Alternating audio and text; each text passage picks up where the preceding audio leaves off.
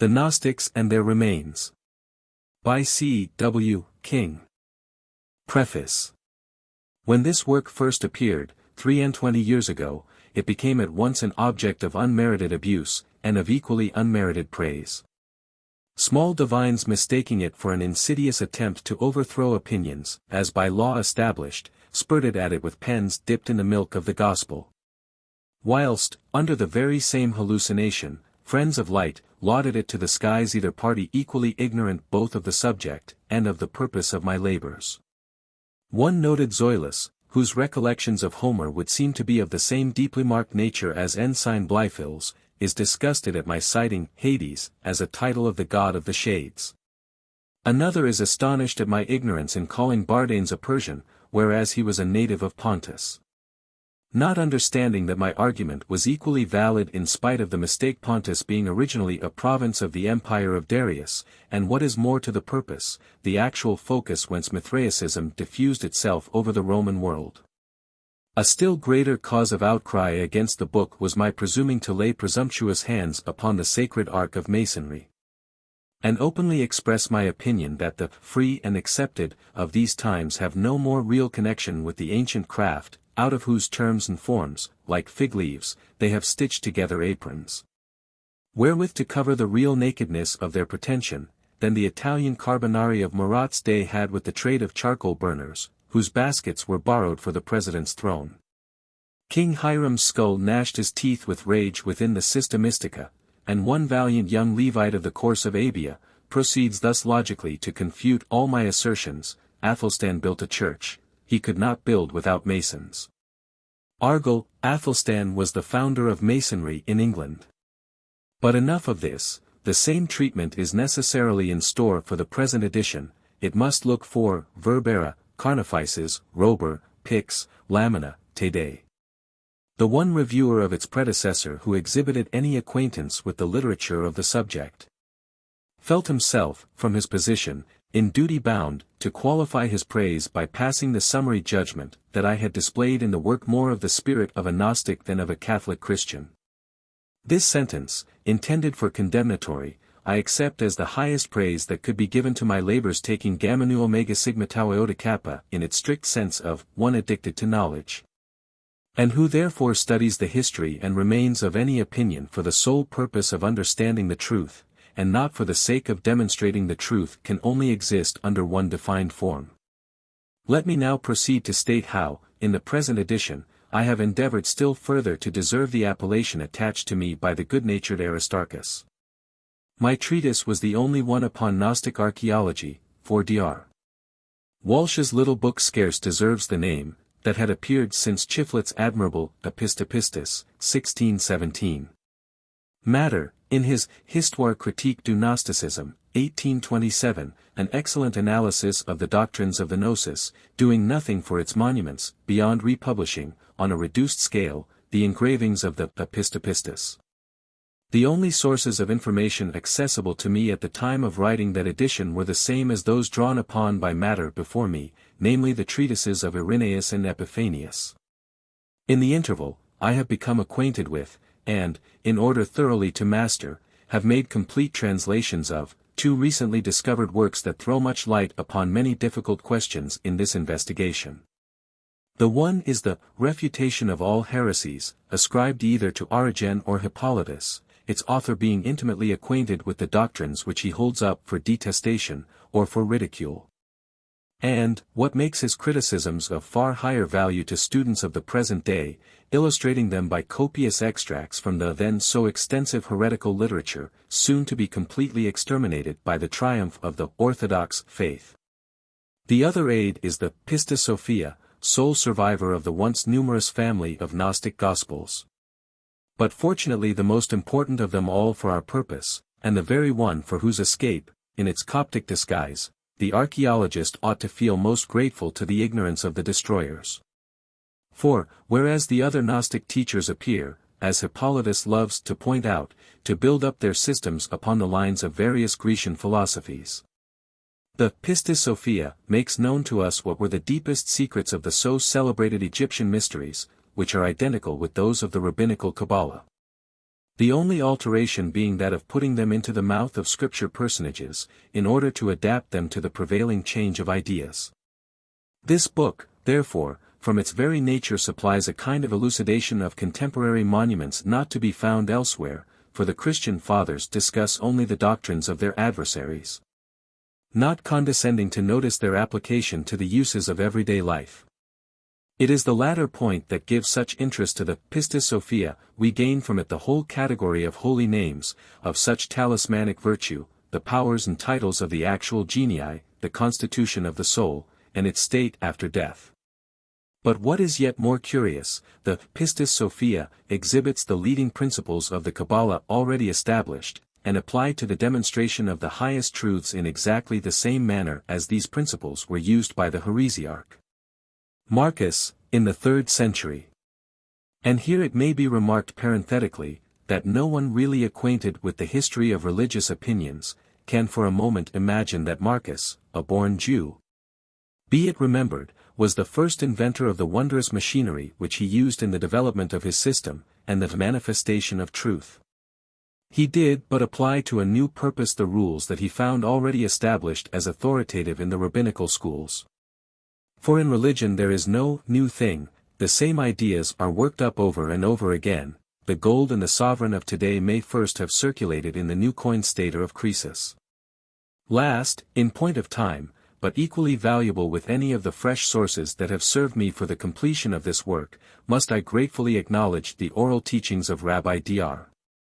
Schiller-Sinisi, that unchanged representative of the Gamaliels of old at whose feet I have sat for many years, listening to his exposition of the Holy Zohar.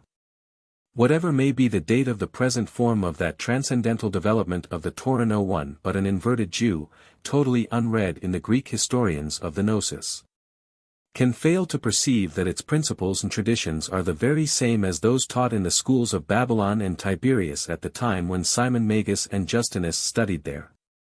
During the many years that have slipped by since its first publication, I have from time to time recast and rewritten the entire treatise, incorporating with the former contents whatever fresh information, reading, or chance might throw in my way. In the same interval, 2 other works upon this subject have made their appearance. Dean Mansell's Gnostics is a well-written and accurate summary of all that the Greek fathers have left us upon the doctrines of the various sects. But, as the book is evidently intended for the use of theological students alone, the author has regarded his subject from a strictly professional point of view, totally ignoring the archaeological side of the question, with which I am chiefly concerned, as being altogether foreign to the purpose for which he wrote. On the other hand, Dr. Ginsburg's The Kabbalah, its doctrines, development, and literature, possesses not only the merit of a lucid exposition of the most abstruse of all theosophies, as contemplated in the shape to which it has been brought by the refining subtlety of successive generations of rabbins, but will be found an invaluable guide to all who attempt the interpretation of talismanic inscriptions. For example, the Hebrew radicals, which express the names of the Sephiroth, are to be discovered in the strings of Greek consonants, now dumb for want of vowels, which have hitherto baffled the ingenuity of every reader. There seems reason for suspecting that the Sibyl of esoteric Buddhism drew the first notions of her new religion from the analysis of the inner man, as set forth in my first edition. I may therefore promise to myself the gratitude of those clear spirits, the Miltonian phrase, who are busying themselves, by searching to find out God, for now making known to them a still more profound theosophy, whose revelations definitely settle hardest problems relating to our mental nature, and the world beyond the grave. Investigators of the same order as the esoteric Buddhists will find here a gospel ready-made to their hand, so full of great truths, so original in its conceptions, that it would seem to flow from no human source, and must carry conviction of its divine origin to every mind that shall be adapted by its nature for the reception of the good seed. In conclusion, I must express my grateful acknowledgments of the services of my indefatigable friend, Mr. S. Lewis, Fellow of Corpus Christi College, but for whose persuasion, and negotiations with the publishers, these pages would never have seen the light. Not merely this, but he has enabled me to overcome an apparently insurmountable difficulty in the way of the publication, the failure of my site. which totally prevented my conducting the work through the press by taking upon himself the correction of the proofs, a laborious and irksome task to any one besides the author, and demanding a sacrifice of time that can only be appreciated by those, who, like myself, know the multifarious nature of the engagements by which every hour of his life is so completely absorbed. Mr. Joseph Jacobs has furnished a carefully compiled list of authors quoted in this work, and of the references made to them, which will be found of use to those who wish to pursue the subject still further. C. W. King. Trinity College, Cambridge. August 26, 1887. How do you find this book? Any thoughts about the book or the author? Any suggestion for improvement? Please take a moment to share your thoughts in a comment. If you like it, share it with your friends who might enjoy it as well. Subscribe to keep in touch. Visit CompleteAudiobooks.com for more quality content. Introduction. That nothing upon the subject of Gnosticism should have hitherto been attempted in our language except by Dr. Walsh in his very meagre sketch, long since out of print, seemed to me a sufficient excuse for my undertaking the same task upon a more comprehensive scale, as well as upon different principles. Dr. Walsh's performance, entitled An Essay on Coins, Metals, and Gems, as illustrating the progress of Christianity in the early ages, is little more than an abridgment of some popular church history for the period comprehended within its scope, illustrated from the very scanty store of monuments at his command. Whilst his explanations are, like the source supplying them, based upon grounds altogether fallacious, and, even to the beginner, obviously unsatisfactory. Taking for granted, upon the bare word of their opponents, that the various teachers of the Gnosis were mere heretics, that is, perverters of the regular Christian doctrine which they had at first embraced as a divine revelation, he, like his guides, did not trouble himself any further to investigate the true origin of their systems, but was content with roughly sketching their most prominent features. Whilst in explaining their extant productions, he refers all, however diverse in nature, to the same school, and interprets them according to his own preconceived and baseless views of their character. On such a plan as this, neither the doctrines nor the monuments they have bequeathed to us in such profusion are susceptible of even a plausible explanation, much less of one capable of satisfying an unprejudiced and inquiring mind. The method, therefore, of treating the subject which I have followed in the present work is to begin by reviewing the great religious systems of the East, flourishing at the time of the promulgation of Christianity in those regions, with the influence of these systems upon the modes of thought and expression of both the missionaries of the new creed and their opponents. And lastly to establish, upon the testimony of the Apostle to the Gentiles himself, the previous existence of the germs of Gnosticism in the cities that were the scene of his most important labors. In my sketch of these older systems I have done little more than condense Matter's admirable introduction to his Histoire critique du Gnosticism.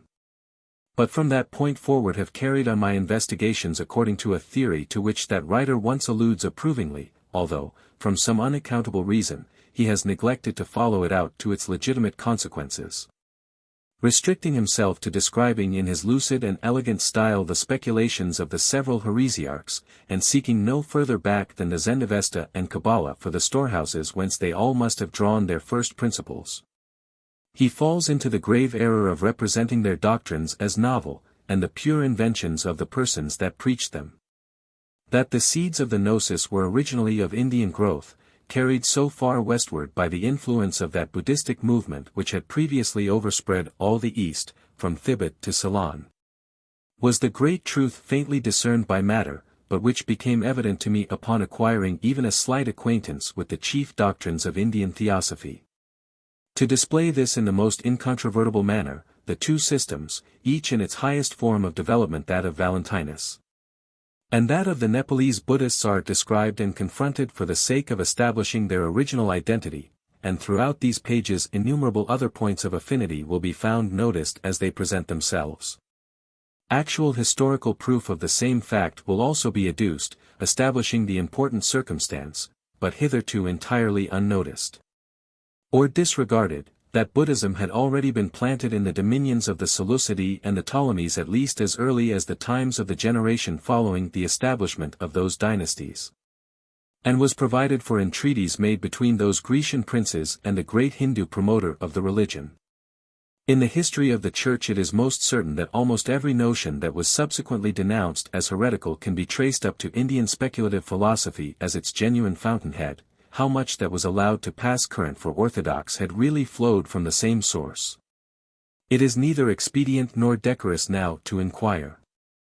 In order to obtain a clear view of the principal forms of Gnosticism, as well as to escape relying upon second-hand information, in this case more than elsewhere untrustworthy, I commenced the collecting materials for the present work by carefully perusing the vast Panarion of Epiphanius, a laborious undertaking, but well repaid by the vivid picture he presents of the inner state of society under the Lower Empire, and of the war even at that late period so fiercely waged between reason and faith. The Panarion is a connected history of the Gnosis in all its developments during the first 3 centuries, the author quoting Irenaeus for the earlier ages. For the later his account is of the highest value, having been derived from personal experience, Epiphanius having in his youth belonged to the Marcosian sect. After his days nothing new sprung up in the field of religious philosophy, before so diversified with the vigorous and more curious flowers, or weeds, of the Gnosis. The civil now combining with the ecclesiastical power to cut down and root out all such daring and irregular growths of the human mind. Since the first publication of this treatise I have become acquainted with and minutely studied 2 authorities of the greatest importance for the true understanding of Gnosticism, the one for its philosophy, the other for its tangible remains.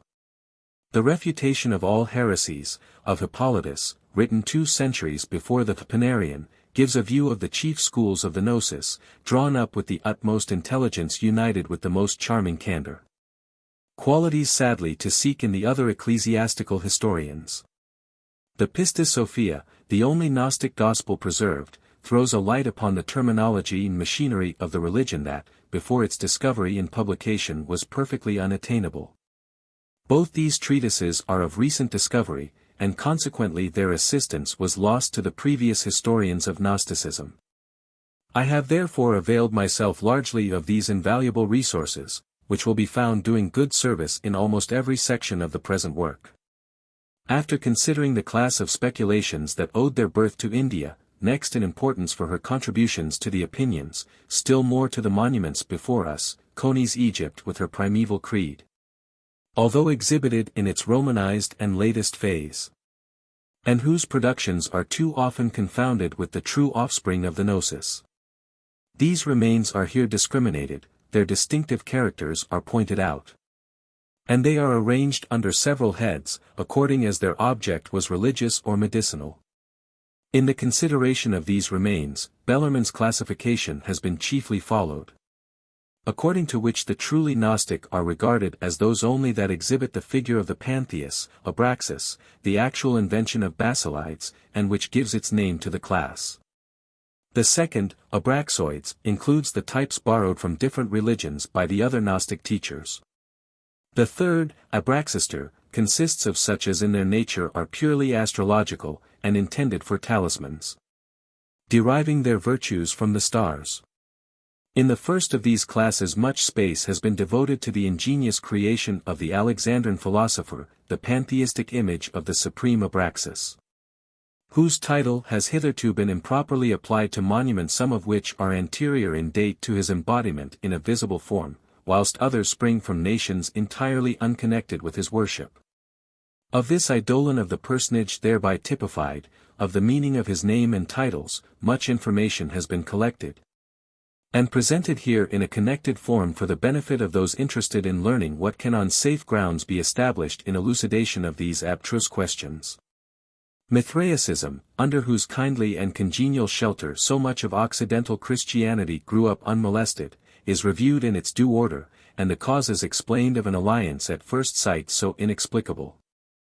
With this subject are connected the singular resemblance between the ceremonial of the two, and the transfer of so much that was Mithraic into the practice of the Orthodox. And many curious memorials will be found described bearing witness to the reality of this adaptation. After the Mithraic, the religion of Serapis comes to be considered. A worship which, besides being the last of the heathen forms to fall before the power of Christianity, had previously contributed, as largely as the Mithraic, to the constitution of the later Gnosticism. It is in truth a great mistake, the confining the name of Gnostic, as is commonly done, to the sectaries who, boasting of their superior lights, declared that they were the only real Christians, as did the Ophites. And that too in virtue of a creed professedly of their own devising. Such Gnostics indeed were Christians by their own showing, and regarded all who differed from them as heretics, but at the same time they based their arguments upon the tenets of pagan religions. Very far from regarding the latter as the empty fabrications of demons, which was the persuasion of the Orthodox. But although they accepted these ancient ethnic legends, it was only because through the help of their knowledge, they were enabled to discern the truth enveloped within these seemingly profane traditions. But the followers of Mithras and of Serapis had in reality, and long before them, a gnosis of their own, communicated in their mysteries to the initiated few. And they opposed to the predictions of Orthodox and Gnostic alike claims and pretensions lofty as their own. The Emperor Hadrian, a most diligent inquirer into things above man's nature, got himself initiated into one mystery after another. Nevertheless we shall find him writing from Alexandria that the worship of Christ and of Serapis was in that city one and the same, and moreover the sole religion of that immense population. Consequently, those initiated into the true secrets of the old religion must have recognized the fact that their deity, whether the Son or the soul of the universe, was nothing but a type of the one. The Savior recently revealed to them, or else it would appear, which tells equally for our argument, that the new converts, in order to escape persecution, enjoyed their own faith under the covert of the national worship, which was susceptible of a spiritual interpretation quite cognate to their own ideas, and indeed enshrouding the same. As for the worshippers of Mithras, their whole elaborate system of sacraments and degrees of initiation had no other object than the securing of spiritual enlightenment and spiritual blessings. The foundation being the pure teaching of Zoroaster, its holders were prepared gladly to accept any higher revelation, and to discover that the greater mystery had been foreshadowed in the types and ceremonies of the former one. In this way a man might continue a Mithraicist and yet accept all the doctrines of Christianity, as the priests of that religion in their last days assured the incredulous Augustine. After thus pointing out the various elements which the apostles of the Gnosis worked up so ingeniously into one harmonious whole, incorporating therewith so much of the Christian scheme as fitted to the rest, we come prepared to the examination of the symbols and terminology by which these ideas were communicated to the members of the sect who had attained to the arcanum. The composite images or sigils having a voice for the intelligent, which the vulgar crowd heareth not. Astrology justly claims for her own a large share of the relics popularly called Gnostic. For Gnosticism, from the beginning, had linked its own speculations to those of the Magians' national science, and borrowed as a vehicle for its own peculiar ideas the machinery of the latter its astral genii, decani, and myriageneses. And this truth was seen by the earliest writers upon Gnosticism, for Hippolytus proves conclusively, at much length, that the system of the Paradi, a branch of the Ophites, was nothing more than a barefaced plagiarism from the rules of astrology. Under this head I have endeavored to separate the purely astrological talismans from those to which the Illuminati, their makers, had given a more spiritual sense. Astrology, not Christ, is the author of their religion, says Hippolytus of the sects founded by Euphrates and Celbes, and proceeds to give extracts from their writings, held in the highest esteem at the time, which amply bear out his assertion. Next pour in, a multitudinous swarm, the stones covered over with long strings of bare inscriptions, genuine offspring of the Kabbalah, that betray the handiwork of the idol-hating Jewish dreamers of Alexandria, spells even then ascribed to Solomon, and which secured the favor of those demons that are found in fire, air, flood, or underground, whose power hath a true consent with planet or with element. One object I have kept steadily in view throughout the whole of this investigation to show how the productions of the different schools are to be distinguished from each other. And to this particular attention has been given in describing the numerous remains proceeding from the several sources just enumerated, that are collected in the accompanying plates. And thus in some degree to remedy the confusion that reigns at present in the whole department. My predecessor, Matter, busied himself only with the doctrines, making use of the monuments merely in illustration of his remarks. But as my own labors are properly designed to be subsidiary to his invaluable treatise, I refer the reader to him for the more complete elucidation of the philosophy of Gnosticism, and give my full attention to its archaeological side, which he has too cursorily glanced at, and for which nothing has been done of any importance since the publications of Chnuphis and Montfaucon. Last to be considered comes the Gnosis in its final and grandest manifestation, the composite religion of Manes, with its wonderful revival and diffusion over medieval Europe. And its supposed connection with the downfall of the Templars, of which catastrophe the history and causes are here briefly sketched, although to form a satisfactory judgment on the merits of the case is about the hardest problem history can offer. With their scandal and their fate is coupled the most singular phenomenon of modern times, the preservation by their professed descendants, the Freemasons, of so much symbolism that appears to be indisputably Gnostic in its origin. For this, however, unfortunately for the lovers of mystery, a very matter of fact but doubtless sufficient cause can be assigned.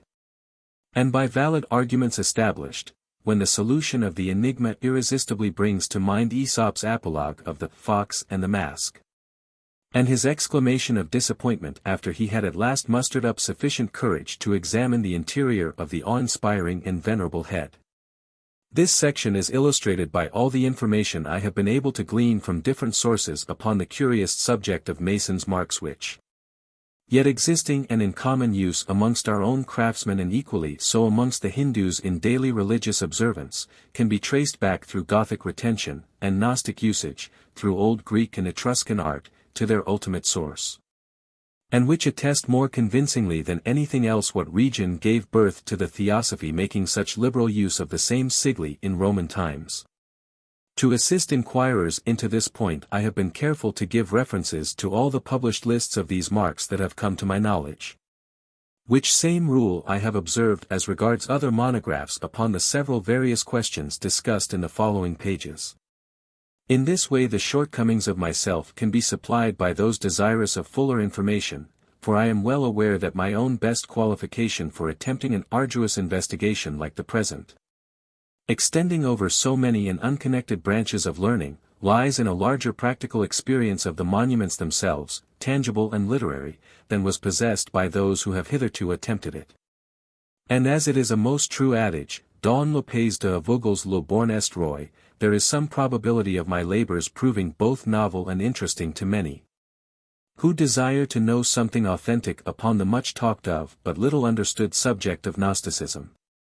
Related to this religion by their nature are talismans and amulets in general. For Gnostic symbols and Gnostic formulae gave their virtue to many of the class, being borrowed either directly from the Gnosis, or from the older creeds out of which the latter was constructed. Their employment, and the notions generating them, have been here described, showing the derivation of many of the medieval examples from the Gnostic class.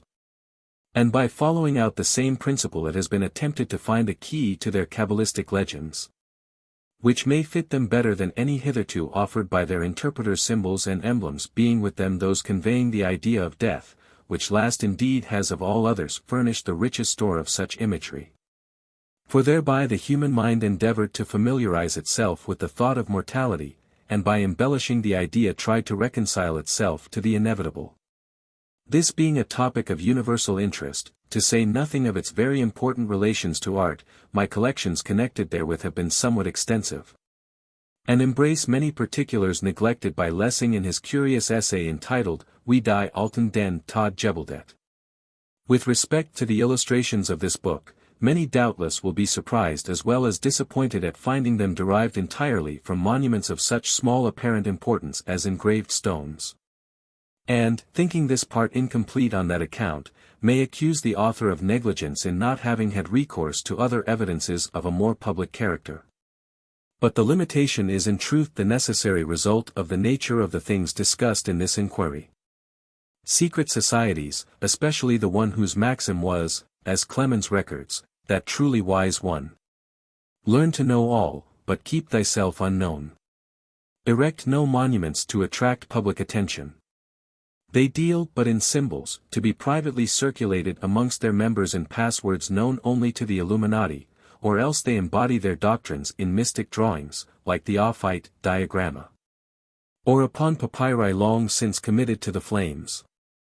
The man of taste, but not an antiquary, will certainly exclaim against the rudeness of the drawing in my illustrations.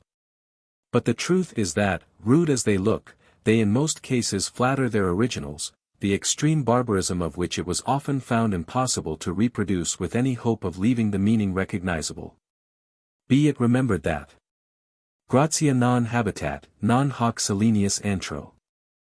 Pallas no longer, as in the earlier ages of the art, guided the engraver's hand, but Shiva and Bhavani, ill disguised as Hermes and Isis, suggested the designs. Or else he was inspired by the Typhonian monsters which imagined the genii of astrology. The religion of fear, under its various manifestations, now reigns supreme, having banished the beauteous sensuous machinery of the old Greek nature worship, into which nothing that was malignant or hideous was ever suffered to intrude. The virtue of the talisman lay in the type it carried, and in its own material substance the manner of the exhibition of the potent sigil was altogether unregarded. One of the most learned men this university has ever produced once remarked to me that the Gnostic theories reminded him of the visions that float through the brain of a madman, not of a fool. Circumstances following gave a melancholy force to this acute and accurate distinction. Let any imaginative person read my extracts from the Revelation of Marcus, with all its crazy ingenuity in deducing the nature of the deity from the properties of numerals. Above all, his exemplification of infinity by the perpetual multiplication of the letters contained in other letters making up a name, he will speedily find his brain begin to whirl. And be reminded of similar phantoms of numerals recurring in endless series, and the equally endless attempts to sum them up in order to obtain repose. That fill the head when suffering from the first approaches of fever before actual delirium pushes memory from her seat. Or, again, when the febrile disturbance of the brain is yet slighter. One will sometimes awake out of a dream with a fleeting sensation of inexpressible happiness arising from the immediate attainment of omniscience in virtue of something that has just been revealed to him. But too soon he finds that ineffable something has fled forever, all that is left of it being the faint recollection that it was contained in a numeral. And one of the most striking points in the revelation of the Siren von Prevorst, so religiously recorded by Justinus Kerner, and which proves that all the wondrous narrative was not imposture, is her declaration that she could see the entire history of each year as it closed, with every event, however trifling, clear and distinct before her mind, all comprehended within the form of a single numeral. And her assertion upon these grounds that at the judgment day the whole past life of every man will thus be pictured in a single moment before his mind's eye. About half the number of the drawings for these illustrations were done by myself from the most interesting specimens that came under my notice in the course of several years, so that I am able to vouch for their scrupulous fidelity. Afterwards, when the sudden failure of my sight prevented my carrying on the drawings, the kindness of the then owner of most of the originals came to my assistance and furnished the remainder. Most of them in fact were taken from the large and unpublished set contained in the ancient prawn cabinet, formed 3 centuries ago, now unfortunately broken up. The Gnostic stones, however, 73 in number, have been since that time purchased for the British Museum, where they will be found conveniently arranged for consultation, in the Egyptian room, which contains the works in terracotta. This my collection of drawings was in truth the occasion of the present work. For after making out a detailed description of each specimen, it became easy to put the mass of materials I had collected for their elucidation into a form available for supporting my explanations by showing the grounds on which they were based, and in this way the work has grown up by gradual accretion to its present dimensions.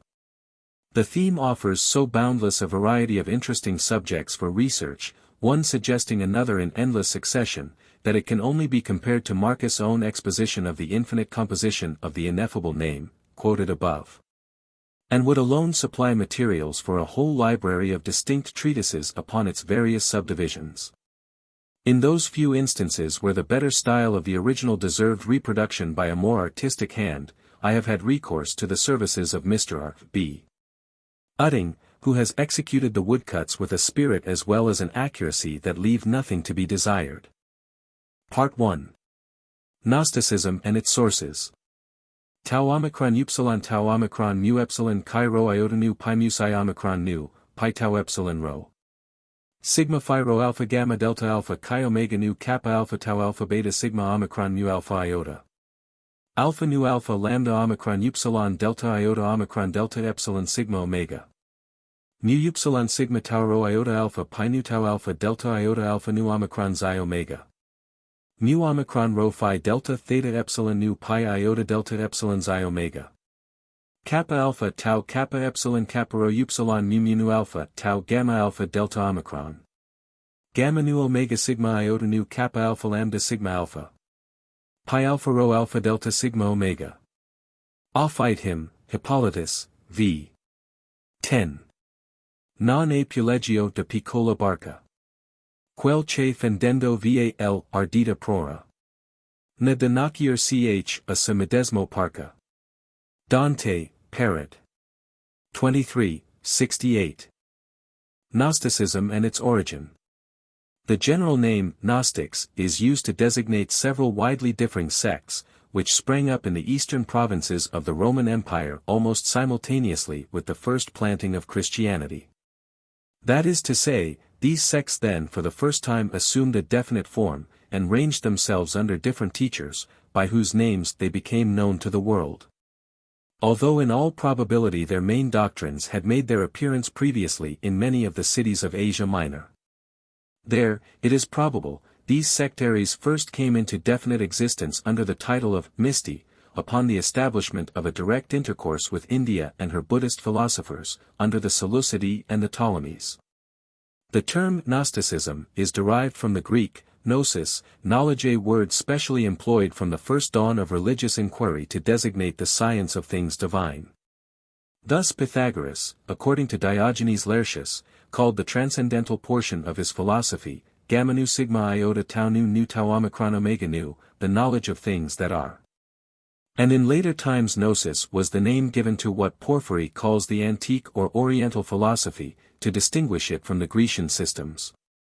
But the term was first used, as matter on good grounds conjectures, in its ultimate sense of supernal and celestial knowledge, by the Jewish philosophers belonging to the celebrated school of that nation, flourishing at Alexandria. These teachers, following the example of a noted rabbi, Aristobulus, surnamed the Peripatetian, endeavored to make out that all the wisdom of the Greeks was derived immediately from the Hebrew scripture. And by means of their well-known mode of allegorical interpretation, which enabled them to elicit any sense desired out of any given passage of the Old Testament, they sought, and often succeeded, in establishing their theory. In this way they showed that Plato, during his sojourn in Egypt, had been their own scholar. And still further to support these pretensions, the indefatigable Aristobulus produced a string of poems in the names of Linus, Orpheus, Homer, and Hesiod, all strongly impregnated with the spirit of Judaism. But his Judaism was a very different thing from the simplicity of the Pentateuch. A single, but very characteristic, production of this Jewish gnosis has come down to our times. This is the Book of Enoch, v.p. 18, of which the main object is to make known the description of the heavenly bodies and the true names of the same, as revealed to the Patriarch by the angel Uriel. This profession betrays, of itself, the Magian source whence its inspiration was derived. Many Jews, nevertheless, accepted it as a divine revelation, even the Apostle Jude scruples not to quote it as of genuine scriptural authority. The Pistis-Sophia, attributed to the Alexandrian heresiarch Valentinus, so important a guide in the following inquiry, perpetually refers to it as the highest source of knowledge, as being dictated by Christ himself. Speaking out of the tree of life unto iota epsilon omicron, the primal man. Another Jewish Gnostic scripture of even greater interest, inasmuch as it is the Bible of the only professed Gnostic sect that has maintained its existence to the present day, the Mandates of Basora, is their textbook, the Book of Adam. Its doctrines and singular application of Zoroastrianism to Jewish tenets, present frequent analogies to those of the Pistis-Sophia, in its continual reference to the ideas of the religion of light, of which full particulars will be given when the latter remarkable work comes to be considered. Gnosticism, therefore, cannot receive a better definition than in that dictum of the sect first and specially calling itself Gnostics, the Nicene, translated by the Greeks into Ophites, viz. The beginning of perfection is the knowledge of man, but absolute perfection is the knowledge of God. And to give a general view of the nature of the entire system, nothing that I can do will serve so well as to transcribe the exact words of a learned and very acute writer upon the subject of Gnosticism, Christian Remembrancer, for 1866. Starting, then, from this point, we ask what Gnosticism is, and what it professes to teach. What is the peculiar gnosis that it claims to itself? The answer is, the knowledge of God and of man, of the being and providence of the former, and of the creation and destiny of the latter. While the ignorant and superstitious were degrading the glory of the incorruptible God into an image made with hands, and were changing the truth of God into a lie, and worshipped and served the creature rather than the Creator, the ancient Gnostics held purer and truer ideas. And when these corrupted and idolatrous forms of religion and worship became established, and were popularly regarded as true and real in themselves, the Gnostics held and secretly taught an esoteric theology of which the popular creed of multitudes of deities, with its whole ritual of sacrifice and worship, was but the exoteric form. Hence all the mysteries which almost, if not all, the heathen religions possessed. Those initiated into these mysteries, whilst they carefully maintained and encouraged the gorgeous worship, sacrifices and processions of the national religion, and even openly taught polytheism and the efficacy of the public rites, yet secretly held something very different at the first, probably, a purer creed, but in course of time, like the exoteric form, degenerating. The progress of declination differed according to race or habit of thought. In the East it tended to superstition, in the West, as we learn from the writings of Cicero, to pure atheism, a denial of providence. This system was adopted likewise by the Jews, but with this great difference, that it was superinduced upon and applied to a pre-existent religion. Whereas in the other Oriental religions, the external was added to the esoteric, and developed out of it. In the Oriental systems the external was the sensuous expression of a hidden meaning. In the Jewish, the hidden meaning was drawn out of pre-existing external laws and ritual. In the former the esoteric alone was claimed as divine, in the latter it was the exoteric which was a matter of revelation. To repair this seeming defect, the Kabbalists, or teachers of the hidden doctrine, invented the existence of a secret tradition, orally handed down from the time of Moses. We may, of course, reject this assertion, and affirm that the Jews learnt the idea of a hidden wisdom, underlying the Mosaic law, from their intercourse with the Eastern nations during the Babylonian captivity. And we may further be assured that the origin of this secret wisdom is Indian. Perhaps we shall be more exact if we say that the Jews learnt from their intercourse with Eastern nations to investigate the external divine law, for the purpose of discovering its hidden meaning. The heathen Gnostics, in fact, collected a gnosis from every quarter, accepted all religious systems as partly true, and extracted from each what harmonized with their ideas. The gospel, widely preached, accompanied by miracles, having new doctrines and enunciating new truths, very naturally attracted their attention.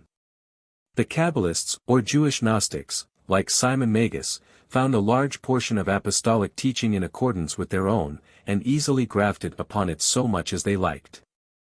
Again the divine power of working miracles possessed by the apostles and their successors naturally attracted the interest of those whose chief mystery was the practice of magic. Simon the magician was considered by the Samaritans to be the great power of God. He was attracted by the miracles wrought by the apostles, and no doubt he sincerely believed, that is, after his own fashion.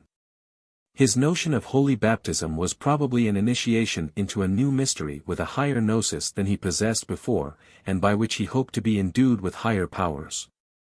And so likewise many of those who were called Gnostic heretics by the Christian fathers were not Christians at all, only they adopted so much of the Christian doctrine as accorded with their system. The consideration of the local and political circumstances of the grand foci of Gnosticism will serve to explain much that is puzzling in the origin and nature of the system itself. Ephesus was, after Alexandria, the most important meeting point of Grecian culture and Oriental speculation. In regard to commerce and riches, although she yielded to the Egyptian capital, yet she rivaled Corinth in both, which city in truth she far surpassed in her treasures of religion and science. Her richness in theosophic ideas and rites had from time immemorial been manifested in her possession of Diana, whom all Asia and the world worshipped, that pantheistic figure so conformable to the genius of the furthest east. Her college of Essenes dedicated to the service of that goddess, and her Megabyzi, whose name sufficiently declares their Magian institution. Hence, also, was supplied the talisman of highest repute in the antique world, the far-famed Ephesian spell, those mystic words graven upon the zone and feet of the image that fell down from Jupiter. And how zealously magic was cultivated by her citizens is apparent from St. Luke's incidental notice of the cost of the books belonging to those that used curious arts, tau pi epsilon rho gamma alpha, the regular name for sorcery and divination, destroyed by their owners in the first transports of conversion to a new faith. Such converts, indeed, after their early zeal had cooled down, were not likely to resist the allurements of the endeavor to reconcile their ancient, far-famed wisdom with the new revelation. In short, to follow the plan invented not long before by the Alexandrian Jew, in his reconciliation of Plato with Moses and the prophets. In Ephesus, says Matter, the speculations of the Jewish-Egyptian school, and the semi-Persian speculations of the Kabbalah, had then recently come to swell the vast conflux of Grecian and Asiatic doctrines. So there is no wonder that teachers should have sprung up there, who strove to combine the religion newly preached by the apostle with the ideas so long established in the place. As early as the year AD 58, St. Paul, in his first epistle to Timothy, enjoins him to warn certain persons to abstain from teaching strange doctrines, those myths and interminable genealogies that only breed division. These same myths and genealogies apply, without any doubt, to the theory of the emanation of the Aeon Sephiroth, and to all the relations between the good and bad angels that the Kabbalists had borrowed from the religion of Zoroaster. Again, after condemning certain doctrines concerning the obligation to complete asceticism, adopted literally from the Essenes, the apostle adds, "Keep safe the precious charge entrusted to thee. Avoiding profane novelties and the antitheses of the knowledge, falsely so called, of which some making profession have gone astray from the faith of Christ." It was assuredly not the mere fables by which the new converts sought to enrich and complete the Christian doctrine, such as we still have samples of in the childish, though pious fictions of the apocryphal Gospels. Such things as these were certainly not the false knowledge, which set itself up against the true knowledge, that is, revelation itself, as something superior to that revelation. It must, on the contrary, have been a doctrine professing to make a science out of the Christian faith, and that, too, a science founding its principles upon antitheses. Now what are these antitheses, or oppositions, but the teaching of the Zendavesta, concerning the two empires of light and darkness? The two grand classes of intelligences, the good and the evil spirits, and the perpetual combat going on between them? Now these antitheses, or the principle of dualism, is that which forms the most conspicuous feature of the Gnostic scheme. And in the Apostle's words we trace one of the most obvious ways in which such doctrines were communicated, and how they insinuated themselves into the infant church. In fact, the ancient commentators, Theodoret and Chrysostom, who were thoroughly conversant with the Gnosticism of their own day, apply this passage of St. Paul to that actual precursor of Gnosticism, his indefatigable rival Simon Magus himself, whose curious tenets had by that time been widely diffused throughout Asia Minor. So deeply rooted were such speculations in the minds of many of the Ephesians, that the Apostle, in his second epistle to Timothy, written 6 years later, returns perpetually to the subject. Whilst in his epistle to the church at Ephesus he entreats his flock not to be seduced by vain discourses, or new coined appellations, as one reading has it, and which applies forcibly to the Gnostic nomenclature. Nor by human doctrines that have no more solidity in themselves than the wind, whereof no one knows whence it cometh, or whither it goeth. Nay more, he even employs the very terminology of Gnosticism, as when he says, Ye were dead in error and in sins, ye walked according to the aeon of this world, according to the archon who has the dominion of the air, that is, the demiurgus Ildabaoth. Here we have the devs of Zoroaster, whose hosts fill the air, deceive mankind, blind their understandings, and lead them into temptation. Again when he adds, We war not against flesh and blood, but against the dominions, the powers, the lords of the darkness, the malevolence of the spirits in the upper regions, all these are regular Gnostic epithets, having also their place in the Kabbalistic theology. The later Gnosticism is, in fact, as Chnuphis has well expressed it, the spirit of Asiatic antiquity seeking to assert its empire over the soul of man by insinuating itself into the Christian Church. The Ophites, even in the early times of Hippolytus, boasted that they of all men were the only real Christians, because they alone comprehended the real nature of the Savior. At the same time, they diligently attended the celebration of all the ancient mysteries, notably the Eleusinian and the Phrygian, declaring that through their knowledge they had gotten the key to the hidden meaning of the whole ceremonial, which by types and figures foreshadowed the coming of the Christ.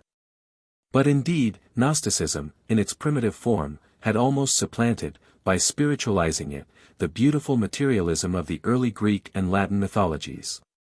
Catholicism, through its unity and greater simplicity, in the end triumphed over the conflicting Gnostic philosophies, which became extinct as a professed religion in the 6th century, so far as Europe was concerned, and whose relics in Asia were at the same moment covered over with impenetrable obscurity by the sudden deluge of the Mohammedan conquest. Nevertheless, even in the first-named scene of its domination, it was not to be eradicated without leaving behind it deep traces in the writings and symbolisms of the magicians, astrologers, and seekers after the grand arcanum throughout the whole course of the Middle Ages. Thus there is a passage in Dante, Paradiso, 18. replete with the profoundest symbolism, and which, of course, our Freemasons claim for their own, and that with all possible security, because the very nature of the assumption exempts them from being called upon to publish the interpretation of the mystery. The poet here tells how the 5 times 7 letters making up the 5 words, Diligite Justitium Cajudicatis Turam, came forth in the star Jupiter, when the beatified spirits of just princes hovered over the final M, forming their hosts into the figure of an eagle. Certainly the importance given to the numerals 5 and 7 in this revelation savors much of Gnostic phraseology, and reminds one of the 30 letters which make up the quadrisyllabic name of God. As made known by truth unto the heresiarch Marcus, the history of which shall be given in the fitting place. Dante had before, Canto 6, spoken of the awe that overcomes him before the B and ICE, evidently the initials of some mighty password, although his commentators most prosaically interpret them as the mere diminutive of the name of his lost love, Beatrice. It was to its connection with Gnosticism that primitive Christianity owed the accusation of being a magical systeme superstition not only nova but malefica. There is a curious passage in Dio Cassius, where, mentioning how the Christian legion in M. Aurelius' Quadian War obtained rain from heaven through their prayers, he remarks, the Christians can bring about anything they desire through prayer. In later times the various factions within the Church were fond of retorting upon each other this ancient aspersion of the pagans. It was on the charge of magical practices, says Ammianus, that the Arians managed to depose and exile the great Athanasius himself. The history of Gnosticism, written by its contemporaries, still forms a copious library, despite the losses and damages it has sustained through the injuries of time. In the carrying out of the chief object of the present work, the elucidation of the tangible remains of the Gnosis, no historical record has yielded me by any means so much service as the Refutation of All Heresies, composed by Hippolytus, Bishop of Ostia, Portus, early in the 3rd century. Many points, hitherto seeming hopelessly enveloped in darkness, have been made clear by the careful perusal of his judicious summaries of the systems of the different Gnostic apostles. His views of their doctrines are evidently drawn up with equal candor and intelligence, and fully bear out his declaration, that his design was not to vilify the holders of such doctrines, but merely to make known the sources whence they had really derived their pretended revelation. And he keeps his word throughout, never once indulging, like the later controversialists, in invectives against asserted practices, but exhibiting the tenets only of his opponents, and, with much ingenuity, showing up their gross plagiarism from pagan philosophy. His eagerness for discovering the latter source in the fount of every Gnostic stream, sometimes leads him to detect relationship that does not actually exist. And still oftener to pronounce a recent copy of the other what was in reality drawn directly from the same Oriental prototype true origin of the old Greek idea with which he identifies it. But this invaluable, as well as most interesting, treatise breathes all through that spirit of charity and forbearance that made a writer belonging to a still persecuted religion happy to be allowed to subsist through the tolerance of its neighbors. The abuse and scurrilous tales in which the later Epiphanius revels sufficiently indicate the writer belonging to an established church, able at length to call in the secular power to assist in convincing all adversaries of their errors by the unanswerable arguments of rack, rope and faggot. Irenaeus, a Gaul by birth, and disciple of Polycarp, himself a disciple of St. John, was elected Bishop of Lyon in the year 174. In that city he composed his great treatise generally styled 5 Books Against Heresies, written in an easy and indeed elegant style. Although in one place he excuses its rudeness by the fact of his having been forced during so many years to converse in a barbarous language, a remark of interest as showing that Celtic still remained the vulgar tongue in his diocese. He is supposed to have died soon after the year AD 200.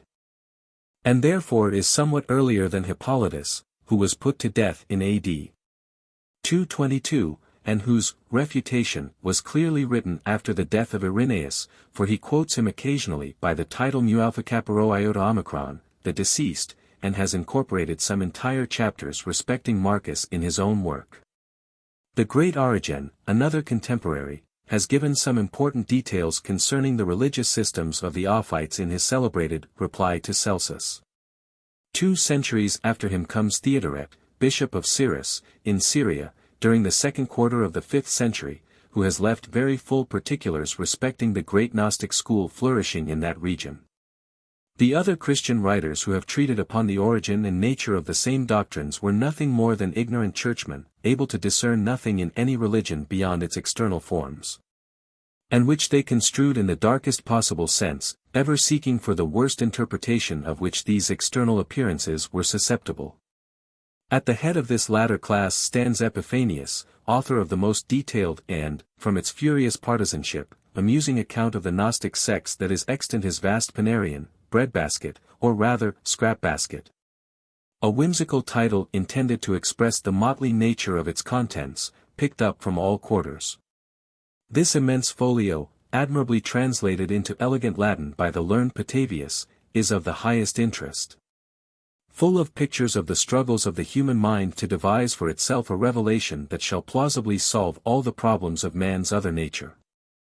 Its compiler lived as Bishop of Salamis in Cyprus AD 367–403, and displays great zeal in raking up all manner of scandalous stories against the enemies of his adoptive church. But there is one thing that gives immense value to his labors, the minute account given of Manichaeism, that latest and grandest development of the Gnosis, which had come into existence in the interval between Epiphanius and Hippolytus. The rule observed by all these later historians of Gnosticism is to represent it as a mere spurious offshoot and corruption of Christianity. Invented, usually out of disappointed ambition, by apostates from the true faith established by the several apostles in the eastern provinces of the empire, a mode of representing the system than which nothing can be more unfounded. For in its earliest shape, such as it shows itself in the doctrine of Simon Magus, or of Basilides, the heaven-sent knowledge merely added upon the old foundations such articles and terms of the Christian faith as seemed capable of being assimilated to and combined therewith. Whilst on the other hand she availed herself of the machinery of the older paganism to elucidate and prove the mysteries of the new theosophy. And this was conspicuously the character of the systems of Justinus and of the Paradi, as the very curious extracts given by Hippolytus from their textbooks exhibit to the astonishment of the modern reader. That sagacious controversialist was right in calling all these heresies nothing better than the old philosophies disguised under new names. His only error lay in not going back far enough to find their ultimate source. Basilides, for example, never professed Christianity. In fact, Tertullian calls him a Platonist. But he superadded upon the esoteric doctrines of the Egyptian priesthood the newly imported notions of Buddhism, that probable source of so much that is strange in the Gnosis. The introduction of the religion of Buddha into Egypt and Palestine, a fact only recently discovered, yet substantiated by strong monumental testimony, affords the best solution for innumerable difficulties in the history of religion. But the circumstances relating to this very important question must be reserved for a separate chapter. As for the actual textbooks of the Gnostics, which in their day formed so immense a library, every founder of a sect being, as if by obligation, a most prolific writer, as Hippolytus shows by the number of works he quotes. Hunted up and carefully destroyed by the victorious Orthodox, never perpetuated by transcripts after the sectaries became extinct, all have perished, leaving one sole specimen to attest their nature. But this survivor is of a character so wild and wondrous, that had fortune left it to our choice we could not have preserved a more characteristic representative of its class. This is the Pistis-Sophia, Faith Wisdom, a work to be perpetually quoted in the following pages. As it throws more light upon the actual monuments of Gnosticism than could hitherto be collected from all the other writers on the subject put together. On this account a brief summary of its contents will be the best introduction to our inquiry into the nature of the system. Pistis-Sophia. This treatise, ascribed to Valentinus, I know not on what authority, was discovered by Schwartz in a Coptic MS preserved in the British Museum. He transcribed the Coptic text and translated it into Latin. Both texts and version were published by Petermann in the year 1853. The original is copiously interspersed with Greek words and phrases. In fact, the Coptic was evidently so poor a language as to have no terms of its own to express any but the most materialistic ideas. The matter of its professed revelation is set forth also with endless repetitions, bespeaking a language destitute of relative pronouns, of conjunctions, and of all the other grammatical refinements necessary for the clear and concise expression of thought. The authorship of this record is assigned by itself in several places to Philip the Apostle, whom the Saviour bids to sit down and write these things.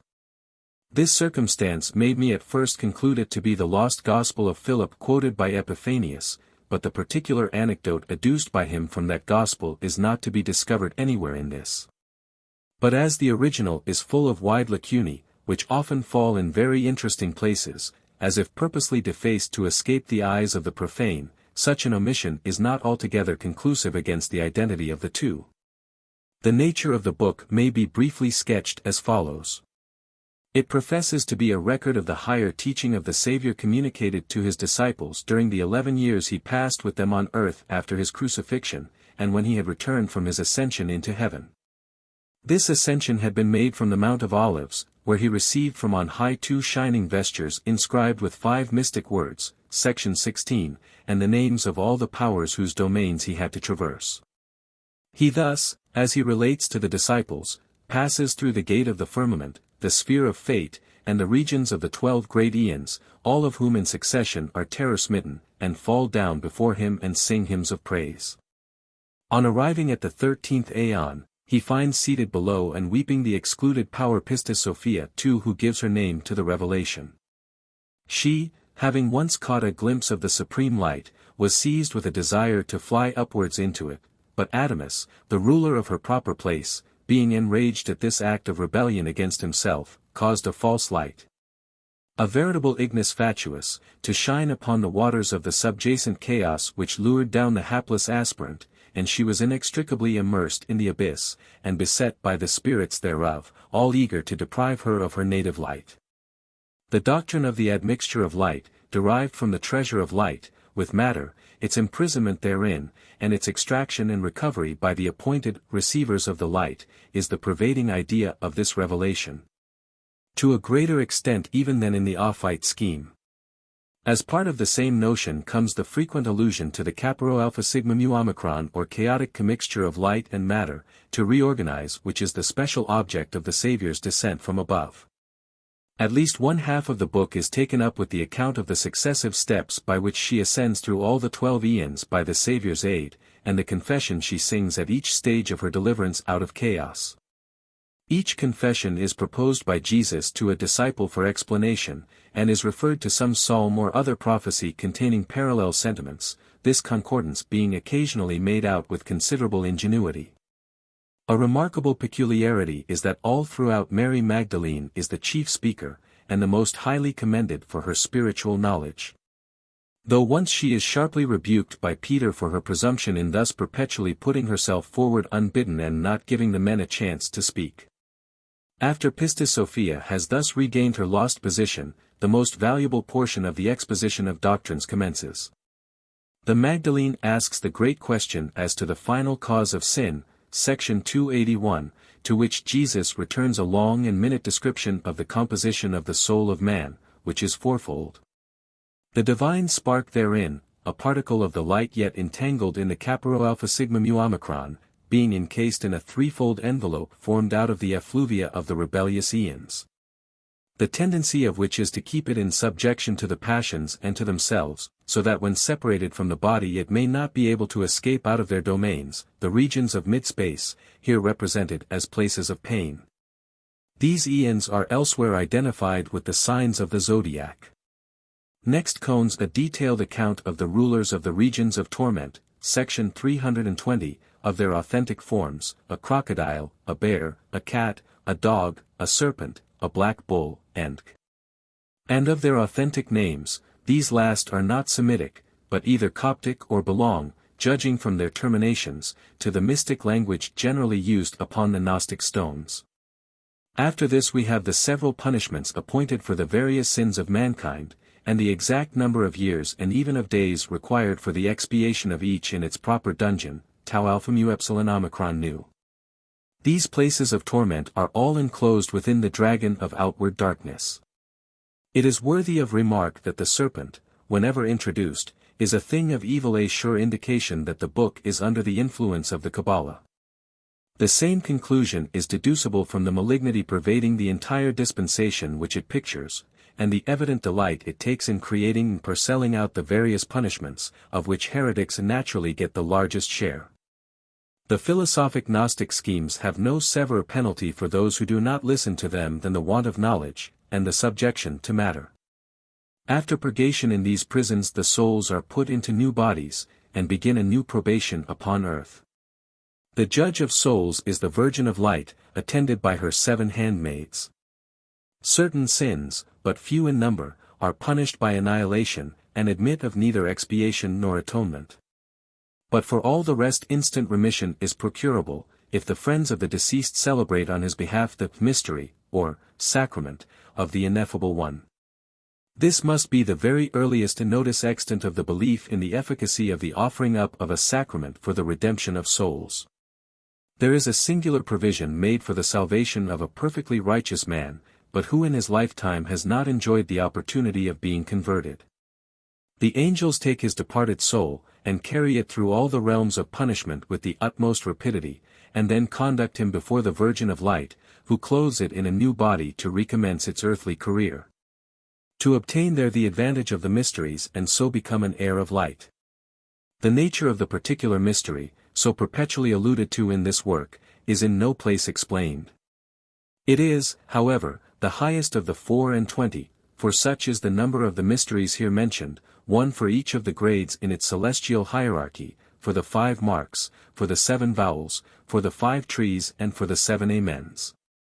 Throughout are interspersed frequent allusions to the seals, and the numbers of the mysteries, courses, and divine personages, borrowed partly from the usages of the temple, partly from those of the old Egyptian worship. They are repeated and involved in a multitudinous, inextricable sequence, that to one not having the key thereto belonging, strongly calls to mind the numerical vagaries that flit before the mind when slightly delirious, and which even the plodding German editor confesses, in his preface, often made his brain whirl as he attempted to transcribe them. Lastly comes a long fragment, section 358, headed, A Portion of the Prayers of Jesus, which tells more directly upon the subject of these researches than anything that has fallen in my way. The Savior, attended by his disciples, standing sometimes on a mountain, sometimes by the sea, and sometimes in mid-air, addresses prayers to the Father, prefaced with long formulae of the same character, and often in the same words as those covering the more important Gnostic monuments. Some of these opening invocations are expounded, and seemingly paraphrased, in the prayers following them, though not in a very satisfactory manner. Also Jesus celebrates, with many singular formalities, a sacrifice of wine and water, which, there is reason to believe, is the grand mystery or sacrament so often lauded in the foregoing chapters.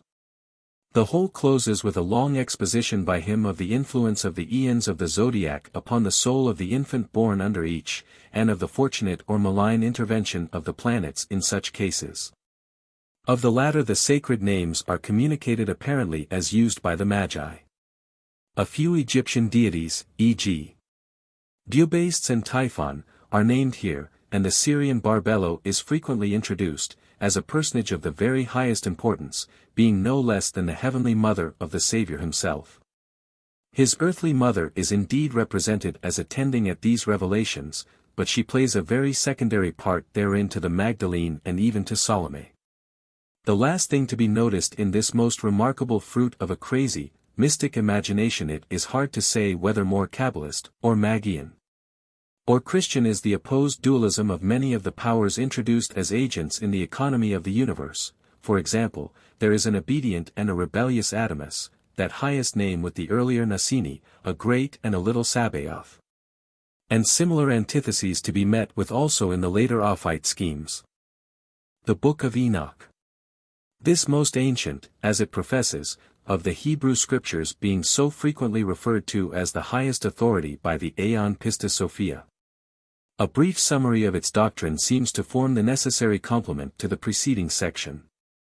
The Book of Enoch, though often quoted by the Fathers, had been lost ever since the 8th century, with the exception of a few chapters of a Greek version preserved by Georgius Syncellus, until Bruce brought back 3 copies of it from Abyssinia. In the canon of that church it takes its place in the Old Testament immediately before the Book of Job. 3.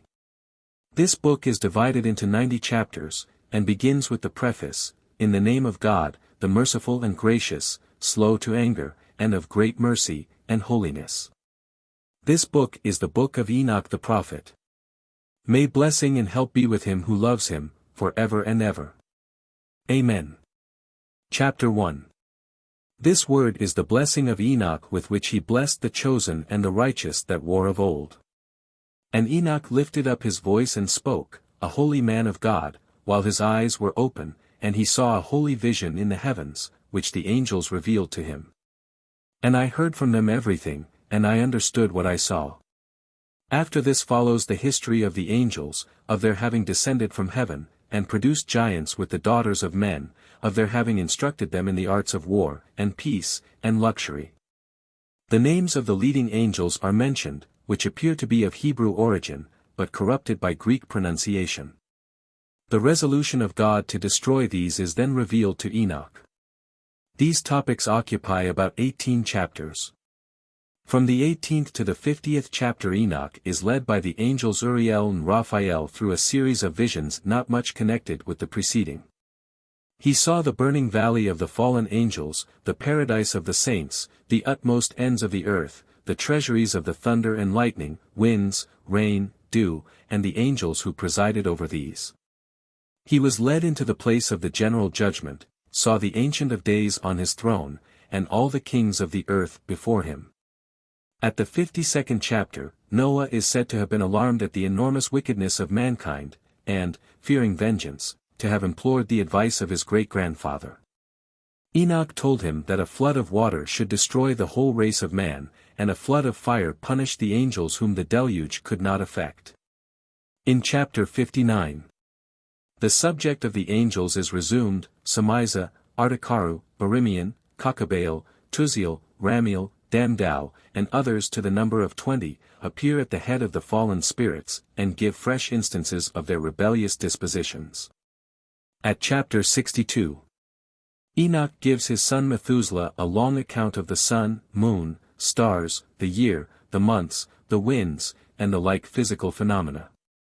This takes up 8 chapters, after which the patriarch makes a recapitulation of the former pages. The remaining 20 chapters are employed on the history of the deluge, Noah's preparations for it, and the success which attended them. The destruction of all flesh excepting his family, and the execution of divine vengeance on the angels, conclude the work. Gnosticism in its beginning. To begin with the received account of the rise and progress of the Gnostic philosophy, for that is its proper appellation. Heresy being properly restricted to differences of opinion between members of one regularly established community, we find that as early as the year A.D. 35, the Samaritans were regarding Simon Magus as the great power of God, and he and his disciple Cerinthus are represented by the Christian fathers as the actual founders of Gnosticism, under that accepted name. Of the former, Hippolytus gives a history which there is no reason for not accepting as correct in the main particulars.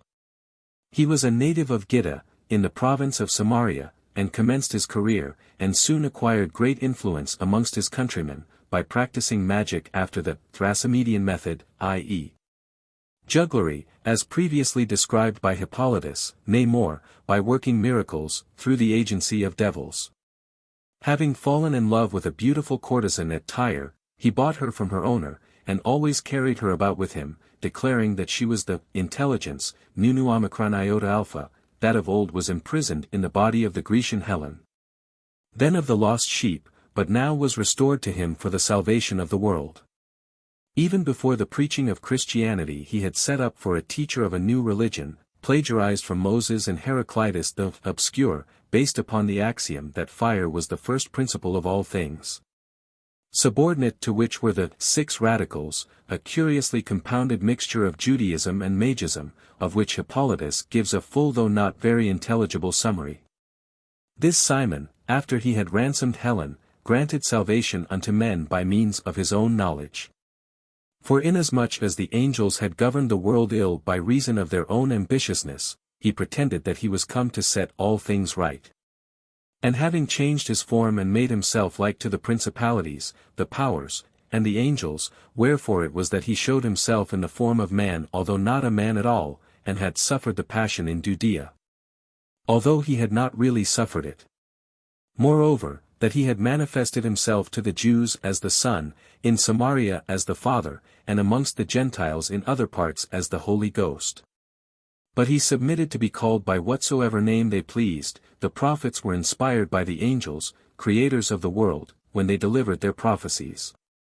On which account they that believe in Simon and Helen pay no regard to them, the prophets, even in our times, and they do whatever they please, pretending that they are redeemed through his grace. Now this same Simon, when he was by his magic arts deceiving many in Samaria, was confuted by the apostles, and having been cursed by them, he afterwards fell from his reputation and invented these fables. At last, having travelled to Rome, he again ran against the apostles, and Peter had many encounters with him when he was seducing multitudes through his magical practices. Finally, having gone into the land of Persia, he took up his abode under a plane tree, and there preached his doctrine. But at last, when he was on the point of being convicted for an impostor, in consequence of his making too long a stay in the same place, he gave out that, if he were buried alive, he would rise again on the 3rd day. And in truth, having caused a pit to be dug by his disciples, he commanded himself to be covered over with earth. They therefore did what he commanded them, but he never came back unto this day, inasmuch as he was not a Christ. Now this is the story told concerning Simon, from whom Valentinus borrowed his first ideas, but called them by different names. For the mind, and truth, and the word, and life, and the church, and man, the eons of Valentinus, are confessedly the 6 radicals of Simon, namely, mind, intelligence, voice, name, reason, and thought. But to go on with the series of teachers, this counter-apostolical succession, Simon was followed by Menander, he by Basilides at Alexandria, who, dying about AD 138, was replaced by Valentinus, born of Jewish parentage in the same city. This last is styled by Irenaeus, chief of the Gnostics, on account of the importance and wide diffusion of his doctrines even during his own lifetime.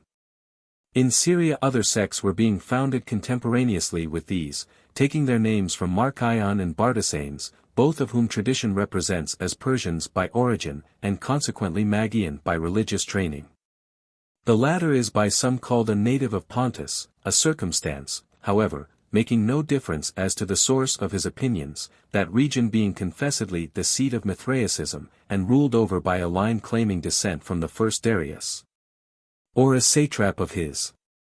It is needless to enumerate here the founders of less important sects, until we come to the uprising of Manes, author of the most daring and most permanent theosophy of them all, which fought twice over so long and obstinate a battle with the Catholic faith. This sect, its origin, and tenets, on account of the curiosity of its doctrines, and the immense influence that they exerted over the ancient and medieval world, will be considered at length in another chapter. As will also the Ophites whose name figures so conspicuously in the history of the primitive church. What has been mentioned above with respect to the countries producing the founders of all these sects, Egypt, Syria, or Persia, leads us to expect to find one common principle pervading the systems of all, and such is most probably the case.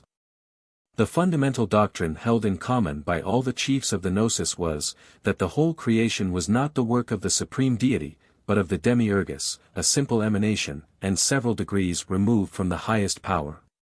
To the latter, indeed, styled by them the unknown Father, or as Simon first designated him, the boundless power, and the root of all things, they attributed the creation of the intellectual world, that is, the intelligences, the aeons, and the angels, whilst, to the demiurgus they referred the creation or the world of matter, subject to imperfection from its very nature. But in order clearly to understand the grand principles underlying these doctrines, it is absolutely necessary to possess the main features of the older systems from which these same doctrines were principally borrowed. These systems being that of the Zendavesta, of the Kabbalah, which is little more than a translation of the same, and of the reformed Brahminical religion as taught by the Buddhist missionaries in the dominions of the Syro-Macedonians, or picked up in India by Alexandrian merchants visiting the Emporia of Gujarat for the sake of trade. Although to express their ideas visibly upon their monuments, the elucidation of which is the special object of this treatise, the Gnostics largely borrowed the images and symbols of the ancient Egyptian mythology, especially those connected with the Agathidemon, the solar god Iao, and the guide of souls, the jackal-headed Anubis, yet these figures were employed in a new sense. Unless indeed we suppose, what is probable enough, that their esoteric meaning had been from the very beginning similar to that published by the teachers of the new faith. This last explanation was in fact the perpetual boast of Valentinus, and runs through every article of his theosophy as we read it in the interesting summary given by Hippolytus. And again, it must never be forgotten, for it is the key to many of the seeming contradictions in the different systems about to be passed in review, that Greek and Jew carried with them their ancient quarrel into the new field of the Gnosis. The former exalts the Bakshik serpent, whilst he makes Sabaoth little better than a demon. The latter continues to abominate the serpent as the impersonation of Satan, but his Sabaoth is the great and good, as Pistis-Sophia perpetually entitles him, the defender of the believer's soul against the malignant aeons of the sphere. And the influence of Judaism radiating from its second focus, the school of Alexandria, was so much more powerful than ordinary readers of history have ever suspected. That a few remarks upon this very curious subject will form a useful introduction to our consideration of its later philosophy. Influence of Judaism on the ancient world. People in these times are still so influenced by the ideas engendered by the 15 centuries of ecclesiastical regime, during which hatred and contempt for the Jewish race formed an important Christian virtue, that they entirely overlook the influence exercised by Judaism over the minds of the heathen world so long as the temple stood, and the national worship was celebrated there in all its glory. When the Romans, by their conquest of Syria, and soon after of Egypt, came into direct contact with the Jewish nation, although they disliked them individually, yet they conceived an intense admiration for their ancient, mysterious, and solemn worship. But, in fact, every institution, hallowed by the stamp of antiquity, immediately commanded the respect of the genuine old Roman. The emperors lost no time in gaining a new patron, of mighty and undefined power, in Jehovah, by instituting a daily sacrifice to be ever offered at their own cost on behalf of themselves and empire. The discontinuance of this sacrifice, by the faction of the Zealots which had taken possession of the temple, is noted by Josephus as the consummating act of the great revolt and attempt to re-establish independence, which brought down final destruction upon Zion. To give a few examples of the hold Judaism had taken upon the imaginations of the highest classes in Rome, whence its vastly magnified power over the minds of the vulgar may be calculated according to the well-known rule of proportion in such matters. To mark Augustus' freedom from superstition, Suetonius quotes the circumstance of his highly commending the conduct of his grandson Caius, his heir apparent, because during his visit to Egypt and Palestine he had forborne to visit Apis in the one and the temple in the other country. Putting the two religions in this way upon an equality, of itself demonstrates the high place then held by the Jewish in popular estimation. For by that time the Egyptian, as the chapter upon the Serapis worship will show, had to a great extent superseded the worship of the national deities of Rome. Fuscus Aristus, a friend of Horace's, and therefore to be supposed a person of consequence and of education, makes it his excuse for not attending to a business matter, that the day happened to be the Sabbath, and that he was a little superstitious, like many others. The influence and numbers of the Jews actually residing at Rome under the Republic is strikingly exhibited by some observations of Cicero in his oration in defense of Flaccus. Flaccus, when commanding in Asia, had prohibited the sending of money to Jerusalem. This money can only mean the tribute paid by each adult Jew to the temple, of half a shekel, or 2 drachmae a head. Flaccus seized the money that had been collected for the purpose in defiance of his edict, amounting at Apamea to nearly 100 pounds weight of gold, at Laodicea to 20. The only gold piece of the age being the stater, current for 25 drachmae, and of the weight of 50 to the pound, these collections would give us 50,000 tribute payers at the former city, and 10,000 at the other. The orator considers this ori Judaicai invidia so damaging to his cause, that he explains the circumstances in a whisper to the jurymen, in order not to excite the indignation of the Jews amongst his audience. He actually declares that Flaccus's enemies had managed that his cause should be tried in that particular court in order to have the aid of the Jews domiciled in that quarter of Rome, to intimidate the jury, and so gain a verdict against him. Sequitur ori illa invidia Judaicai. Hoc nimirum est illud, quod non lunge a gradibus Aurelius haec causa dicitur. Ob hoc crimen hic locus abs te, leli, ac illa tuba quisita est. Size quanta sit manus, quanta concordia, quantum valit in conscientibus. Submissa voci augum, tantum ut judices audiant. Nec enim desuntque istos in me ac in optimum quemque incident, quos ego quo id facilius facient non adjuvabo. Chapter 28. And what is still more surprising, this influence continued to work even after the fall of Jerusalem, and the extinction of the people as a nation. Spartianus mentions that Severus in his tour of investigation throughout Asia, when he forbade people to turn Christians, extended the same interdict to the Jewish religion also. Again, to show the natural good-heartedness of Caracalla, he instances his indignation on account of the severe flogging which a boy, his playfellow, had received from his father, with the emperor's approbation, on the score of his Judaizing. The circumstances of the friendship point out that the boy thus made a confessor must have belonged to one of the best families of Rome. Such a position yet retained by the religion of Abraham is almost inconceivable at that late period, when it had, besides the vigorous and ever-increasing growth of Christianity, to contend with the varieties of the gnosis which suited themselves to every taste, and in many instances had sprung immediately out of herself, not out of her hated daughter and rival, and by their union with heathen philosophy, were naturally more attractive to the Gentiles than the original parent. Even at the time when one would have expected the prejudice against anything belonging to that nation to have been the most violent amongst the Romans, we find Vespasian, the actual destroyer of their national existence, erecting a statue in the most honorable of all situations, to an Alexandrian Jew, Tiberius, who had assisted him in his attempt to gain the empire, in some manner not recorded, but possibly in his capacity of the Rothschild of the age by an opportune loan. It is true that Juvenal cannot repress his indignation of all this prostitution to a foreigner of an honor before confined to the most eminent of his countrymen, and hints it to be the duty of every true Roman to express his sense of the injury by committing nuisances under the very nose of the statue. Atque triumphals, inter quos ossus habera. Nesciocus titulos Egyptius atque alabarques.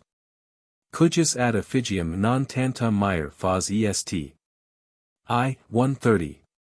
In the 3rd century we find the model emperor, Severus Alexander, setting up the image of Abraham by the side of Christ and Orpheus. All considered as the divinely inspired founders of the several schools of mystery, or to go to the probable root of the belief, as so many different Buddhas, in the most holy recess of his domestic chapel.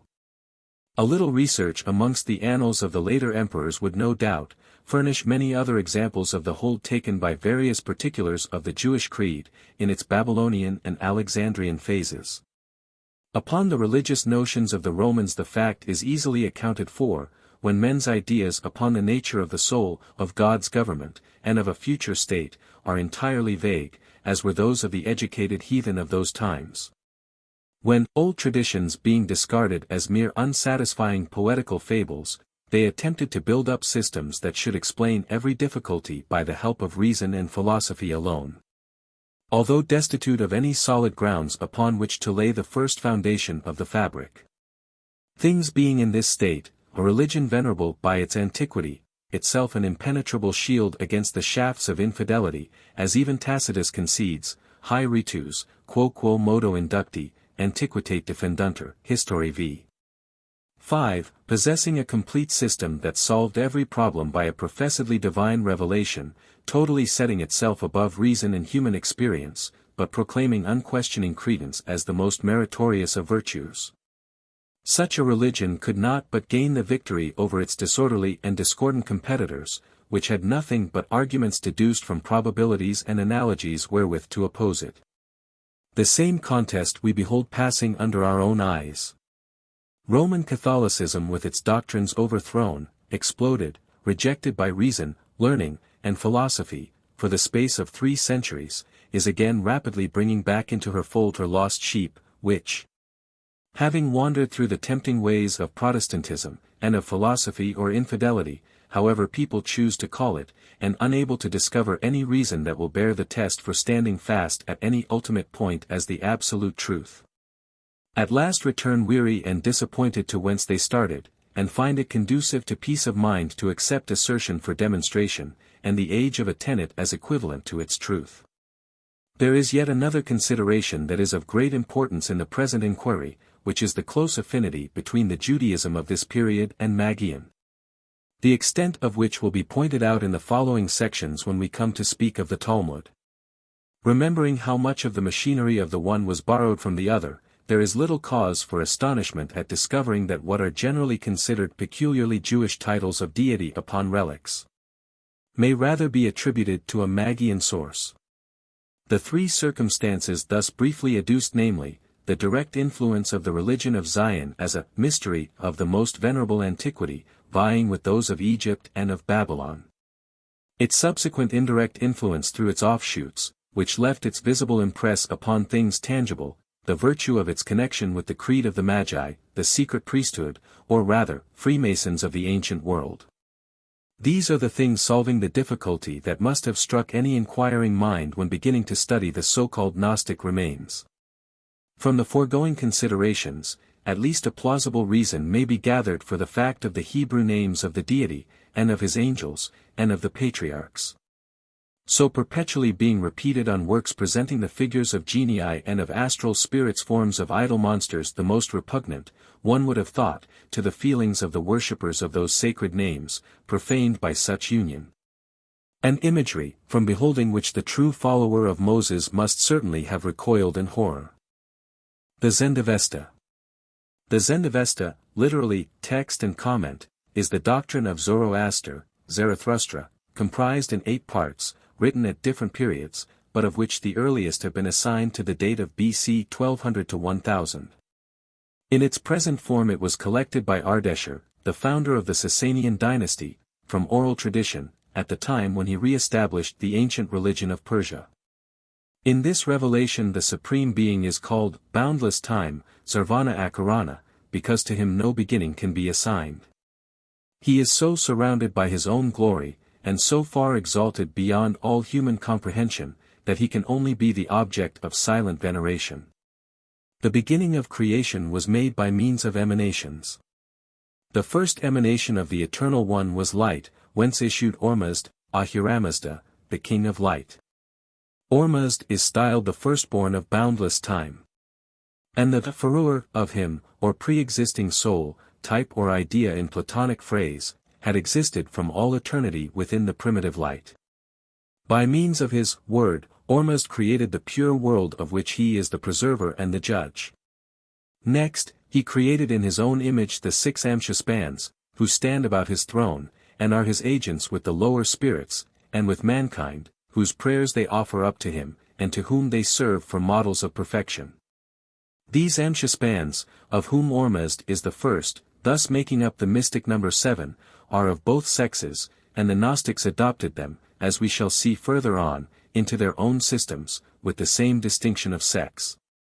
The next series of emanations were the Ists, 28 in number, of whom Mithras is the chief.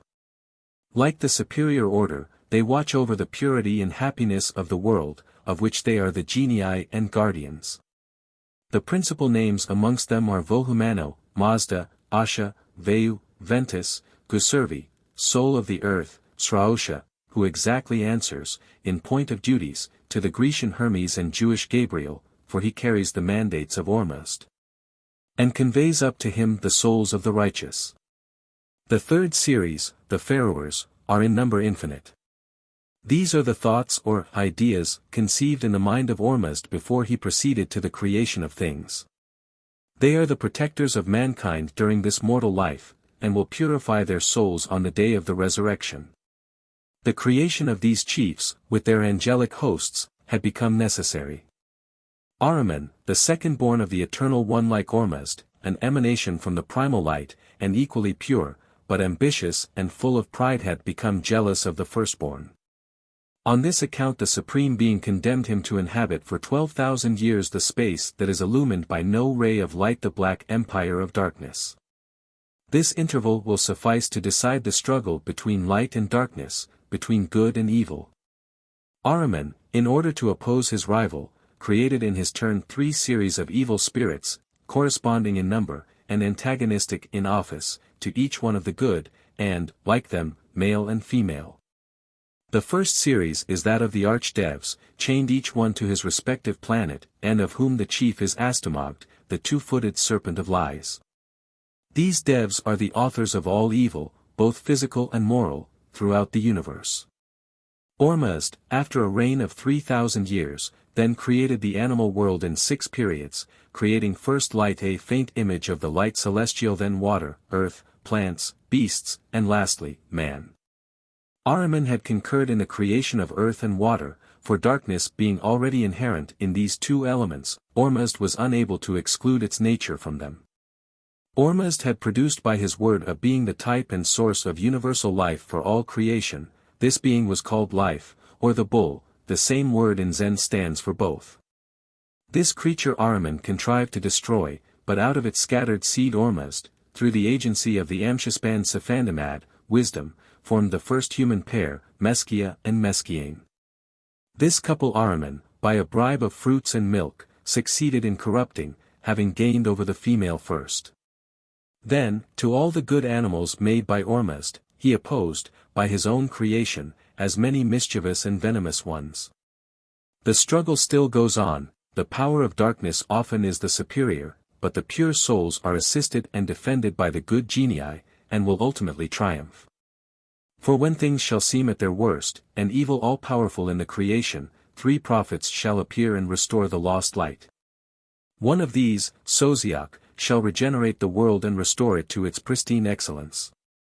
Then comes the general resurrection, when the good shall immediately enter into this happy abode, the regenerated earth, and Ahriman, together with his angels and the wicked, be purified by immersion in a lake of molten metal, so as to render them fitting members of the new kingdom. Thenceforth all will enjoy unchangeable happiness, and, headed by Sosiak, ever sing the praises of the Eternal One. The religion of Zoroaster was a reformed version of the ancient creed held by the inhabitants of Eretine in Bactria.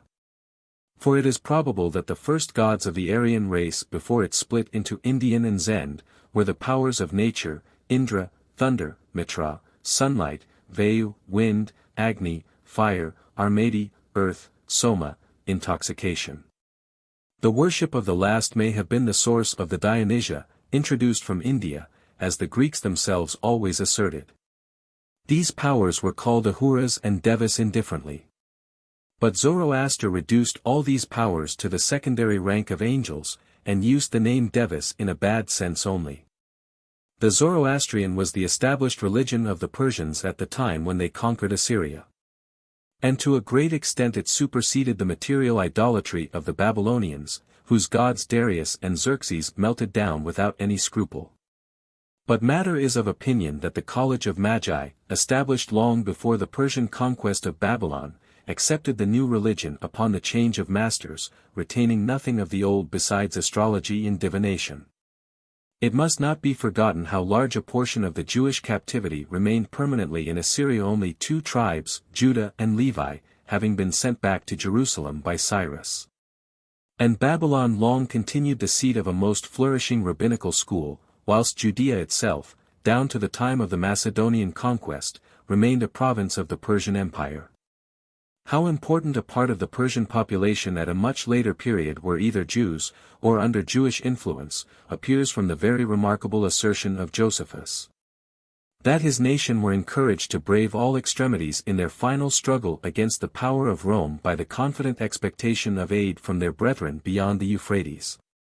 And 3 centuries later Ammianus notices that Julian's invading army came upon a city entirely inhabited by Jews in the very center of Persia. After the captivity, the principal literary establishments of the Jews appear to have been seated in Central Asia. The schools of Nehardea, of Sora, of Punbiditha, were at least as famous as the schools of Palestine, cf. Jos and 18:12. The latter even appear to have paid a sort of filial deference to these foundations. The Chaldee version of the Pentateuch, made by Onkelos of Babylon, was accepted as the authorized version by all the Jews living in Palestine. And the Rabbi Hillel, coming from that capital to Jerusalem, was received by the doctors of the Holy City as an ornament of the same national school, and this only a few years before the birth of Christ. From all these circumstances it is easy to perceive how much of the Zoroastrian element may have pervaded the Jewish religion at the time of the promulgation of Christianity, when its principal teachers were the Pharisees or separatists, if indeed, their doctors did not actually get their appellation from the word Farsi, Persian, an etymology that has something to recommend it. These doctrines, as then taught, are set forth in the Kabbalah, or traditions, so called from Kabbal, to receive, the main features of which shall be sketched in the following sections. The Kabbalah and the Talmud. The origin of the Kabbalah is placed by most authors much later than that of Christianity, and, indeed, it is not impossible that its doctrines may have received great developments after that epoch. For nevertheless, the elements of them go back to a much more remote antiquity. The Book of Daniel bears the most conspicuous traces of this antiquity, and to the attestation of this record are added other proofs no less convincing. The idea of emanation is, so to speak, the soul, the essential element of the Kabbalah. It is likewise, as we have already seen, the essential character of Zoroastrism. We may therefore consider that it was through their very intimate connection with Persia that the Jews imbibed that idea. According to the Kabbalah, as according to the Zendavesta, all that exists has emanated from the source of the infinite light. Before all things existed the primal being, the Ancient of Days, the eternal King of Light. This King of Light is the All, he is the real cause of all existence, he is the infinite, En Sof, he alone is he, there is in him no thou. But he cannot be known, he is a closed eye. The universe is the revelation of the King of Light, and only subsists in him. His qualities are manifested in it, variously modified and in different degrees. It is therefore his holy splendor, the mantle, as it were, wherewith he must be clothed in silence. All is an emanation from this being. The nearer therefore that any approaches to him, the more perfect is it, and the less so does it become as it recedes from him. This idea of gradation is eminently Persian. Before the creation of the world, the primal light filled all, so that there was no void at all. But when the Supreme Being, residing within this light, resolved to display and manifest his perfection, he retired within himself, and formed around him a void space. Into this void he let fall his first emanation, a ray of the light, which is the cause and principle of all existence, uniting in itself the generative and conceptive forces. Being both father and mother in the sublimest sense, pervading all, and without which nothing can for an instant subsist. From this double force, designated by the first two letters of the name Jehovah, Yod, He 5, emanated the firstborn of God, the Tikkun, or universal type, Platonic idea, and the general container of all beings. United within himself by means of the primal ray. He is the creator, preserver, and prime animator of the world. He is the light of light, possessing the three primitive forces of the Godhead, the light, the spirit, and the life. Inasmuch as he has received what he gives, the light and the life, he is considered as equally a generative and conceptive principle as the primitive man, Adam Kadmon.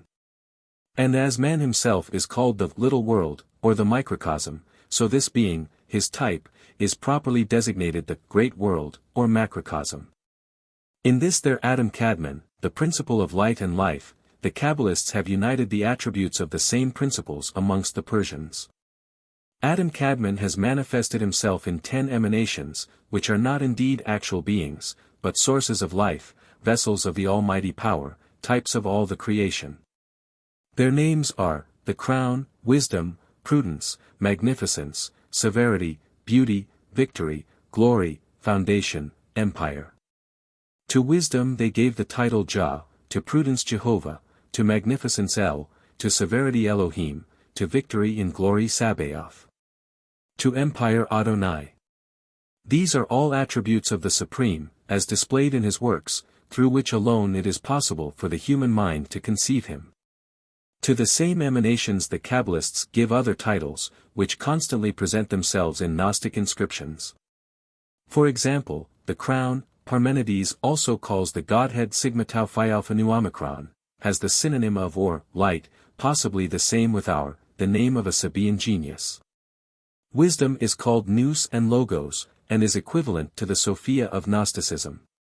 She has also the names of fear, depth of thought, Eden, according to the several passions that animate her. Prudence is the river flowing out of paradise, the fountain of the oil of unction. Magnificence has for symbol a lion's head. Severity, a red and black fire, beauty, the colors green and yellow, the symbol of beauty is an illuminating mirror. Victory is Jehovah Sabaoth, having for symbol the pillar on the right hand, called Jachin. Glory has the left pillar Boaz, called likewise the bold serpent, and sometimes cherubim and seraphim. This principle answers to the genius ophis of the Gnostic systems. Jachin and Boaz signify strength and power, they figure conspicuously in the symbolism of the secret societies of modern times. And naturally so, for these Illuminati have borrowed, probably without understanding it, all the terminology of the Valentinians and the Kabbalists. Foundation becomes the tree of the knowledge of good and evil, also Noah, Solomon, and the Messiah, all which titles merely express the eternal alliance existing between the Supreme and all that emanates from him. And in virtue whereof he brings back into himself all the souls that have lost their original purity. Empire is the consuming fire, the wife of the Church, all three titles being also employed in the Valentinian system. The relationship of the Sephiroth, or eons, to one another the Kabbalists represent by a number of circles intersecting in a mysterious manner ad infinitum, or again, by the figure of a man, or of a tree, made up of such circles. The figure of the man, Siranpan, consists of 243 numbers, being the numerical value of the letters in the name Abram, and signifying the different orders in the celestial hierarchy. The first idea of this type was possibly borrowed from the Hindu figure of Brahma and the several types typified by the different parts of his body, to which mystical values are still attached by the Hindus. The 10 Sephiroth served as types or models for the visible creation, and from them emanated the 4 worlds, Aziluth, Bria, Jazira, and Asya. Each world successively proceeding out of the one above it, and each in succession enveloping its superior. A theory this, possibly borrowed from Plato's description of the arrangement of the 7 spheres, as given in the Vision of Air, at the end of his Republic, where he compares them to a set of the hemispherical bowls used by jugglers. Fitting into, and moving loosely within, each other, lib. X 614b, seek. These 4 worlds become less pure as they descend in the series, the least pure of all being the material world. But nothing is entirely material, for all subsists through God, the ray of his light penetrating through all creation being the life of the life, and consequently, all is God. This universal all is divided into 32 gates, the elements or energies out of which all beings are formed. The world Aziluth is inhabited by the Parsiphame, the purest emanations of the deity, having nothing material in their composition. Bria is possessed by an inferior order, who are the servants of Aziluth, although still immaterial creatures. Still lower are the inhabitants of Jazira, to which world belong the cherubim and seraphim, the Elohim and the Bene Elohim. But Asya is peopled by gross material existences of both sexes, the Qliphoth delighting in evil, whose chief is Belial. These last beings are full of ambition, and ever at war with the pure spirits of the superior worlds, whose empire they unceasingly endeavor to usurp. The 3 superior orders just described answer to the Amshaspans, Izds, and Fravashis, of Zoroaster, as do the Qliphoth. In their vast numbers and malicious nature, to his devs. This discord did not exist in the beginning, it was the result of a revolution in heaven, called the Fall of the 7 Kings, from whom 6 the Creator, as a punishment, extracted the principle of good and light, and bestowed it upon the inhabitants of the 3 superior spheres.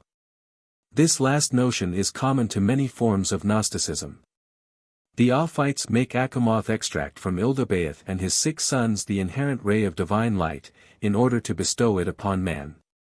Again, the Pistis-Sophia represents 2 great angels, Melchizedek and Zoroaster, gatherer of light, making their annual rounds through the rebellious eons of the sphere, zodiacal signs, and squeezing out of them all the rays of divine light that are still left in their composition, which having been all extracted, the fullness of time and the kingdom of heaven are come. And so, according to the Kabbalah, when the contest shall have endured for the space ordained from the beginning of the world, the Supreme shall deliver the spirits in Asya from their material envelope, shall strengthen the feeble ray of his light that is within them, and shall establish its pristine harmony throughout all creation. The human soul is composed of all parts borrowed from each of these 4 worlds. From Asya it gets the Nefesh, or seat of the physical appetites. From Jazira the Ruach, or seat of the passions, from Bria the Neshama or reason, and from Aziluth it obtains the Chaya, or principle of spiritual life. This looks like an adaptation of the Platonic theory of the soul's obtaining its respective faculties from the planets in its downward progress through their spheres. But the Pistis-Sophia, with its accustomed boldness, puts this theory into a much more poetical shape, section 282. The inner man is similarly made up of 4 constituents, but these are supplied by the rebellious eons of the sphere, being the power, a particle of the divine light, divini particula ori, yet left in themselves. The soul, formed out of the tears of their eyes, and the sweat of their torments, the nu tau iota mu omicron nu pi nu epsilon mu alpha tau omicron counterfeit of the spirit, seemingly answering to our conscience. And lastly the mu omicron rho alpha fate, whose business it is to lead the man to the end appointed for him, if he hath to die by the fire, to lead him into the fire, if he hath to die by a wild beast, to lead him unto the wild beast, and But in truth the entire system of this most wondrous gospel is a mixture of the Kabbalah with the ideas of Magian astrology, clouded under the terminology of the old Egyptian creed, to which belong its triple powers, invisible gods, and the proper forms assigned by it to the different eons. All the human race having sinned in the first man, that is as regards their souls, all which were necessarily contained within his soul at the time of the fall, these souls are exiled hither into prisons of matter, called bodies, in order to expiate their sin, and to exercise themselves in good during their residence on earth. Such as upon quitting the body are not found sufficiently purified for entrance into Azimuth, have to recommence their penance in this world. Hence the question of the disciples whether a man's being born blind were the punishment for his own sins, which on this supposition must have been committed by him in a previous life. This penitential transmigration of souls forms a very conspicuous feature in the doctrine set forth in the Pistis-Sophia. The wicked, after undergoing torment for periods nicely apportioned to their deserts, in prisons belonging to the several infernal powers, are sent into this world again to inhabit human bodies afflicted in different ways, lame, blind, or sunk in abject poverty. Similarly the righteous, but unregenerate, man is provided with a fresh body wherein to avail himself of the sacraments of the new religion, which in his former life he had neglected through ignorance, and not willfully. The nature of God, and of man, is therefore the subject of the Kabbalah. The government of the creation is set forth in the Talmud, the doctrine of which concerning the nature of the angels is extremely important for the understanding of much in Gnosticism.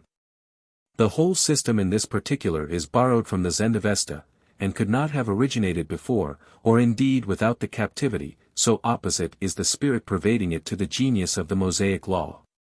According to it, the government of all things is entrusted to the angels, of whom there are 70 princes, watching over each element, nation, and language. Thus, Jehuel is the prince of fire, and has under him 7 subordinates, Seraphiel, Gabriel, Uriel, Temanel, Shimsel, Hadroniel, and Samiel.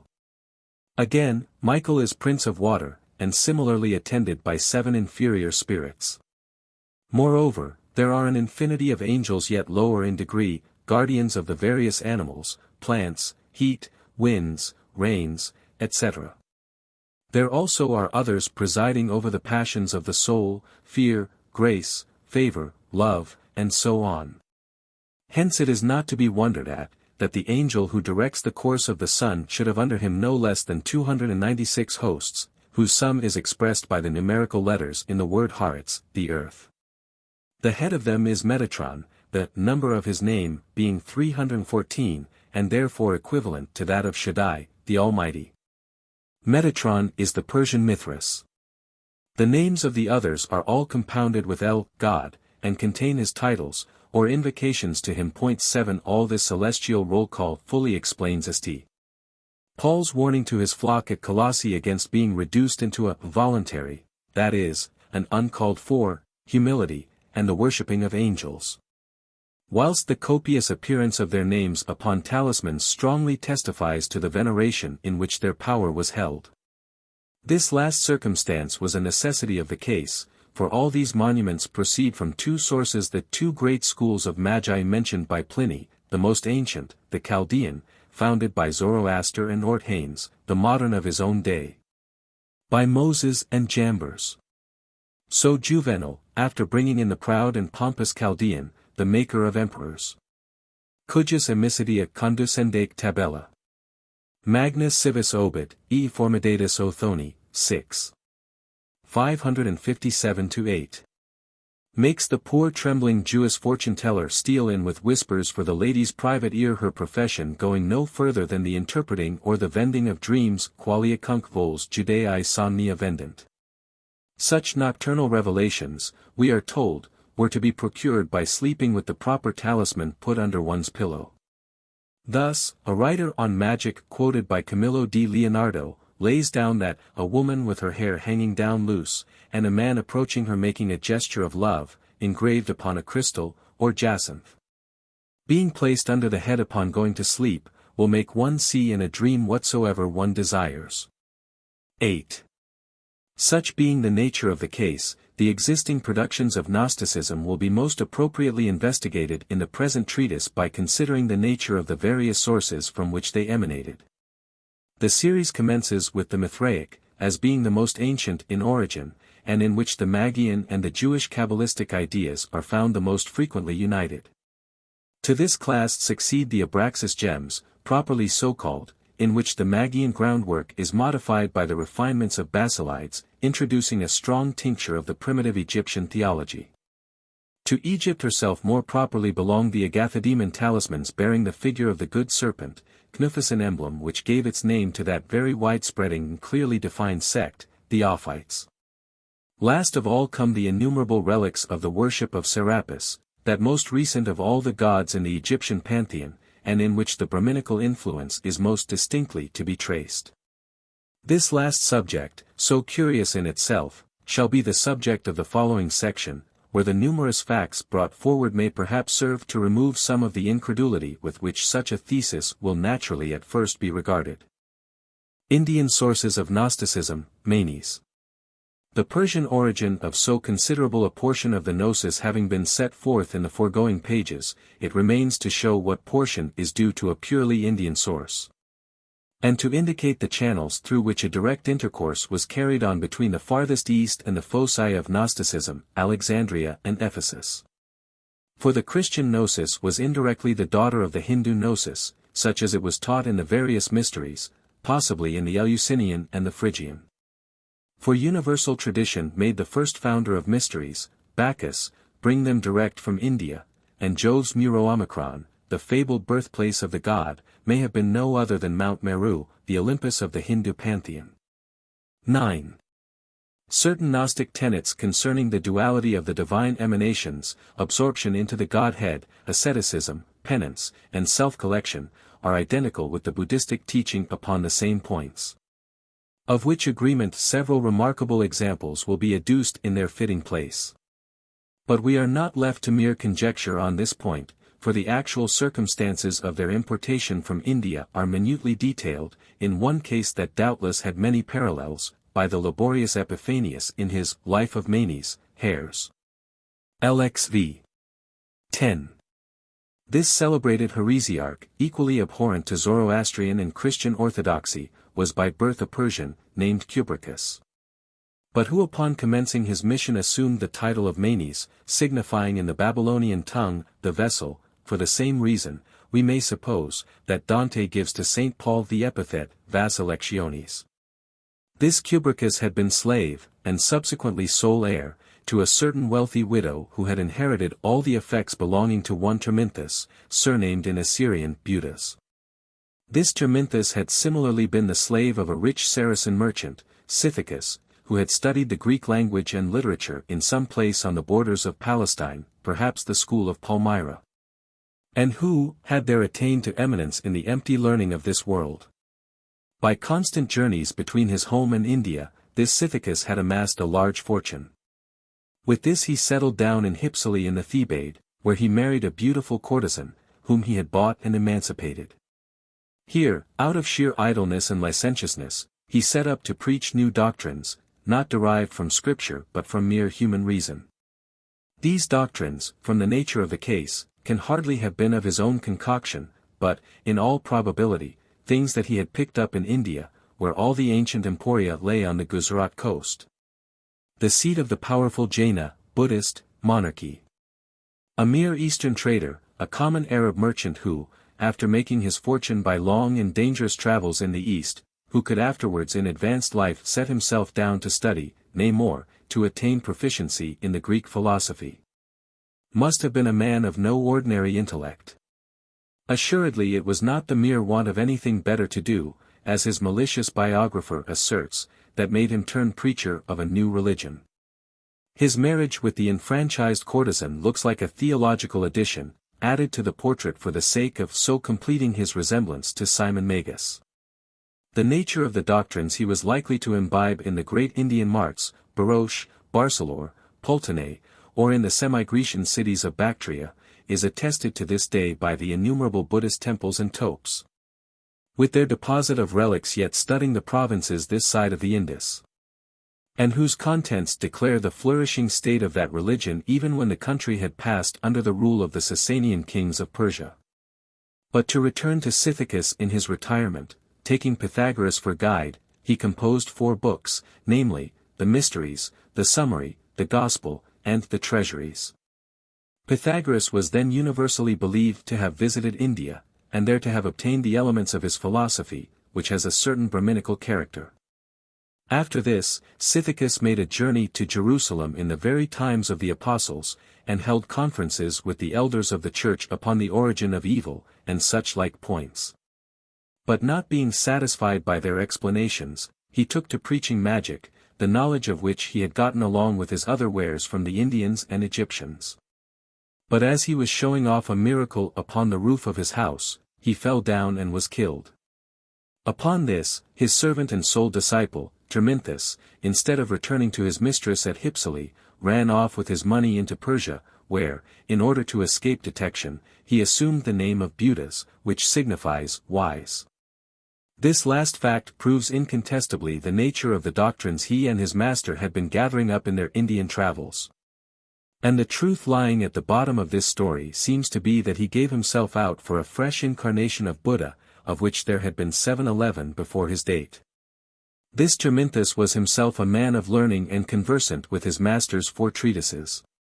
He lodged in the house of a widow, where he used to hold conferences with the priests of Mithras, especially with 2, Parcus and Labdacus, upon the 2 principles, and similar subjects. He, too, having been killed by accident, like his master, his landlady kept possession of all his baggage, religious books included, and in her turn bequeathed them to her servant Cubricus, the afterwards so celebrated Manes. It is necessary here to point out a certain violent anachronism in the story as told by Epiphanius. If Scythicus visited Jerusalem at all, he must have done so before the year of its destruction A.D. 70. His disciple, Terminthus, could therefore not have survived far into the 2nd century. The landlady of the latter could for this reason have hardly had for slave Manes, who flourished about 200 years later.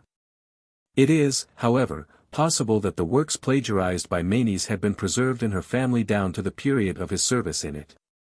In this history of Scythicus, however disguised by tradition, we have at one view the complete history of the rise and progress of Gnosticism.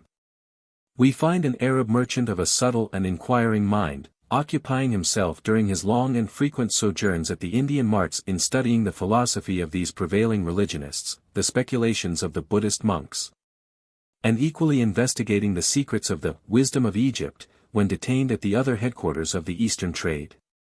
Then retiring from business, he goes to Palmyra for the purpose of studying Grecian philosophy, as then taught in its school, which philosophy would be no other than Neoplatonism. Thence returning home, he occupies his leisure in reducing to one harmonious system the numerous conflicting theories upon subjects too high for human knowledge, which he had so laboriously collected from the 3 great fountains of philosophy, India, Egypt, and Athens. Finally attracted by the fame of a new religion that professed to throw the clearest light upon all things relating to God and man, being preached at Jerusalem, he immediately starts for the focus of this new light, leaving behind him wife and property, only accompanied by one servant, himself an educated man, and his own treasured theological speculations. On his arriving at the holy city, we find him, as might be expected from his previous training, grievously disappointed in his hopes of at last obtaining the solution of all the problems that had so long occupied his thoughts, for on subjects of that kind the Christian presbyters could tell no more than what he had learnt already from the rabbis of Alexandria, or the Jaina monks of Gujarat. Thus disappointed, he appears to have set up himself for a teacher of a new and higher doctrine, supporting his pretensions, after the customary fashion of the times, by miracle working. And as a matter of course getting his career speedily cut short, for Jerusalem was not the place where a new religion would be promulgated with impunity by a single individual, and that too an Arabian.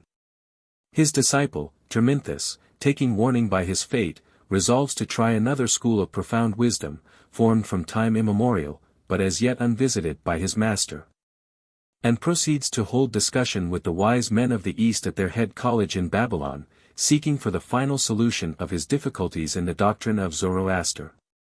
It is very probable that he, as the result of this study, engrafted upon the system of Scythicus whatever features of the Zendavesta appeared to him the most satisfactory, and consistent best with his preconceived ideas of the truth. It would be interesting to know whether he shaped all these fresh acquisitions into conformity with the original Indian groundwork of his master's system. As already observed, such appears to have been his course from the title that he assumed, declaring himself an eighth Buddha, successor to the famous Gautama, founder of the religion, and like him commissioned to teach a new way of salvation. Chnuphis, like his master, came to an untimely end. The Magi were not members of a powerful establishment who would suffer themselves to be puzzled and confuted by an overwise foreigner, disputing so boldly. Of providence, foreknowledge, will, and fate. Fixed fate, free will. Foreknowledge absolute.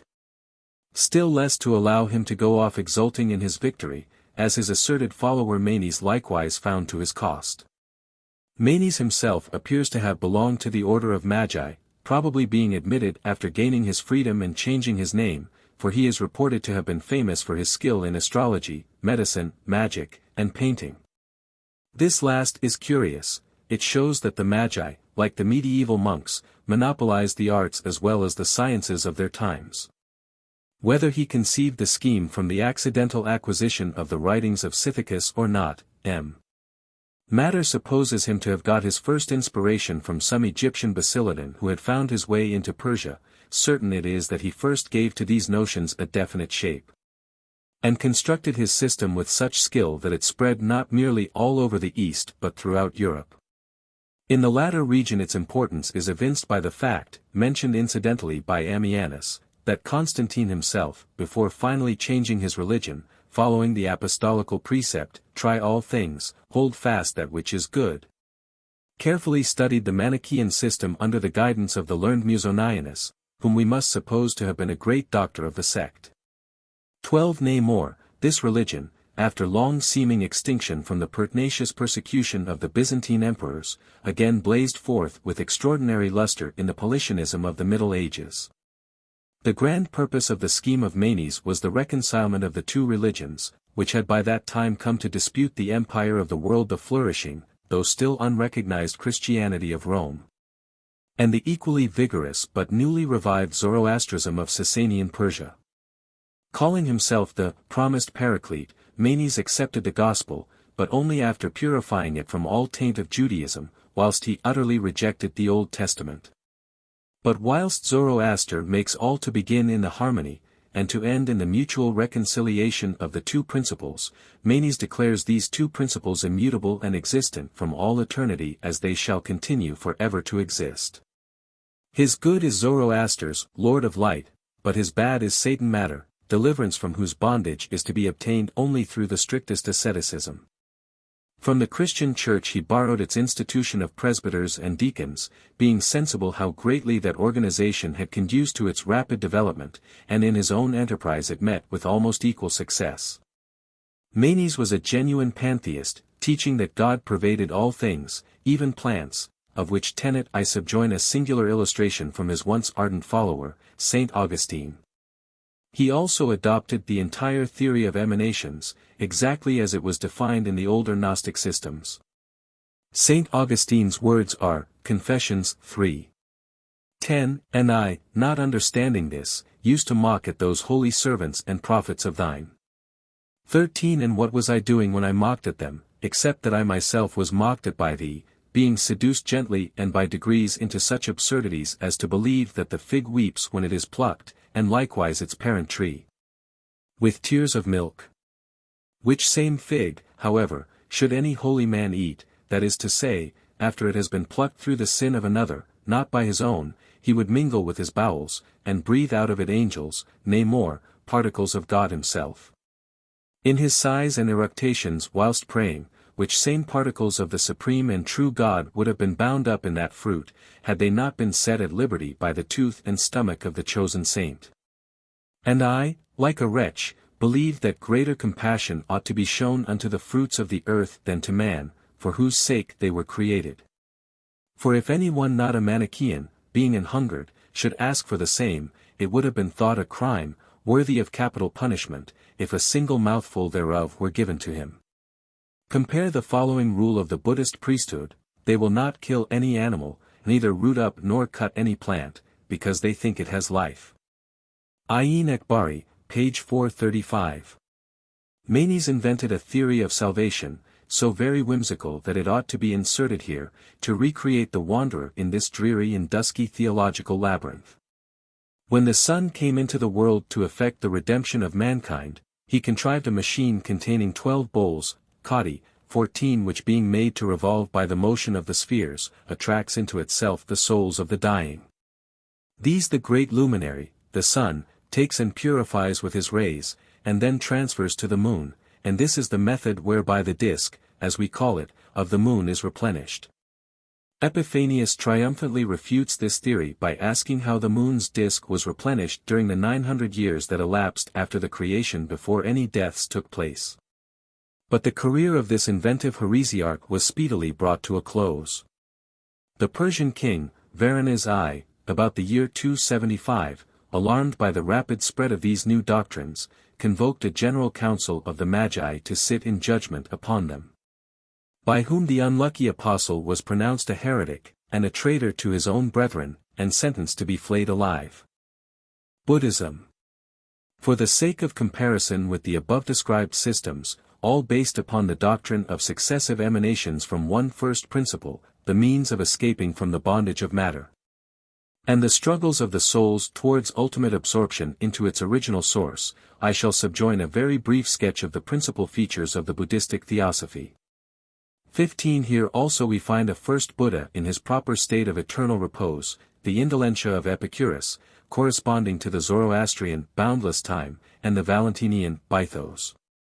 While in this state termed Nevriti, wishing to create the universe, he produced the 5 divine Buddhas, the makers of the elements, who in their turn produced the 5 Bodhisattvas, and by their agency created the material world.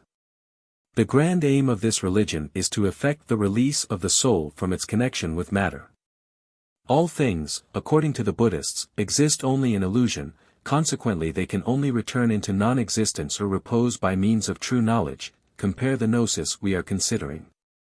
16. Illusion is the belief in the reality of the eternal world. The degradation of the soul towards matter is the effect of a succession of acts, and therefore its release is effected by relinquishing the belief in the reality of external objects. The Buddhists of Nepal, who have preserved the original doctrines of the religion in their greatest purity, teach the following cosmogony: Padnapani, one of the original 5 emanations, created Brahma, Vishnu, Shiva, or the principles of creation, preservation, and destruction. Adibuddha first created 13 mansions for his own eternal abode, and for the dwelling place after death of Buddha's followers. Below these are 18 mansions made by Brahma, lower yet are 6 made by Vishnu. And lowest of all 3, the work of Shiva. These 3 series of abodes receive the souls of the followers of their respective creators. Below all these lie the mansions of the planetary gods, Indra and Chandra. And after these there comes the earth floating upon the face of the waters like a boat. Below these waters are the 7 Patala, or regions of hell, the abode of evil spirits and the damned. This arrangement presents the most striking resemblance to the construction of the Ophite diagramma, to be given further on, which Origen has described from the original, and which M. Matter has reconstructed from Origen's description to illustrate his treatise in his Plate X. The promulgation of these Indian speculations from so remote a source, a difficulty at first sight insurmountable, may nevertheless be readily explained. The spirit of this religion was the spirit of proselytism. The Buddhists from the very beginning sent out their missionaries, some of whose narratives, full of interest, are extant and have been translated from the Chinese, with all the zeal of the old propaganda. From the mainland they converted Ceylon, Japan, and the recesses of Tartary, and penetrated into regions where their former presence and tolerated existence are now little dreamed of. 17. That Buddhism had been actually planted in the dominions of the Seleucidae in the Ptolemies, Palestine belonging to the former, before the end of the 4th century, at least, before our era, is shown by a clause in the Edicts of Asoka. This prince was grandson to Chandragupta, the Sandrakatas of the Greeks, contemporary and friend of Seleucus I, who, at the head of an army of 60,000 men, had conquered all India within the Ganges. Asoka, at first a licentious tyrant, had embraced the newly preached doctrines of Buddhism, a Brahminical Protestantism, and propagated them by persuasion and by force through the length and breadth of his immense kingdom. With all the usual zeal of a new convert. The edicts referred to are graven on a rock tablet at Gurner in Gujarat. To quote the words of the Indian archaeologist Prinsep, to whom the discovery is due, Article 17. Indian Antiquities. I am now about to produce evidence that Asoka's 18 acquaintance with geography was not limited to Asia, and that his expansive benevolence towards living creatures extended, at least in intention, to another quarter of the globe. That his religious ambition sought to apostolize Egypt, and that we must look hereafter for traces of the introduction of Buddhism into the fertile valley of the Nile, so productive of metaphysical discussions from the earliest ages. The line which I allude to is the fifth from the bottom. And the Greek king, Yanaraja, 19 besides, by whom the chapter, Egyptian, kings, Ptolemeos, and Gonkakinos, Antigonus Gonatas, have been induced to allow that both here and in foreign countries everywhere the people may follow the doctrine of the religion of Divinipia, wheresoever it reacheth. The Essenes, so like to Buddhist monks in many particulars, for which see the minute description of this ascetic rule as given by Josephus, Antique, Judd, 15. 10, had been established on the shores of the Dead Sea for thousands of ages, before Pliny's time. On the west its shores, so far as they are unhealthy, are shunned by the Esseni, a solitary race, and wonderful beyond all others on the globe. Without woman, renouncing all usual enjoyment, without money, associates of the palm trees, from day to day they are recruited by the flocks of newcomers, all those flocking in numerously whom the world drives from itself. All tempest-tossed by the waves of fortune. In this way, incredible to tell, the race wherein no birth ever takes place, has endured for thousands of years, so prolific for them is other people's disgust at the world. History Nat. v. 15. The great naturalist's thousands of years must be allowed as one of his favorite oratorical tropes, but nevertheless serves for testimony to the belief in the great antiquity of the sect. Perhaps they may have been a continuation of those early ascetic associations known as the schools of the prophets. The influence of Jewish Essenism upon primitive Christianity, as to rules of life at least, is a thing that will not be disputed by any who have read, with a wish to learn the truth, not to evade it, the account of it given by Josephus. But over the semi-Christian Gnostics of Syria such long-established authority must have had a still stronger influence. It is easy to discover how the source of the slavish notions about the merits of asceticism, penances, and self-torture, of which Simon Stylites is the most conspicuous illustration, was the same one whence the Indian fakirs drew their practice, for even in their methods they were identical. Simon's celebrated life penance, which gives him his title, undergone upon the summit of a lofty pillar, had been practiced in the same regions many generations before his time. The Pseudo-Lucian, in his amusing description of the famous temple of the Syrian goddess at Emesa, the Dea Syria, particularly notices the phallus or obelisk, 300 feet high, planted in front of the edifice, upon the apex of which the devotee sat without sleep for 21 days and nights, keeping himself awake by constantly ringing a handbell. Ideas like these pervade the Christianity of the Lower Empire, nay, they constitute the very essence of the religion. Neither is it difficult to see upon how many points Manes, with his rigid Buddhistic tenets, came into collision with the humane and rational law of Zoroaster, the brightest system of natural religion ever promulgated, and what good causes Varanus, with his spiritual advisers, had for condemning his heresy. In our investigation of this particular subject it must never be forgotten that so long as philosophy was cultivated in Greece, even from the times of the Saurian sage, inventor of the name, India was often regarded as the ultimate and purest source of the true wisdom, the knowledge of things divine. Even so late as Lucian's time, the middle of the 2nd century, that author concludes his evidently true history of Antipholus and Demetrius, by making the latter, a cynic philosopher by profession, resign all his property to his friend, and depart for India, there to end his life amongst the Brahmins, Taxaris, 34. In the same century the well-known pilgrimage of Apollonius of Tyana, and his deep conference with the Indian philosophers, as recorded by his companion Damis, go to prove the same thing.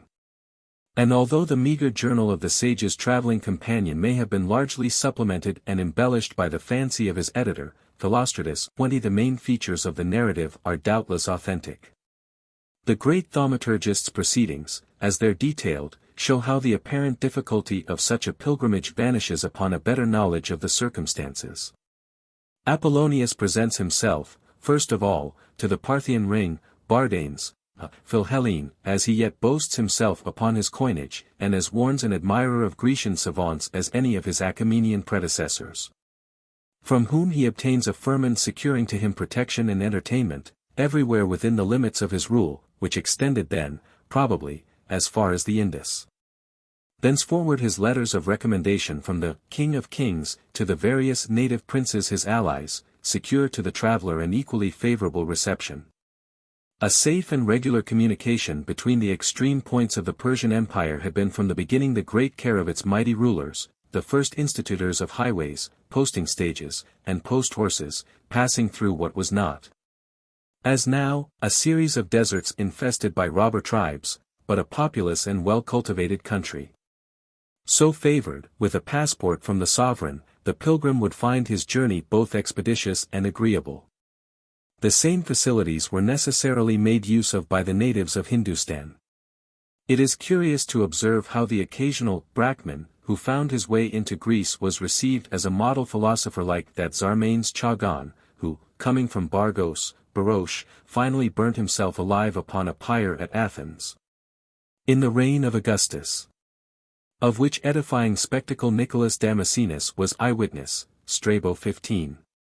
Before him, we have Calanus the gymnosophist, a happy Greek expression for fakir, in high repute at Alexander's court, and who similarly chose to leave earth in a chariot of fire. Their example was followed by the Peregrinus Proteus. So happily ridiculed by Lucian in his book thus entitled, Proteus, to give his apotheosis as much celebrity as possible, chose for its scene the occasion of the Olympic Games. This last worthy had been a philosopher, then a Christian teacher. And lastly had started a new religion of his own invention.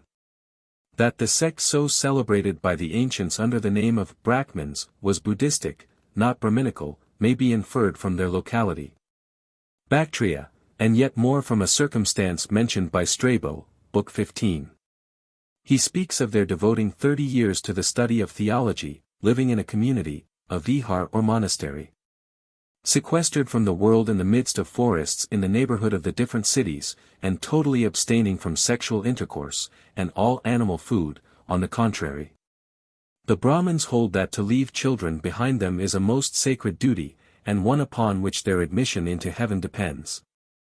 Whether the Buddhists be the true representatives of the primal religion 21 of their country, or only the reformers of the more ancient Brahminical church, it is the natural weapon of all dissenters from an established creed, to ridicule and even to pronounce damnable the favorite tenets of their adversaries.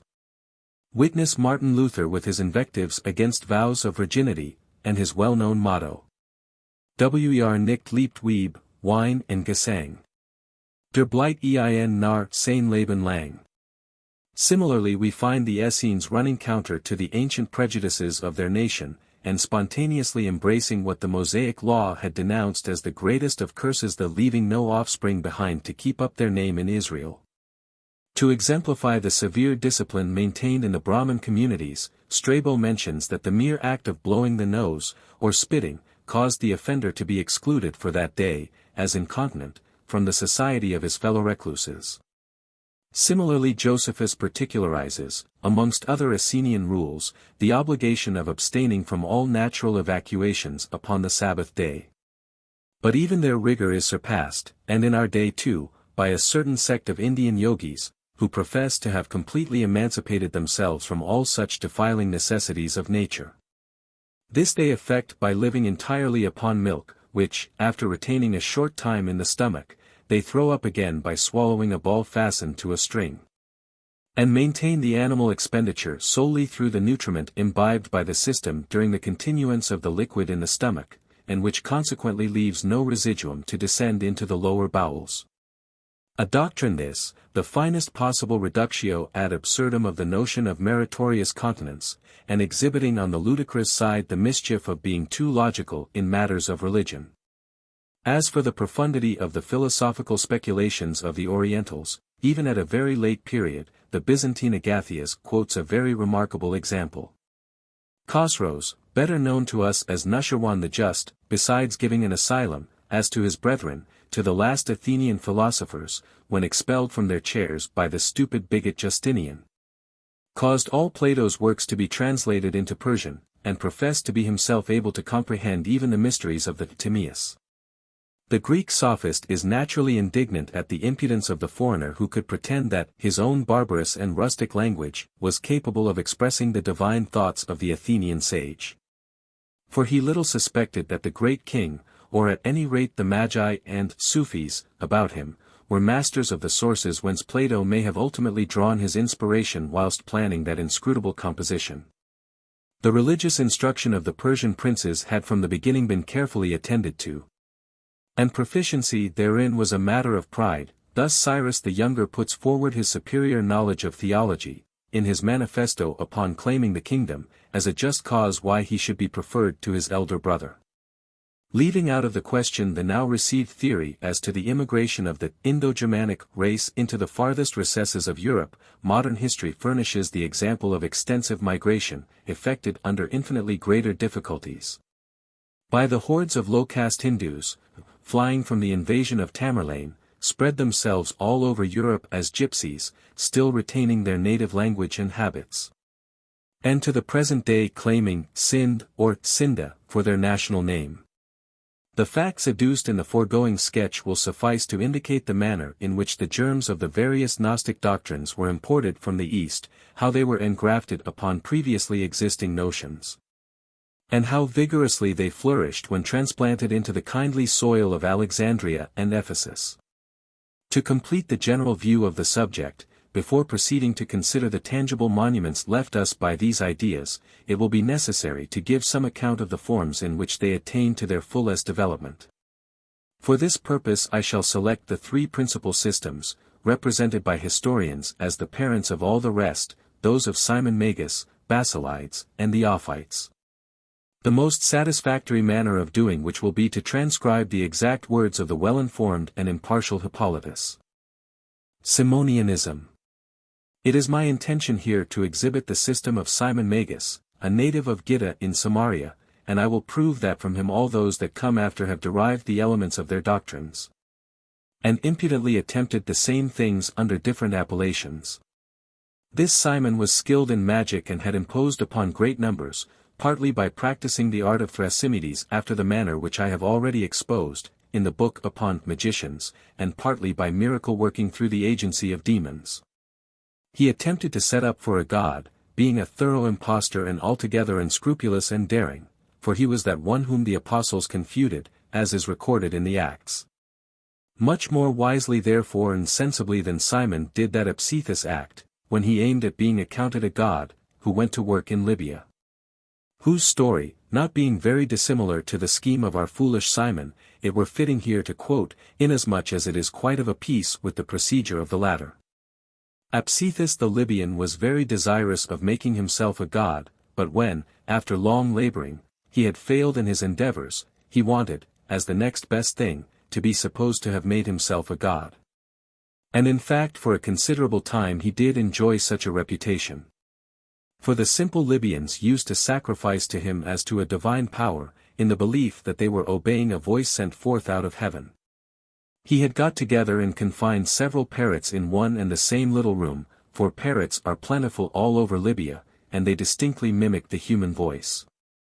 And having kept these birds for some time, he taught them to say, Apsithis is a god. And when the birds in course of time were taught, and could speak that sentence which he supposed, when spoken, would cause him to pass for a god, then he opened their place of confinement, and allowed the parrots to escape in different directions. And as the birds flew about, the sound was carried all over Libya, and the words traveled as far as the Greek territory, Cyrene. And thus the Libyans, being struck with amazement at the voice of the birds, and not suspecting the trick played them by Apsithus, accounted him a god. But one of the Greeks having clearly detected the contrivance of the supposed deity, did, by means of the selfsame parrots, not merely confute, but also extinguish that vainglorious and impudent fellow. This Greek caged several of the same parrots, and taught them to utter a contrary strain. Apsithus shut us up, and forced us to say Apsithus is a god. But when the Libyans heard this recantation of the parrots, they all came together with one accord, and burnt Apsithus alive. In this light we ought to regard the magician Simon, and compare him to this Libyan, a man who made himself a god in that very expeditious manner.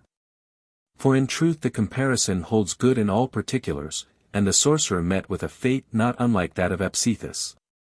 I will therefore endeavor to unteach Simon's parrots by showing that Simon was not the Christ, who hath stood, standeth, and shall stand, but a man, mortal, generated from the seed of woman, begotten from blood and carnal concupiscence like the rest of mankind, and that such was the fact I shall clearly demonstrate in the course of my narrative.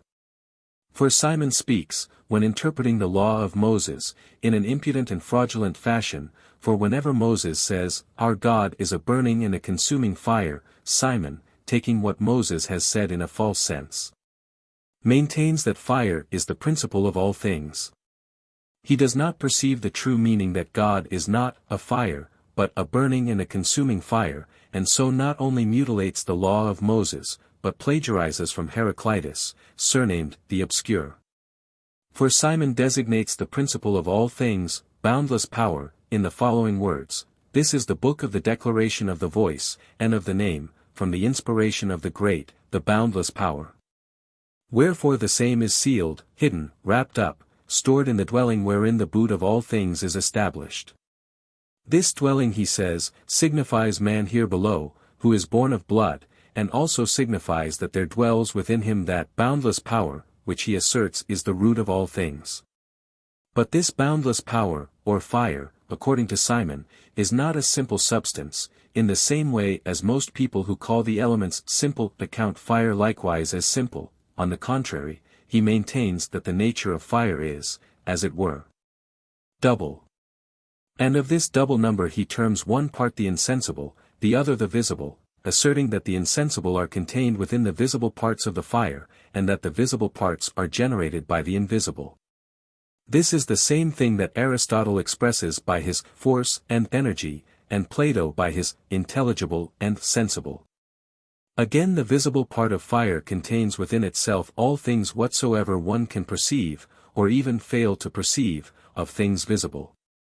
The invisible, on the other hand, is whatsoever one can conceive as an object of thought, but which escapes the sense, or even what one fails to comprehend by the thought. And to sum up, it may be said that of all things that exist, whether objects of sense or of thought, or, as Simon terms them, visible and invisible, the storehouse is the great fire that is above the heavens, as it were a great tree, like to that seen in his dream by Nebuchadnezzar, from the which all flesh was fed. And the visible he considers to be the trunk of the tree and the branches, and the leaves, and the bark surrounding the same on the outside. All these parts of the great tree, says he, are kindled from the all-devouring flame of the fire, and are destroyed. But the fruit of the tree, if it takes a shape and assumes a proper form, is laid up in a storehouse, and not cast into the fire. For the fruit is made in order that it may be laid up in the storehouse, but the husk that it may be committed to the fire, which sake is the trunk, ordained not for the sake of the husk but of the fruit. And this, according to Simon, is what is written in the Scripture: "The vineyard of the Lord of hosts is the house of Israel, and a man of Judah the well-beloved branch thereof." Now, if a man of Judah be the well-beloved branch, it is a proof that the wood can be nothing else than a man. But as regards the excretion and the dispersion from the same, the Scripture hath spoken fully and sufficiently for the instruction of all such as be brought to their perfect form, according to the saying, "All flesh is grass, and the glory thereof as the flower of the grass. The grass withereth, the flower thereof fadeth, but the word of the Lord endureth for ever."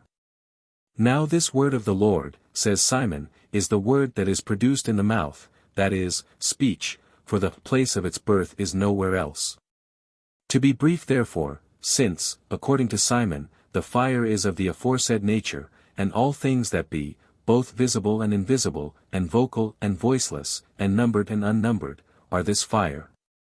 Therefore in his great revelation he terms this the fountainhead of all, the great intellectual, as constituting each individual of all things in their infinite order, which are capable of being conceived in the mind, and likewise of speaking, of thinking, and of acting.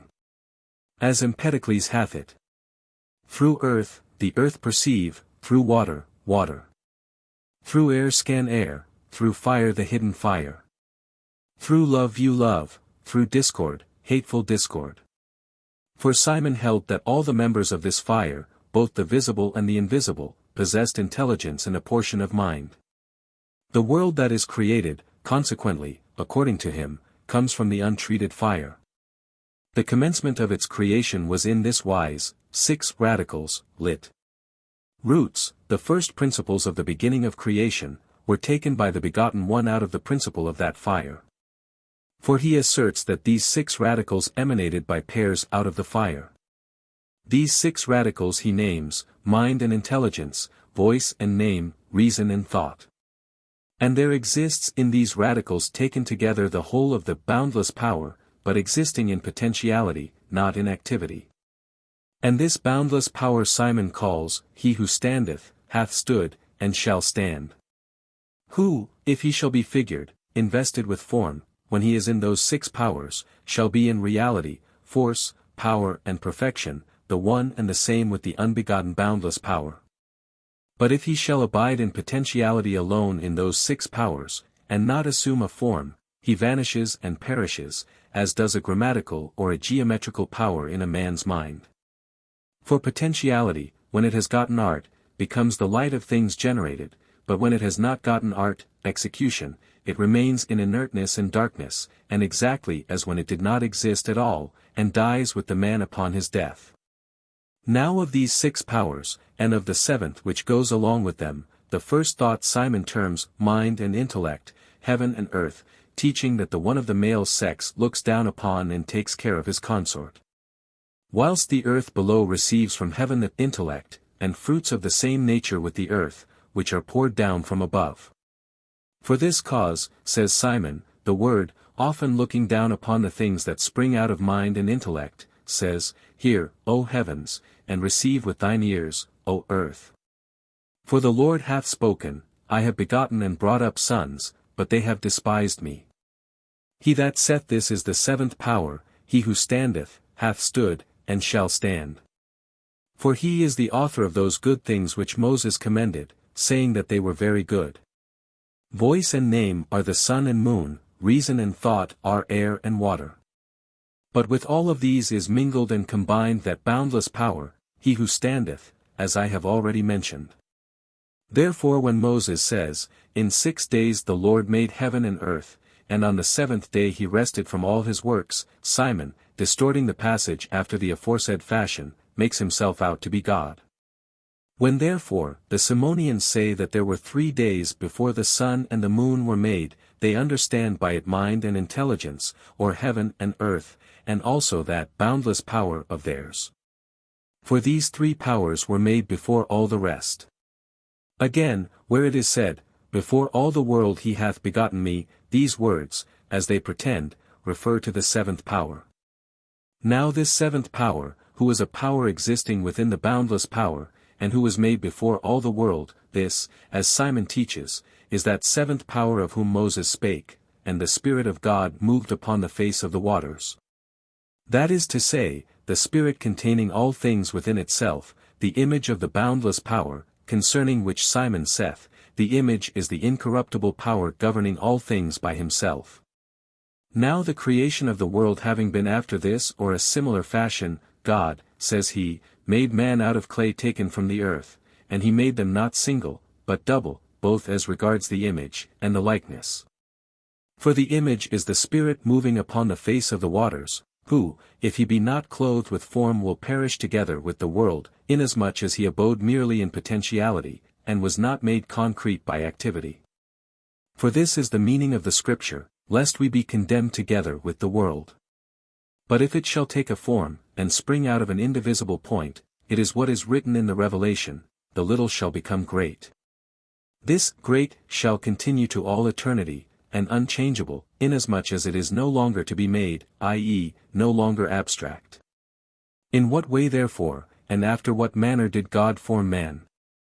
In paradise, for in this point Simon also agreed. But this paradise must be the womb, according to him, and that such is the true explanation is proved by the scripture, which saith, I am he that formed thee in thy mother's womb, for so he will have it to be written. The womb Moses called paradise by an allegory, if we choose to listen to the word of God, for if God did form man in his mother's womb, that is, in paradise, then paradise must needs signify the womb. Eden is that same region, and the river going forth out of Eden to water the garden, is the navel. This navel is divided into 4 heads, because from each part thereof proceed 2 arteries running side by side, channels for the breath. And also 2 veins, channels for the blood. When, therefore, this navel proceeding out of the region, Eden, is attached to the fetus at the lower belly, which we commonly term the navel. Here some words are evidently lost. And the 2 veins through which the blood flows, and is carried out of the region Eden, through what are called the gates of the liver, which nourish the embryo. Again, the 2 tubes which we have spoken of as the channels of the blood, embrace the bladder at each side of the pelvis, and touch the great artery which runs along the same, called the aorta. And thus the breath, passing through the veins into the heart, produces the motion of the embryo. For so long as the child is being formed in paradise, it neither takes nourishment through the mouth, nor breathes through the nostrils. For, placed as it is in the midst of fluid, it would be instant death for it, were it to breathe, inasmuch as it would draw a fluid and be destroyed. Moreover, the child is conceived within an envelope, which is called the amnion. But it receives nourishment through the navel, and takes in the essence of the breath through the dorsal artery above described. The river, therefore, going forth out of Eden, is divided into 4 heads, namely, seeing, hearing, smelling, touching and tasting, for these are the only senses that the infant formed in paradise is possessed of. This then, according to Simon, is the law which Moses gave, and his 4 books are written in accordance with that law, as their own titles do manifest. For the first book is Genesis. The very title, he affirms, were sufficient for the understanding of the whole matter. For this Genesis is the sight, into which one section of the river branches off, because the whole outer world is perceived through the sight.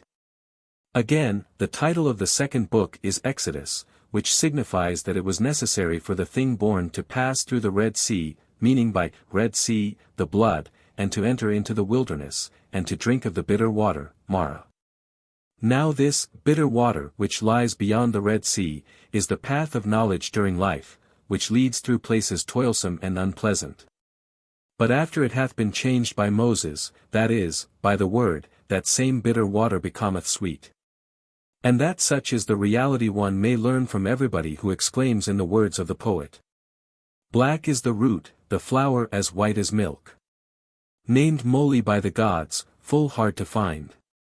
By mortals, but the gods all things can do. Even what is said by the Gentiles is sufficient for the understanding of the whole matter unto him that hath ears to hear. He that tasted of the fruit given by Circe 22 was not only himself not changed into a beast, but by making use of the virtue of the selfsame fruit, remodeled, reformed and recalled those already transformed by her into their own proper shape. For the faithful man, and the beloved by that sorceress, is found out by means of that divine and milky potion. In the like manner Leviticus is the 3rd book, or river, which signifies the sense of smell, or the respiration. For the whole of that book is concerning sacrifices and oblations. But wheresoever there is sacrifice, there also does a sweet smell of perfume arise up from the sacrifice, concerning which sweet odor the sense of smelling is the approver. Numbers, the 4th of the books, signifies the taste, for then the speech is active, inasmuch as it is through the speech that all objects are designated in numerical order. Deuteronomy, Simon makes out, is so named in reference to the child that has been formed for touching. For as the touch doth by feeling reciprocate and confirm the impressions received by the other senses, proving an object to be either hard, or hot, or slippery in the like manner, the fifth book of the law is a recapitulation of the four preceding books. All things, therefore, continues he, that are not created exist within us in potentiality, not in activity. Like the science of grammar, or of geometry, in the case, therefore, where they shall have met with the proper training and instruction, there shall the bitter be turned into sweet. That is, the spears shall be turned into reaping hooks, and the swords into plowshares. They shall be no longer chaff and sticks born for the fire, but the perfect fruit, like and equal, as already said, unto the unbegotten and boundless power. But where the tree shall stand alone, not bearing fruit, there, because it hath not received form, it shall be destroyed. For now, saith he, the axe is nigh unto the root of the tree. Every tree therefore that beareth not good fruit, is hewn down and cast into the fire. According to Simon, therefore, that blessed and inscrutable thing lies hidden, and within every man, but in potentiality alone, not in activity. The which is, he who standeth, hath stood, and shall stand. Who standeth above in the unbegotten power, who hath stood below in the river of waters when he was begotten in the image, and who shall stand above by the side of the blessed and boundless power, provided that he shall have received form. For there are three that stand, and unless there be the three aeons that stand, the begotten one is not adorned, meaning him, who, according to Simon's teaching, moved upon the face of the waters. Who hath been recreated after the image, perfect and heavenly, who likewise is in no degree lower than the unbegotten power. This is a saying amongst the Simonians, I and thou are one, thou before me, I after thee. This is the one power, divided into above and below, begetting itself, nourishing itself, seeking after itself, finding itself, being its own mother, its own father, its own sister, its own consort, its own daughter, son, mother, father, inasmuch as it alone is the root of all things. That fire is the origin of the generation of all things generated, Simon demonstrates after this fashion. Of all things whatsoever that exist, being generated, the final cause of the desire for their generation proceeds out of fire. For, to be set on fire, is the term used to designate the desire of the act of generation and propagation. Now this fire, which is one, is changed into two. For in the male the blood which is hot and red, like fire in a visible shape, is converted into seed, in the female this same blood is converted into milk. And this change in the male becomes the generation faculty itself, whilst the change in the female becomes the instrument, efficient cause, of the thing begotten. This, according to Simon, is the flaming sword, which is brandished to keep the way unto the tree of life. For the blood is turned into seed and into milk, and this power becomes both father and mother. The father of those that be born, and the nutriment of those that be nourished, standing in need of none other, sufficient unto itself. Moreover the tree of life, which is guarded by the brandished flaming sword is, as we have said, the seventh power, the self-begotten, which comprehends all the others, and which is deposited within the other six powers. For if that flaming sword should not be brandished, then would that beautiful tree be destroyed and perish.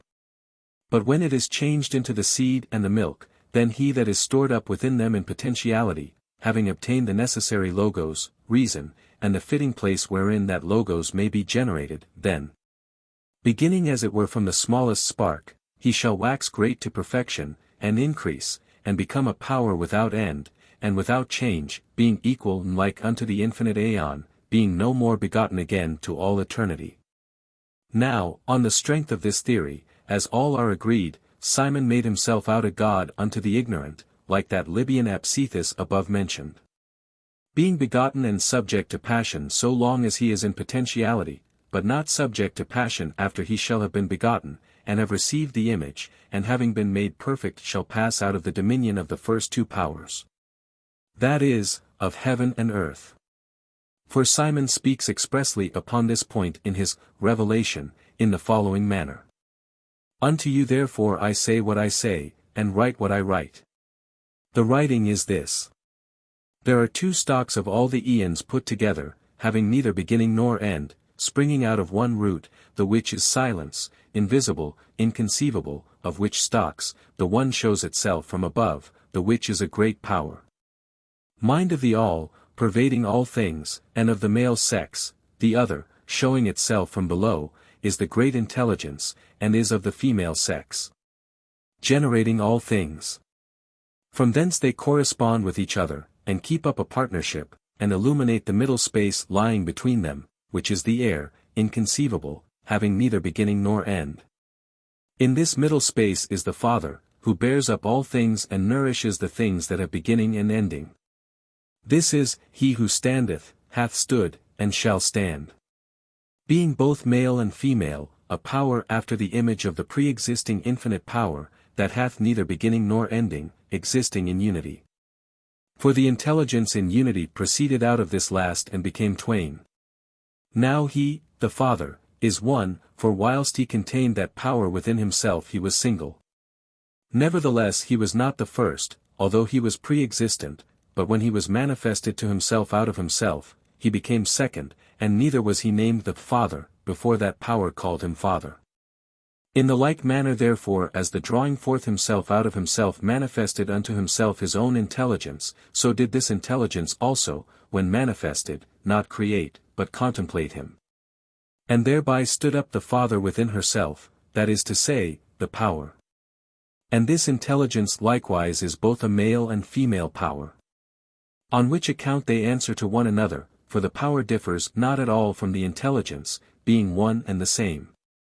From that which is above, indeed, is formed the power, from that which is below, the intelligence.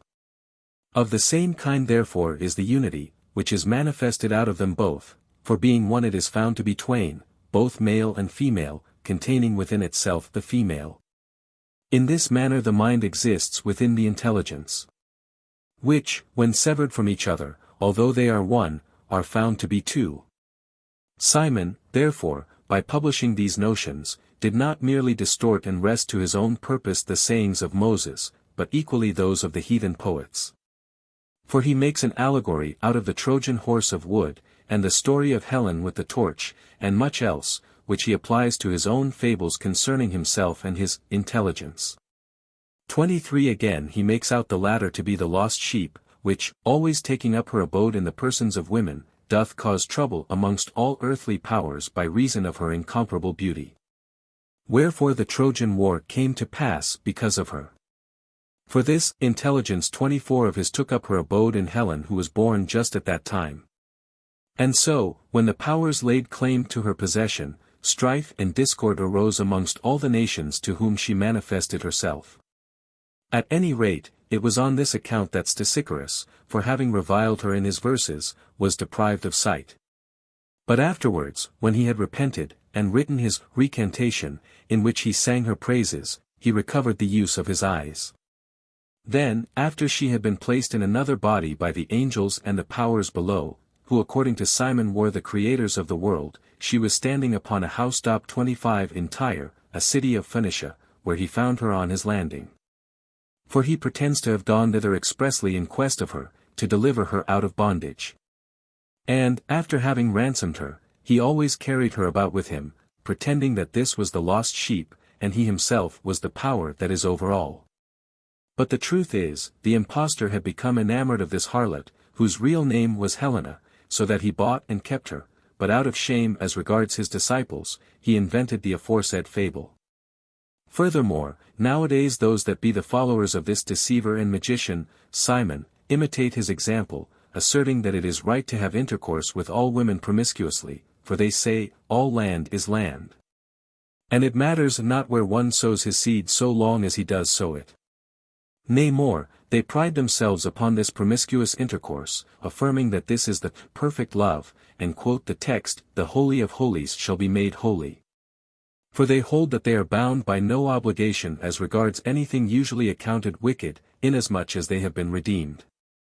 In this way, Simon, after he had ransomed Helena, granted salvation unto men by means of his own knowledge, or the gnosis.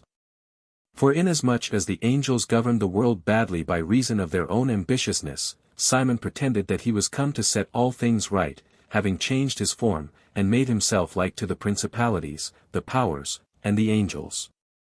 Wherefore it was that he appeared in man's shape, though not a man at all, and had suffered the passion in Judea, although he had not suffered it. Moreover that he had manifested himself to the Jews as the Son, in Samaria as the Father, and amongst the Gentiles elsewhere as the Holy Ghost, but that he submitted to be called by whatever name men pleased. The prophets were inspired by the angels, creators of the world, when they delivered their prophecies, on which account those who believe in Simon and Helena pay no regard to them, even in our times. And they do whatever they please, affirming that they are redeemed through his grace. For nothing is the cause of damnation, supposing a man to act wickedly, for evil is evil not through the nature of things but by convention. For the angels who created the world ordained it to be so, as they assert, in order that they might keep in subjection, by means of such fictions, all men who should listen to them. Furthermore they explain the dissolution of the world as referring to the redemption of their own sect. The disciples, therefore, of this Simon, practice magic arts and incantation, and make philters and seductive spells. They likewise send the so-called dream-bringing demons to trouble whomsoever they choose. They likewise practice the rites of the gods named Perdroi, the assessors. They have also an image of Simon in the guise of Jupiter, and likewise one of Helena in the figure of Minerva, and these they worship, calling one the Master, the other the Mistress. 26. So much for the system of the renowned Samaritan, in which, it will have been seen, the place of logical reasoning is supplied by quibbles upon words, taken absolutely without any reference to the context. A style of argument, however, for which it must be confessed that he had highly respectable authority. In strong contrast to this stands the next system, which displays much of the refinement and sound training, amidst its extravagance, of the Grecian mind. Basilides. Hippolytus, in accordance with his theses that all these heresies were mere plagiarisms from the more ancient philosophical systems, declares that Basilides stole the entire of his scheme from Aristotle. And proceeds to establish his charge by the following comparative analysis of the two. Aristotle divides all substance into the genus, the species, and the individual. The genus is, as it were, a heap composed of many indifferent seeds, from which heap all the species are taken. And the genus is the sufficient cause to all things that exist. For example, animal is used absolutely, not signifying any particular animal. Animal does not signify a horse, an ox, or a man, but simply animal. From this abstract animal all the species of animals universally derive their origin, and this animal, without species, is the origin of all animals generated according to their species, and not any one thing of things generated. Thus, man is an animal, deriving his origin from the animal, and horse is an animal in the same manner. Similarly all other animals are derived from that animal, who yet in itself is none of them. If therefore that animal is none of these, then, according to Aristotle, the substance of all things that are proceeds out of things that are non-existent, inasmuch as the animal, out of which they all proceed individually, is not one thing, or is nothing at all.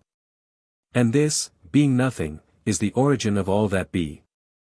Now substance being divided into three classes, the genus, the species, and the individual, we have defined the genus as animal, man as the species picked out of the heap of animals, but as yet undiscriminated, and not separated into the form of a particular being. But when I define by a special name, like Socrates, or Diogenes, a man taken from the species, missing word, the genus, then that being is termed the individual. Thus the genus is divided into species, the species into individual. But the individual once being defined by name cannot be divided any further. This is what Aristotle calls justly and properly substance, that which cannot be predicated of the subject, nor in the subject. By the term of the subject, he means such an idea as animal, which can be predicated of all the subject animals individually, as a horse, an ox, a man, all being called by the same name, animal. Hence, what can be predicated of the subject is that which applies to many and different species indiscriminately. In the subject means that which cannot be predicated without the previous existence of something else wherein it may exist, as white, black, just, unjust. Which are the accidents to substance, and therefore called qualities, because expressing what sort of thing each thing is. But no one quality can exist in itself, there must be something else for it to exist in. If, therefore, neither the genus animal, which is predicated of all animals existing individually, nor accident, which is only to be found in things that exist, can either of them exist by themselves. And if individuals are made up of these two, namely genus and accident, then it follows that substance, which is made up of these three, and nothing besides, is made up of things that are non-existent. If, therefore, what is properly and primarily termed substance, the individual, is made up of these, it is, according to Aristotle, made up of things non-existent. Besides the terms genus, species, individual, substance is further designated as matter and formation. Upon this definition rests the Basilidan theory of the universe. The universe Basilides divides into several parts. That part which extends from the earth up to the moon is destitute of foresight and of conduct, and is content with its own nature. The part beyond the moon is constituted with foresight, reason, and conduct, up to the surface of heaven. This surface is a fifth substance, free from all the elements out of which the world was created. This, therefore, is the fifth and supramundane substance. These three divisions Aristotle has treated of in three separate works, his Physics, Metaphysics, and On the Fifth Substance. Not merely his ideas, but his words and terminology have been borrowed by Basilides, and applied to the scriptures. How, then, can his disciples, being in reality heathens, expect to be benefited by Christ? Basilides and his true son and disciple Isidorus, assert that Matthew, the evangelist, revealed to them certain secret doctrines which had been specially communicated to himself by Christ. There was a time when there was nothing. Nay, not even that, nothing was anything of being, but barely and without reserve, and without any sophism, there was altogether nothing. When I use the term was, I do not mean to imply that this nothing was, but in order to explain what I wish to set forth, I employ the expression, there was absolutely nothing. Now that which is called ineffable is not absolutely ineffable, for we ourselves give it that name of ineffable, whereas that which is not even ineffable is not ineffable, but infinitely above every name that can be named. Even for the visible world, so multifarious are its divisions that we have not names enough, but we are reduced to conceive many of its properties from the names of the properties already named, these, other, properties being ineffable. For an identity of names occasions a disorder and confusion of ideas in the mind of the learner.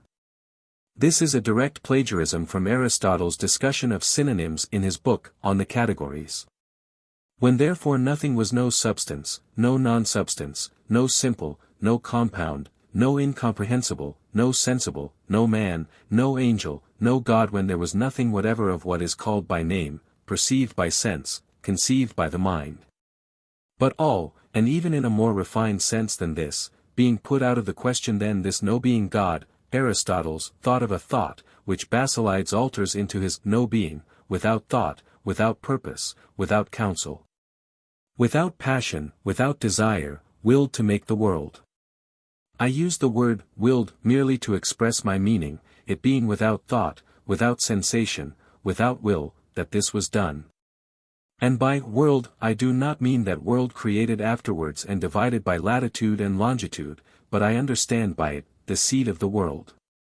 This seed of the world contained the all within itself, just as the germ of the mustard seed contains the root, the stalk, the leaves, the grain, the last containing again the rudiments of others innumerable. Thus the no-being God created the no-being world out of no-being things, when he deposited the seed containing within itself the complete seeds of the universe. And to give an illustration of my meaning, the egg of any bird of diversified plumage, the peacock, for example, although itself single, yet includes within itself the many-colored, multifarious forms of multifarious substances. So, in like manner, did this seed of the world deposited by the no-being God include within itself the multiform, multifarious seeds of the universe. This seed, then, contained all things that can be named. Nay more, all things that cannot be named, as yet hidden in futurity, and to come forth after their kind by accretion, and by growth, after the manner in which we see the newborn infant acquire his teeth, his flesh, his father's form. And all his understanding, and all such things that come to the child as it grows up, not apparent in him at the beginning. Now, inasmuch as it is impossible to use the term projection of the no-being God, in fact, Basilides is opposed to all schemes of creation by means of a projection. For we must not suppose matter necessary to his operations in the same way as her threads are to the spider, or as timber and metal to man when he sets about any work. But, he spake and it was made, and this is what Moses means by his, "Let there be light," and there was light. Whence, then, was this light? Moses saith not whence it was, but that it was from the word of the speaker. But neither he that spoke was, neither was that which was made. The seed of the world was this word that was spoken, "Let there be light." And to this the evangelist refers by his, "And that was the true light which enlighteneth every man coming into the world." For man draws his beginning out of that seed, and is illuminated thereby.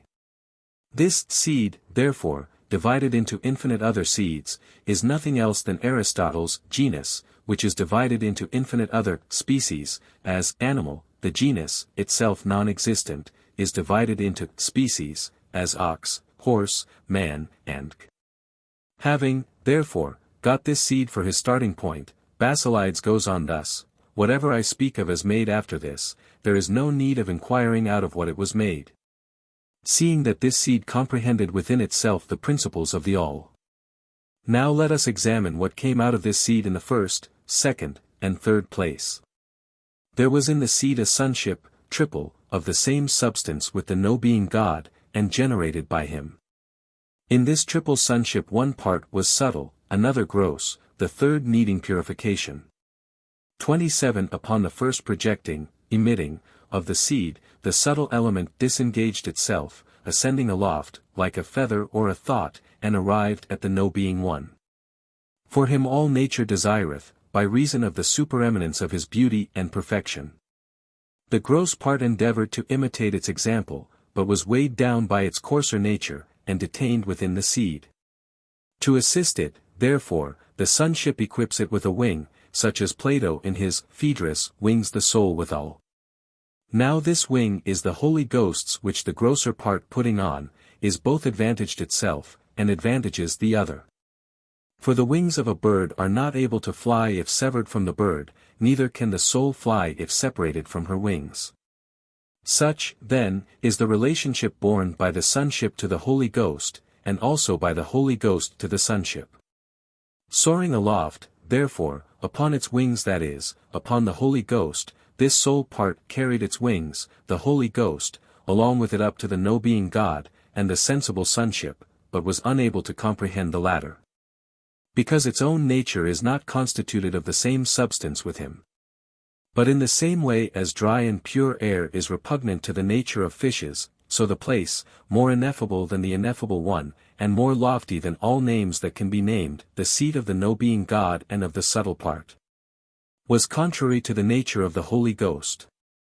On this account, the sonship left it near to that place which cannot be conceived by mind, nor described by words, though not altogether abandoned by himself, but retaining something of his power, or essence, just as a vessel once filled with a precious perfume ever retains traces of that perfume, however carefully it may have been emptied. And this is manifestly like the ointment upon the head which ran down to Aaron's beard, that is, the perfume of the sonship, brought down by the Holy Ghost even into the impurity and degradation of mortality, out of which itself at the beginning had soared aloft, raised by the sonship, as it were, on eagle's wings, being itself fastened upon his back. For all things struggle upwards from that which is below towards that which is above, from the worse towards the better, whereas nothing of those above in the better place seeks to descend below. The third part of the sonship, namely, that requiring purification, remained included within the infinite head, or sum, of infinite seeds, both giving and receiving benefit, in the manner hereafter to be explained. After the first and second ascensions of the sonship, the Holy Ghost, which had been left above, became the firmament between the world and the upper world. For Basilides divides all things that are into two great classes, the world and the upper world. The Spirit, therefore, occupying the interval between the two, namely, the Holy Ghost, which retains the odor of the sonship, he terms the boundary spirit. Now after this firmament above the world had been constituted, there broke forth out of the seed of the world the great archon, the head of the world, or beauty, strength, magnitude indissoluble. More ineffable is he than the ineffable, more powerful than the powerful, wiser than the wise, more beautiful than any beauty that can be named. As soon as he was born he soared upwards and reached the firmament, but that was the limit of his flight. For he knew not of the existence of anything beyond the firmament, and therefore he remained more beautiful, more powerful, more wise than any of the things subjacent, always excepting the sonship that is. The third impurified person who still lay enclosed within the immense universal seed. Imagining himself, therefore, to be Lord and ruler and intelligent architect, he set about the creation of the world. In the first place, not wishing to abide alone, he generated unto himself a son out of things subjacent, mundane elements, far wiser and more beautiful than himself, for this son was in truth the third person yet left enclosed within the seed. This thing had been predestinated by the no-being God from the beginning. As soon as he beheld this son he was enamored of his perfect beauty, and bade him to sit down on his right hand. This they call the Ogdoad, the abode of the great archon. The great and wise Demiurgus then made the entire ethereal creation, being inspired and empowered thereto by his own Son, so far above himself in wisdom. This idea is copied from Aristotle's Entelechia of the natural organic body. The active soul in the body being itself wiser, stronger, and better than the body. The theory, therefore, propounded originally by Aristotle concerning the body and the soul, Basilides thus applies to the great archon and the Son whom he had created. For as the archon creates the Son, so does Aristotle make the soul to be the work and effect of the natural organic body. All things, therefore, are ruled by the providence of the great archon, or rather, by the entelechia of himself and Son, all things, that is to say, which lie below the moon. And within the ether for the moon is the division between the ether and the air. The creation being finished, there arose out of the seed a second archon, but greatly inferior to the first, yet similarly ineffable. This archon is designated the Hebdomad. He proceeded to create all things below the ether of which he is the Demiurgus, and he, in his turn, generated a son infinitely superior to himself. The intermediate space between the regions Ogdoad and Hebdomad is occupied by the universal seed, the heap of species, the particles whereof are guided by the intelligence implanted in them by the first Creator as to the times, the natures, and the changes in which they have to come forth, and possess no other guide, guardian, or creator. The whole creation was in this way completed, of the world and of the things above the world. But there was yet left within the seed the third sonship, who, in his turn, had to be developed, revealed, and to ascend beyond the boundary spirit up to the subtle sonship and the no-being one. This is the interpretation, meaning, of the scripture, the whole creation groaneth and is in labor, waiting for the manifestation of the sons of God. These sons are the spiritual men left here below to guide and to perfect the souls that from their nature belong to this place. From Adam unto Moses sin reigned, that is to say, the great archon, who had dominion up to the firmament, and imagined that he alone was God, and that there was none other above him, for all above him was kept in the deepest silence. This is the mystery not revealed unto the Fathers. The great archon, the Ogdoad, was, as he supposed, the Lord and ruler of the universe.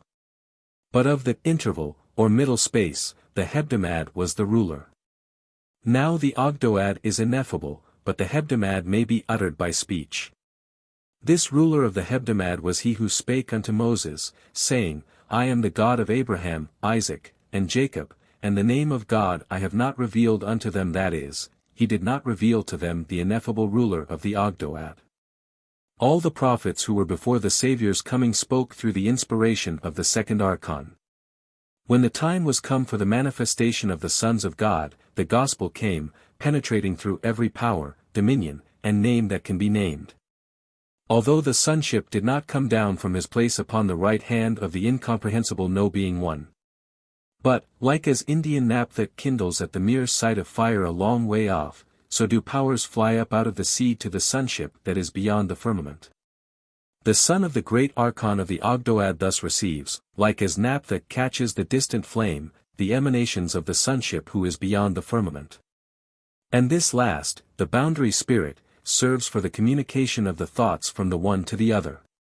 The gospel thus came to the great archon through his own son, and he was converted, and troubled, and became wise, learning his own ignorance, or want of knowledge. And this is the interpretation of, the fear of the Lord is the beginning of wisdom. For the Christ, sitting by him, instructed him concerning the ineffable No Being One, concerning the Son who is beyond the firmament, and concerning the creation of the universe.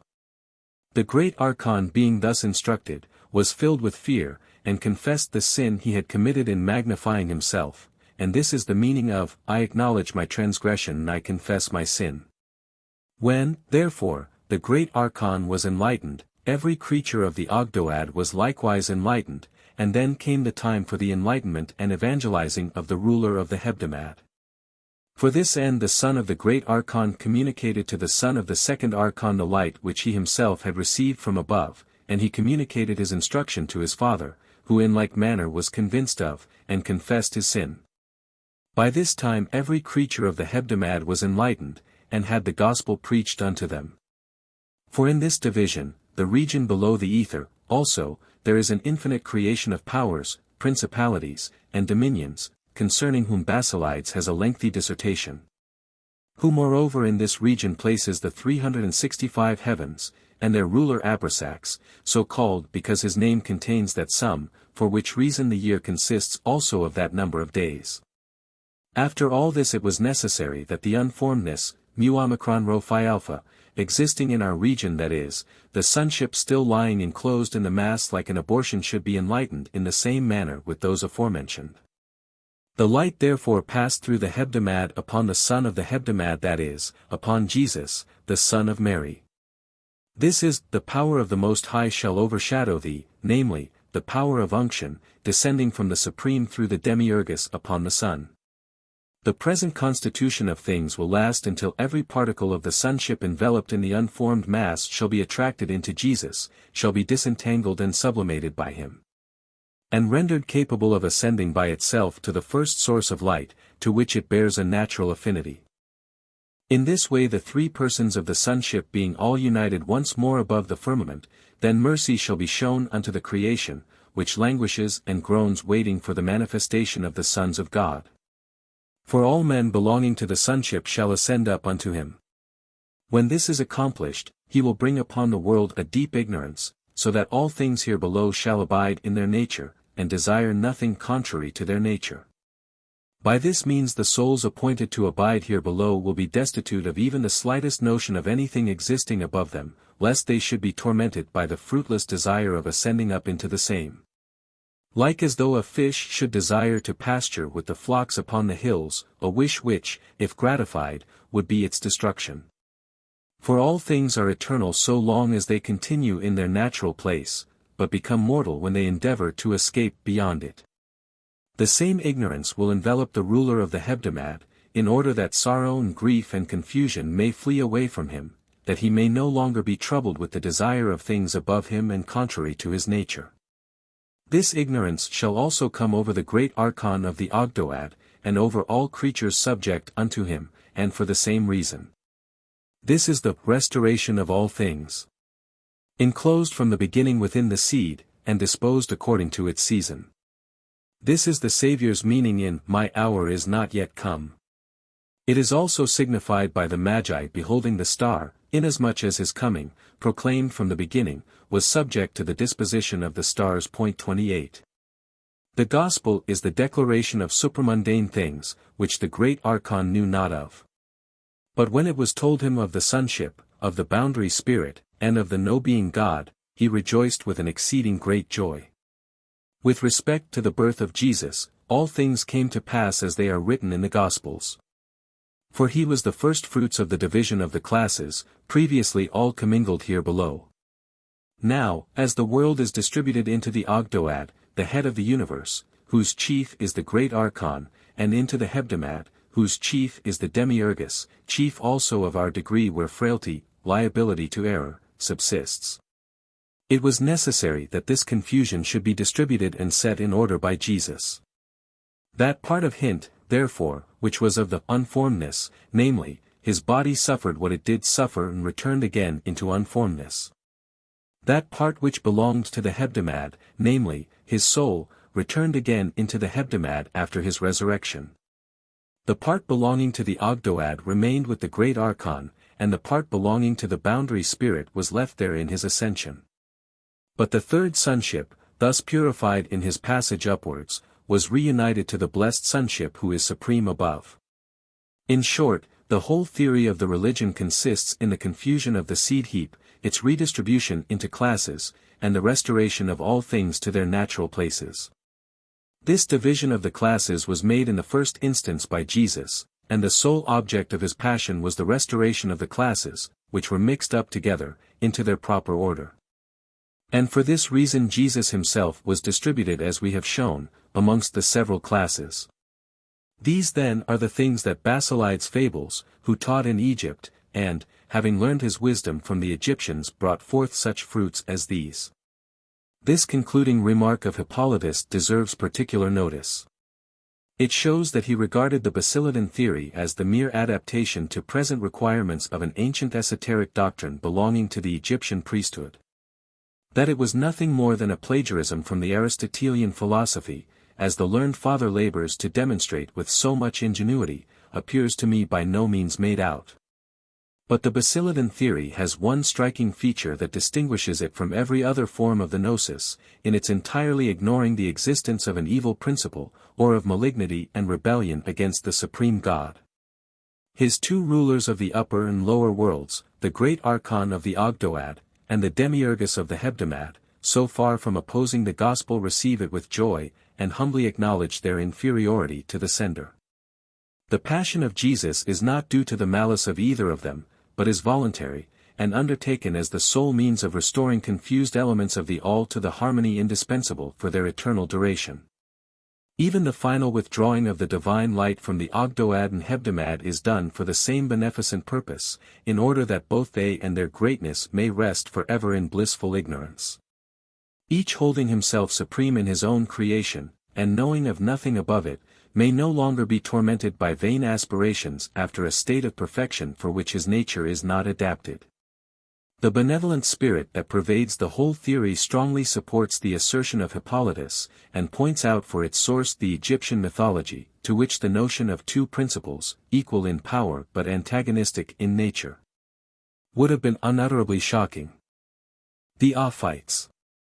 The Ophites should hold by right the first place amongst the schools we are considering, for that impartial and acute historian of the Gnosis, Hippolytus, styles them, the Nicene who specially call themselves Gnostics.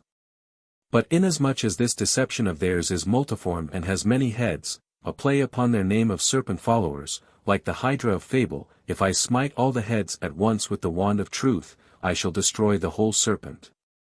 For all the other sects differ but little from this one in essentials. He therefore commences his history of the Gnostic heresies, properly so called, with a minute account of this one, illustrated with copious extracts from their textbooks. On account of their antiquity and importance bestowing much more of his space upon them than upon any other of their offshoots or competitors. Their strange-sounding title, Nicene, followers of the Gnos, the only way in which the Greek, from its want of aspirate letters, could write the Hebrew Nachash, serpent, was literally rendered by Ophites. The name which has ever since served to designate them. They first assumed a definite existence about the same time as the Basilidans, in the middle of the 2nd century, although the elements of the doctrine are derived from a source much more remote. That source was the secret doctrines taught in the various pagan mysteries, and likewise certain philosophic theories of the Greeks, although certainly not to the same extent as the learned Hippolytus labors so ingeniously to demonstrate. In support of this statement I shall proceed to quote from the same father some curious examples of the method in which the Nicene pretended to recognize their own knowledge in the esoteric religions of antiquity. After quoting a long passage from Pindar about the conflicting theories as to the creation of the first man 29 and the names given to him by different nations, the Ophite textbook continues. This was the man brought forth by the earth spontaneously. But he lay without breath, without motion, without stirring, like a statue, being made after the image of their Adamus above, the subject of their hymns, through the agency of several powers, concerning each one of whom they narrate a long fable. But in order that the man above might be obtained, from whom is every tribe upon the earth, and likewise in the heavens, there was given unto him a soul, that through this soul the image of the man above might suffer and be chastened in bondage. As to the nature and source of this soul sent down to animate this image, the Ophite theory is derived not from Scripture, but from the doctrine of the mysteries. The Gospel according to the Egyptians is their textbook on this point.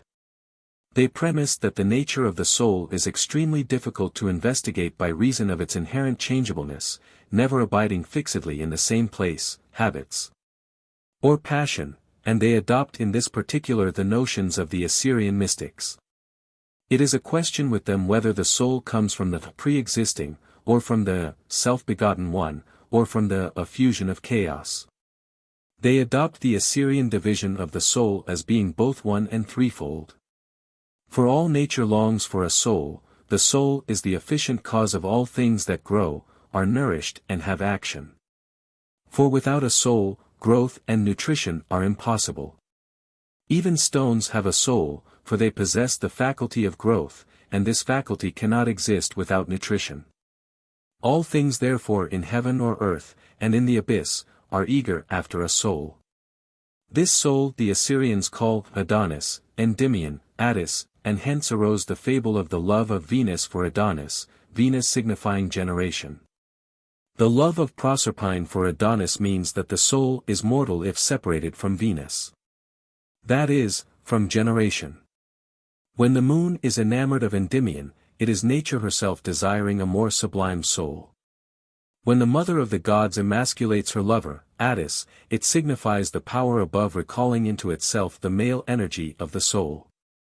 For the man that is above is of both sexes. On this account they most vehemently denounce all intercourse with women. Attis was deprived of his virility, that is, was divested of his lower, earthly, part, and then translated to the upper world, where is neither male nor female, but a new creature, the man above, of two sexes. And to this truth not only Rhea, but all creation, beareth testimony. And to this cloth Paul refer in Romans, I. 20-27, where they strangely pervert his expression sigma chieta mu omicron sigma nu eta, as signifying that heavenly, sublime, felicity, that absence of all form which is the real source of every form. These same verses of Paul, according to them, contain the key to their whole system, and to their mystery of celestial pleasure. For the promise of washing applies to none save the man who is introduced into the eternal pleasure, being washed with the true water, and anointed with the unction that cannot be spoken. The Phrygian mysteries, equally with the Assyrian, teach the same great truth, when they teach the blessed nature of things past, present, and to come, hidden and yet manifested, the true kingdom that is within you. To the same effect they bring forward the Gospel of Thomas, which has, He that seeketh shall find me amongst children from 7 years downwards, for in the 14th generation, being hidden, I will manifest myself. Although in reality this is not a maxim of Christ's, but a maxim of Hippocrates. The boy at 7 years of age is the half of his father, in stature. The Egyptians were, after the Phrygians, the most ancient of mankind, and the first establishers of mysteries. The Ophites explain as follows the esoteric doctrine concerning Isis, and the genital member of Osiris, lost, sought after, and enveloped by her 7 times in a black, or dark blue, 30 vestment. Osiris is the element water. Nature 7 times enveloped in an ethereal robe, that is, the 7 planetary spheres, stands for generation and change, or creation transformed by the ineffable, formless, imageless, incomprehensible deity. The same is implied in the words of Scripture, the righteous man shall fall 7 times, and shall rise again, his all signifying the revolutions of the planets put in motion by the All-Mover. They likewise discourse concerning the essence, or existence, of the seed, 31 the final cause of all things that exist, although itself none of them, and yet making and generating all things. Or, as they themselves express it, I become what I will, and am what I am, therefore I say that moving all, I am myself immovable. For it continues what it is, making all things, although itself is made nothing of all that exist. To this doctrine the Saviour's words refer, Why callest thou me good? One only is good, my Father which is in heaven, who maketh the sun to shine upon the just and upon the unjust, and sendeth his rain upon the sinners and upon the righteous. And this is the great and unknown mystery, hidden amongst the Egyptians and yet manifested, for Osiris standeth in his temple before Isis, having his secret part exposed and pointed upwards, and crowned with all the fruits of the creation. And for this cause, the same member, the phallus, holds the first position in the most sacred places, being shown forth unto the world, like a light set upon a candlestick, it is set up on the housetops, and in the streets, and for landmarks.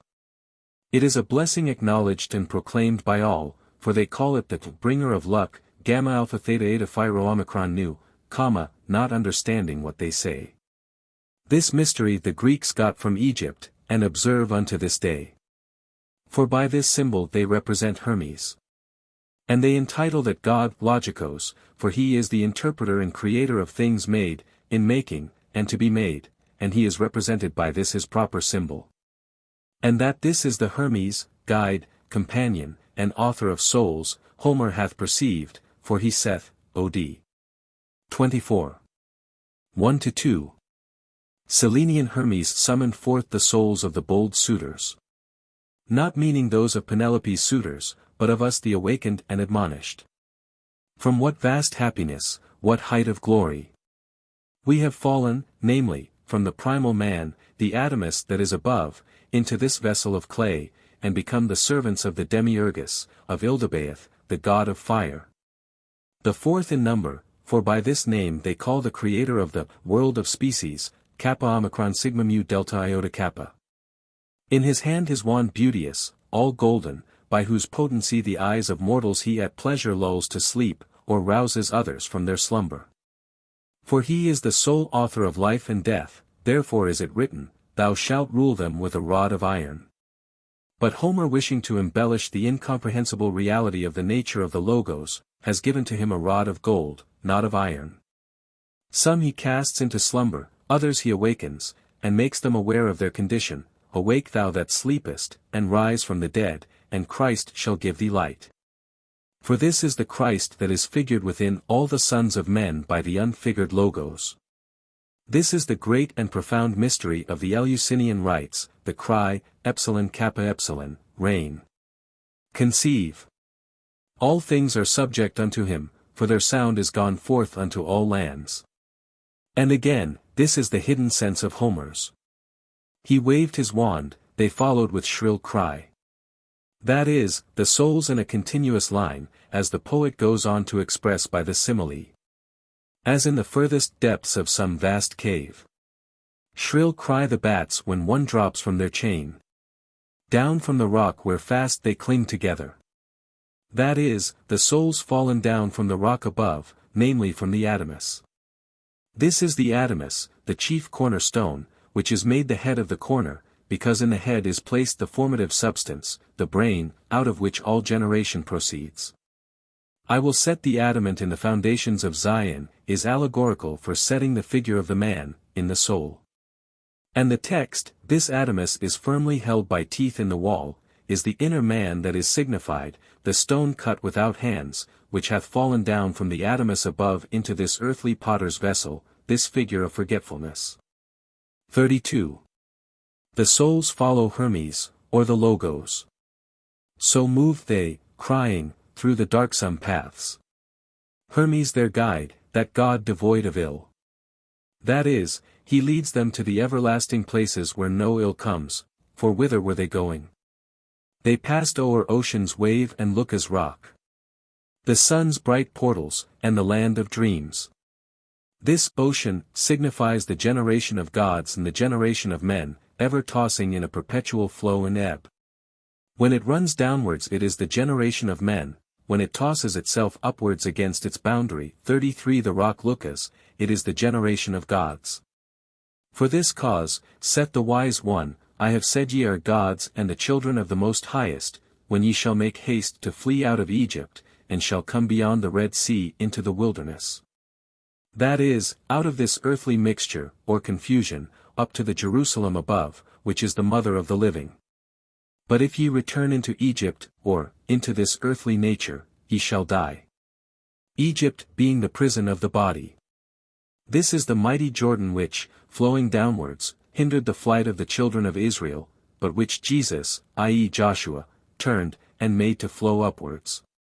Following guides like those just cited, these very strange fellows the Gnostics, observes Hippolytus, the inventors of a new art of grammar, or criticism, extol beyond all expression their prophet Homer. Who hath foreshown these doctrines unto them, and, by seducing those ignorant of the Holy Scriptures into such like fancies, they make fools of them in the manner described. Another of their maxims is that, whoso saith that the all cometh from one is grossly deceived, but he that saith that the all cometh from three, hath the true key to the system of the universe. For there is one nature of the man that is above, Adamus, one mortal here below. One without a king, the generation existing up above, where is Miriam the sought after, and Jaffa the great and wise, and Sephora, she that seeth, and Moses, whose offspring is not in Egypt, for his sons were born unto him in the land of Midian. Neither hath this truth escaped Homer, for he sings. All things are parcelled into portions three. And to each portion its due honor falls. For it is necessary that the great ones, tau mu epsilon gamma theta eta, should be expressed in words, but in such wise that hearing men may not hear, and seeing they may not perceive. For if the great ones were not uttered, the world could not exist. These three most sublime names are, Kavlakav, Savlasav, Zizar. Kavlakav is the name of the Adamus who is above, Savlasav of him who is below, mortal, Zisar of the Jordan that floweth upwards. This is he that pervades all things, being at once male and female, named by the Greeks Geryon, as having three bodies and flowing out of the earth, whom the Greeks also call, the moon's celestial horn. Because he has mixed and tempered all things, a play upon the similar sounding words Kaparo Alpha and Kaparo Sigma Iota.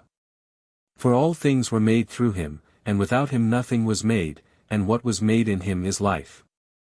This life is the life unspeakable, the generation of the perfect man, unknown to former ages. That nothing that was made without him is the world of species, for that world was made without him by the third and by the fourth 1.34. This is the cup, Condi, of Joseph, out of which the king doth drink and use divination. Of this also do the Greeks, Anacreon, sing in backsheik frenzy. Bring me, boy, the draught divine. Bring me water, bring me wine. Make me drunk with quaffing deep. Lull my charmed soul to sleep. For my cup predicts to me of what country I shall be.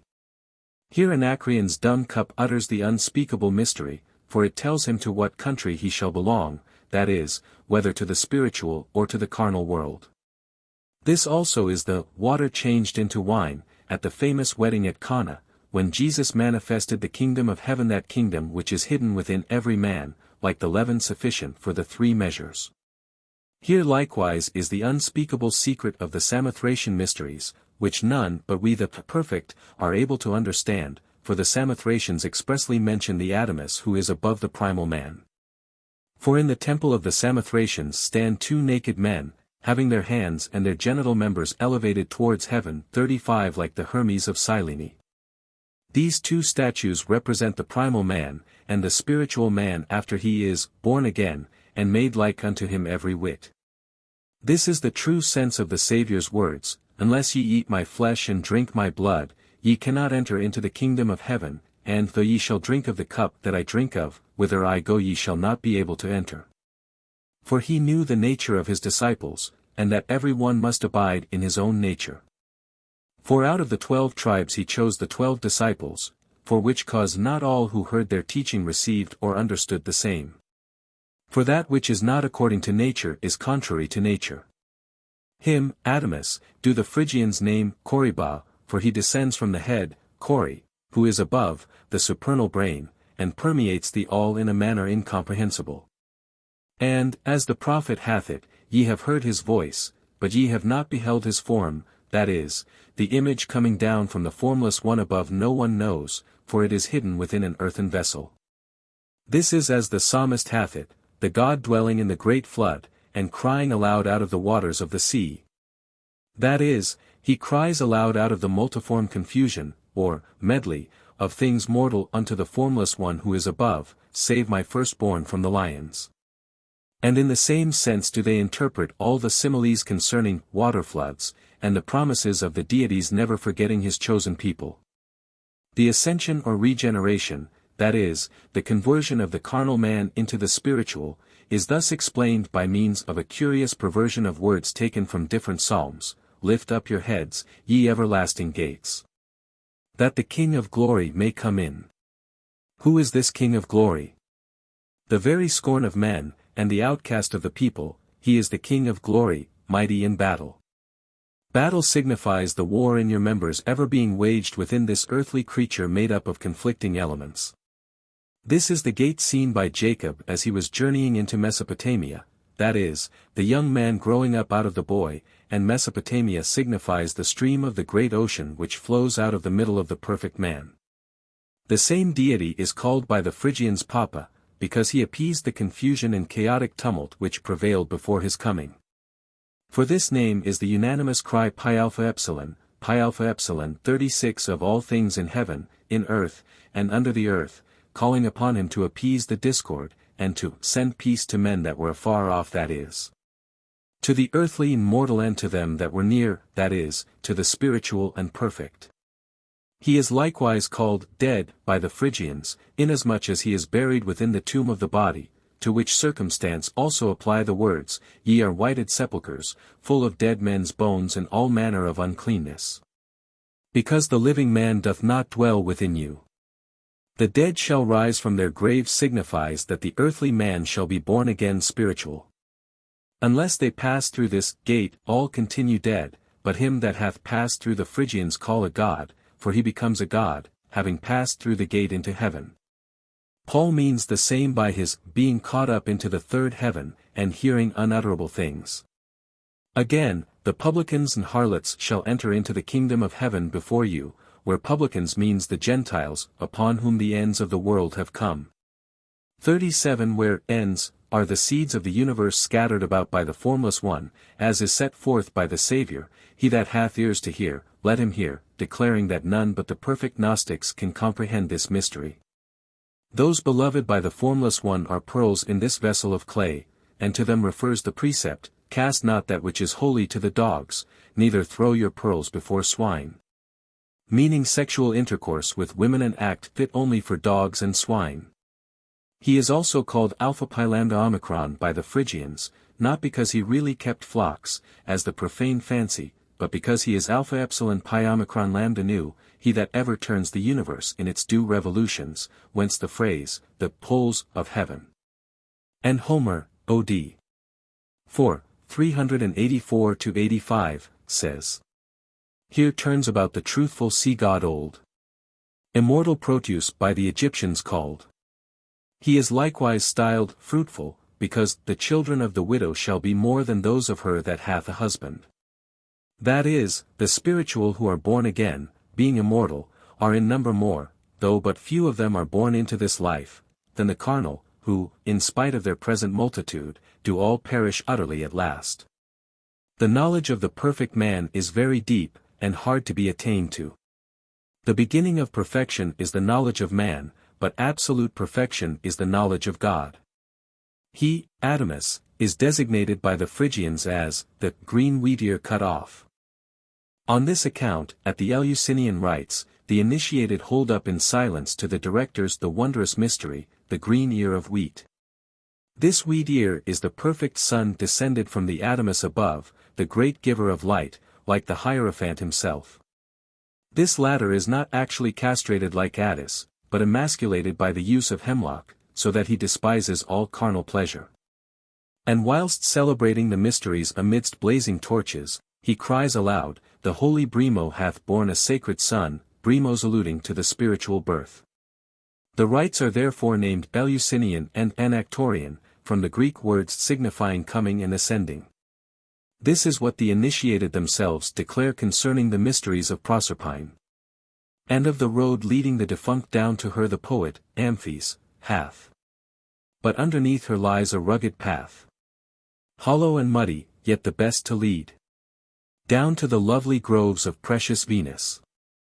These are the lesser mysteries, of earthly origin, in which men ought to rest themselves for a while, and then proceed to the greater mysteries, that is, to heavenly regeneration.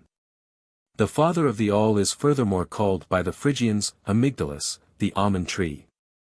Not meaning the natural tree, but the pre-existing one, who, having within himself the perfect fruit pulsating and moving about in his depths, tore open, delta iota mu upsilon xi epsilon, his bosom, and brought forth the invisible, ineffable Son, of whom we are treating. 38 He is moreover denominated the Piper, because that which is born is the harmonious spirit, or breath, the Greek affording no distinction between the two senses of the word. The Spirit is likewise called the Father, and the Son begotten by the Father, for the worship of the perfect is not carnal, but spiritual, therefore, neither in Jerusalem nor in this mountain shall ye worship any more. This is the mystery of the incomprehensible One, furnished with innumerable eyes, whom all nature longeth after in different ways.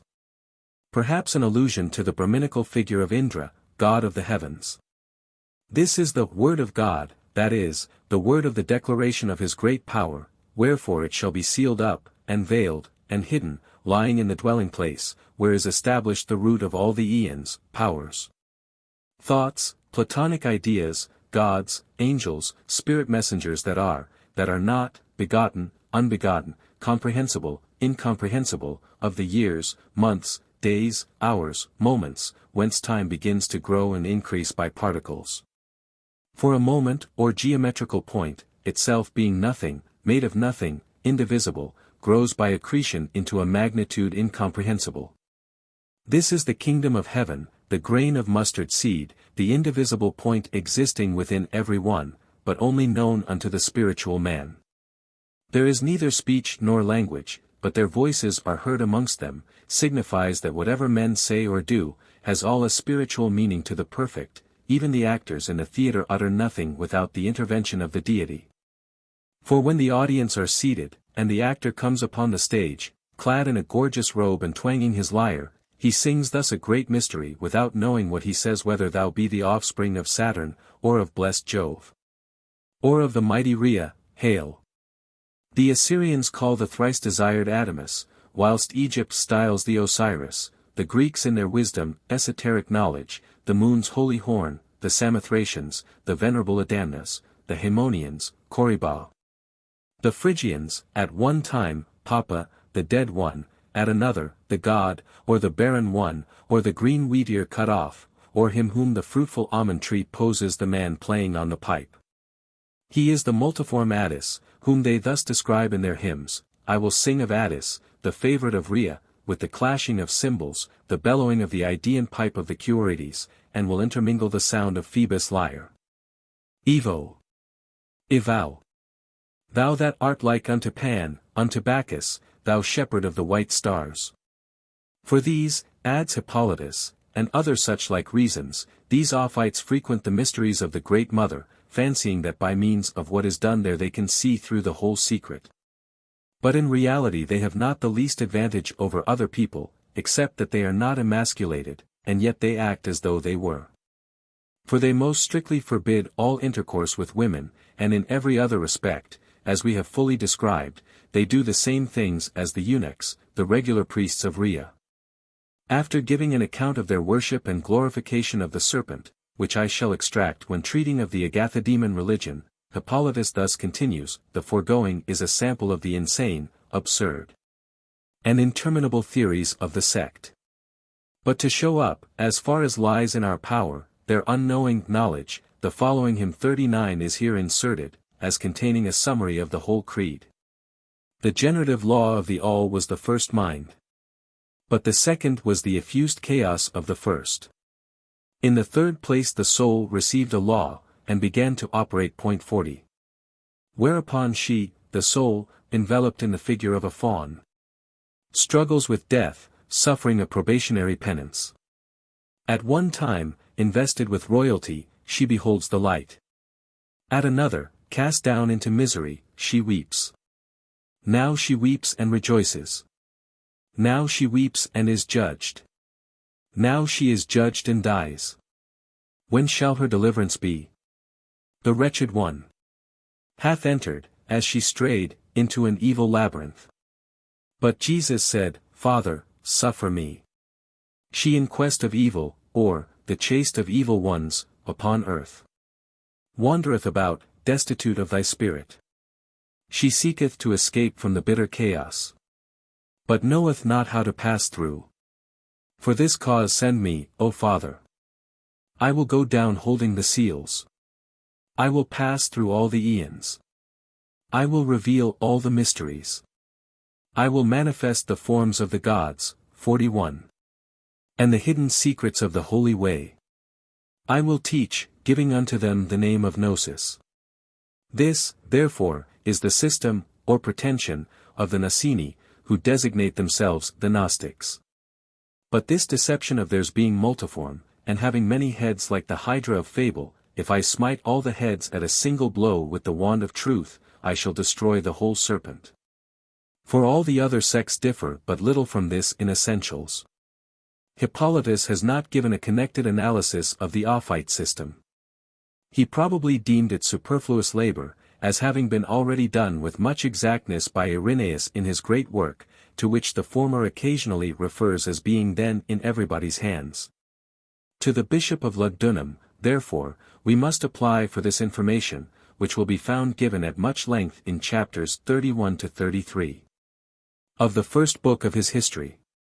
He states that the Ophites, like other Gnostics, rejected the Old Testament altogether as the work of a subordinate divinity, and containing nothing of the revelations of their Sophia, or divine wisdom. Whilst they held that the New, although originally of higher authority, had been so corrupted by the interpolations of the Apostles as to have lost all value as a revelation of divine truth. They drew the chief supports of their tenets out of the various Testaments and similar books then current, and ascribed to the patriarchs and the most ancient prophets, for example, the Book of Enoch. The primary article of this doctrine was the emanation of all things from the One Supreme, long utterly unknown to mankind, and at last only revealed to a very small number capable of receiving such enlightenment.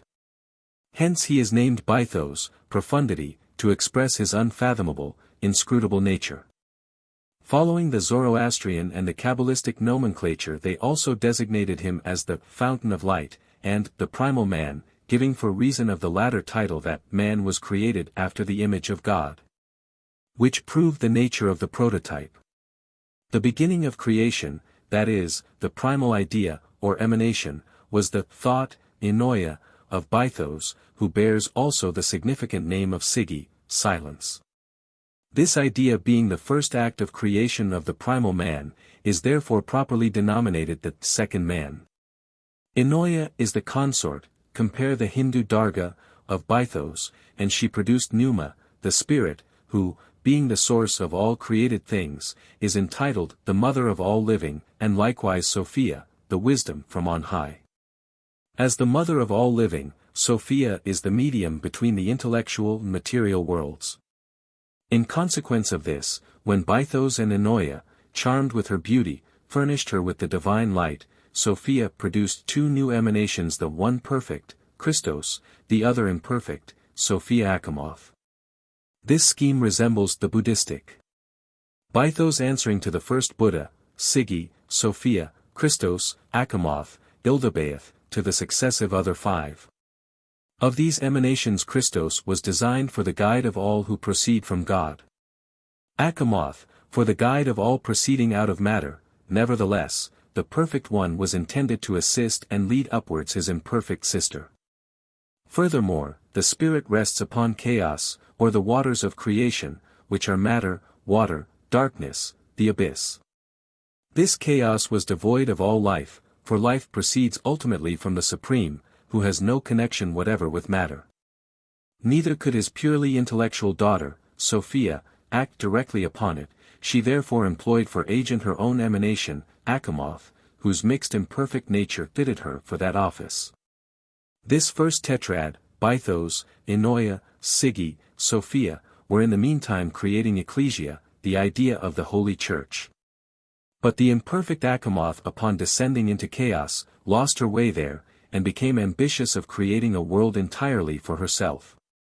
She floated about in the abyss, delighted at imparting life and motion to the inert elements, until she became so hopelessly entangled in matter as to be unable to extricate herself from its trammels.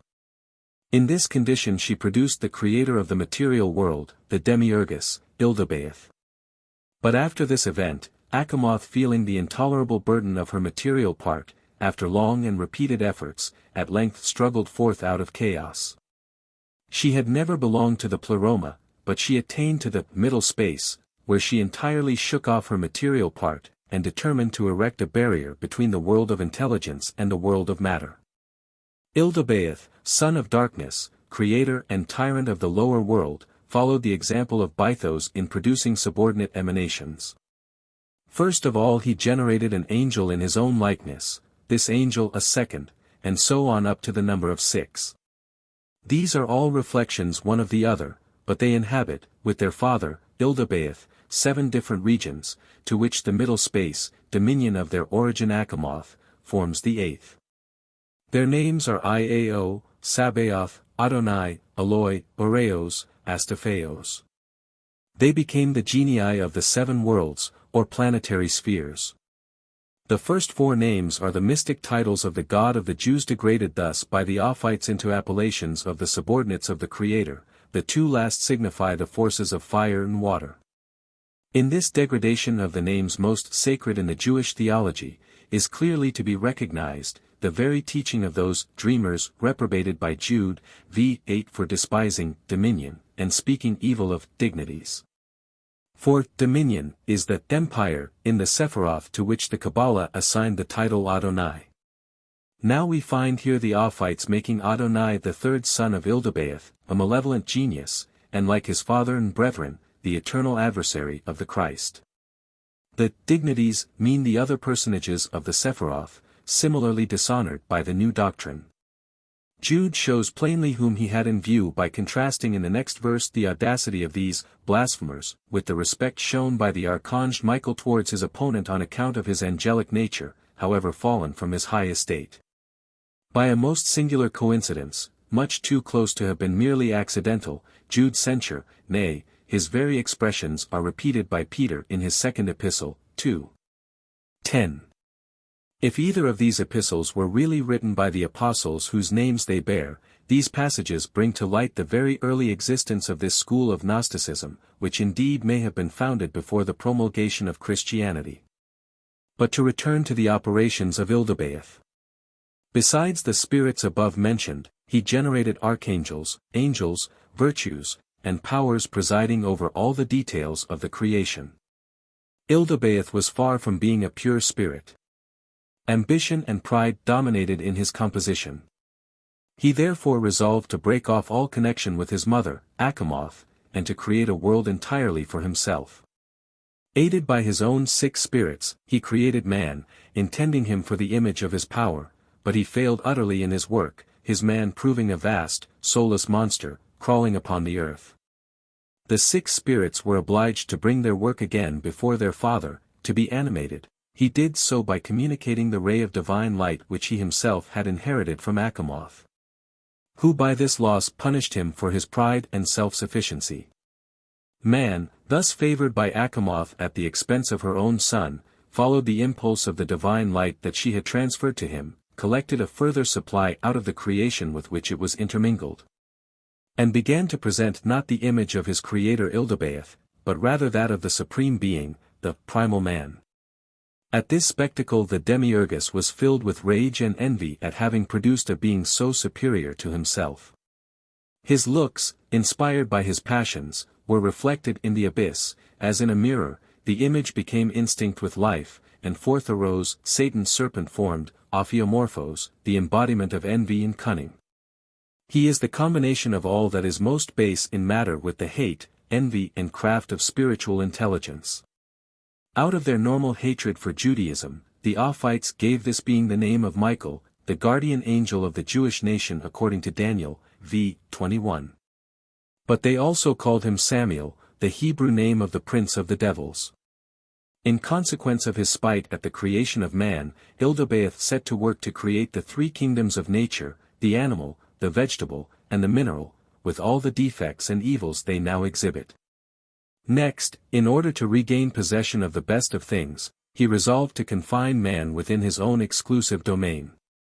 In order to detach him from his protectress Achamoth, and from the celestial region, he forbade him to eat of the tree of knowledge, which could reveal the mysteries and confer on him the graces from above. But Achamoth, in order to defeat his scheme, sent her own genius, Ophis, in the form of a serpent to induce him to transgress the commandment, and so to break the law of jealousy. Though not so stated, it would appear that the serpent form was put on by Achamoth's minister in order to escape the vigilance of Ildabaoth, under the disguise of his offspring Satan, Ophiomorphos. Enlightened by eating the forbidden fruit, man became capable of comprehending heavenly things. Nevertheless Ildabaoth was sufficiently powerful to revenge himself, which he did by shutting up the first pair in the prison house of matter, that is, in the body, so unworthy of his nature, wherein man is still enthralled.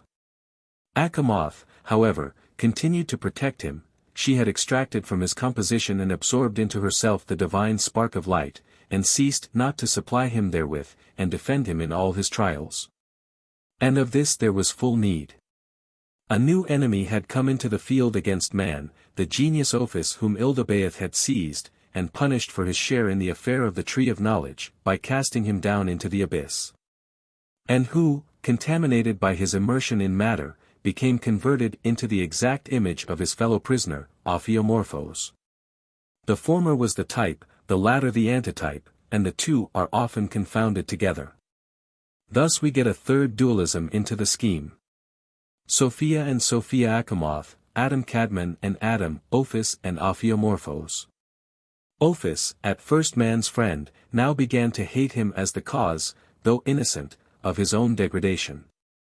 With Ildabaoth, and his sons, he continually seeks to chain him to the body, by inspiring him with all manner of corrupt desires, more especially earthly love and the appetites.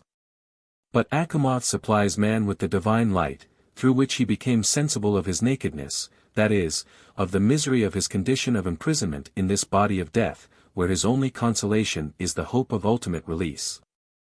But the seductions of Ildabaoth and his crew gained over all the offspring of Adam, except Seth. The true type of the spiritual man, and his posterity kept alive the seed of light and the knowledge of divine truth throughout all the generations following.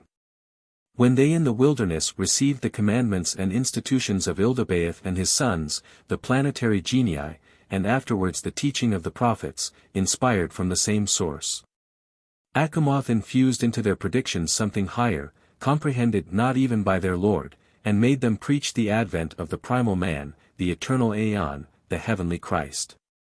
The same notion was a favorite one with the medieval Kathari. Achamoth was so afflicted at the condition of man that she never rested until she had prevailed on her mother, the celestial Sophia, to move Bythos into sending down the Christ to the aid of the spiritual sons of Seth. Ildabaoth himself had been caused to make ready the way for his coming through his own minister, John the Baptist. In the belief that the kingdom Christ came to establish was merely a temporal one, a supposition fostered in him by the contrivance of Achamoth. Besides inducing him to send the precursor, she made him cause the birth of the man Jesus by the Virgin Mary, because the creation of a material person could only be the work of the demiurgus, not falling within the province of a higher power. As soon as the man Jesus was born, the Christ, uniting himself with Sophia, descended through the 7 planetary regions, assuming in each an analogous form, thus concealing his true nature from their presiding genii. Whilst he attracted into himself the sparks of the divine light they still retained in their essence. These analogous forms are explained by the fact that the Ophite diagramma figured Michael as a lion, Suriel as a bull, Raphael as a serpent, Gabriel as an eagle, Sabaoth as a bear, Iradaoth as a dog, Ariel as an ass. In this manner the Christ entered into the man Jesus at the moment of his baptism in the Jordan. From this time forth Jesus began to work miracles. Before that he had been entirely ignorant of his own mission. But Ildebaoth at last discovering that he was subverting his own kingdom upon earth, stirred up the Jews against him, and caused him to be put to death. When he was on the cross, the Christ and Sophia left his body, and returned to their own place. Upon his death the two took the man Jesus, abandoned his material body to the earth, and gave him a new one made out of the ether. Thenceforth he consisted merely of soul and spirit, which was the cause why the disciples did not recognize him after his resurrection. During his sojourn upon earth of 18 months after he had risen, he received from Sophia that perfect knowledge, the true gnosis, which he communicated to the small portion of the apostles who were capable of receiving the same. Thence, ascending up into the middle space, he sat down upon the right hand of Ildebaoth although unperceived by him, and there he is collecting all souls that have been purified through the knowledge of Christ. When he shall have collected all the spiritual, all the light, out of Ildebaoth's empire, redemption is accomplished and the end of the world arrived, which means nothing else than the reabsorption of all light into the pleroma from which it had originally descended. The sect were divided in their opinions as to the nature of Ophis. Although agreed that this genius was in the beginning the minister of Achamoth, the Ophites of Theodoret's time held that he had been converted into the enemy of man. Although by inducing him to break the commandment of Ildebaoth he had proved the final cause of man's deliverance from his power. But all these nice distinctions, and complicated machinery of redemption were the invention of the later schools, unknown to the sect described by Hippolytus. For the primitive Ophites, retaining the Egyptian veneration for the Agathodemon, regarded their serpent, the Nas, as identical with either Sophia, or the Christ. That writer says positively, the Nas, Hebrew, Nachash, is the only thing they worship, whence they are denominated Nasini. Even 2 centuries later when Epiphanius wrote, they employed a living tame serpent to encircle and consecrate the loaves that were to be eaten at the Eucharistic supper. Again Tertullian has, in Prescript, Serpentem magnificent in tantum ut etiam Christo preferent, a passage that suggests that their Ophis was connected with the antique solar genius of the Pharaonic religion. It was a peculiarity of the Egyptians that, like the present Hindus, they were divided, as it were, into sects, each of which adopted some one deity out of the pantheon for the exclusive object of worship, paying no regard to all the rest. As in modern Hinduism Vishnu and Shiva have engrossed the religion of the country, so in the Egypt of the first Christian century Anubis and Knuph had become the sole objects of Egyptian veneration. As the monuments hereafter to be reviewed will abundantly evince. To establish the identity of their Ophis with the Saviour, his followers adduced the words of St. John, for as Moses lifted up the serpent in the wilderness, even so must the Son of Man be lifted up. All this proves that the section of the Ophites which regarded the serpent as evil by its nature, had been led astray from the primitive doctrine of their sect by the prevailing Zoroastrian and Jewish notions upon that subject. The creed of the original Gnostics, the Nasini, gave a very different view of the nature of the serpent considered merely as a type, a fact which shall be established in the section on the Agathodemon worship. Epiphanius gives the following abstract of their doctrine to explain their reverence for the serpent as the true author of divine knowledge. The supreme aeon having produced other aeons, one of these, a female, named Prunikos, i.e. concupiscence, descended into the waters of the abyss, whence, not being able to extricate herself, she remained suspended in the middle space, being too much clogged by matter to return above. And yet not sinking lower where there was nothing cognate to her nature. In this condition she produced Ildebaoth, the god of the Jews, and he in his turn 7 aeons or angels, who created the 7 heavens. From these 7 aeons Ildebaoth shut up all that was above, lest they should know of anything superior to himself. The 7 aeons then created man in the image of their father, but prone, and crawling upon earth like a worm.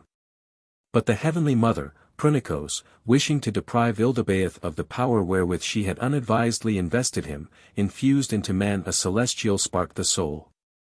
Straightway man rose up on his feet, soared in mind beyond the limits of the 8 spheres, and glorified the Supreme Father, him who is above Ildabaoth. Hence Ildabaoth, full of jealousy, cast down his eyes upon the lower layer of matter, and begot a virtue, whom they call his son. Eve, listening to him as the Son of God, was easily persuaded to eat of the tree of knowledge. Such is the brief summary of Ophite tenets, as given by Epiphanius. The details of the elaborate system given in the preceding pages are extracted from Theodoret, who flourished half a century later. Machinery of the Gnosis. The doctrines of the chief schools of Gnosticism having been fully described in the preceding sections. The next step in the natural order of things will be to consider the machinery employed by its teachers to set forth these new doctrines. The deities of the ancient mythology continued to hold their place in the productions of the great sect whose birthplace was Alexandria. And consequently some insight into the sense in which the novel theosophy adopted them may be obtained by learning what were the powers and attributes of these same gods, when their worship held undisputed possession of the country. On this account, the chief deities of Egypt, and the figures under which they are recognized, must now be briefly described together with their Coptic titles. So often found on these monuments in strange companionship with the holy names of the Jewish creed, with the Magian genii. Even with the appellatives of Hindu gods, the very terminology of the religion plainly indicating its remote and multifarious sources. 1. The great god of Lower Egypt, Thas, phonetic, Ta, is represented in a close-fitting robe, with his feet joined together, and standing upon a base of 4 steps, called the 4 foundations, and which typified the 4 elements. Of which he was the grand artificer and emblem, long afterwards taken in the same acceptation by the Rosicrucians. Sometimes he appears as a dwarf and Priapian.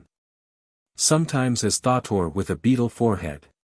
His proper attribute is the cynocephaly baboon. His 4 sons, the Cabri, are painted as little ugly dwarfs, bearing for badges of office, a sword, a crocodile, a serpent, a human head stuck on a hook. They become in the hierarchy of the Pistis-Sophia the collectors unto wrath, Rho iota nu alpha omicron iota, whose office is to accuse souls in the judgment. The many-armed genius brandishing similar weapons, often found on Gnostic talismans, probably expresses the same idea in a condensed form. 2. Ammon, phonetically, Amen, has a human, and occasionally a ram's, head, from which rises a party-colored plume. He is modified into Pan Mendes, Priapian, and brandishing a whip. In the character of Ammon Knubis, he has his feet bound together, and wears the horns of a goat. He is often figured as the serpent, called by the Greeks the Agathidemon. His symbol is the vase Canopus, for so the Greeks pronounce the name of Knubis. United with the sun, he becomes Ammonare. 3. The sun god, Free, or Ra, depicted with the head of a hawk, supporting the solar disk entwined with the serpent Uraeus. 4. Thoth or Thoit, ibis-headed, is the scribe of the gods. Sometimes he takes the head of a hawk, and becomes the famous Hermes Trismegistus. His symbol is the winged orb, Tat, answering to the mirror of the Persians. He is the prophet Enoch's 4th rebellious angel, Penumuk, who discovered unto the children of men bitterness and sweetness, and pointed out to them every unit of their wisdom. He taught men to understand writing, and the use of ink and paper. Therefore numerous have been those who have gone astray, from every period of the world even to this day. For men were not born for this, thus with pen and with ink to confirm their faith. 68, 10. 13. 5. Sokos is depicted with the head of a crocodile, and is also symbolized by a crocodile with the tail bent. 6. The moon god, Pa-io, Pa, being the Coptic definite article, is represented having his feet close together. Upon his head is a single lock of hair and the crescent. At other times, this deity is figured bisexual, and casting gold dust over the heavens, that is, bespangling them with the stars. 7. Osiris is a human figure distinguished by his lofty conical helmet, and holding a crook and a whip. The eye is his symbol. 8. Aroeris, Arwa, the Horus of the Greeks, has a single lock of hair upon his head. He is figured as being suckled by Isis and again, as seated upon the lotus. He also occasionally wears the head of a hawk, as being one character of the solar god. His symbol, the hawk, appears upon the breast of Isis in a torso in the Borja collection. 9. Anubis, Anbua, is always jackal-headed, and sometimes has also a human one head, springing from a separate neck. His Coptic name, Alpha Nu Beta Omega, may often be observed in Gnostic legends. 10. Beban, or Bebes, has the head of a hippopotamus, or a crocodile, and carries a sword, a figure which used to be taken for Typhon. He stands for the constellation Ursa Major in the zodiac of Dendra. Of goddesses the principal are 1. Neith, expressed by the vulture, or else by a female with head of a vulture, or lion. In the last case she takes the name of Tafnet. She symbolizes the vault of heaven. 2. Ather, with the head of a cow, or else of a woman covered with the skin of the royal vulture. She is denoted hieroglyphically by a hawk placed within a square. 3. Isis, a female with horns of a cow, between which rests a disk, the lunar circle. 4. Sate, the Grecian Hera, wearing tall plumes on her head, and sometimes personified with a feather in place of head, stands for truth, in which latter quality she appears regularly at the judgment of the soul.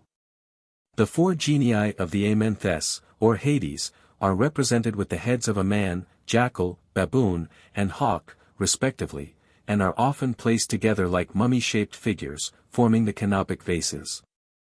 The symbols of the same worship have been to some extent explained by persons writing at a time when they were still a living, though fast expiring, language. Of such writers the most valuable is Plutarch, who in his curious treatise, De Icide et Osiride, has given the meaning of several of these symbols, and, as it would appear, upon very good authority. According to him, Isis sometimes signifies the moon, in which sense she is denoted by a crescent, sometimes the earth as fecundated by the waters of the Nile. For this reason water, as the seed of Osiris, was carried in a vase in the processions in honor of this goddess. Osiris is denoted by the picture of an eye and scepter, his name being compounded of Os, many, and Iris, eye. Upon this point Macrobius states, Saturday.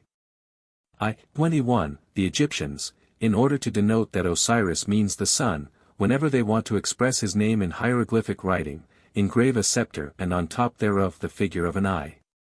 And by this symbol they express Osiris, signifying this god to be the sun, riding on high in regal power, and looking down upon all things, because antiquity hath surnamed the sun the eye of Jupiter.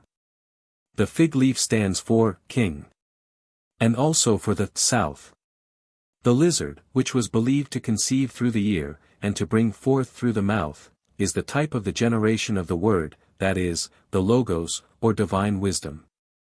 This belief explains the appearance of a lizard upon the breast of certain figures of Minerva, 42. The scarabaeus, in its making spherical receptacles for its eggs, and by its retrograde motion, imitates the action and movement of the sun. This insect had no female, according to the popular belief of the Egyptians. The asp expresses a planet, for like that luminary, it moves rapidly, though without any visible organ of locomotion. The ibis stands for the moon, the legs of the bird, when extended, making an equilateral triangle. It is hard to discern any analogy between the moon and this figure of geometry, but yet the Pythagoreans denoted Athene by the same sign. But that Plutarch is here correct is proved by many gems which show a triangle set upon an altar and adored by the baboon, Luna's favorite beast. How the later Egyptians symbolized the sun and moon is well expressed upon a jasper, Waterton, where Horus, seated on the lotus, is adored by the baboon. In the field are the sun star and the crescent attached to their respective figures, and also the triangle very conspicuously placed. Horace Plutarch remarks wears a crown of the branches of the Persea, because its fruit resembles in shape the heart, its leaves, the tongue. The legend goes that the tree, Cordia mixa, or Sebestine plum, was first planted at Memphis by the hero Perseus, whence its name. In memory of his mythic ancestor, Alexander ordered that a garland of persea leaves should form the prize at the games he instituted at his new capital. The tree never wants a succession of flowers and fruit. The latter Pliny compares to a red plum, adding that it will not grow in Europe. We next come to a professed treatise upon this recondite subject, Horapollo's Interpretation of the Sacred Animals. Unfortunately, this work bears upon its face clear evidence of having been excogitated by some pragmatical Alexandrian Greek, totally ignorant of what he was writing about, but impudently passing off his own stupid conjectures as to the meaning of the figures on the ancient works surrounding him, as though they were interpretations handed down to him by antique authority. He must have written under the Lower Empire, when the art of reading hieroglyphics was entirely lost, for we know that it still existed in the 1st century. Tacitus particularly notes that an aged priest read to Germanicus upon his visit to Thebes the contents of the historical tablets on the edifices of that city. Mox visit veterum Thebarum magna vestigia. Eti mainbant structus molibus literi Egyptii priscum opulentiam complexi, jussusci senioribus sacerdotum patrium sermonem interpretari, and 2. 60, this happened AD 19. It would appear that the knowledge of hieroglyphics was fast dying out, and only preserved by members of the previous generation. 43. It is only in a few instances that Horapollo has preserved some genuine tradition of the meaning of those symbols which were the most generally used, and therefore the last to be forgotten. Of these explanations the most important are what follow. The cynocephaly baboon denotes the moon, because that beast has a certain sympathy with the luminary, and during her dark quarter sits without eating, his eyes fixed upon the ground as though mourning for her loss. He moreover denotes the priestly order, because he is naturally circumcised, and abhors fish and fishermen. Erect and with uplifted paws and a basilisk asp upon his head, he symbolizes the new moon, whose first appearance he hails after this fashion. By his voiding his urine at fixed and regular intervals, he first suggested to observers the regular division of the day into hours, and furnished the first idea of the invention of the clepsydra, or water clock. The dog, jackal, represents the sacred scribe, because that functionary ought to be always studying, and likewise should bark at, and make himself disagreeable to, everybody. In another sense he expresses a prophet, from his habit of staring fixedly at the statues of the gods. The hawk means God, or sun. The lion, from the resemblance of his round face to the solar orb, is placed beneath the throne of Horus, the Egyptian title of the sun. The rising of the Nile, called in Coptic Nov or Nev, is denoted by 3 large vases.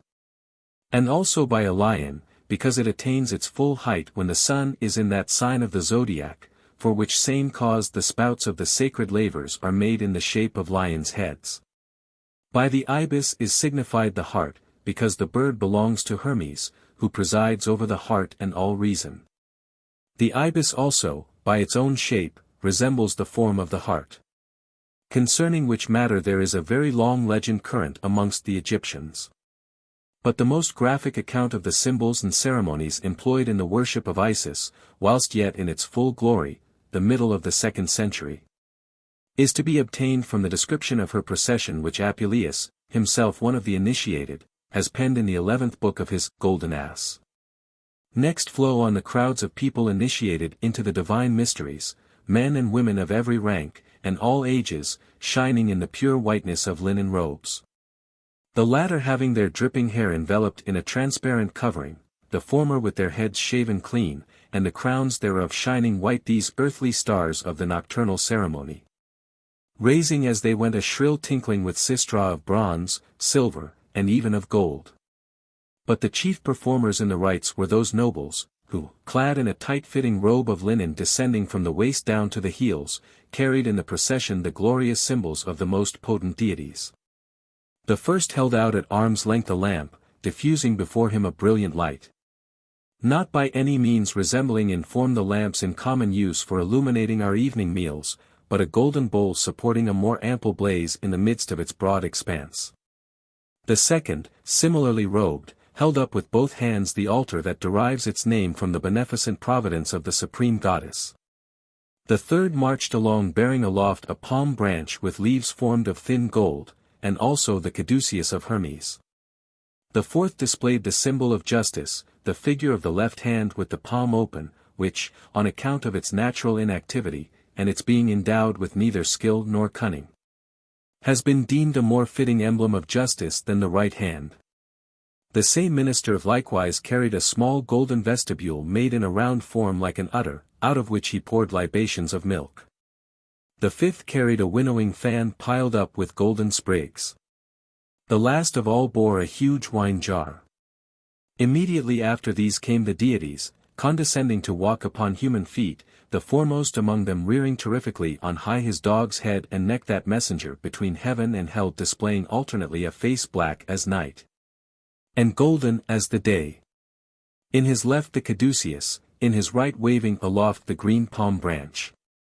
His steps were closely followed by a cow, raised into an upright posture, the cow being the fruitful emblem of the universal parent, the goddess herself, which one of the happy train carried with majestic steps, supported on his shoulders. By another was borne the coffin containing the sacred things, and closely concealing the deep secrets of the holy religion.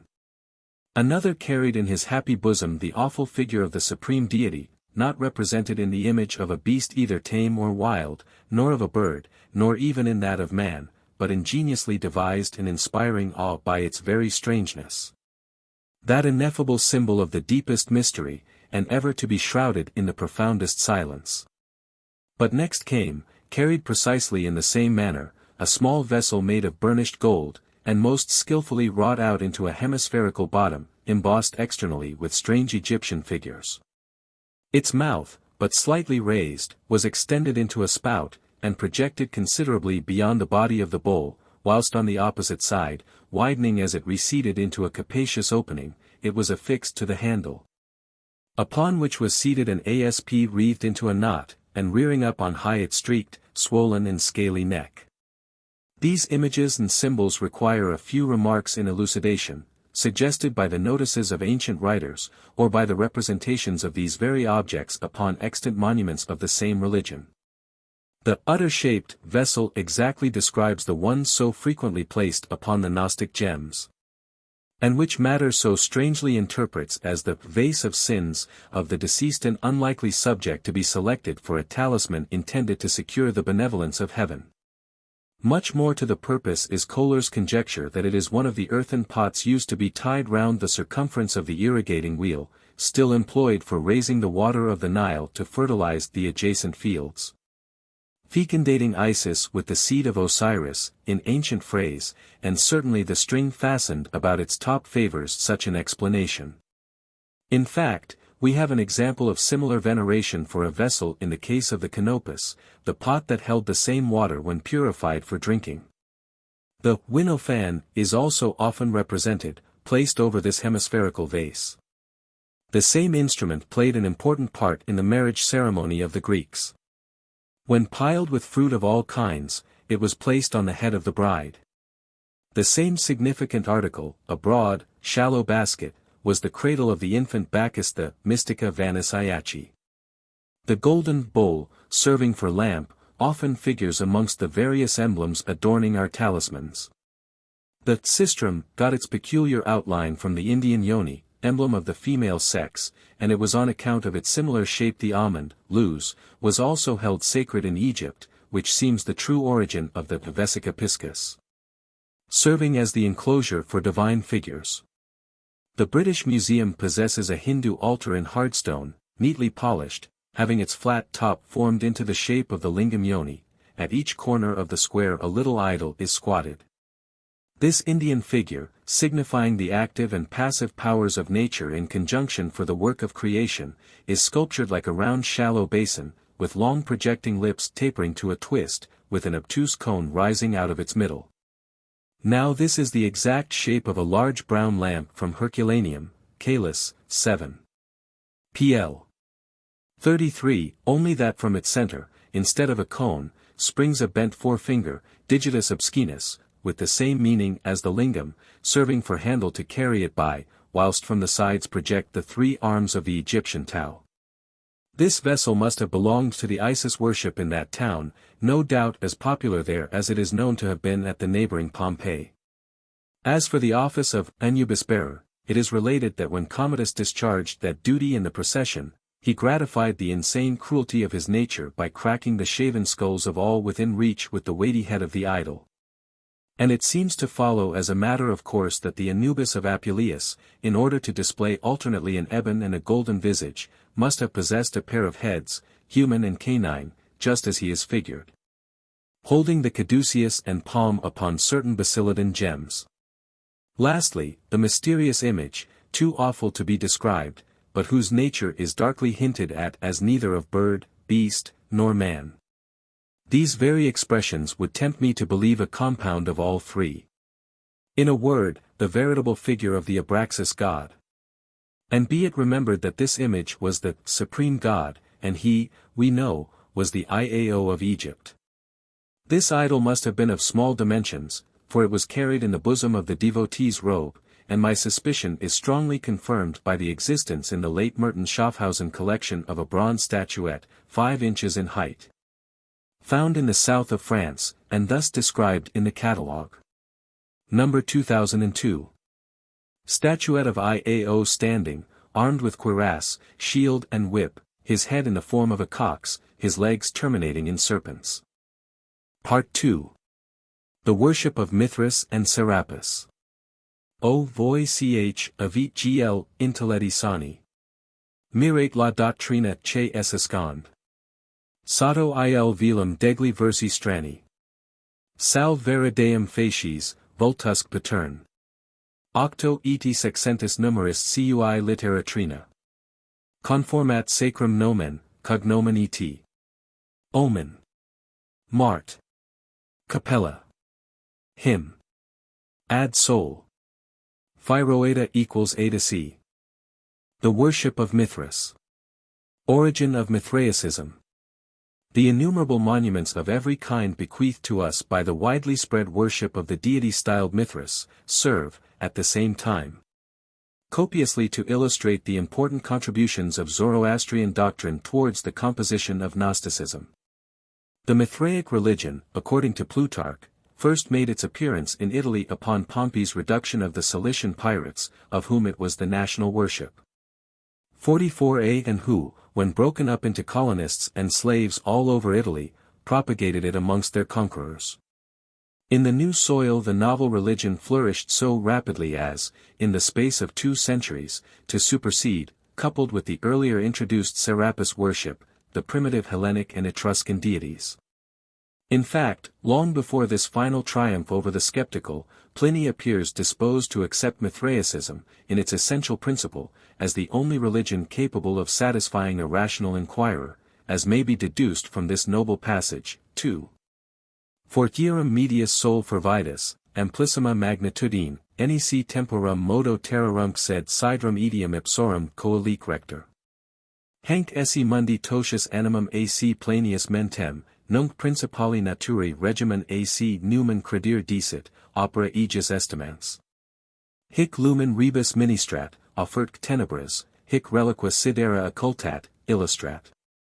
Hic vices temporum animque semper renacentem ex usu naturae temperat, hic celi tristitium discutit, ac etiam humani nubula animi serenat, hic sum lumen cateris quoque sideribus phonerat, preclaris, eximius, omnia intuens, omnia etiam exaudiens. At principi literarum Homero plaquis in uno eo video. Qua propter effigium de formam quira imbecilitatis humani rear. Quisquis est deus, esse modo est alias, e quicunque part, totus est sensus, totus vices, totus auditus, totus animi, totus animi, totus sui. Thus, during the 2nd and 3rd centuries of the Roman Empire, Mithras and Serapis had come almost to engross the popular worship, even to the remotest limits of the known world. For Mithraism was originally the religion taught by Zoroaster, although somewhat changed and materialized so as better to assimilate itself to the previously established nature worship of the West. Under this grosser form it took its name from Mithras, who in the Zendavesta is not the supreme being, Ormuzd, but the chief of the subordinate powers, the 7 Amshaspans. Mitra is the Zen name for the sun, the proper mansion of this spirit, but not the spirit himself. Hence the great oath of Artaxerxes Neman was, by the light of Mithras, a counterpart of the tremendous adjuration of our William the Conqueror, by the splendor of God. But the materialistic Greeks at once identified the Persian spirit with their own substantial Phoebus and Hyperion. Thus Ovid has Placat equo persis radiis Hyperiona cinctum. Fasti I, 335. In this view of his nature Mithras was identified with other types of the sun god, such as the Thanasis of Asia Minor, and the Dionysus of Greece. And thereby soon usurped the place of the latter in the long-established mysteries, the ancient Dionysia. The importance into which the Mithraica had grown by the middle of the 2nd century may be estimated from a fact mentioned by Lampridius, that the emperor himself, Commodus, condescended to be initiated into them. Nay more, with their penances, and tests of the courage of the neophyte, they may be said to have been maintained by unbroken tradition through the secret societies of the Middle Ages, then by the Rosicrucians. Down to that faint reflex of the latter, the Freemasonry of our own times. But this curious point must be reserved for the last section of this treatise investigating the nature of the last-named societies. My present object is to point out the gradations by which the Mithraic principle passed into the Egyptian and semi-Christian forms of Gnosticism. The mystic name Abraxas, asserted to have been the coinage of the Alexandrian Basilides, is said to mean either in actual Coptic holy name, as Bellarmine will have it, or, as seems equally probable, is merely the Hebrew habracha, blessing, gracist, in the same sense. That the symbolic figure embodying the idea of the Abraxas god has a reference to the sun in all its components is yet more evident, as shall be shown hereafter. Similarly, the Brahmins apply their ineffable name Aum to the fierce and all-pervading sun. And Macrobius devotes much curious learning to prove that all the great gods of antiquity, whatever their names and figures, were no more than various attempts at personifying the one deity, whose residence is the sun. It must here be remembered that Basilides was by no means a Christian heretic, as the later fathers found it expedient to represent him, but rather as his contemporary Clemens relates, a philosopher devoted to the study of divine things.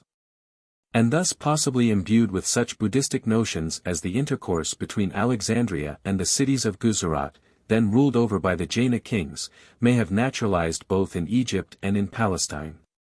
This metropolis, as the grand emporium for foreign doctrines as well as foreign wares, supplies the reason for the frequent union of Mithras with Abraxas in the same stone, proceeding from the Alexandrian talisman factory. A curious exemplification is a green jasper, Marlborough, bearing on one side the normal Zoroastrian device, Mithras slaughtering the bull, on the other, the well-known Gnostic pantheist. A truly Indian syncretism, which converts all deities from separate beings into mere deified attributes of one and the same God, and, for the initiated few, that is, reduces that seemingly unlimited polytheism into the acknowledgement of the existence of the Supreme Creator. That model of a perfect prince, Severus Alexander, must have imbibed a strong tinge of the gnosis, as indeed might have been expected from his birthplace and style of education. For although upon every 7th day he went up to worship in the capital, and also regularly visited the temples of the other Roman gods, he nevertheless was intending to build a temple unto Christ, and to rank him in the number of the gods.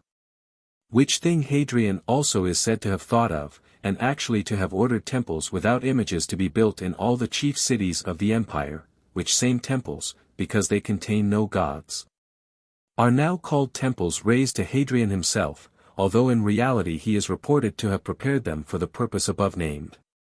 But he was prevented from carrying out his design by those who consulted the oracles, sacra, and discovered that, if it should be carried out, everybody would turn Christian, and thereby the other temples would be all deserted, Lampridius I, 43. Indeed, there is every reason to believe that, as in the East, the worship of Serapis was at first combined with Christianity, and gradually merged into it with an entire change of name, though not of substance, carrying along with it many of its proper ideas and rites. So in the West the Mithras worship produced a similar effect upon the character of the religion that took its place. Seal, in his admirable treatise upon Mithraicism, Mitra, p.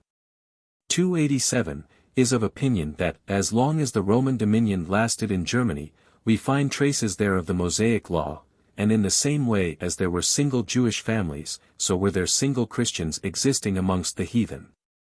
The latter, however, for the most part, ostensibly paid worship to the Roman gods in order to escape persecution, holding secretly in their hearts the religion of Christ.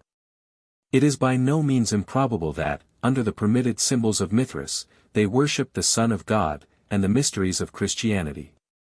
In this point of view, the Mithraic monuments, so frequent in Germany, are evidences to the faith of the early Christian Romans.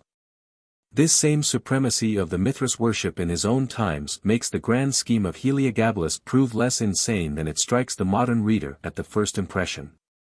He was intending, according to report, to permit no other worship at Rome than that of his own god and namesake, the Emesene aerolite, apt emblem of the sun. Bringing together in his temple the fire of Vesta, the Palladium, the Ancilia, and all the other most venerated relics, and moreover the religion of the Jews and Samaritans, and the devotion 45 of the Christians. Lampridius 3. To such a heterogeneous union that numerous section of the Roman public who shared Macrobius' sentiments on the nature of all ancient gods, could have found no possible objection so far as the principle was concerned. That such a relationship to Christianity was actually alleged by the partisans of Mithraicism, when in its decline, is proved by the remarkable declaration of Augustine himself, John I, Dis 7. I remember that the priests of the fellow in the cap, Ilias Pileati, used at one time to say, our capped one is himself a Christian. In this asserted affinity probably lay the motive that induced Constantine to adopt for the commonest type of his coinage, the sole currency of the western provinces, and retain long after his conversion, the figure of Sol himself. With the legend, to the invincible Sun, my companion, or guardian. A type capable of a double interpretation, meaning equally the ancient Phoebus and the new Sun of Righteousness, and thereby unobjectionable to Gentile and Christian alike of the equally divided population amongst whom it circulated. Nay more, this emperor when avowedly Christian, selected for the grandest ornament of his new capital, a colossal Apollo, mounted upon a lofty column, which retained its place until cast down by an earthquake in the reign of Alexius Comnenus. Through a similar interchange, the old festival held on the 25th day of December in honor of the birthday of the Invincible One, and celebrated by the great games of the circus, as marked in the calendar 8kal.ian. N. Invicti. C.M. 24-inch 46, was afterwards transferred to the commemoration of the birth of Christ, of which the real day was, as the Fathers confess, totally unknown. Chrysostom, for example, declares, Hom. 31. That the birthday of Christ had then lately been fixed at Rome upon that day, in order that whilst the heathen were busied with their own profane ceremonies, the Christians might perform their holy rites without molestation. And Mithras was the more readily admitted as the type of Christ, creator and maintainer of the universe, inasmuch as the Zendavesta declares him to be the first emanation of Ormuzd, the good principle, and the manifestation of himself unto the world. Now it was from this very creed that the Jews, during their long captivity in the Persian Empire, of which when restored to Palestine they formed but a province, derived all the angelology of their religion, even to its minutest details, such as we find it flourishing in the times of the Second Kingdom. Not until then are they discovered to possess the belief in a future state, of rewards and punishments, the latter carried on in a fiery lake. The existence of a complete hierarchy of good and evil angels, taken almost verbatim from the lists given by the Zendavesta. The soul's immortality, and the last judgment, all of them essential parts of the Zoroastrian scheme, and recognized by Josephus as the fundamental doctrines of the Judaism of his own times. To all these ideas Moses in the law makes not the slightest allusion. His promises and threatenings are all of the earthy. He preaches a religion of secularists, and such a religion was, down to the latest days of Jerusalem, still maintained by the Sadducees.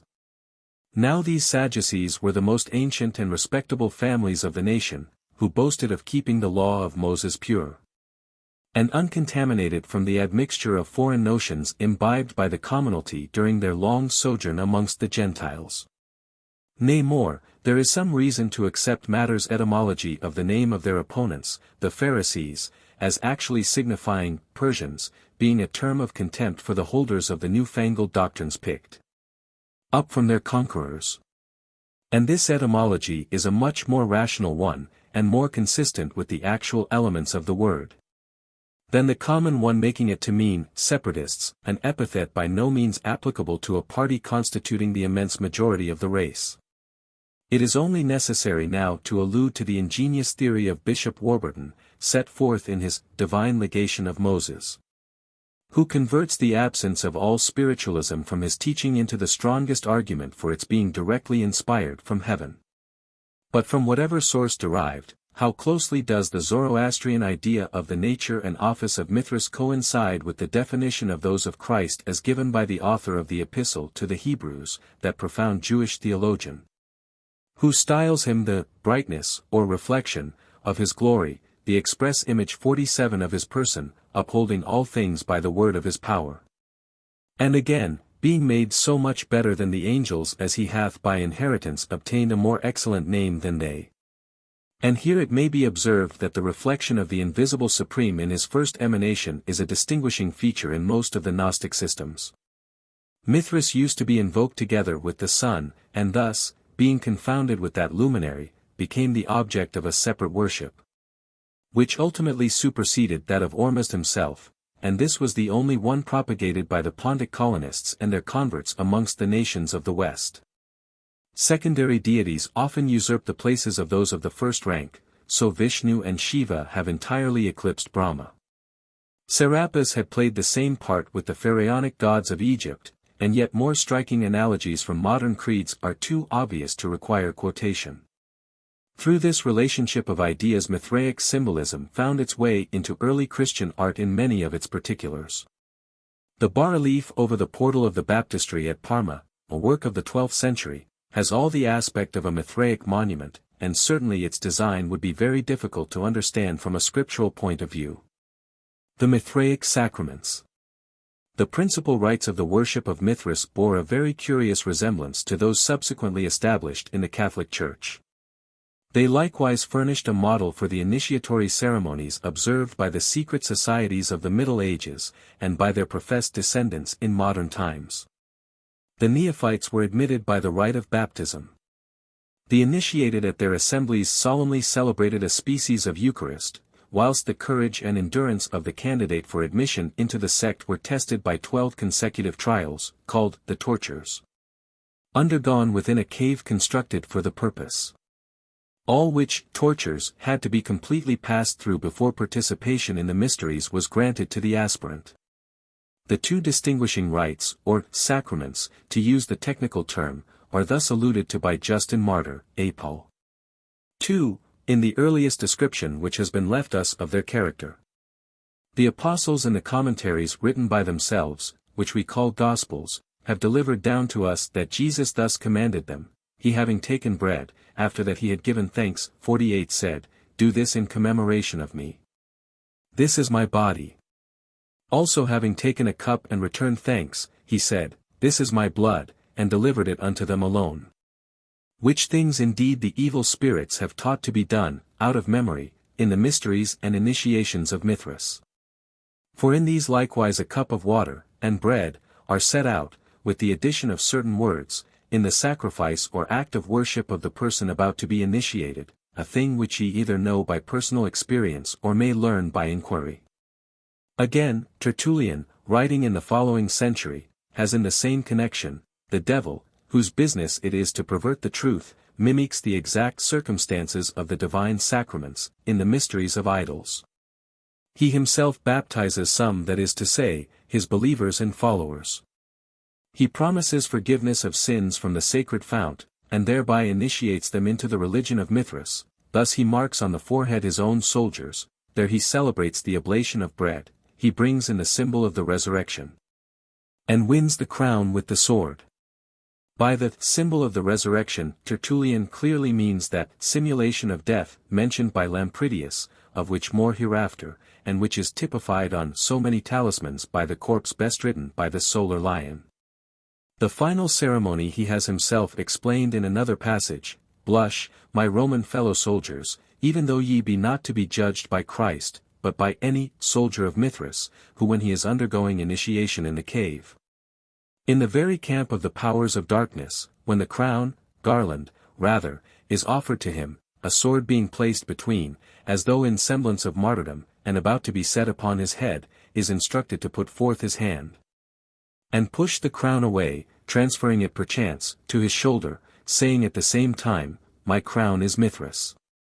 And from that time forth he never wears a crown, garland, and this he has for the badge of his initiation, for he is immediately known to be a soldier of Mithras, if he rejects a garland when offered to him, saying that his crown is his god.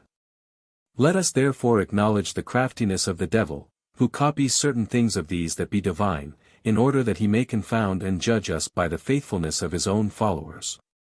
As to the ceremony here mentioned, unimportant as it may seem to the modern reader, it may be remarked that as the wearing a garland was indispensable among the ancients on all festive occasions, the refusal of one upon such occasions would be a most conspicuous mark of singularity, and of unflinching profession of faith.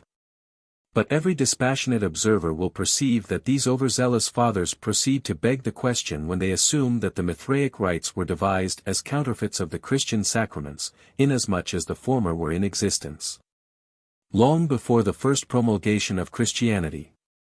Unless indeed to imitate by anticipation be considered as merely another proof of the mischievous sagacity of its diabolical opponent.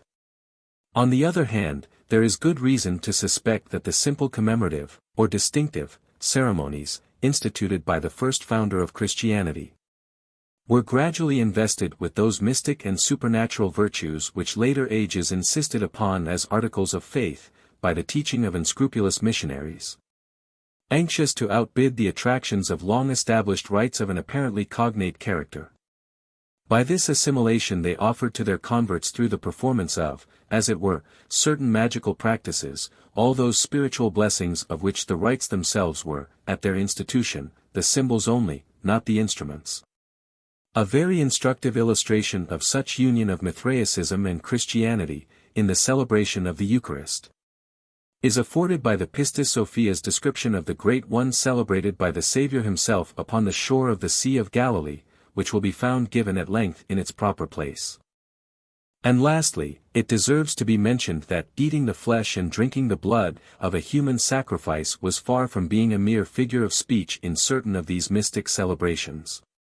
Pliny gives high praise to Claudius for having suppressed the worship of the Druids, whom he considers as identical in their religion with the Magi, in whose rites it was esteemed the highest act of religion to slaughter a man, and the most salutary of proceedings to eat the flesh of the same.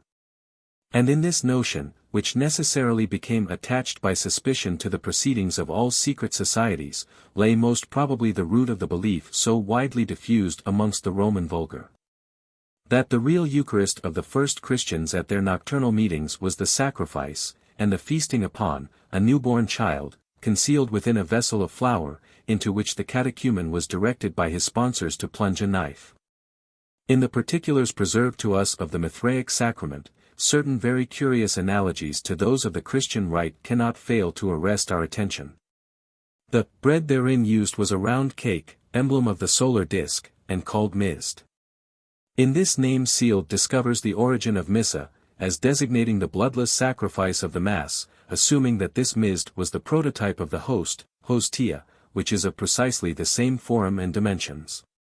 It is not out of place to notice here the various etymologies which have been proposed for the word Missa. The most popular one, which moreover has the sanction of Ducange, derives it from the words, ite, missa est, with which the priest dismissed the non-communicant part of the congregation, before proceeding to the actual consecration of the Eucharist. The translation of the phrase by the vulgar into depart, it is the Missa, would certainly be obvious enough. But, according to the rule in all such cases, the object sacrificed gives its name to the ceremony, rather than a phrase from the ceremonial itself, and this object had from time immemorial gone by the name of hostia, or victim. The early Christians were quite as partial as the Gnostics to the naturalizing of the Hebrew terms belonging to the Mosaic ordinances, and applying the same to their own practices. Thus the Old Covenant went amongst them by the name of phase, for example. In hoc festo novae regis. Novum pacha novi legis. Vetus phase terminat. The rabbins have possibly preserved a tradition that explains the true origin of the wafer. Alphonsus de Spira, in his Fortalicium Fidei, 2, asserts that its circular form is a symbol of the sun, and that it is in reality offered in sacrifice, at the celebration of the Mass, to the genius of that luminary. For the Kabbalists hold that Moses and the prophets were inspired by the genius of Saturn, a good and pure spirit, whereas Jesus was by that of Mercury, a malevolent one. And the Christian religion was the work of Mercury, Jupiter and the Sun, all combining together for that purpose. There is yet another curious analogy to be noticed, when it is remembered that the Mass symbolizes the death of its first institutor. A round cake, the chupatty of such evil notoriety at the commencement of the Sepoy Mutiny, is, amongst the Hindus, the established offering to the manes of their ancestors. The Christian breaking of bread, besides symbolizing the great sacrifice once offered, seems, from the account of the manifestation at Emmaus, to have been done in some peculiar way which should serve for a Masonic token, or means of mutual recognition amongst the brethren. The sacramental cup, or chalice, is often represented as set upon the Mithraic altar, or rather, table, and a curious piece of jugglery connected with its employment, though not amongst the Mithraicists, is described by Epiphanes, Hares. 34. The followers of Marcus, in their celebrating the Eucharist, employed 3 vases made of the clearest glass. These were filled with wine which, during the progress of the ceremony, changed into a blood red, purple, and blue color, respectively. Thereupon the officiating minister, or more properly speaking, magician, hands one of these vessels to some lady of the congregation, and requests her to bless it. Which done, he pours this into another vase of much greater capacity. With the prayer, "May the grace of God, which is above all, inconceivable, inexplicable, fill thine inner man, and increase the knowledge of himself within thee." Sowing the grain of mustard seed in good ground. Whereupon the liquid in the larger vase swells and swells until it runs over the brim. The worship of Mithras long kept its ground under the Christian emperors in the capital itself, and doubtless survived its overthrow there for many generations longer in the remote and then semi-independent provinces. At the very close of the 4th century, Jerome, writing to Leda, says, "A few years ago, did not your kinsman Gracchus, a name the very echo of patrician nobility, when holding the office of prefect of the city, break down and burn the cave of Mithras, with all the monstrous images which pervade the initiatory rites, as Corax, Chnuphis, the soldier, the lion, the Persian, Helios, and Father Bromius?" In the imagery here alluded to, it is easy to recognize figures that perpetually occur upon the still extant representations of the Mithras worship.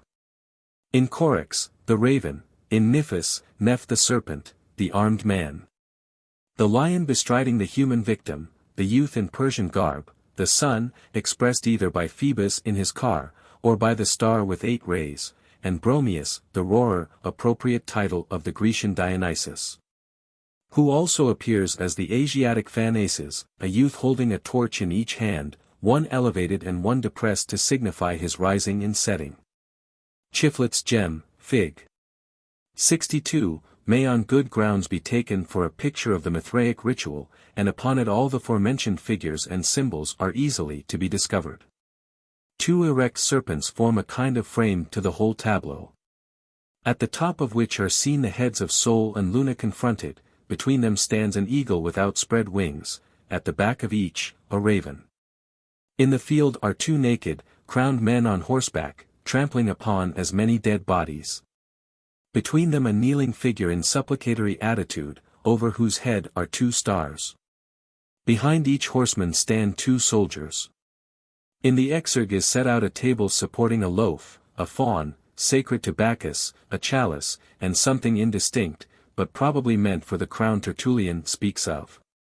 The reverse presents a more simple design, two crested serpents, dracons, twined about wands, and looking into a cup, two stars over a table resting upon a larger vase, and on each side a bow, the ends of which finish in serpents' heads. In this composition we probably see portrayed certain amongst the tests of the neophyte's courage, which, according to Suedas, were termed the 12 degrees, or tortures. These corresponded in nature, although of vastly more severe reality, with those trials of courage to which our Masonic lodges subject the apprentice who seeks admission amongst them. During the Mithraic probation, which lasted 40 days, 49 the candidate was tested by the 4 elements, he lay naked a certain number of nights upon the snow, and afterwards was scourged for the space of 2 days. These 12 tortures are sculptured upon the border of the famous Mithraic tablets preserved in the Innsbruck Museum, and a brief account of their several stages will serve to elucidate much of what remains to be discussed. I. Man standing and about to plunge a dagger into the throat of a kneeling figure, who holds up his hands in supplication. This scene appears analogous to the one in the modern ceremonial, when the candidate, ordered to remove the bandage from his eyes, beholds many swords pointed in the most threatening manner at his naked breast. 2. Naked man lying on the earth, his head resting on his hand, in the posture of repose. Probably the penance of the bed of snow. 3. The same figure, standing with hands uplifted in a huge crescent, perhaps an arc, and representing the trial by water. To this last, Plato is reported to have been subjected during his initiation in Egypt, and to have but narrowly escaped drowning. 4. The same, but now with the pileus, cap of liberty, upon his head, rushing boldly into a great fire, the trial by fire. He is now seen struggling through a deep stream, and endeavoring to grasp a rock. 6. Bull walking to the left. On the other side come the remaining stages. 7. 4 guests reclining at a horseshoe table, sigma, upon which is set a boar roasted whole. 8. Youth guided up a flight of interminable steps by an aged man. 9. Youth kneeling before a man in a long robe, whose hand he grasps in prayer. X. The same figures, but their positions are interchanged. 11. Seated man, before whom kneels a naked, crowned, youth, escorted by one in a long robe.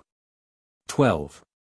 Naked man holding up the hind legs of a cow, so as to receive in his face the stream still regarded by the Hindus as the most efficient laver of regeneration, and consequently always administered to persons at their last gasp. The same sacred fluid, as I am informed by a Parsi, is used in the sacramental cups drunk by every male upon his first admission into that religion, which takes place on his completing his 7th year. Nay more, such is the belief in its cleansing virtue, that scrupulous Parsas always carry a bottle thereof in their pocket, wherewith to purify their hands after any unavoidable contact with unbelievers. Very similar ceremonies to these were practiced in the secret societies of the Middle Ages, if we choose to accept von Hammer's interpretation of certain mysterious sculptures, still to be seen in the Templar churches of Germany, and which he has copiously illustrated in his Mysterium Baphometus Revelatum. In the intaglio already described, the kneeling neophyte is encompassed by all the terrific and mysterious host of Mithras, so remorselessly destroyed by the zealous Gracchus. And again, the corpses trampled on by the crowned horsemen clearly refer to that recorded test of the candidate's fortitude the apparent approach of death for Lampridius puts down amongst the other mad freaks of Commodus. That during the Mithraic ceremonies, when a certain thing had to be done for the purpose of inspiring terror, he polluted the rites by a real murder, an expression clearly showing that a scenic representation of such an act did really form a part of the proceedings. The raven properly takes its place here, as being the attribute of the solar god in the Hellenic creed, on which account it is often depicted standing upon Apollo's lyre. Many other gems express the spiritual benefits conferred by the Mithraic initiation upon believers. A frequent device of the kind is a man, with hands bound behind his back, seated at the foot of a pillar supporting a griffin with paw on will, that special emblem of the solar god, often accompanied with the legend Delta Iota Kappa Alpha Iota Omega Sigma, I have deserved it. Another, blockas, displays an unusual richness of symbolism. The same griffin's tail ends in a scorpion, whilst the wheel squeezes out of its chrysalis a tiny human soul that stretches forth its hands in jubilation. In front stands Thoth's ibis, holding in its beak the balance, perhaps the horoscope of the patient. This talisman too, unites the Egyptian with the Magian creed, for the benefit of the carrier. For the reverse displays Isis, but in the character of Hygeia, standing upon her crocodile. The field being occupied by strangely complicated monograms, of sense intelligible to the initiated alone, and doubtless communicated to the recipient of the talisman, who found in them a new name written, that no man knoweth, save he that receiveth the same. But both doctrines and ceremonial of this religion are best understood through the examination of extant representations displaying them either directly or allegorically, which in their turn are illustrated by the practice of the faithful few who still keep alive the sacred fire, namely the parsecs of Gujarat. The series therefore will be most fittingly opened by the following curious description of a cave of Mithras, as discovered in its original and unprofaned condition, written by that eminent antiquary, Flaminius Vaca. Number 117. A Roman Mithras in his cave. I remember there was found in the vineyard of Sig Oratio Muti, where the treasure was discovered, opposite S. Vitali, an idol in marble about 5 palms high, 3 3/4 foot. Standing erect upon a pedestal in an empty chamber, which had the door walled up. This idol had the head of a lion, but the body that of a man. Under the feet was a globe, whence sprung a serpent which encompassed all the idol, and its head entered into the lion's mouth. He had his hands crossed upon the breast, with a key in each.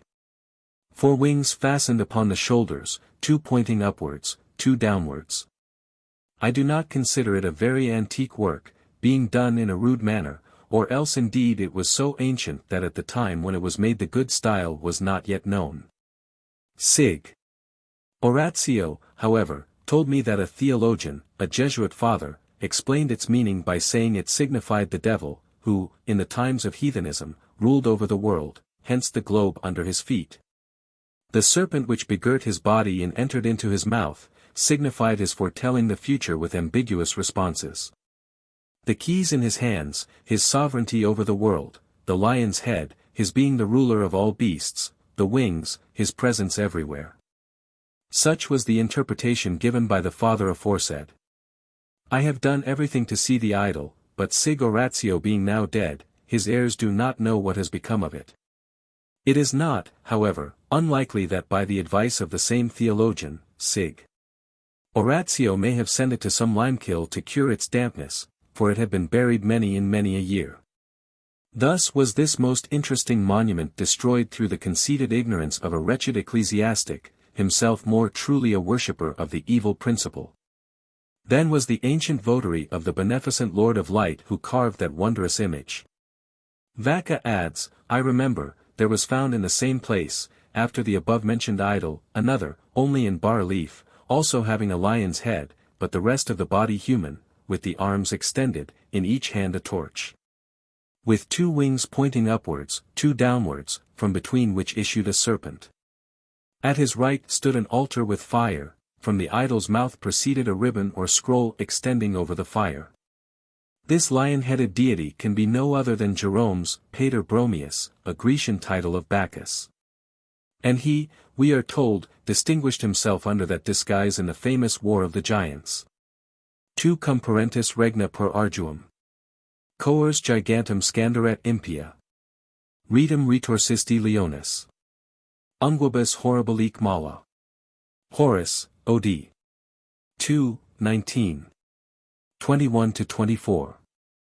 And, tracing back this composite figure to the real source of such iconology, it is found to be the very one under which Nrising the Avatar is depicted. It was assumed by the deity in order to destroy the tyrant Hiranyakasipu, who had obtained the gift of invulnerability against all known beasts, either by day or night. A Mithraic cave, with the contiguous buildings, was discovered at Spoleto in 1878. In the end wall were the usual 3 niches for the god and his torch-bearers. In front of them an altar inscribed Soli Invicto Mithri Sacrum. Close to the altar, a tall phallic stone, perforated with a square hole near the top, perhaps the stone symbolizing the birth of Mithras, mentioned by Firmicus. The cave, with the ground plan of the whole edifice, is given in the Archaeologia, volume 47, page 205. Mithraic talismans. Mithraic gems are, for the most part, earlier in date than those emanating from the Gnosticism of Alexandria, with whose doctrines they had no connection whatever in their first origin. Little difficulty will be found on inspection in separating the two classes, the former being pointed out by the superiority of their style, and yet more so by the absence of the Egyptian symbols and long Coptic legends that generally accompany the latter. Indeed, many of them belong to the best period of Roman art, the age of Hadrian. And it is easy to perceive how the worship of Apollo gradually merged into that of his more spiritual Oriental representative. In the times when religious ideas of Indian origin began to get the upper hand throughout the Roman world, a religion essentially speculative, and dealing with matters pertaining to another life and the invisible. Utterly different in nature from the old Grecian creed, so materialistic, so active, so entirely busying itself with the present and the visible. In accordance with the rule that prescribed the proper material for talismans, the jasper, Pliny's malachites, green, mottled, or yellow, is almost exclusively employed for intagli embodying Mithraic ideas, and which take the place of Phoebus and his attributes amongst the glyptic remains of the 2nd and 3rd centuries. To judge from their fine execution, certain examples of the class may even date from the age of the first Caesars, and thus form as it were the advanced guard of that countless host of regular Gnostic works, amidst whose terrific barbarism ancient art ultimately expires. In their beginning these Mithraic works were the fruit of the modified Zoroastrian doctrines so widely disseminated over the empire after the conquest of Pontus, doctrines whose grand feature was the exclusive worship of the solar god as the fountain of all life, a notion philosophically true, if indeed the vital principle be, as some scientists assert, nothing more than electricity. As will be shown hereafter, Serapis, the later Platonists, like Macrobius, labored hard to demonstrate that the multitudinous divinities of the old faiths, wheresoever established, were no other than various epithets and expressions for the same God, his different phases. The aim of all the school was to accommodate the old faith to the influence of the Buddhistic theosophy, the very essence of which was that the innumerable gods of the Hindu mythology were but names for the energies of the first triad in its successive avatars, or manifestations unto man. To come now to the actual types setting forth these ideas. Prominent amongst them is the figure of the lion, he being in astrological parlance the house of the sun, usually surrounded with stars, and carrying in his jaws a bull's head, emblem of earth subjected to his power. Sometimes he tramples on the serpent, which in this connection no longer typifies wisdom, but the principle of evil. For in all religions emanating from the East, where deadly poisonousness is the most conspicuous character of the snake tribe, the reptile has been adopted as the most speaking type of the destroyer. In the West, on the other hand, where the same species is for the most part innocuous, and a mere object of wonder, it has always symbolized wisdom, and likewise eternity. From the popular belief in the yearly removal of its youth through casting the slough. On this account the serpent was made the companion of Apollo and Aesculapius, and furthermore plays so important a part in Scandinavian mythology, holding the whole universe together in its perpetual embrace. Mithras himself often makes his appearance, figured as a youthful Persian, plunging the national weapon, metas asinaces, into the throat of a prostrate bull, which expresses the same doctrine as the type last mentioned. Whilst overhead are the sun and moon, the group standing in the center of the zodiac. But the completest assembly of Mithraic figures and symbols that has come under my notice, is the intaglio published by Caelus, Recule de Antiquities, 6. pl. 84. It is engraved upon a very fine agate, 2 times 1½ inches in measurement. In the center is the usual type of Mithras slaughtering the bull, the tail of which terminates in 3 wheat ears, and between the hind legs hangs a huge scorpion. Below is the lion strangling the serpent, emblem of darkness and of death. On each side stands a fir tree, admitted into this system because its spiry form imitates a flame, for which same reason its cone was taken for the symbol of the element fire, and therefore borne in the hands of deities in the most ancient Syrian sculptures. Against these fir trees are affixed torches, one pointing upwards, the other downwards, which clearly stand for the rising and setting of the sun. At the side of one is a scorpion, of the other, a bull's head. Above each tree again is a torch, each pointing in an opposite direction. The principal group is flanked by Phoebus in his 4-horse, Luna in her 2-horse car. Above the whole stand 2 winged figures entwined with serpents and leaning upon long scepters, between whom rise up 3 flames, besides 4 more at the side of the right-hand figure, making up the mystic number 7, perhaps representing the 7 Amshaspans or archangels. A naked female, surrounded with stars, kneels before the angel on the left, doubtless the soul for whose benefit the talisman was composed, soliciting his patronage. Could this elaborate composition be interpreted, it would certainly be found to contain a summary of the Mithraic creed as it was received by the nations of the West. As it is, however, some portions of the tableau are explained by certain legends to be found in the Parsi sacred books, whilst others derive light from comparison with the larger monuments of the same worship. Thus, the termination of the bull's tail and ears of wheat allude to the 50 life-giving plants which sprang from the tail of the primeval bull, or life, the same word in Zend, after he had been slain by Ahriman. Of the same animal the seed was carried up by the Its genii, to the moon, where, purified in her beams, it was molded by Ormuzd into a new pair, the parents of all that exists in earth, air and water. The scorpion is appended to the part of the body, properly under the influence of the sign so called, for as Manilius teaches, the fiery scorpion in the groin delights. In this particular situation it expresses autumn, as the serpent underneath does winter, and with good reason takes the place of the bull's genitals, for, as the same poet sings, 217.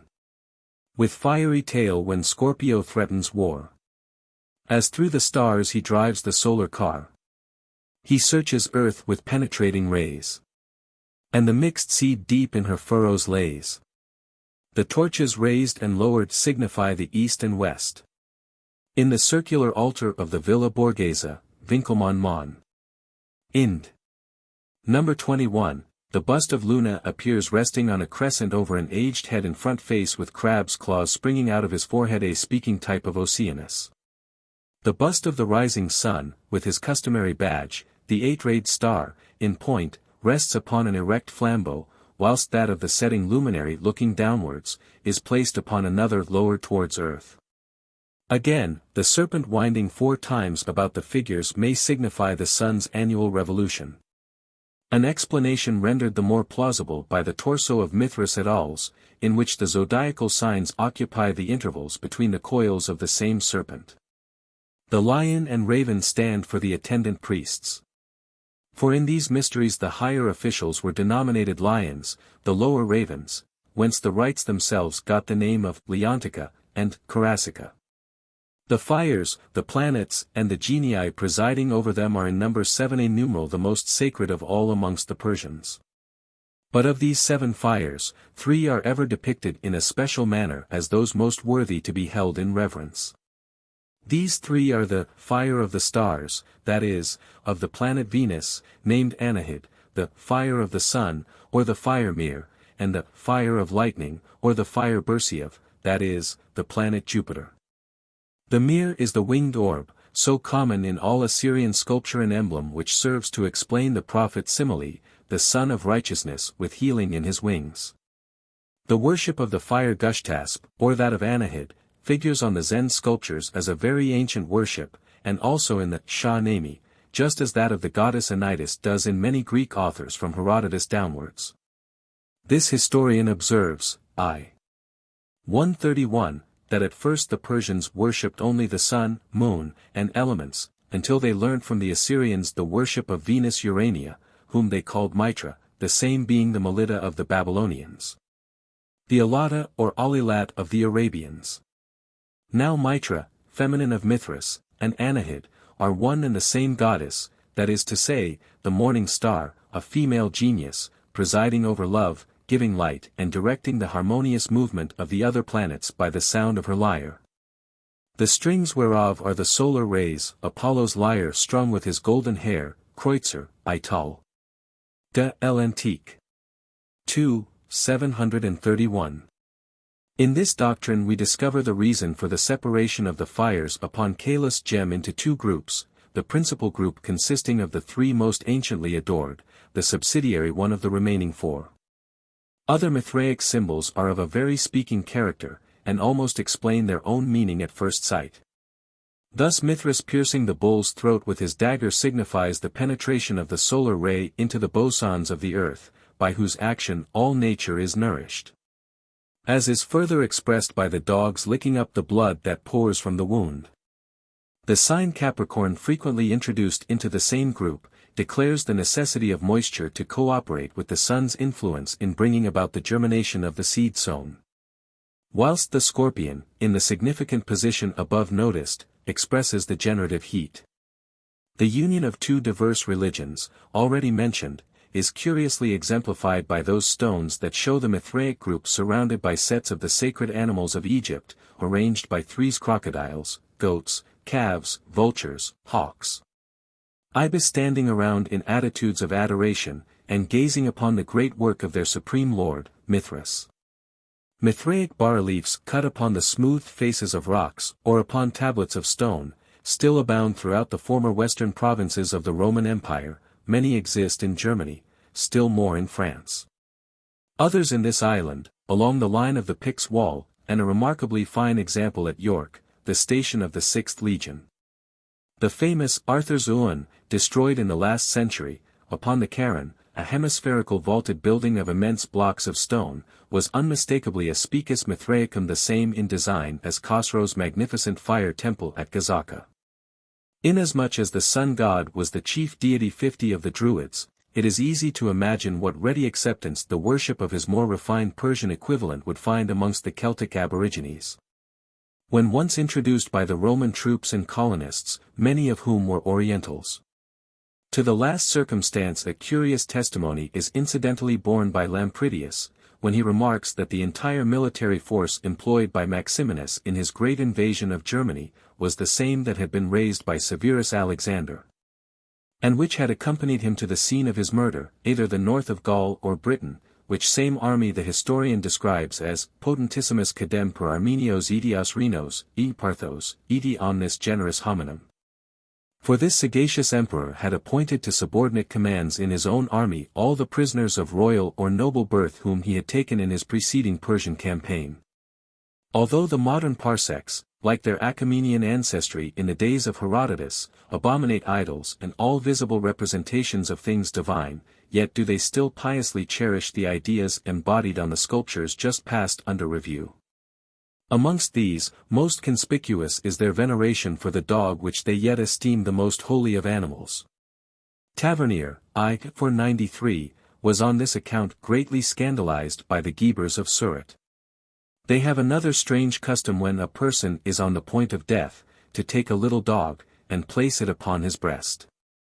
When they perceive that he is at his last gasp, they apply the dog's muzzle to the dying man's mouth, and make it bark twice when in this position, as if they meant to make the person's soul enter into the dog. 51 which they pretend will deliver it unto the angel appointed to receive the same. Moreover, if a dog happens to die, they carry it out of the town, and pray to God in behalf of that piece of carrion, as though the brute's soul could derive any advantage from their prayers after its death. Following up this analogy, the sculptured dog licking up the bull's blood may actually be intended for such a vehicle of departing life. In these times the parsecs expose their dead, upon gratings laid on the summit of the Tower of Silence, to be consumed by the birds alone. But under the Sasanian monarchy it was the inviolable rule to lay out all corpses in the open fields to be devoured by the dogs. This was no more than carrying out to the full a very ancient principle of the Zoroastrian religion. Herodotus, I. 140, states from his own knowledge that the corpse of a magus was not allowed to be buried before it had been attacked by a bird or dog, adding that the same was reported of the other Persians. The Magi regarded the killing of a dog equally criminal with that of a human being. This primitive style of obsequies the Sasanians strove hard to enforce upon all nations subjected to their sway, viewing as a great sacrilege the placing of dead bodies in the bosons of the earth. A still greater, the consuming them by the sacred element, fire. This practice above all others scandalized the narrow-minded Byzantines. The historian Agathias expressing his horror at the casting the dead to the dogs, whatever their rank or dignity in life, as in the case of the great satrap Murmeros, whom he saw thus exposed naked in the fields to be so devoured. When the last 7 sages of Greece, expelled from their professional chairs at Athens by the stupid bigotry of Justinian, sought refuge in the ostentatious hospitality of Nushirwan the Just. Even they, despite their philosophy, found themselves obliged, by their disgust at the sight of this practice, 52 to return home with sad loss of dignity, and submit to the spirit of the times. If the dogs refused to touch the carcass, this was looked on by the friends of the deceased as the very worst of indications as to the ultimate destination of his soul. The Parsas, who, with more decency, constitute the raven 53, or equally sacred creature, sexton and sepulchre in one, derive a similar augury from observing which eye is first attacked by the bird. The preference for the right one being the token of salvation. For the left, of the reverse. A very curious portion of the initiatory ceremony in the ancient mysteries was the giving of the mark of Mithras. After successfully undergoing each stage of the ordeal, the accepted candidate was marked in a certain indelible manner, but the exact nature of this marking cannot now be ascertained. The expressions used by St. Augustine, in Johann I. Dis. 7, lead us to conclude 2 things: firstly, that the engraved stones, the object of our consideration, were given to the candidate at the end of his probation, for a token of admission into the fraternity, and for a medium of recognition between members, and secondly, that every one, upon admission, was stamped with a secret mark, indelibly imprinted in his flesh. Something of the sort has been copied by a certain spirit, in that he will have his own image to be purchased with blood, forasmuch as he was aware that mankind were some day or another to be redeemed by the shedding of blood. This last expression shows that this mark was not burnt in, but incised or tattooed, and the same conclusion may be deduced from St.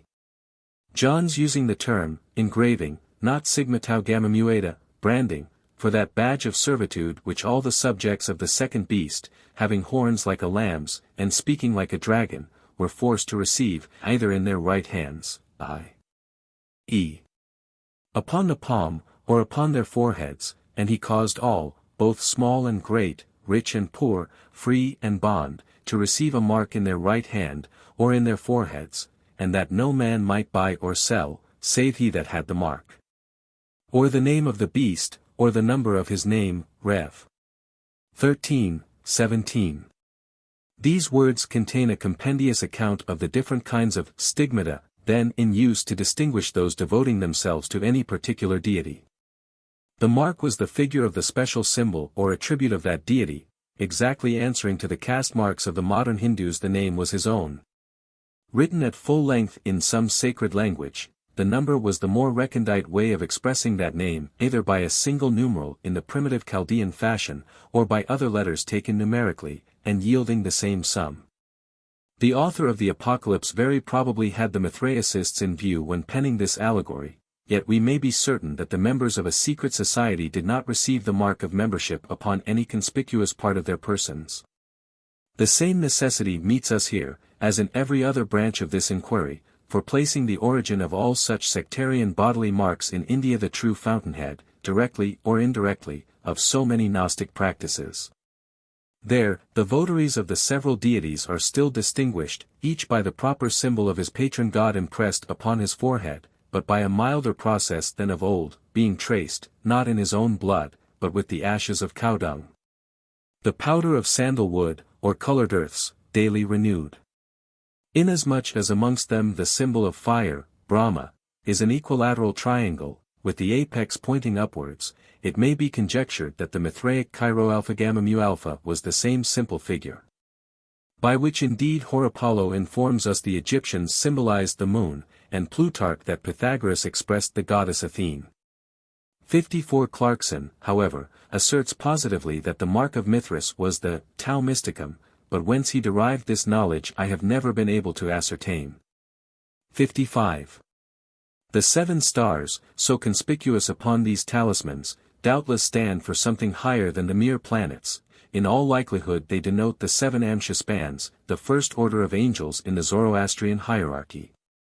And who became the 7 spirits of God to the later Jews, and thence by gradual transition gave the epithet Septiformis Munera to the Spiritus Sanctus of Christianity.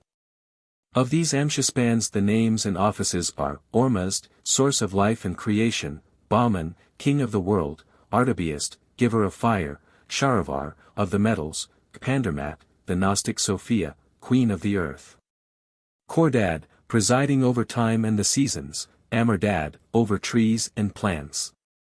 Of these the highest in place are, after Ormuzd, the 4 named next in gradation. Below this order stand the Izds, 27 in number, ruled over by Mithras. They govern the heavenly bodies and the elements. Against each Amshaspan and Izd is arrayed a corresponding angel of darkness, to thwart all his operations, namely, the 7 archdevs, and the 27 devs. Gnostic sacraments and initiations as connected with the Mithraic. In my account of Mithraicism notice has been taken of the very prominent part that sacraments for the remission of sin play in the ceremonial of that religion. The following extracts from the Grand Gnostic textbook will serve to show how the same notions, and probably, forms, were transferred to the service of Gnosticism. Baptism, remitting sins, Pistis-Sophia, 298. Then came forth Mary and said, Lord, under what form do baptisms remit sins? I have heard thee saying that the ministers of contentions, Rho iota delta alpha omicron iota, 56 follow after the soul, bearing witness against it of all the sins that it hath committed, so that they may convict it in the judgments. Now, therefore, Lord, do the mysteries of baptism blot out the sins that be in the hands of the receivers of contention, so that they shall utterly forget the same. Now, therefore, Lord, tell us in what form they remit sins. For we desire to know them thoroughly. Then the Saviour answered and said, Thou hast well spoken, of truth those ministers are they that testify against all sins, for they abide constantly in the places of judgment, laying hold upon the souls. Convicting all the souls of sinners who have not received the mystery, and they keep them fast in chaos tormenting them. But these contentious ones cannot pass over chaos so as to enter into the courses that be above chaos. In order to convict the souls therefore receiving the mysteries, it is not lawful for them to force so as to drag them down into chaos, where the contentious receivers may convict them. But the souls of such as have not received the mysteries, these do they desire and hale into chaos, whereas the souls that have received the mysteries, they have no means of convicting, seeing that they cannot get out of their own place. And even if they did come forth, they could not stop those souls, neither shut them up in their chaos. Hearken, therefore, I will declare to you in truth in what form the mystery of baptism remitteth sins. If the souls when yet living in the world have been sinful, the contentious receivers verily do come, that they may bear witness of all the sins they have committed, but they can by no means come forth out of the regions of chaos, so as to convict the soul in the places of judgment that be beyond chaos. But the counterfeit of the Spirit 57 testifies against all the sins of the soul, in order to convict it in the places of judgment that be beyond chaos. Not only both it testify, but also sets a seal upon all the sins of the soul, so as to print them firmly upon the soul, that all the rulers of the judgment place of the sinners may know that it is the soul of a sinner. And likewise know the number of sins which it hath committed from the seals that the counterfeit of the Spirit hath imprinted upon it.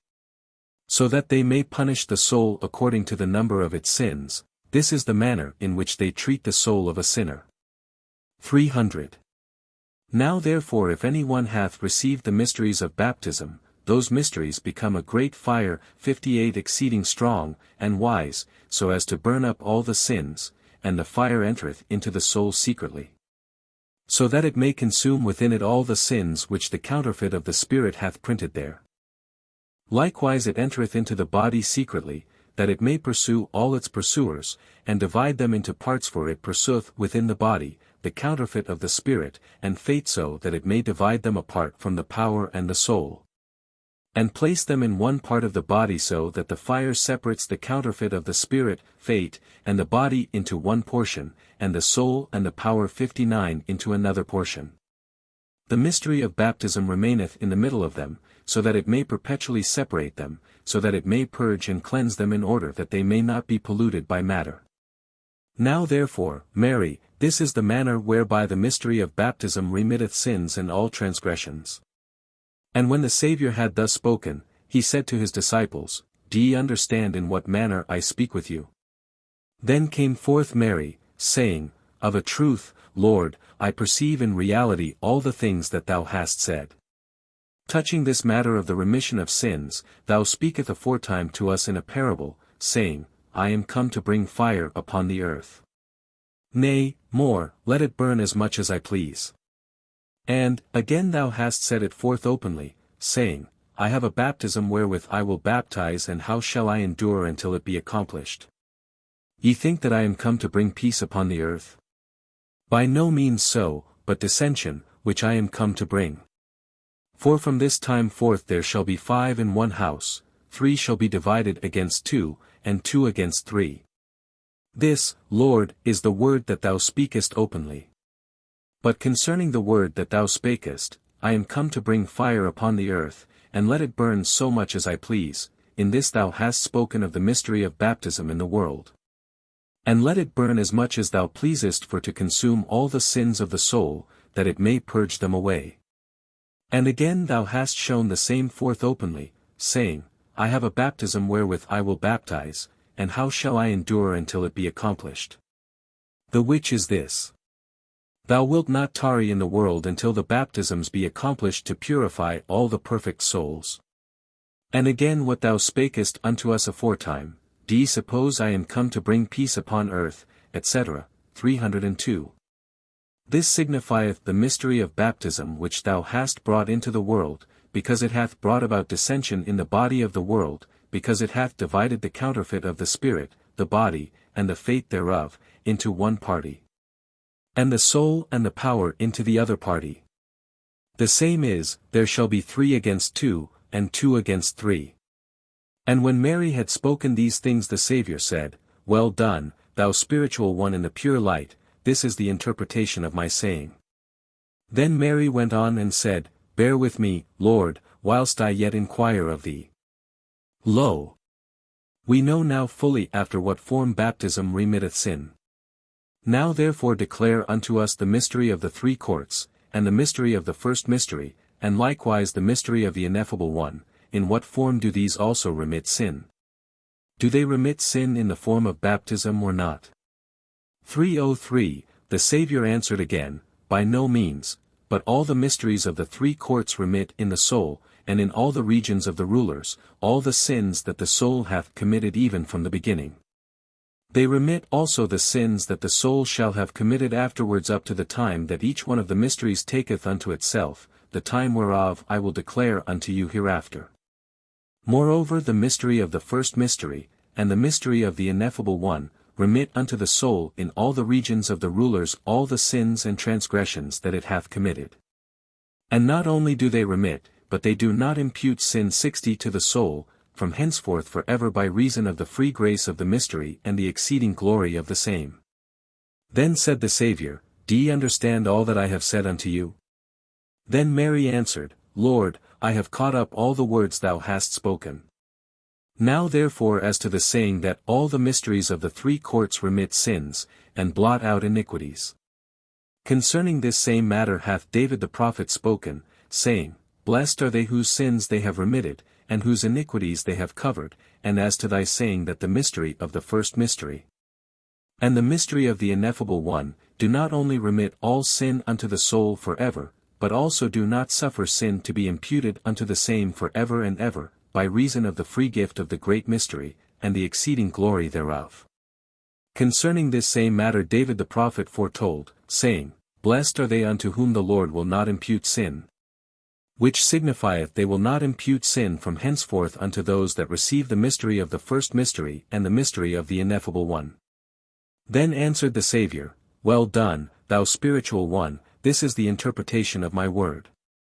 305, Then Mary continued, saying, Lord, if a man shall have received the mystery in the mystery of the first mystery, and afterward shall turn back and sin, and again shall repent and pray in his own mystery, shall his sin be remitted to him or not? Then answered the Saviour, Whosoever after receiving the mystery shall again sin 12 times, and again repent 12 times, and then shall pray in his own mystery, his sin shall he remitted unto him. But and if, after these 12 times, he shall turn again and transgress, then of a truth his sin shall never more be remitted, so that he may turn again unto his own mystery whatsoever it be. For such an one there is no repentance, unless indeed he hath received the mystery of the ineffable one that remitteth all sins, and shall remit them at every time. Then said Mary, Lord, those who have received the mystery of the first mystery, and then have turned back and sinned, if such without having repented shall depart out of the body, shall they inherit the kingdom or not? Forasmuch as they have received the free gift of that mystery. 306, The Saviour answered, Of such the judgment shall be the most merciful amongst all the judgments, for their dwelling is in the middle gate 61 of the dragon of outer darkness, and at the end 62 of all those that be in torment. Because such an one hath received the free gift of the mystery, and hath not remained steadfast therein. Then said Mary, Such as have received the mystery of the ineffable one and then shall turn back and sin, but afterwards shall repent in their lifetime, how many times shall their sin be remitted unto them? Then answered the Saviour, To such an one, not only if he turn back and sin once, and then repent, shall his sin be remitted, but even if he doth so continually, so long as he shall repent whilst yet alive, not being in hypocrisy. And shall pray according to his own mystery, because those mysteries are merciful and remit sin at every time. 307. Then asked Mary, But if such an one shall depart out of the body before he hath repented, what then shall happen unto him? 307, Then answered the Saviour, Of such an one the judgment shall be worse than of any other, and exceeding great. For even if those souls be new ones 63 they shall not return unto the changes of the earthly bodies, neither shall they do any work, but they shall be cast out into the uttermost parts of the outer darkness. And shall be consumed so that they shall not exist for ever and ever. 308, To this declaration Mary refers the saying, Salt is good, but if the salt hath lost its savour, etc. The following extracts, from the same high authority, will much elucidate the passwords communicated to the dying believer, which forms so important a feature of the Gnostic system. Benefits of initiation. I will declare unto you that mystery, which is this, Whosoever shall have received that one word, when he shall depart out of the body of the matter of the rulers, there shall come the contentious receivers to loosen him out of that body. Which same receivers loosen every one departing out of the body. And when they shall have loosened the soul that hath received that mystery which I have declared unto you, in that very moment wherein he is set loose, he becometh a great flood of light in the midst of them. And the receivers shall fear the light of that soul, and shall tremble, and shall cease through their fear of the great light which they behold. And that soul shall fly up aloft, and the receivers shall not lay hold upon him, neither shall they discern by what way he is gone, inasmuch as he is become a great ray of light and fleeth up aloft, neither is there any power that can overtake him. Nor ever come nigh unto him at all. 228. But he passes through all the regions of the rulers, and also the regions of the offspring of the light, neither doth he give in a declaration in any region, nor yet a defense of himself 64 nor yet the password, or symbol. Neither can any power of them all draw near him, but all the regions of the rulers and of the offspring of the light shall sing hymns, each one in his own place, fearing the flood of light that clotheth that soul. Until he shall come into the place of the heirs of the mystery that he hath received, and become conjoined with the members of the same. Verily, I say unto you, ire shall be in all the regions in the time that a man can shoot an arrow. Again I say unto you, whosoever shall receive that mystery and make himself perfect in all the types and figures thereof, that man is in the world, but he is more excellent than the angels, and shall be before them all. He is a man in the world, but he is better than the archangels and shall be before them all. 229. He is higher than all the tyrants, and all the lords, and all the gods, and all the luminaries, and all the pure ones, and all the triple powers, and all the primal fathers, and all the unseen ones. He is a man in the world, but he is more excellent than the great unseen primal Father, and shall be more exalted than he, and above all those pertaining to the middle space, and above all the emanations of the treasury of light. And above all the confusion 65 and above every region of the treasure of light. He is a man in the world, but he shall reign with me. 230, in my kingdom. He is a man in the world, but he shall be a king in the light. He is a man in the world, but he is not of the world. And verily I say unto you, that man is I, and I am that man. And in the dissolution of the world, when the universe shall be raised up, and all the number of perfect souls shall be raised up, and I am made king over all the offspring of the light, and when I am made king over the 7 Alphamuate Anu. 66 and the 5 trees, and the 3 Alphamuate Anu, and the 9 keepers. And when I am king over the boy which be the twin saviors, and over the 12 saviors, and over all the number of perfect souls which have received the mystery of light. Then whosoever shall have received the mystery of the ineffable One, they shall be joint kings with me and shall sit upon my right hand and upon my left hand in my kingdom. Verily I say unto you, those men are I, and I am those men. For this cause have I said to you formerly, ye shall sit upon your thrones on my right hand and on my left in my kingdom, and ye shall reign together with me. 231. Therefore I did not refrain, neither was I abashed to call you my brethren and my fellows, inasmuch as ye shall be joint kings with me in my kingdom. These things therefore I said unto you, knowing that I was about to give unto you the mystery of the ineffable One, because that mystery is I, and I am that mystery. Now therefore not only ye shall reign with me, but also whatsoever men shall have received that mystery they shall be joint kings with me in my kingdom, and one am they, and they are I. But my throne shall be more exalted than theirs. And inasmuch as ye shall receive sorrows in this world beyond all other men whilst ye are preaching the words that I declare unto you, therefore your thrones shall be next to my throne in my kingdom.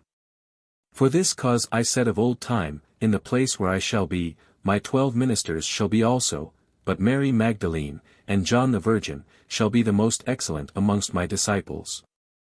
And all men that shall have received the mystery of the ineffable One shall be upon my right hand and upon my left, for I am they and they are I, and they shall be equal with you in everything.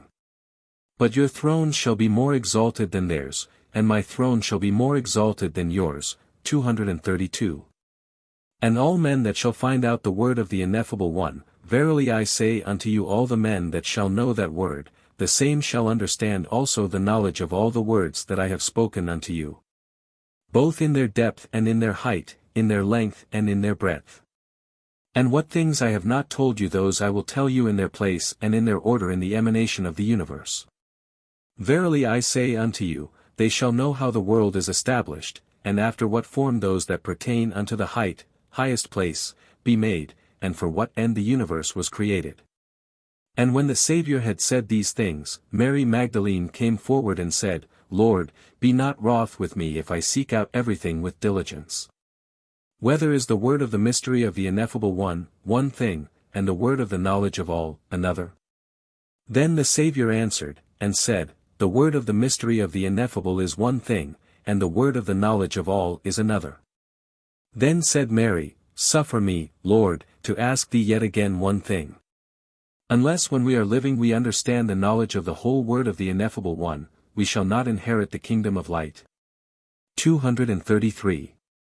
Then the Saviour answered, and said, Of a truth, whosoever shall have received the mystery of the kingdom of light, the same shall go to inherit it into that place the mystery whereof he hath received. But he shall not obtain the knowledge of the all, wherefore all things were made, except he shall have known that one word of the ineffable, the which is the knowledge of all. And again, there is no way of knowing that one word of knowledge, except a man shall have first received the mystery of the ineffable One, but every man shall go to inherit that place the mystery whereof he hath received.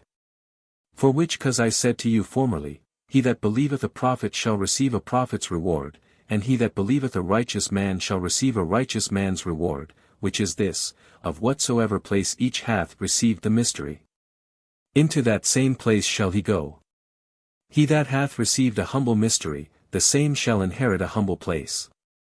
He that hath received an excellent mystery, the same shall inherit an exalted place. And every one shall abide in his own place in the light of my kingdom, and every one shall have authority over the course that is below him, but over that which is above himself he shall not have authority. But shall abide in his inheritance of the light of my kingdom, dwelling in a great light unto which there is no measure, next to the gods and to the unseen ones, and he shall be in great joy and gladness. 234. Now therefore I will speak with you touching the glory of those also that shall receive the mystery of the first mystery. He that hath received the same, at the time when he shall depart out of this body of matter, the contentious receiver shall come that they may take his soul out of the body.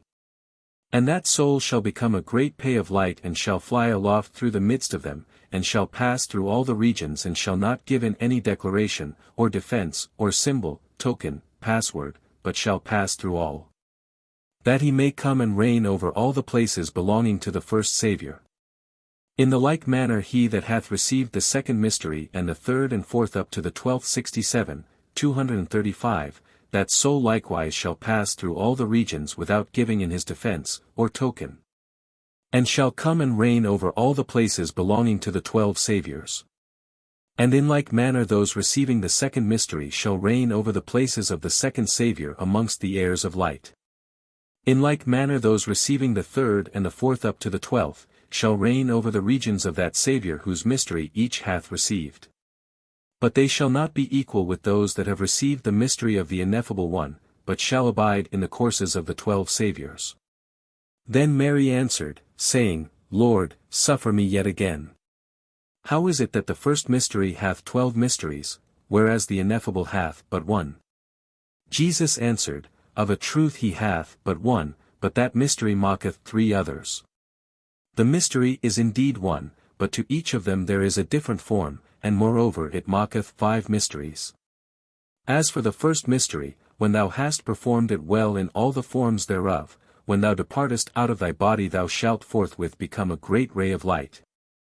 And it shall traverse all the regions of the rulers and all the regions of light, all being afraid of that light of the soul, until it shall come into its own kingdom.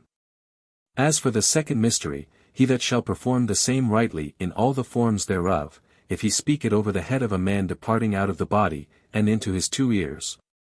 That man departing out of the body when he hath received the mystery a second time, and been made partaker of the word of truth 68 that man's soul shall become, when it leaveth the body, a great flood of light. So as to traverse all the regions until it cometh into the kingdom of that mystery. But and if that man hath not received that mystery, neither hath been made partaker of the words of truth, if he that hath performed that mystery shall speak the same into the ears of him who is departing out of the body, verily I say unto you, the soul of that man, although he hath not received the mystery of light nor partaken of the words of truth, shall not be judged in the places of the rulers, neither shall it be punished in any place, neither shall the fire touch it. By reason of the mystery of the ineffable which goeth along with it. And they shall hasten to deliver that soul one to the other, and shall guide it course after course, and place, 239, after place. Until they bring it before the Virgin of Light, for all the regions shall fear the mystery and the mark 69 of the kingdom of the Ineffable One that is with it. And when they have brought the soul unto the Virgin of Light, she shall see the mark of the mystery of the kingdom of the Ineffable One which is with it. And the Virgin of Light marvelleth thereat, and she judgeth that soul, but suffereth him not to be brought unto the light until he hath accomplished the ministry of the light of that mystery. Which be these, the purification of the renouncing of the world and of all the matter that therein is. And the Virgin of Light sealeth him with a special seal, which is this, in the same month in which he hath departed out of the body, she will cause him to be placed in another body that shall be righteous. And shall obtain the divinity of truth and the high mystery, so that he may inherit the same, and also inherit the light for ever and ever. This is the grace of the second mystery of the Ineffable One. As touching the third mystery, the man that hath performed the same duly in all the forms thereof and shall name that mystery over the head of one departing out of the body whether he be living or dead. Or abiding in the midst of the torments of the rulers 70 and their different fires, they shall make haste to release that man out of them all, and shall bring him before the Virgin of Light, who shall place him in a righteous body that shall inherit the light. 243. Moreover in the dissolution of the universe, that is, when the number of perfect souls is made up, and the mystery is accomplished on account of which the universe has been created, then I will spend 1,000 years. According to the years of light, ruling over the offspring of the light, and over the number of the perfect souls which have received all the mysteries. Then Mary said, Lord, how many years in the years of this world is 1 year of light? Jesus answered, 1 day of light is 1,000 years of this world, wherefore 36 myriads and a half of the years of the world make 1 year of light. I shall therefore reign 1,000 years of light, being king in the middle of the last parastates 71 being king over all the offspring of light, and over all the number of perfect souls that have received the mysteries of light. And ye, my disciples, and each one that hath received the mysteries of the Ineffable One, shall be upon my right hand and upon my left, being kings together with me in my kingdom. And those likewise that receive the 3 mysteries of the 5 mysteries of the Ineffable shall be kings together with you in the kingdom of light. But they shall not be equal with you, and with those receiving the mystery of the Ineffable One, for they shall continue kings behind you. And those receiving the 5 mysteries of the Ineffable shall remain behind the 3 mysteries being kings also. Likewise those receiving the 12 mysteries of the first mystery, they too shall abide as kings behind the 5 mysteries of the Ineffable One. And they also are kings each one of them according to his course, and all receiving in the mysteries in all the places of the court of the Ineffable One. So that they shall be kings also but come after such as have received the mystery of the first mystery, being sent forth according to the glory of each, so that those receiving high mysteries shall dwell in high places. But those receiving humble mysteries shall abide in humble places. These are the 3 lots of the kingdom of light, and the mysteries of these 3 lots of light are exceeding great. Ye will find them in the great second book of Iota-V. But I will give unto you and declare unto you the mysteries of each lot, which be more exalted than any other place, 246, and are chief both as to place and as to order, the which also lead all mankind within, into lofty places. According to the court belonging to their inheritance, so that ye have no need of any of the lower mysteries. But ye will find them in the second book of Iota-V which Enoch wrote when I spoke with hint out of the tree of knowledge and out of the tree of life in the paradise of Adam. Now therefore after I shall have declared unto you all emanation, I will give and I will tell unto you the 3 lots of my kingdom which be the chief of all. Inasmuch as ordeals and meritorious penances held so important a place in the Mithraic ceremonial, it will not be irrelevant here to adduce for comparison a series of the kind as excogitated by the extravagant imagination of the Brahmins. The penances of the demon Tarka, the Tapa Asura, by means whereof he constrained Brahma to grant him whatever he chose to demand, are thus enumerated, each stage being of 1 century's duration. 1. He stood on 1 foot, holding up the other with both hands towards heaven, his eyes fixed immovably upon the sun. 2. He stood on 1 great toe. 3. He took for sustenance nothing but water. 4. He lived similarly upon air. 5. He remained immersed in the water. 6. He was buried in the earth, continuing, as during the last penance, in continued adoration. 7. He performed the same act in the fire. 8. He stood on his head with his feet upwards. 9. He stood resting on 1 hand. 10. He hung by his hands from a tree. 11. He hung on a tree by his feet, with his head downwards.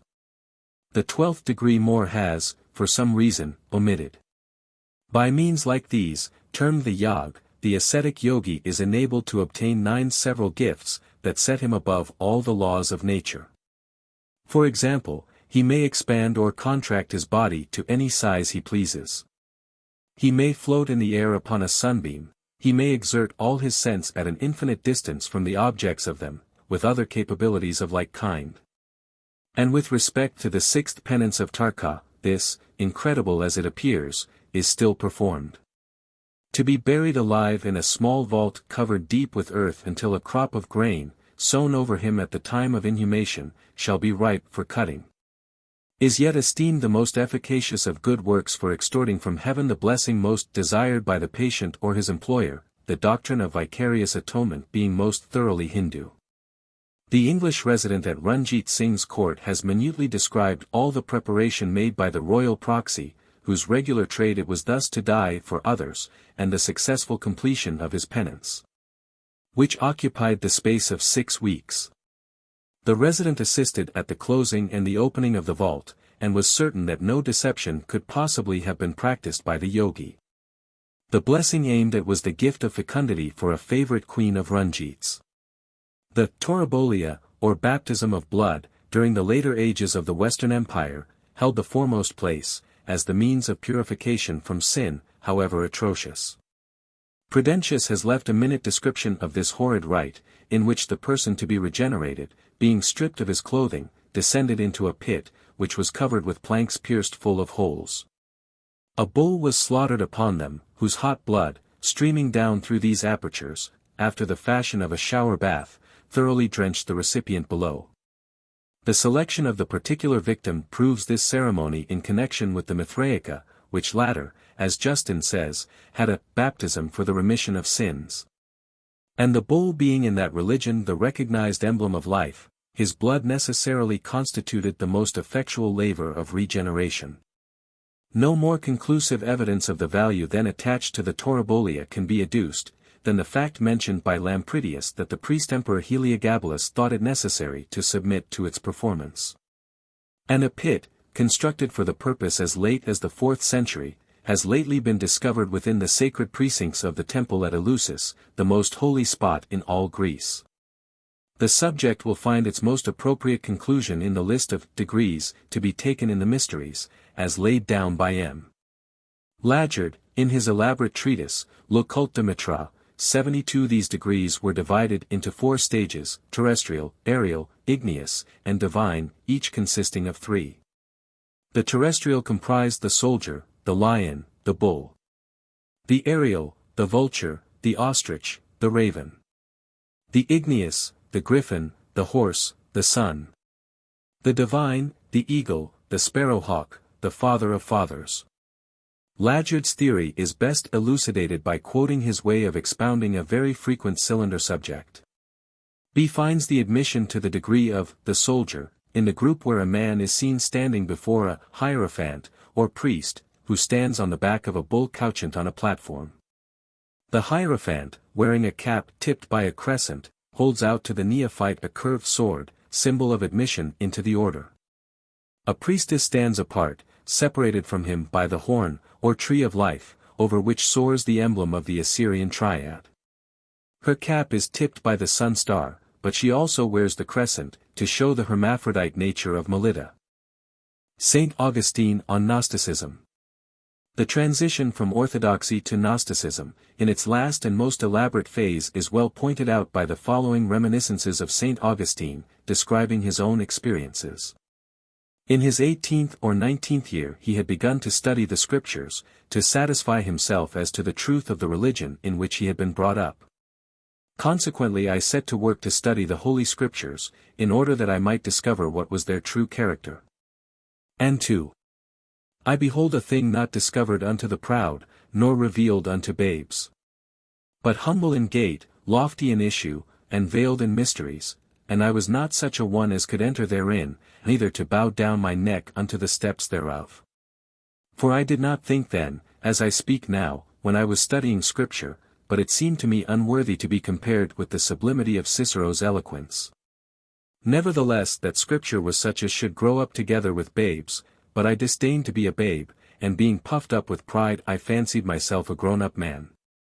So it came to pass that I fell in with men full of pride, dotards, too carnal, and great talkers, in whose mouth is a snare of the devil, and birdlime made up with a mixture of the syllables of thy name, and of our Lord Jesus Christ. And of the Paracletes, our Comforter the Holy Ghost. All these names did not proceed out of their mouth except as far as the sound and echo of the tongue go, but their heart was utterly void of truth.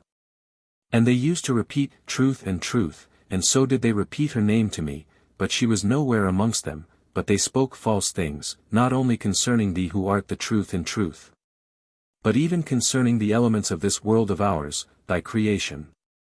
Concerning which even the philosophers, who declared what is true, I ought to have slighted for the love of thee, O my Father, the supreme good, the beauty of all things beautiful.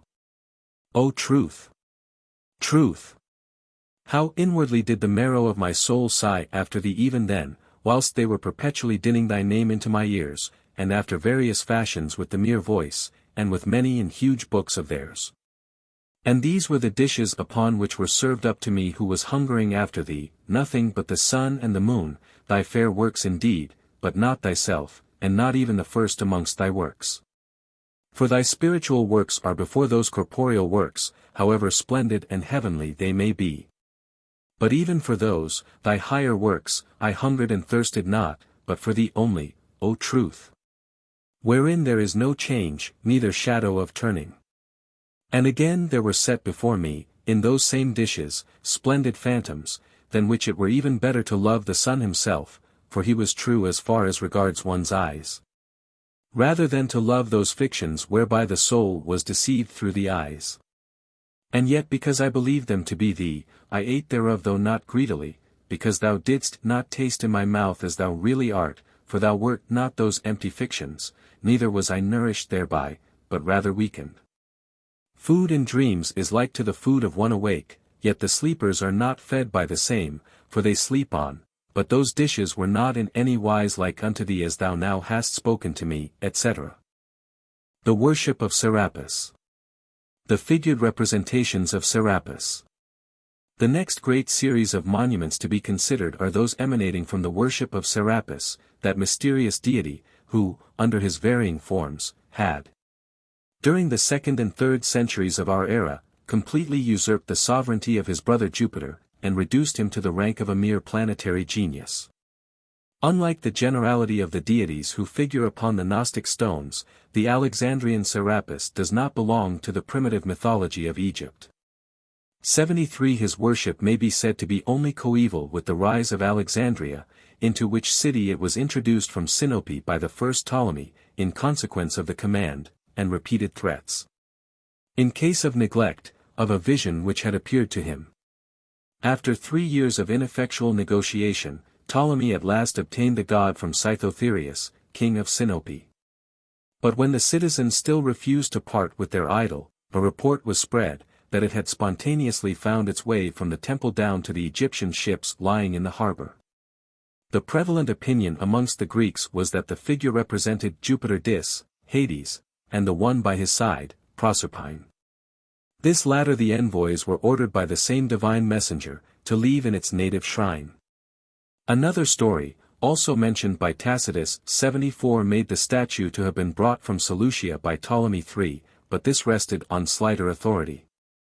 It is, however, a curious confirmation of this last tradition that Serapis is named by Plutarch, Alexander. As the chief deity of Babylon, Seleucia in later times, at the date of the Macedonian conquest a proof that he at least regarded that god as identical with Belus. Now, it is a remarkable coincidence that Ana, the first person in the primitive Chaldean triad, is likewise king of the lower world, and that his symbol, the vertical wedge, stands also for the numeral 60. Which last is often used to express hieroglyphically the name Ana. It was Timotheus, an Athenian Eumolpid, and, in virtue of his descent, diviner to the king, who indicated Pontus as the residence of the unknown god, whose apparition had so disquieted the monarch by commanding himself to be sent for without declaring whence. The figure, seen in the vision, was that of a youth, a circumstance that tallies ill with the mature majesty of the great god of Alexandria. 75 But the Helios Dionysus, a veritable Krishna, who graces the reverse of the gold medallion of Pharnaces II, coined at Sinope in the following century, agrees much more exactly with this description of the nocturnal visitor. Speedily did Serapis become the sole lord of his new home. And speculations as to his true nature employed the ingenuity of the philosophers at Alexandria, down to the times when they were superseded by the discussions on the doctrine of the Trinity, waged with equal zeal but infinitely worse temper. Every conflicting religion strove to claim him as the grand representative of their own doctrine. Macrobius has preserved one of the most ingenious of these interpretations, as made by the rationalists, a party so strong amongst the later Greeks, I. 20. The city of Alexandria pays an almost frantic worship to Serapis and Isis, nevertheless they show that all this veneration is merely offered to the sun under that name, both by their placing the corn measure upon his head, and by accompanying his statue with the figure of an animal having 3 heads. Of these heads, the middle and the largest one is a lion's, that which rises on the right is a dog's in a peaceable and fawning attitude, whilst the left part of the neck terminates in that of a ravening wolf. All these bestial forms are connected together by the wreathed body of a serpent, which raises its head up towards the god's right hand, on which side the monster is placed. The lion's head typifies the present, because its condition between the past and the future is strong and fervent. The past is signified by the wolf's head, because the memory of all things past is scratched away from us and utterly consumed. The emblem of the fawning dog represents the future, the domain of inconstant and flattering hope. But whom should past, present and future serve except their authors? His head crowned with the calathus typifies the height of the planet above us, also his all-powerful capaciousness, since unto him all things earthly do return, being drawn up by the heat he emits. Moreover, when Nicocreon, tyrant of Cyprus, consulted Serapis as to which of the gods he ought to be accounted, he received the following response. A god I am, such as I show to thee.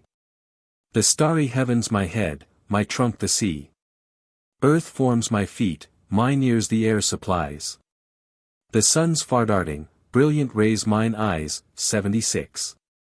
From all this it is evident that the nature of Serapis and the sun is one and indivisible. Again, Isis is universally worshipped as the type of earth, or nature in subjection to the sun. For this cause the body of the goddess is covered with continuous rows of udders, to declare that the universe is maintained by the perpetual nourishing of the earth or nature.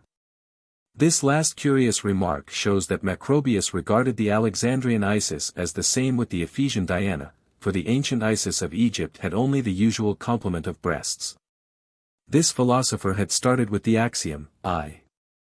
17, omnes deos referi ad solem, and begins by demonstrating from the various epithets of Apollo, that he was the same god with the one styled the sun.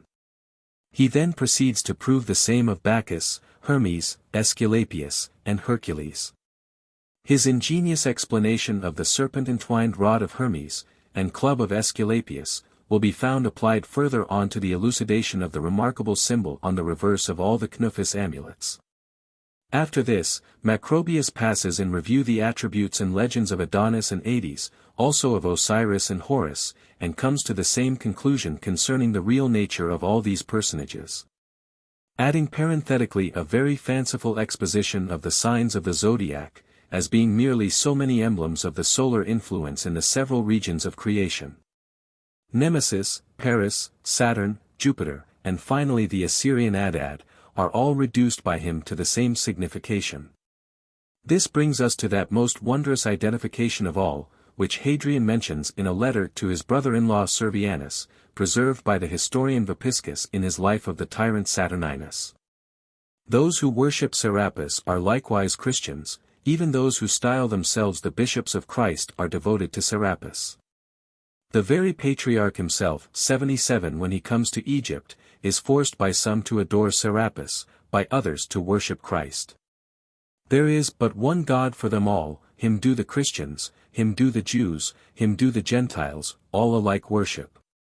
Severus Alexander, too, who daily paid his devotions to Christ and Abraham, did none the less expend large sums in decorating the temples of Serapis and Isis, with statues, couches, and all things pertaining to their mysteries. 78 Whilst he left the other gods of Rome to take care of themselves. And as connected with the same subject, it may be here observed that the conventional portrait of the Saviour is in all probability borrowed from the head of Serapis, so full of grave and pensive majesty. Of the first converts, the Jewish fortilections were so powerful that we may be sure that no attempt was made to portray his countenance until many generations after all who had beheld it on earth had passed away. 79 Nevertheless, the importance so long attached to the pretended letter of Lentulus to the emperor, Tiberius, describing Christ's personal appearance, demands a notice in this place. Its monkish Latinity and style betray it, at first sight, for the authorship of some medieval divine. Yet, incredible as it may seem, even a learned man like Grynaeus has been so besotted through his pious longing for the reality of such a record, as to persuade himself that Lentulus, a Roman senator and an eminent historian, could have written in the exact phrase of a mendicant friar. There has appeared in our times, and still lives, a man of great virtue, named Christ Jesus, who is called by the Gentiles a prophet of truth, but whom his own disciples called the Son of God, raising the dead, and healing diseases. A man indeed of lofty stature, handsome, having a venerable countenance, which the beholders can both love and fear. His hair verily somewhat wavy and curling, somewhat brightish and resplendent in color, flowing down upon his shoulders, having a parting in the middle of the head after the fashion of the Nazarenes, etc. Grynaeus, Orthodoxia I, page 2. This forgery reminds one of Pliny's remark, Perient desideria non traditos vultus, sicut in Homero evenit. The wish is father to the image of the venerated object. And the conception is too joyfully accepted by the loving soul for it to trouble itself overmuch in scrutinizing the legitimacy of the same, for, as Martial exclaims with full truth, Cas enim damnet sua voda libenter. But to return to the Egypt of the times of Gnosticism. In the very focus of that theosophy, Alexandria, the syncretistic sects which sprang up so rankly there during the 3 first centuries of the Roman Empire, had good grounds for making out Serapis a prototype of Christ, considered as Lord and Maker of all, and Judge of the quick and the dead. For the response given to Nicocrian, above quoted, evinces that the philosophers at least saw in Serapis nothing more than the emblem of the anima mundi, the spirit of whom nature universal is the body, for they held the doctrine of the one harmonious whole, whose body nature is, and God the soul. So that by an easy transition Serapis came to be worshipped as the embodiment of the one supreme, whose representative on earth was Christ. The very construction of the grand colossus of Serapis ingeniously set forth these ideas of his character.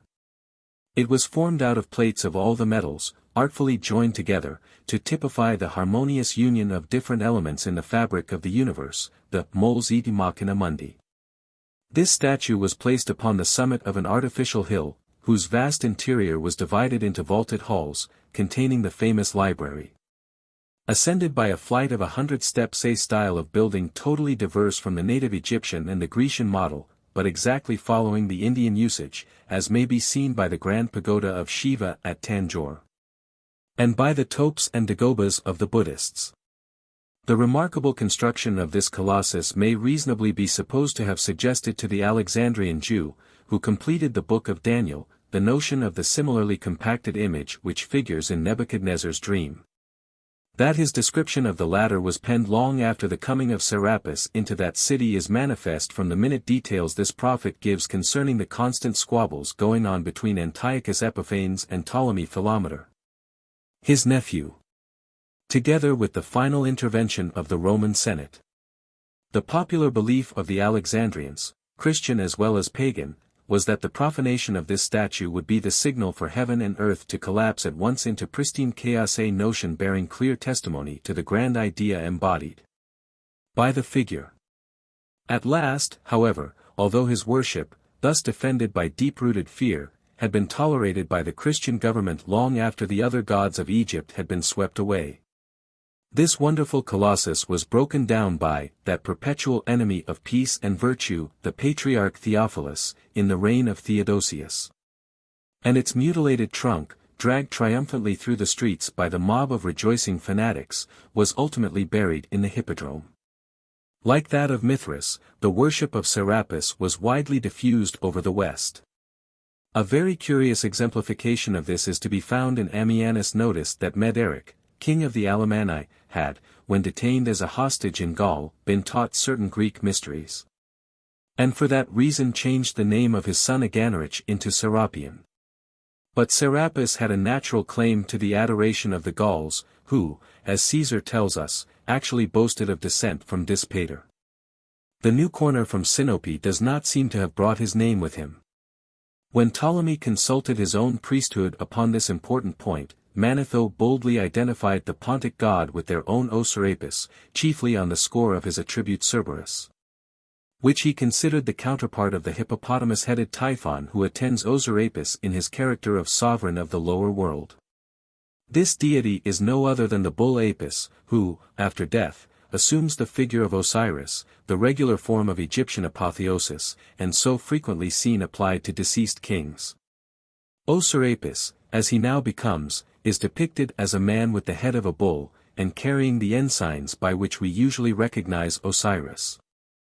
The god of Alexandria therefore differs in form as widely as in origin from the original patron of Thebes, with whom he has no other affinity than in name, and that rests only on the arbitrary interpretation of the Egyptian priests. So successful in persuading the Greeks that the mythology of the whole world was but a plagiarism from their own. M. Marlet in 1860 excavated the Theban Serapeum, as it was called in Roman times, with its long avenue of sphinxes. He also discovered the catacombs where the Apis bulls were deposited after death, and found there no fewer than 60, two of their mummies yet reposing undisturbed. It is amusing to notice how neatly the Greeks turned the Coptic O Serapis into the more euphonious sigma rho alpha pi iota. The probable origin of Serapis. The ancient speculations cited in the preceding chapter are all baseless theories, due to the ingenious refinements of the Alexandrian literati, and springing out of the system of allegorical interpretation in which the new Platonists so much delighted. It is evident that upon his first introduction into Egypt, Serapis was regarded by the Alexandrians as identical with Hades, or Dis, the lord of the lower world. Now, all his attributes suggest him to have been of Indian origin, and no other than Yama, lord of hell, attended by his dog, Karbara, the spotted, who has the epithet, Trisera, three-headed, and by his serpent, Sesha, called regent of Hades. In fact, some have discovered in the name Serapis 80 but the Grecian form of Yama's epithet, Shraddhadeva, lord of the obsequies, that is, of the funeral sacrifices offered to the Pitris or Manes. Yama also is styled Lord of Souls and Judge of the Dead. Another office assimilating him to Serapis in the character under which the latter came to be specially regarded a point, moreover, which at a later date afforded stronger reasons for identifying him with Christ. A plausible etymology of the name Serapis may be found in another of Yama's epithets, Asrik Pa, the blood drinker. This explanation is confirmed to some extent by the ancient tradition, of which Homer makes such fine use when he describes Ulysses' mode of evoking the ghosts, and their eagerness to lap up the lifeblood of the victim, OD. 11. 35. Seizing the victim sheep I pierced their throats. Flowed the black blood, and filled the hollow trench. Then from the abyss, eager their thirst to slake, came swarming up the spirits of the dead. And connected with the same notion was the practice of strewing roses over the graves of departed friends. Purpureos spargam flores edi fungar in munera. For, as Servius explains it, the red color of the flower represented blood, and thereby served as a substitute for the living victim. 81. This analogy between Yama and Serapis may be further extended by the consideration of certain other points connected with the office of the former deity. For example, unto the souls of the righteous he appears as Dharmaraja, and has a servant, Karmala, the Hermes Psychopompus of the Greeks, who brings them into his presence upon a self-moving car. But unto the wicked he is Yama, and has for them another minister, Kashmala, who drags them before him with halters round their necks, over rough and stony places. Other titles of Yama are Kritanta and Mrityu. The connection of the latter with Mors is evident enough, making it a fitting appellation for Dis, Thethes, in which again unmistakably lies the root of our name Death, applied to the same principle of destruction. Yama as Shraddhadeva, monarch of Patala, the infernal regions, has for consort Bhavani, who hence takes the title of Patala Devi, as upon earth she is Bhudevi, in heaven, Swartavi. Her lord owns, besides Karbara, another dog named Syama, the Black One. Now we see wherefore the medieval familiar spirits like Cornelius Agrippa's Black Spaniel, and Faustus, Pudel, chose that particular figure, whom he employs as the minister of his vengeance. As judge of souls he displays two faces, the one benign, the other terrific. Another of his titles is Kalantika. Time as the destroyer. It can hardly be a mere accidental coincidence that such was the exact name given to the headdress worn by the Egyptian priests when officiating in later times, a purple cloth covering the head and falling down upon the neck, surmounted by two plumes. Kali Bhavani, the destructive female principle, is represented 82 in this character with a visage exactly identical with the most ancient type of the Grecian Gorgon, such as we still behold it guarding the Etruscan sepulchres, and lowering horrifically upon the sacrilegious intruder. As in that notable example in the tomb of the Volumni at Perugia, where it forms the centerpiece of the ceiling of the Grand Hall. Formed of a tiger's head in its first conception by the excited fancy of Hindu superstition, the Etruscan demon still exhibits the same protruded tongue, huge tusks, glaring eyes, wings in the hair, and serpents twining about the throat. Of such aspect was doubtless that Gorgon's head, the work of the Cyclops, which was shown to Pausanias as the most notable object in the Argive Acropolis, a proof that the earliest essays of Pelasgic art had been made in realizing this idea. Again, in that most ancient monument of Grecian art, the coffer of Cypselus, made before BC 600, the same traveler states, v. 19. Behind Polynices stands a female figure, having tusks as savage as those of a wild beast, and the nails of her fingers like unto talons. The inscription above her, they tell you, means Caparo, fate. This name therefore must have been a foreign word, translated to Pausanias by the custodian of the temple. Plutarch, Life of Aratus, supplies another singular illustration of the worship of these terrific idols of the olden time in the most polished ages of Greece. The Artemis of Pallene was of so dreadful an aspect that none dared to look upon her, and when carried in procession, her sight blasted the very tree and crops as she passed. When the Aetolians were actually in possession of and plundering the town, her priestess, by bringing this image out from the shrine, struck them with such terror that they made a precipitate retreat. This Artemis consequently must have been a veritable Hecate, a true queen of hell, an idol moreover of wood, Xi Alpha Nu Omicron Nu, like her of Ephesus, otherwise the priestess had not been able to wield it so effectually to scare away the marauders.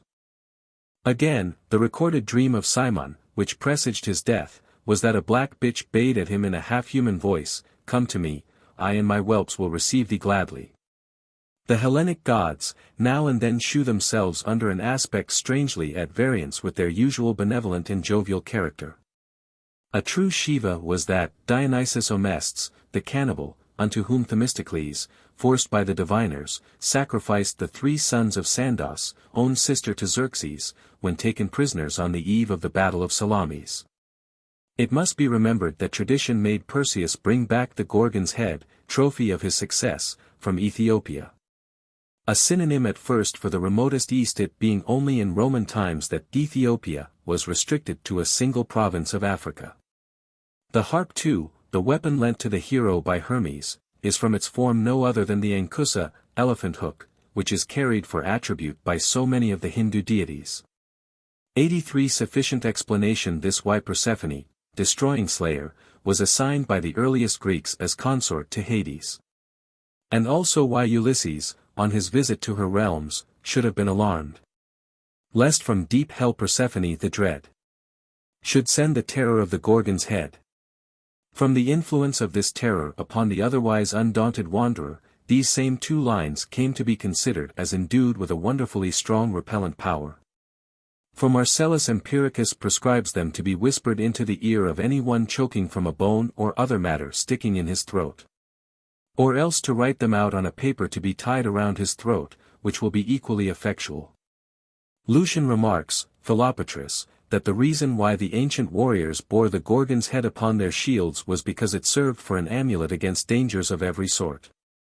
On the same account, in all likelihood, was it put for device on many archaic coinages, Populonia, Paras, etc.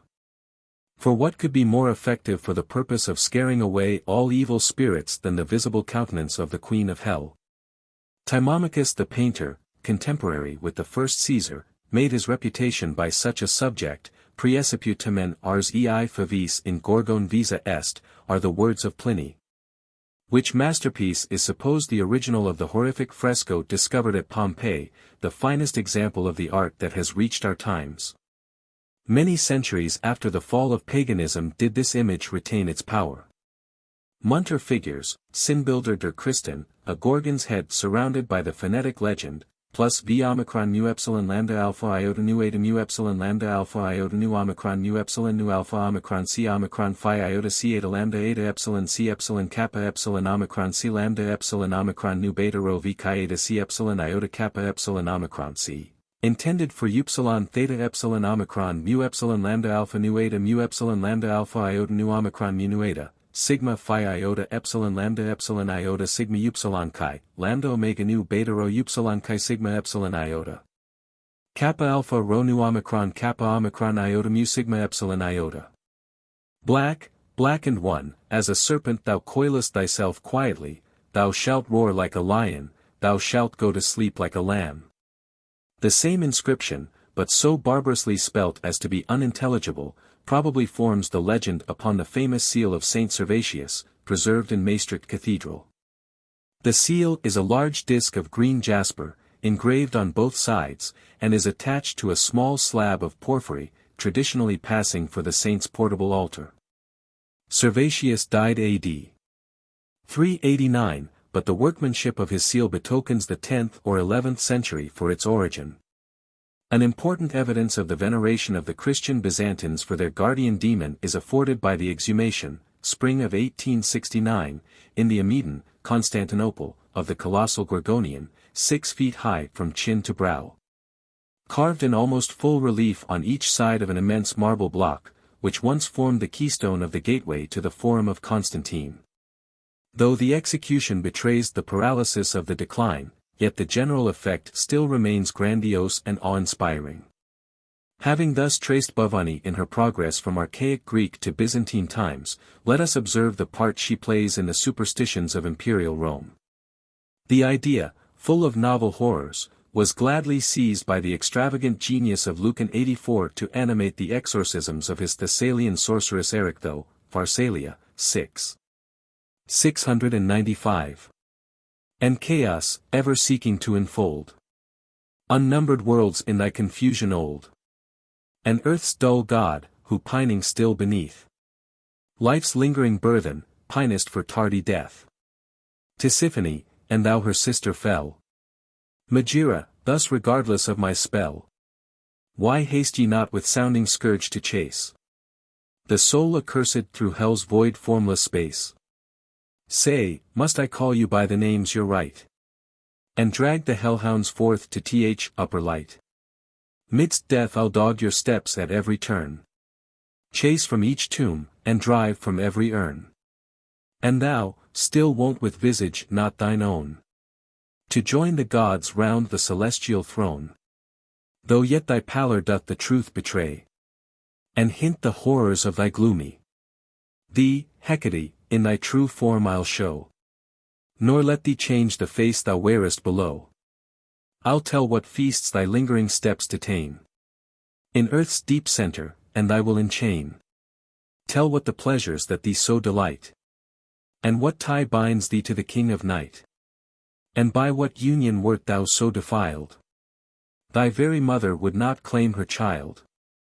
I'll burst thy caves, the world's most evil lord, and pour the sun upon thy realms abhorred, striking thee lifeless by the sudden day. If still reluctant my behests to obey, or must I call him at whose whispered name earth trembles awestruck through her inmost frame? Who views the Gorgon's face without a veil, and with her own scourge makes Erinnys quail? To whom the abyss, unseen by you, is given, to which your regions are the upper heaven? Who dares the oath that binds all gods to break, and marks the sanction of the Stygian lake? All these personifications are in a spirit quite foreign to that of Grecian mythology, but thoroughly imbued with that of India. Lucan's chaos is the Hindu destroyer, the Negro giant, Mahapralaya, swallowing up the gods themselves in his wide gaping jaws. His rector terrae, pining for the promised annihilation that is so long in coming, finds no parallel in classical religions 85, and his character remains to me utterly inexplicable. His furies, hunting souls to make them fly, instead of being like the old awful Eumenides, the impartial avengers of guilt, are mere demons, or churchyard ghouls. But his Hecate is manifestly Bhavani herself. Her facies Arabi being the Gorgonian aspect which the latter was when reigning in Yamaputri, but which she puts off when presiding on earth, or in heaven. Whilst the infernal banquets that so enchant her are the human sacrifices regularly offered up by Bhavani's special votaries, the thugs. In the first, or infernal aspect, a true facies Arabi, she is depicted wearing a necklace of human skulls and grasping in each hand a naked victim ready to be devoured. She probably still shows us in what shape the Artemis of Pallini appeared to scare away the Aetolian plunderers. The title of her lord, Pessimus Mundi Arbiter, is far more applicable to the destroyer Shiva than to the inoffensive Pluto of the Greeks. Unless indeed the Neronian poet may have heard something of the demiurgus Ildabaoth, son of darkness, or Erebus, existing under a different name in some ancient theogony. The Gnostics did not invent, they merely borrowed and applied. Bhavani, in her character of Kali, is sculptured as a terminal figure, the exact counterpart in outline of the Ephesian Diana. Even the stags, those remarkable adjuncts to the shoulders of the latter, are seen in a similar position springing from Kali's hands. The multiplied breasts of the Ephesian statue were also given to the Alexandrian Isis, who is allowed by Kreutzer and the rest to be the Hindu goddess in her character of Parvati. Now this remark applies only to her statue in the Serapeum, not to those belonging to the ancient Pharaonic religion, and Macrobius's expressions show that her real character there was as much a matter of dispute as that of her companion, Serapis. Again, Diana as Hecate or Proserpine, belongs to the infernal world over which she rules with the same authority as Bhavani over Yamaputri. The Ephesian image, made of cypress wood, had fallen down from heaven, which only means, had come from some very remote and unknown source. Monuments of the Serapis worship. Innumerable are the statues, bas-reliefs, and gems, many of them in the best style of Roman art, emanating from the worship of Serapis. A thing not to be wondered at in the case of a divinity whose idea involved the two strongest principles that actuate the conduct of mankind, the love of riches and the fear of death. For the god of the subterranean world was necessarily lord also of its treasures, a truth expressed by the dedication to Serapis of an altar as Iovi Custodi et Genio Thesaurum, Winkelmann, Pierre's Graves de Stache, page 83. And similarly the older Roman Pluto takes the title of Jupiter Stygius, but the comprehensiveness of the idea as expanded by the monotheistic tendency of later times is most fully manifested by the invocation, Raspi, No. 1490, Epsilon iota c alpha gamma iota omicron nu alpha c phi omega c alpha nu alpha omicron tau lambda eta chi theta omega nu 1 Jupiter, Serapis, holy name, Sabaoth, the light, the dayspring, the earth. Talismanic gems very commonly bear the full-length figure, or the bust of Serapis, with the legend epsilon iota c, often abbreviated into epsilon theta c. There is but one God, and he is Serapis, epsilon iota c zeta omega nu theta epsilon omicron c, the one living God. Sometimes the purpose of the amulet is distinctly expressed by the inscription, nu iota kappa alpha omicron c tau omicron nu phi theta omicron nu, baffle the evil eye, O Serapis, or in the curious example published by Caelus, where the god stands between Venus and Horus. And the legend Kappa Alpha Tau Alpha C intimates that the gem had been so engraved in consequence of a vision or other divine intimation. Around his bust on a jasper, prawn, appears the invocation, convincing proof of his supposed supremacy, C delta iota alpha, protect Jupiter, the ancient king of heaven being now degraded to the rank of an astral genius and benignant horoscope.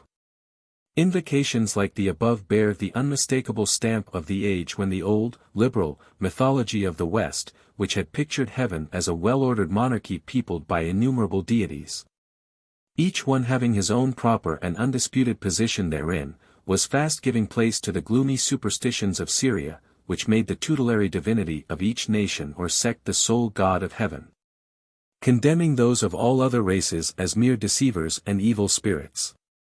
There are, however, many gems, fine both as to material and workmanship, which give us, beside Serapis, the primitive Egyptian gods exactly as they appear in the most ancient monuments, but engraved in the unmistakable style of Roman art. Most of these are to be referred to the efforts of Hadrian to resuscitate the forms of that old religion whose life had long before passed away in this equally with the grander department of sculpture. Under his zealous patronage, the religion of the pharaohs blazed up for a moment with a brilliant but factitious luster, a phenomenon often observed to precede the extinction of a long-established system. 86 To this period belongs a beautiful sard of my own, which represents Serapis enthroned exactly as Macrobius describes him, whilst in front stands Isis, holding in one hand the sistrum, in the other a wheat sheaf, with the legend, see Alpha Gamma Nueta. 87 Immaculate is Our Lady Isis. This address is couched in the exact words applied later to the personage who succeeded to the form, titles, symbols and ceremonies of Isis with even less variation than marked the other interchange alluded to above. The Black Virgins, so highly venerated in certain French cathedrals during the long night of the Middle Ages, proved when at last examined by antiquarian eyes to be basalt statues of the Egyptian goddess, which having merely changed the name, continued to receive more than pristine adoration. Her devotees carried into the new priesthood the ancient badges of their profession, the obligation to celibacy, the tonsure, the bell, and the surplice, omitting unfortunately the frequent and complete ablutions enjoined by the older ritual. The holy image still moves in procession as when Juvenal laughed at it, 6. 530, escorted by the tonsured, surpliced, train. Even her proper title, Domina, exact translation of the Sanskrit Isi, survives with slight change, in the modern Madonna, Mater Domina. By a singular permutation of meaning, the flower borne in the hand of each, the lotus, former symbol of perfection, because in leaf, flower, fruit, it gave the figure of the circle, as Jamblichus explains it, and therefore of fecundity, is now interpreted as signifying the opposite to the last virginity itself. The tinkling sistrum, so well pleasing to Egyptian ears, has unluckily found a substitute in that most hideous of all noisemakers, the clangorous bell. But this latter instrument came directly from the Buddhistic ritual, in which it forms as essential a part of the religion as it did in Celtic Christianity, where the holy bell was the actual object of worship to the new converts. The hell in its present form was unknown to the Greeks and Romans, its normal shape is Indian, and the first true bell founders were the Buddhist Chinese. Again, relic worship became, after the 3rd century, the chief form of Christianity throughout the world, which finds its parallel in the fact that a fragment of a bone of a Buddha, that is, holy man in whom the deity had dwelt during his life, is actually indispensable for the consecration of a dagoba, or temple of that religion. Equally as a similar particle of saintliness is a sine qua non for the setting up of a Roman Catholic altar. Very curious and interesting would it be to pursue the subject, and trace how much of Egyptian, and second-hand Indian symbolism has passed over into the possession of a church that would be beyond measure indignant at any reclamation on the part of the rightful owners. The high cap and hooked staff of the pharaonic god become the mitre and crozier of the bishop. The very term, nun, is Coptic, and with its present meaning, the erected oval symbol of productive nature, christened into the vesica piscis, becomes the proper framework for pictures of the divinity, the crux ansata. That very expressive emblem of the union of the male and female principles, whence comes all life, and therefore placed as the symbol of life in the hands of gods, now, by simple inversion, chances into the orb and cross. The recognized distinction of sovereignty. But to give a last glance at Serapis and his attributes, his bust on gems is often accompanied by a figure resembling a short truncheon from the top of which spring 3 leaves, or spikes. Can it be some plant sacred to the god, or else some instrument of power, certain it is that Iva, a Syrian god of thunder, carries in his hand a fulmen of somewhat similar form in the Ninevitish sculptures. A dwarf column, supporting a globe, a corded bale, the letter mu, 88 are all frequently to be seen in the same companionship. Another symbol is of such mighty import in the domains of the Lord of Souls, that its discussion may fairly claim to itself the space of the following section. The caduceus, and its symbolism. Macrobius seems to afford us some clue for solving this enigma by his remarks upon the true universality of the sun worship under different names, Saturday I, 19. That under the form of Mercury the sun is really worshipped is evident also from the caduceus which the Egyptians have fashioned in the shape of two dragons, asps, male and female joined together, and consecrated to Mercury. These serpents in the middle parts of their volume are tied together in the knot called the knot of Hercules. Whilst their upper parts bending backwards in a circle, by pressing their mouths together as if kissing complete the circumference of the circle, and their tails are carried back to touch the staff of the caduceus. And adorn the latter with wings springing out of the same part of the staff.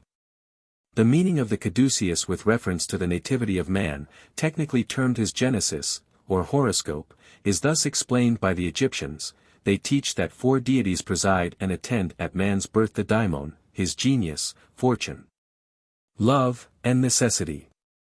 By the two first of these they hold that the sun and the moon are meant, because the sun, as the author of spirit, heat, and light, is the producer and guardian of human life, and therefore is esteemed the daimon, that is the god of the person born. The moon is the fortune, because she is the president over our bodies which are the sport of a variety of accidents. Love is signified by the kissing of the serpents, necessity, by the knot in which they are tied. The reason for adding the wings has been fully discussed above. For a symbol of this nature the convolution of the serpents has been selected in preference to anything else, because of the flexuosity of the course of both these luminaries. From this cause it comes, that the serpent is attached to the figures both of Aesculapius and of Hygeia, because these deities are explained as expressing the nature of the sun and the moon. For Aesculapius is the health-giving influence proceeding out of the substance of the sun, that benefits the souls and bodies of mortals.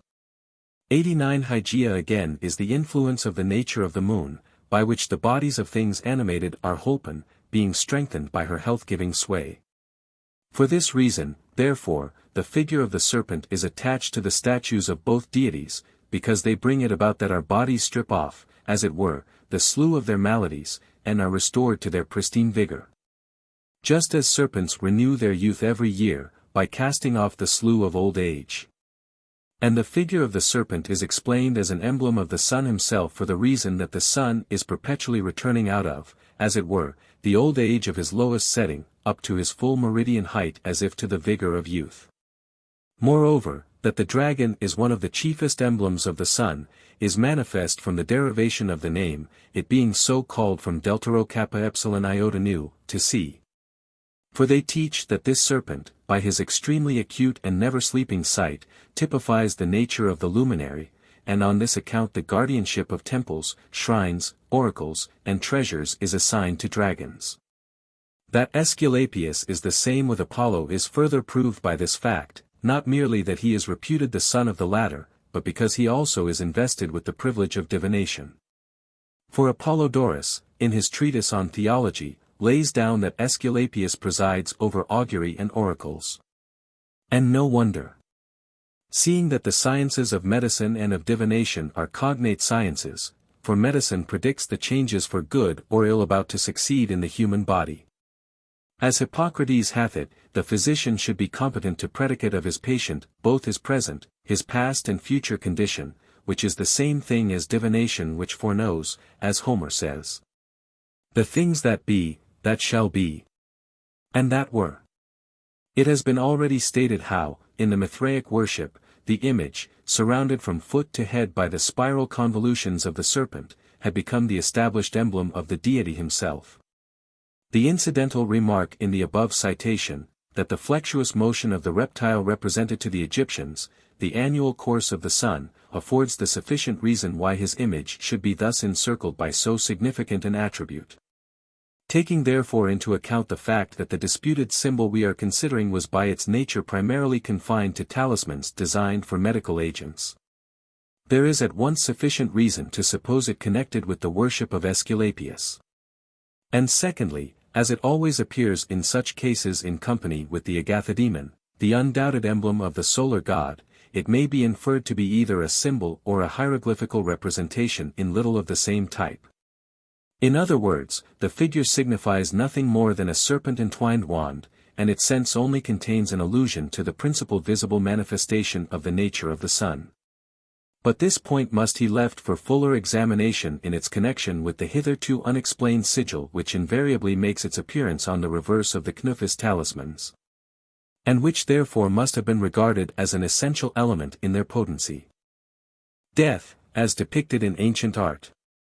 The King of the Shades has formed the subject of the preceding investigation.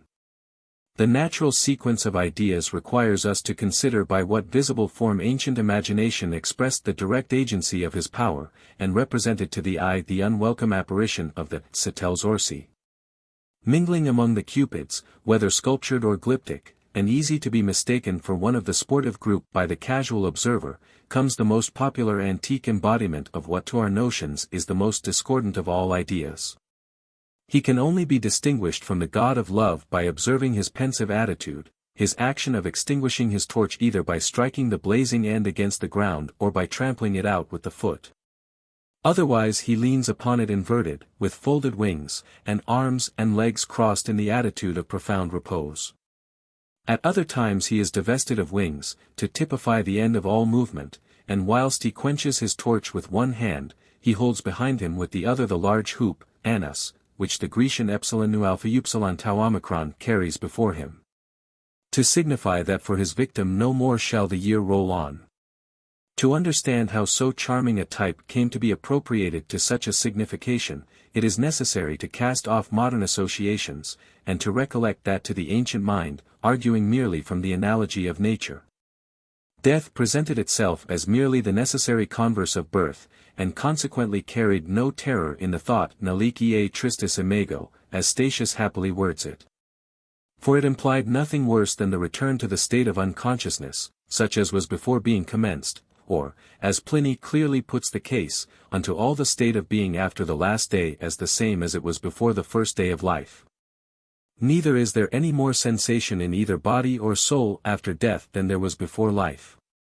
On this account the mere return, as Byron hath it, to be the nothing that I was, ere born to life and living woe, inspired no fears beyond those springing from the natural instinct of self-preservation. Many carried this indifference to the opposite extreme exemplified in the trite story of the Thracians lamenting on the occasion of a birth, and rejoicing on that of a death in the family. Pliny boldly declares that the greatest favor nature has bestowed on man is the shortness of his span of life. Whilst the later Platonists, as seen in that curious chapter of Macrobius, on the descent of the soul, termed the being born into this world spiritual death, and dying, spiritual birth. But after the ancient order of ideas had been totally revolutionized when the death of the body came to be looked upon as the punishment of original sin, and as the infraction, not the fulfillment of a natural law, the notion necessarily assumed a more horrific aspect, which again was exaggerated to the utmost of their power by the new teachers, for it supplied them with the most potent of all engines for the subjugation of the human soul, aeternas quoniam poenas in mort timendum. The ancient type, therefore, which implied nothing but peace and unbroken repose, was therefore at once discarded, as totally inconsistent with the altered view of the reality. Add to this the fact that everything in the shape of Cupid had been forcibly enrolled amongst the cherubim and seraphim, and had thereby received a character yet more foreign to that of the newly created king of terrors. Hence the Christians were driven to seek in the ancient iconology for a more fitting representation of the offspring and avenger of transgression, something that should be equally ghastly and terror-inspiring, and such a representative they found made to their hand in the former way of picturing a larva, or bad man's ghost. This had always been depicted as a skeleton, and such a figure was recommended by old association to their minds in the times when, as Bottiger phrases it, the Christians creeping forth out of their catacombs substituted for the genius with inverted torch the skulls and moldering bones of their own martyrs. And that the larva was popularly imagined in a skeleton form, appears, amongst the rest, from Ovid's line in his Ibis. Insequar at oculos ossia larva tuos. Where'er thou turn'st my injured shade shall rise. And flit, a fleshless ghost before thine eyes. Seneca also laughs at the vulgar notion of larviforms, frames of bare bones hanging together. And Trimalchio, at his famous dinner, in order to promote conviviality, throws down upon the table a silver larva, so ingeniously made as to bound about on the board with every limb quivering, whilst the host hiccups out the admonition. Hue, hue. Nos miseros, quam totus homuntio nil est. Sic eramus cuncti, postquam nos offrit orcus. Ergo vivemus dum licet esse bene. Such a larva sometimes makes his appearance on the gem, introduced there for the same purpose to remind his wearer of the shortness of life, and the wisdom of making the best use of the portion allotted to him speaking, mutely. The words of Virgil's, Copa Serisca. Pon merum eti telas, perica crestina curit. Mors orum velens, vivite, 8, venio. Thus upon one gem we behold him holding forth in his bony hand the lesithis, long, pointed vase of oil, that regularly accompanied every Greek interment, whilst he leans with his elbow against a huge amphora of wine. As though recommending the enjoyment of its contents whilst yet in one's power. 90 Another, a more fanciful composition, depicts Cupid casting the light of his torch into the depths of an immense Corinthian crater out of which a skeleton is throwing himself headlong. As though scared away by the hateful glare design whose abstruse meaning may perhaps be interpreted by the foregoing remarks, Imprant Gem Marie 2. 10, 11.91 A skeleton, likewise, was often painted on the wall of tombs, for example, in that pathetic scene at Pompeii, where a mother is represented laying a mortuary fillet over the bones of her child. In all these cases the form is merely intended to symbolize the condition of death by placing before the eye the body as deserted by life, reduced to the state most expressive of mortality and decay, and which cannot be mistaken for one of sleep. But it is easy to perceive how ready was the transition from the hieroglyph of mortality regarded as a state, especially when to the popular mind the figure also represented a restless and malignant spiritual being, to the adoption of the same inauspicious shape for the embodiment of the idea of the actual principle of destruction. But to return to antique imagery of the same sense. The idea of death is ingeniously and curiously expressed in a fresco decorating the lately discovered vault of Vincentius and Vibia, in the catacombs of Praetextatus, Rome. In the scene labeled Abreptio Vibi et Descentio, the messenger of fate, Mercurius, appears placing one foot and leading the way into a huge urn laid sideways on the ground. The allusion to Orcus in the name of such a vessel, Orca, is sufficiently obvious, and in fact both may spring from the same root, Rocap omicron, enclosure, prison. But the most common type, perpetually repeated on sarcophagi and tablets, is the horse, significant of departure, looking in through the window upon a party carousing life's festive scene. Yet more forcibly is the same notion carried out in an Etruscan sculpture, figured in the Revue Archéologique, 1844, where the angel of death, Charon, armed as usual with his ponderous maul, actually leads this horse upon which sits the deceased with head muffled up, capite ab nupto, the established form in sentencing a criminal to execution. The same reason, probably, made the horse's heel so popular a subject for signet gems. It served there for a memento mori, like the death's head so much in vogue amongst the jewels of the Cinquecento time, although the antique symbol carried with it a widely different admonition. The same notion may possibly lie at the bottom of that immemorial custom in South Wales of the mummers carrying the skull of a horse in their Christmas merrymakings. Cognate to this is that most ancient representation of the conveyance of the departed soul to the realms of bliss imagined as some happy island in the far west upon a fantastic hippocampus, in figure like a winged sea serpent. And who later became the Roman Capricornus, ruler of the Hesperian wave. Thou, for thy rule, O Capricorn, hast won all that extends beneath the setting sun. As Manilius defines the authority of that amphibious sign. But the original conception is often engraved upon Phoenician scarabæic. And no doubt can remain as to its intention, since Caylus has published an Etruscan vase, I.P.L. 32, where this same monster is painted joyously careering over the sea, whilst on its other side stands the mourner, Prefica, chanting the funeral hymn over the corpse laid out upon its bier of bronze. To continue within the earliest portion of the subject, it must be observed that in the most ancient monument of Greek sculpture whereof any account remains the coffer of Cypselus, executed earlier than 600 BC. Night was represented carrying in her arms two children, alike in all respects save color. The one white, the other black, having their legs crossed, 92 their names being inscribed over them. Sleep and death, for their mother was hastening to the aid of the expiring Memnon. Thus it is manifest that from the very dawn of pictorial art the crossed legs were the accepted emblem of the most profound repose. Whilst the sluggard's wish for a little more folding of the hands in slumber bears the same testimony to the import of the crossed arms of the Roman genius who leans on his inverted torch. In that masterpiece of Roman chasing, the Pompeian discus, the death of Cleopatra, the object of the design is indicated with equal truth and pathos by the placing of the beauteous infant genius at the knee of the dying queen, on which he rests his elbow to form a support for his head as though dropping off into a gentle slumber.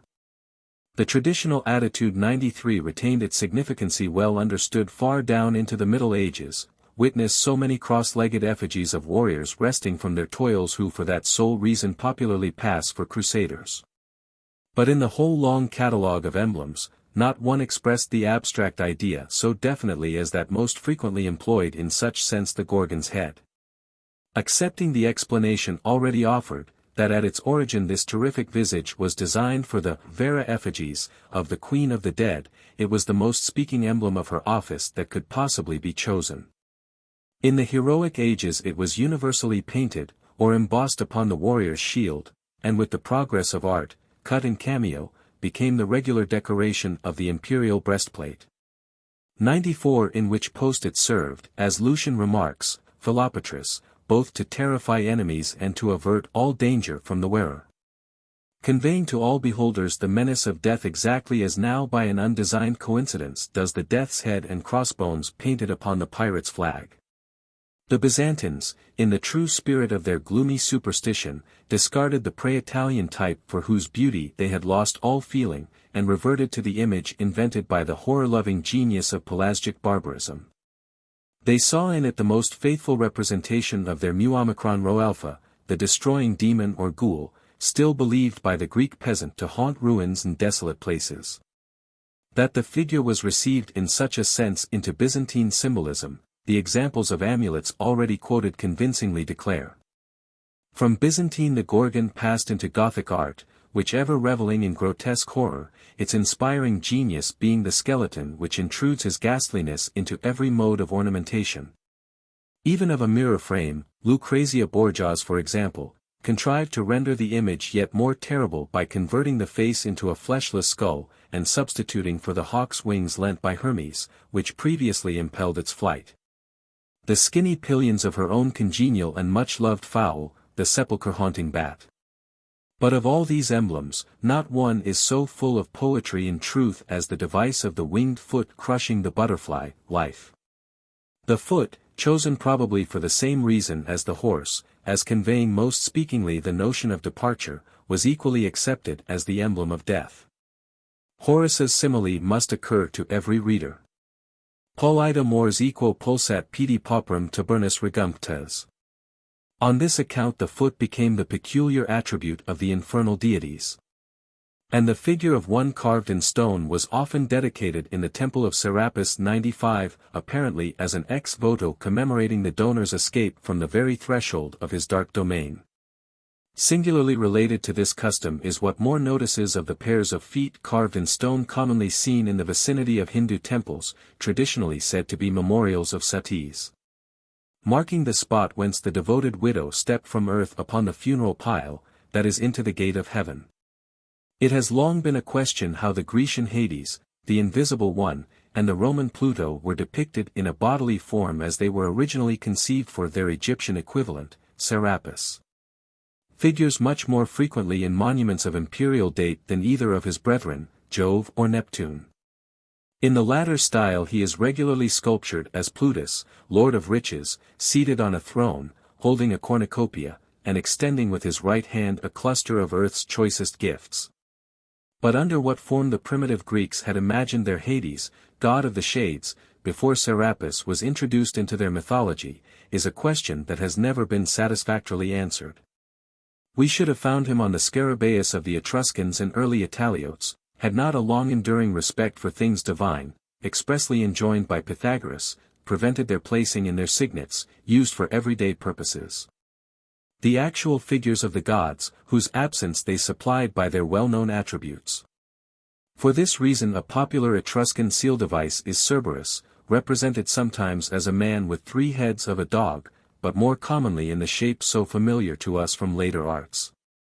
But the Egyptians had contrived to make their guardian of the shades much more formidable in aspect by equipping him with the heads of a lion, crocodile, and hippopotamus. We are also certified in what shape the Etruscans imaged their god of the lower world, Mantis.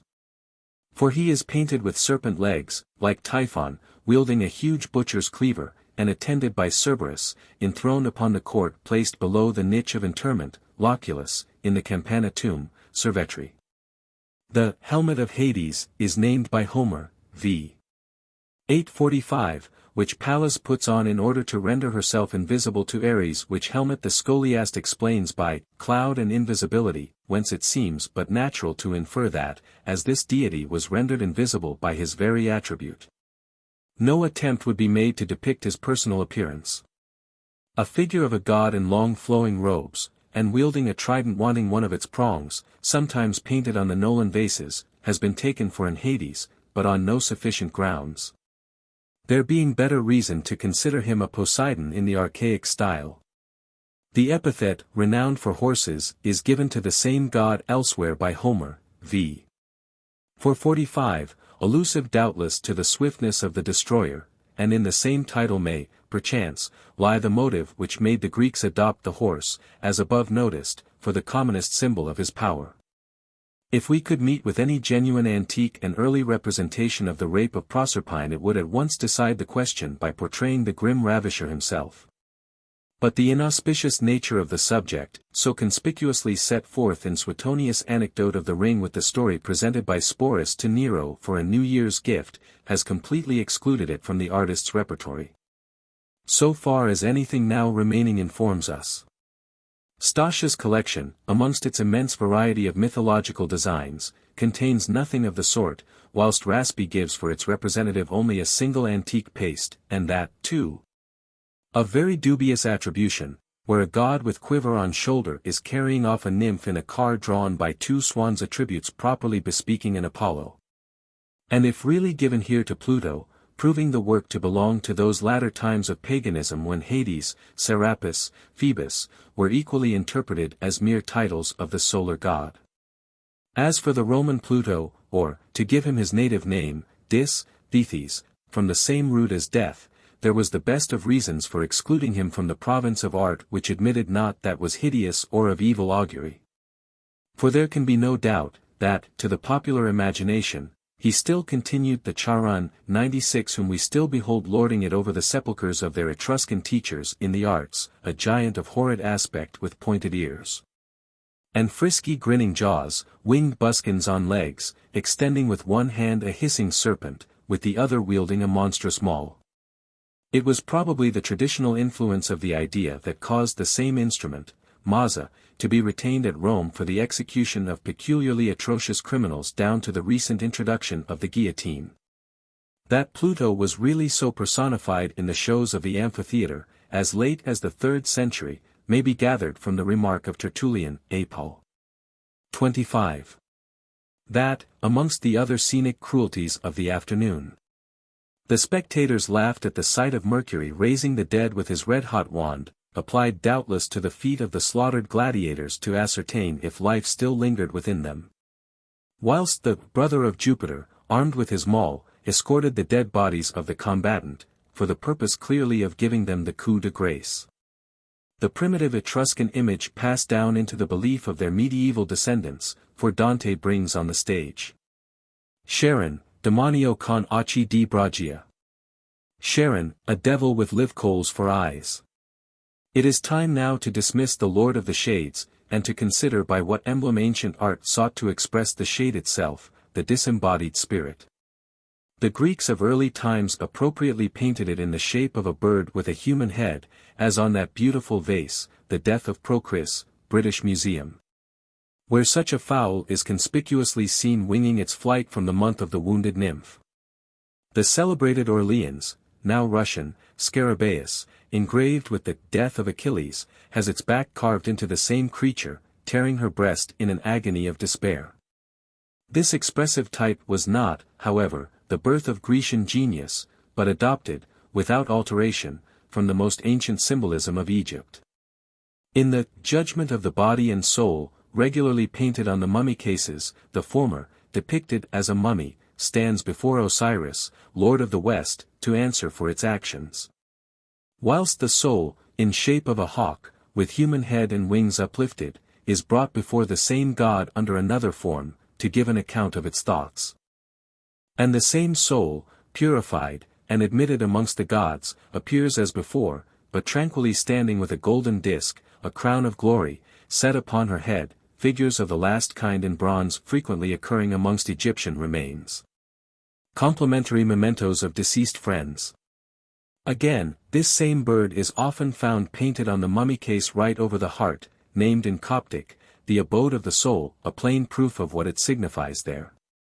Although Father Kircher, with his wonted extravagance, chose to explain it as figuring the Iynx, the bird so renowned in the magical operations of the Greeks. Again, the same notion is expressed by the simple figure of a bird flying away, as often is done in Etruscan works, where the subject represented is the death of a hero. Latest of all, this somewhat grotesque Egyptian conception was modified by Grecian culture into the graceful girl with butterfly wings. The well-known Psyche. In such a form is seen seated upon the summit of Achilles' tomb, before which the sacrifice of Polyxena is about to be offered. This ancient human-headed bird, by a natural transition of ideas, came ultimately to be applied to express a widely different meaning. Instead of the dead, it was made to stand for the destroyer. And the sirens are always painted in this shape whenever their interview with Ulysses becomes the theme of ancient art, or when they engage in their unlucky contest with the Muses. But here, for the sake of more grace, in the conformation of the monster, the whole of the female bust is adapted to the body of the fowl.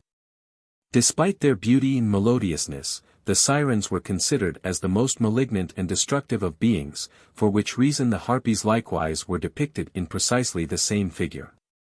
Although identical at first, the more refining art of Roman times introduced a distinction between them by giving to the sirens the complete bust, to the harpies the head only of the woman. Inasmuch as the name signifies snatcher away, the harpy was understood to embody the abstract idea of death, which acceptation explains why she is often represented armed with a sword, or carrying on her shoulder the funeral lecythis, and torch. For the same reason the harpy holds a conspicuous place in the decorations of many ancient tombs, unless, indeed, the emblem may have been used there in its Egyptian sense. In what shape death was personified by Euripides, in his Alcestis, cannot be made out from the insufficiency of data afforded by the lines relating to his appearance on the stage. It is, however, plain that the poet brought forward Thetanu Alpha Tau Omicron in a bodily form, perhaps considering him the same with Hades, for he styles him, King of the Dead. And Macrobius, speaking of the same event, uses for his name the Roman equivalent, Orcus. All that can be gathered from the incidental allusions of the other dramatis personae to this apparition, is that he was robed in black, and carried a sword, wherewith to sever a lock from the head of his destined victim. And so devote it to the subterranean gods. It is, however, possible that Euripides brought on this Thetanu Alpha Tau Omicron in that harpy shape which sometimes is found in antique art, where the bust is that of a grim aged man, in place of the smiling females, and who, as badge of office, carries a naked sword. In such a form the destroyer must have flitted before the eyes of Statius, when about to make prey of the young and beautiful Glaucius. Subitas inimica levavit parca manus, quo diva feros gravis exuus unguis. This last word can apply to nothing but the harpy, of whom claws were the distinctive attribute. Unguibus ire paret nummos raptura seleno. 97. Nevertheless, a representation like this had in it nothing grotesque or offensive to the Athenian eye. Far different was the Pelasgic Capero, likewise robed in black, according to Homer's normal epithet for her, in the form which the archaic sculptor had given her upon the coffer of Cypselus, having tusks as fierce as those of any wild beast. Such a conception was eagerly embraced by the gloomy genius of the Etruscans, ever delighting in the monstrous and the horrible. She therefore figures on their signets in a form to be described in the very words of Pausanias, having a huge Gorgonian head, grinning jaws, arms wreathed with serpents, impelled by quadruple wings, like an Assyrian deity. And her action that of furious haste. So, doubtless, appeared the Furies, brought on the stage by Aeschylus, when the horror of their strange aspect struck the Athenian audience with such deadly fright. For his purpose he must have revived a very ancient and forgotten type of the idea, for the paintings on the vases of his epic exhibit the Eumenides, who persecute Orestes. Under a no more terrific form than as shadowy old women brandishing serpents and torches, as they chase their victim from shrine to shrine. Tomb treasures. Serapis, in his double character of god of death and god of riches, has been the subject of preceding chapters. The present one shall be devoted to the consideration of the most striking method by which human superstition sought to turn to account the two ideas. To propitiate the manes by placing his most valuable or beloved effects in the sepulchre of the defunct, dates probably from the very institution of interment. But the account now to be cited is the most interesting of any on record, owing to the circumstances of the time, person, and place. It is literally translated from the description of an eyewitness, the earliest of Italian antiquaries, M.L.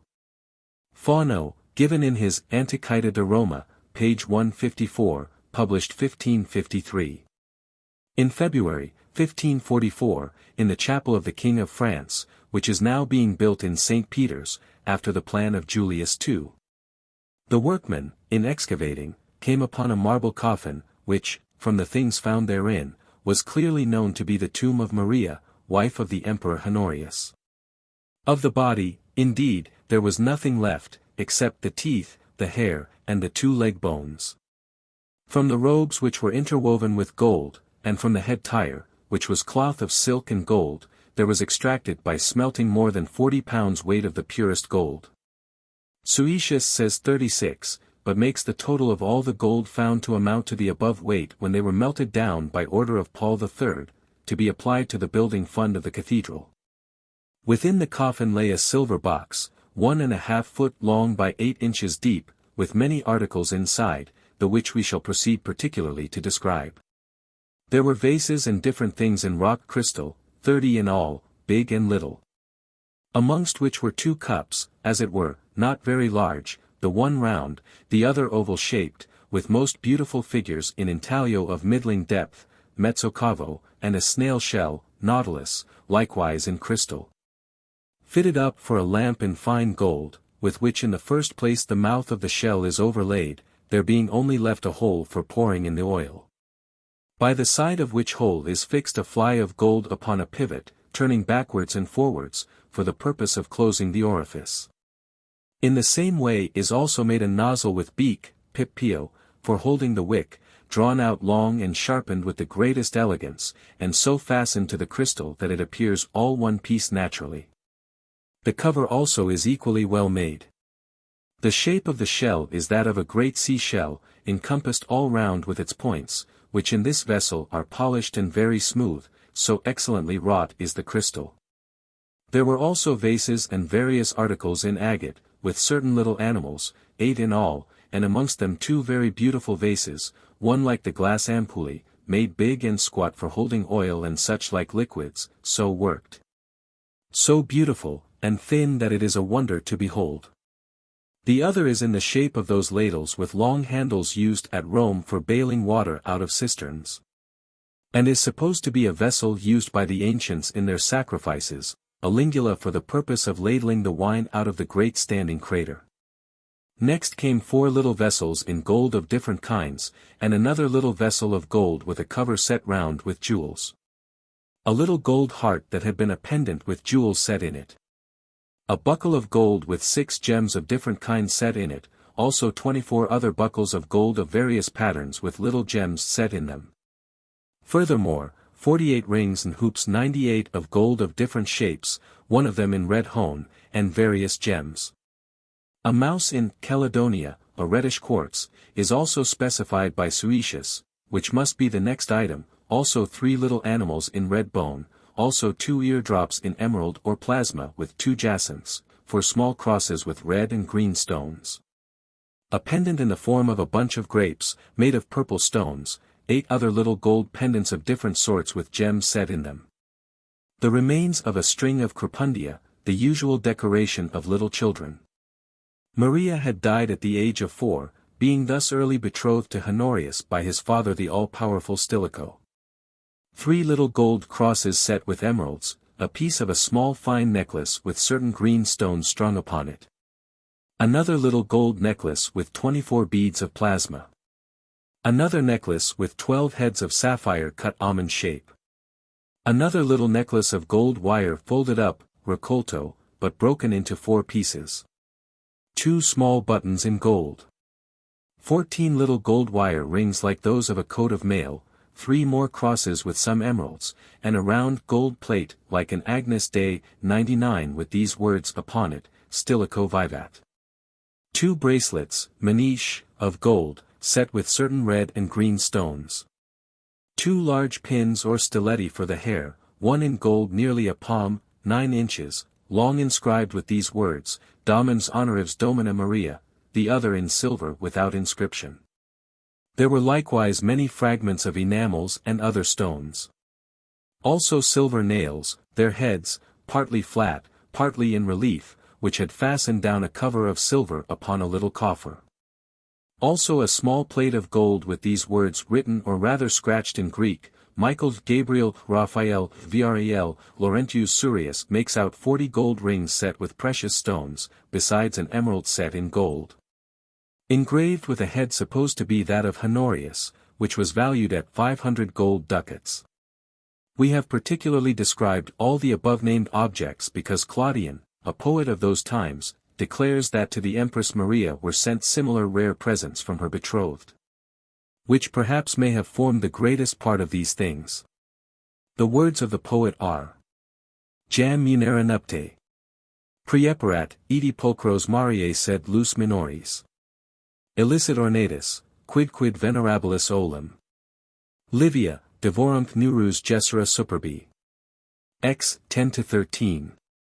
This account enables us to form some notion of the treasures deposited to a greater or less degree in all the tombs of important personages, but more especially in those sumptuous structures raised to the memory of the dead throughout Asia Minor.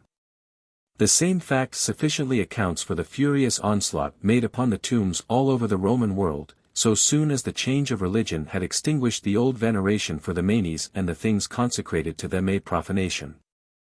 And the destruction of works of art, which Gregorius Theologus, inspired by a taste and good feeling very surprising in a Byzantine saint, has attacked in 182 very interesting and often poetical epigrams.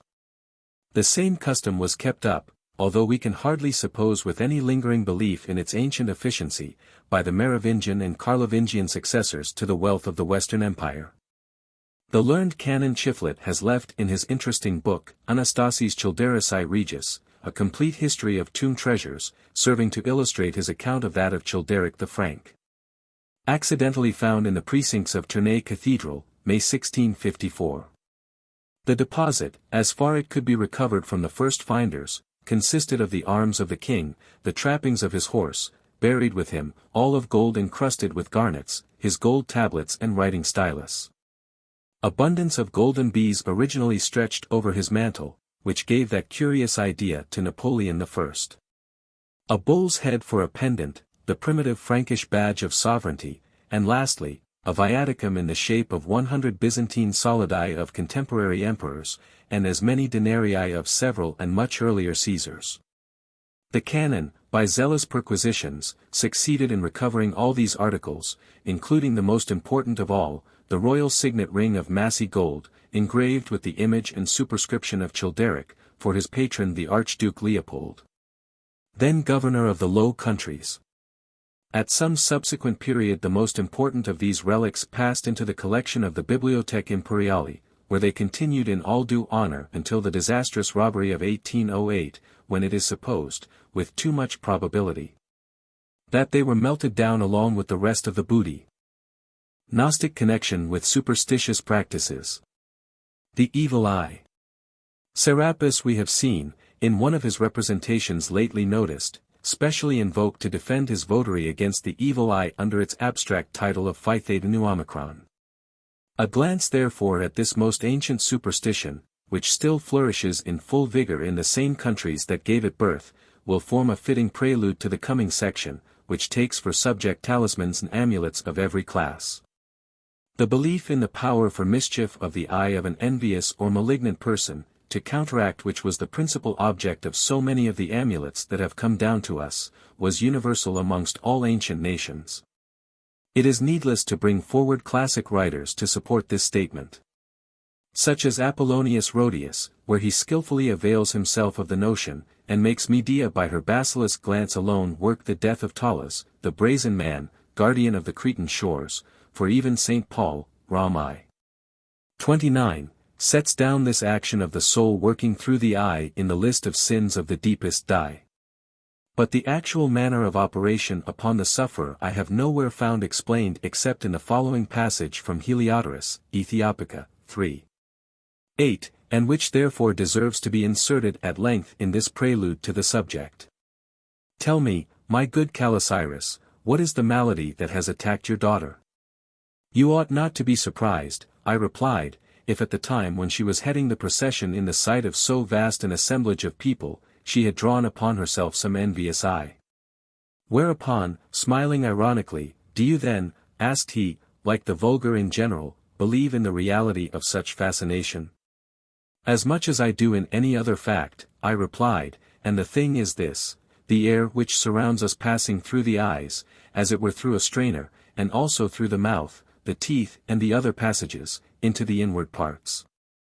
Whilst its external properties make their way in together with it, whatever be its quality as it flows in, of the same nature is the effect it disseminates in the recipient, so that when any one looks upon beauty with envy, he fills the circumambient air with a malignant property, and diffuses upon his neighbor the breath issuing from himself, all impregnated with bitterness, and this, being as it is of a most subtle nature, penetrates through into the very bone and marrow.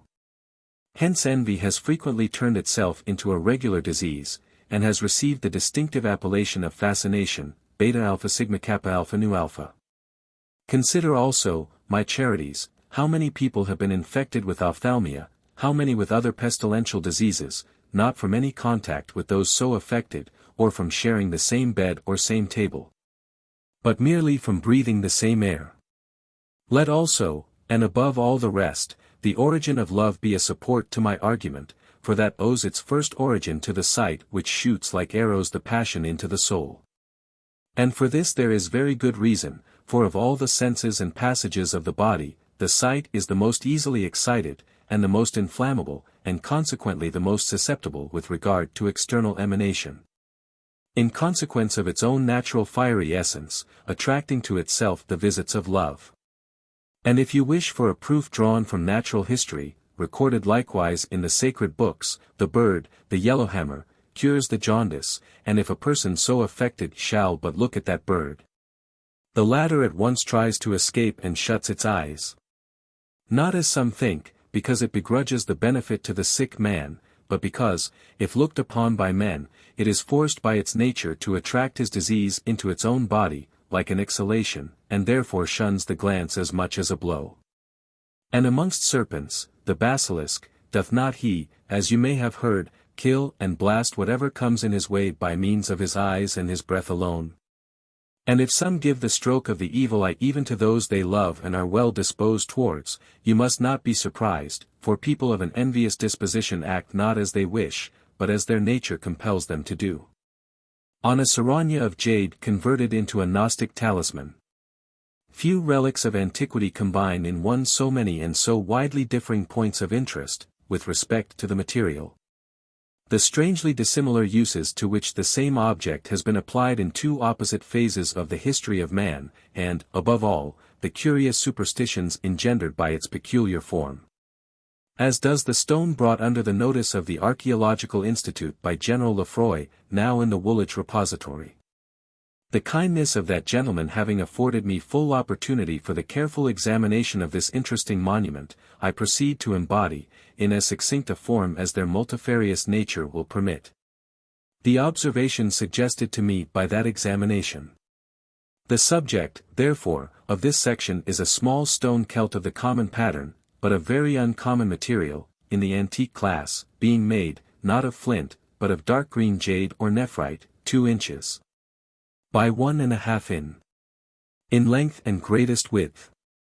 And brought, there is reason to believe, from Egypt many years ago, by Colonel Milner, aide-de-camp to Lord J. Bathurst during the English occupation of Sicily in 1812.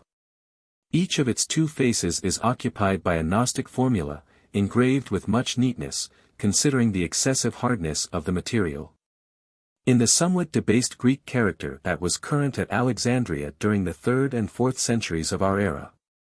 The most important of these 2 formulae has been ingeniously forced to take the outline of a wreath composed of broad leaves, in number 14, or the sacred 7 duplicated. And doubtless intended for those of the 5 trees that figure so conspicuously in Gnostic symbolism. The ends being tied together with 4 broad ribbons. This is a design of which no other example has ever come to my knowledge amongst the innumerable and wondrously varied devices excogitated by the prolific fancy of this religion of mysteries. Upon the 4 ties are engraved in very minute letters different combinations of the 7 Greek vowels, whilst each of the leaves is emblazoned with some holy name, of which many can be easily recognized as constantly recurring in charms of this class. Others are disguised by a novel orthography, whilst a few, from the uncertain forms of the lettering, defy all attempts at interpretation. To the first series belongs C. Abraxas, properly an epithet of the sun, but designating here the supreme deity, iota alpha omega omicron upsilon iota epsilon, IAO, Jehovah, alpha beta lambda alpha nu alpha, thou art our Father.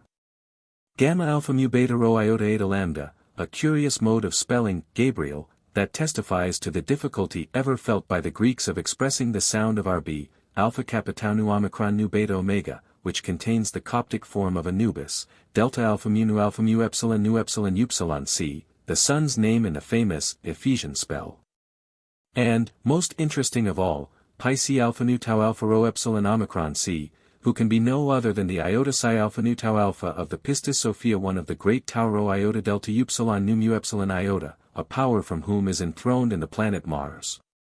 To the uncertain belongs C omicron upsilon nu alpha, probably for C omicron upsilon nu alpha rho tau alpha, a name occurring elsewhere, and perhaps cognate to the Hindu symmetry, chi omega nu omicron nu iota chi alpha rho, which may be intended for chi alpha rho chi nu omicron upsilon mu iota c, a common epithet of the Agathodemon serpent, alpha epsilon iota omega epsilon nu alpha nu eta c, nu epsilon iota chi alpha rho omicron pi lambda eta c. The 2 last, spells unexplained but very uncommon, c, whilst alpha chi alpha rho c iota c and the rest appear here for the first time, if correctly so read. The other face is covered with an inscription, cut in much larger letters, and in 8 lines. This number was certainly not the result of chance, but of deep design, for it was mystic in the highest degree, representing so taught the profoundest doctor of the Gnosis, Marcus the divine Ogdoad, which was the daughter of the Pythagorean tetrad, the mother of all creation. 100 The lines 2, 4, 5, consist of Greek letters used as numerals, intermixed with sigli, which, from their constant occurrence upon monuments of a like nature, are supposed, with good reason, to be symbols of the planets. The numerals, on their part, probably denote various deities, for the Alexandrian Gnosis was the true daughter of Magiism. And in the old theology of Chaldea every god and astral genius had a number of his own, and which often stands instead of his proper name in dedicatory inscriptions. 101 Thus, the number of Hoa, Neptune, was 40, of Anna, Pluto, 60. Of Bel, Jupiter, 50, of the Sun, 20, of the Moon, 30, of the Air, 10, of Nergal, Mars, 12, etc. A fragment of the Pistis-Sophia 102 supplied the spiritual man with a key to the right interpretation of similar stenography in his own creed. These be the names which I will give unto thee, even from the infinite one downwards. Write the same with a sign, cipher, so that the sons of God may manifest, understand, them out of this place. This is the name of the Immortal One. 103 And this is the name of the voice whereby the perfect man is moved. These likewise be the interpretations of the names of the mysteries. The first is Alpha Alpha Alpha, and the interpretation thereof is Phi Phi Phi. The second, which is Mu Mu Mu, or which is Omega Omega Omega, the interpretation thereof is Alpha Alpha Alpha. The third is Psi Psi Psi, the interpretation thereof is Omicron Omicron Omicron. The fourth is Phi Phi Phi, the interpretation thereof is Nu Nu Nu. The fifth Delta Delta Delta, the interpretation thereof is Alpha Alpha Alpha, the which is above the throne of Alpha Alpha Alpha. This is the interpretation of the second Alpha Alpha Alpha Alpha, namely, Alpha Alpha Alpha Alpha Alpha Alpha Alpha Alpha, the same is the interpretation of the whole name. Lines 7, 8, are made up of vowels, variously combined, and shrouding from profane eyes the ineffable name Iota Alpha which, as we are informed by many authorities, the most ancient and trustworthy being Diodorus Siculus. 104 was the name of the God of the Jews. Meaning thereby their mode of writing, Jehovah, in Greek characters. Line 3 consists of the 7 vowels placed in their natural order. This was the most potent of all the spells in the Gnostic repertory. And its importance may justify the extensiveness of the following extract from the grand textbook of this theosophy, which sets forth its hidden sense and wondrous efficacy. The primary idea, however, was far from abstruse, if we accept the statement of the writer, on interpretations, that the Egyptians expressed the name of the supreme God by the 7 vowels thus arranged Iota Epsilon Eta Omega Omicron Upsilon Alpha. 105 But this single mystery was soon refined upon, and made the basis of other and infinitely deeper mysteries.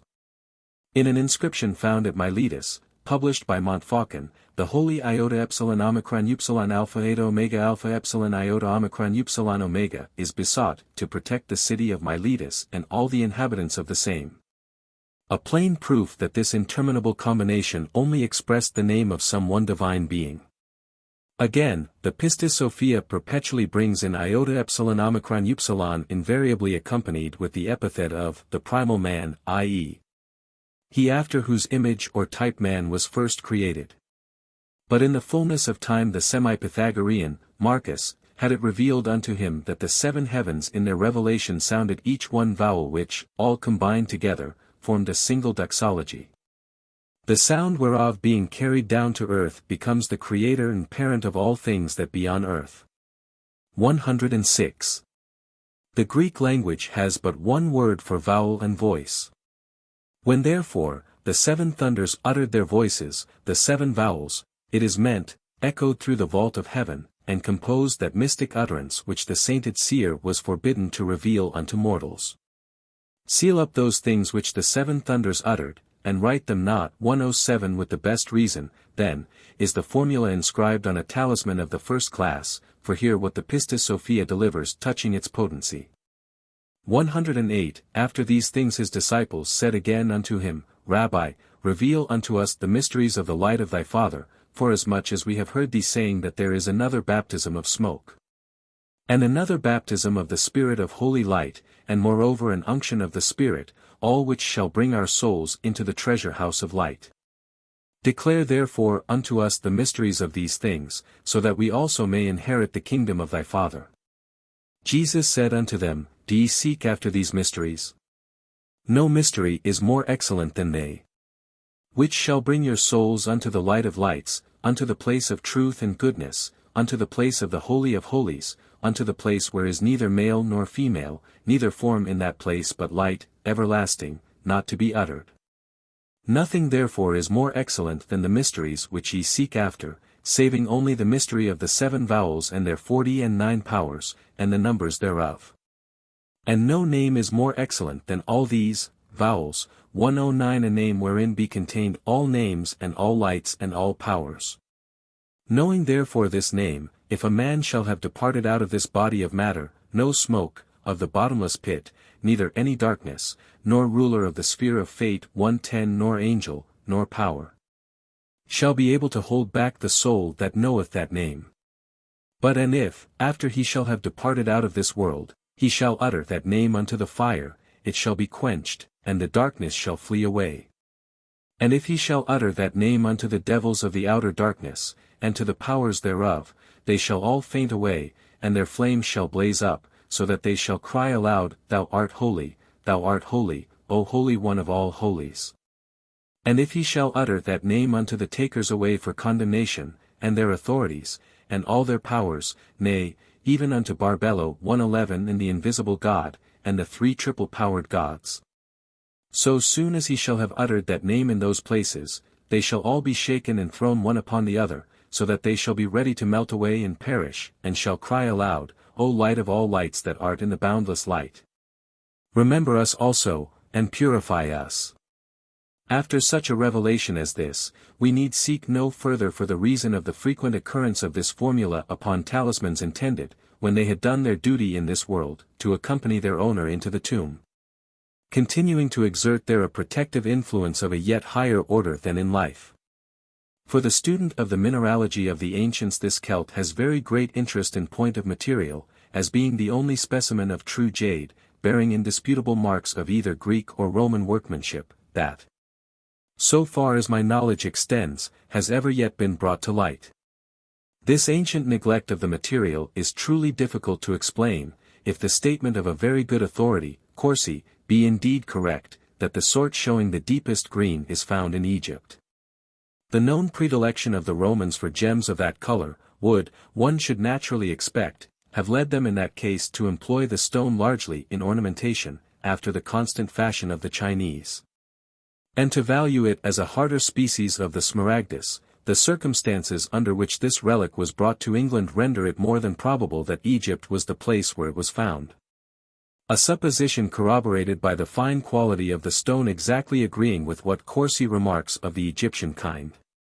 That Alexandria was the place where the inscription was added upon its surface can admit of little question.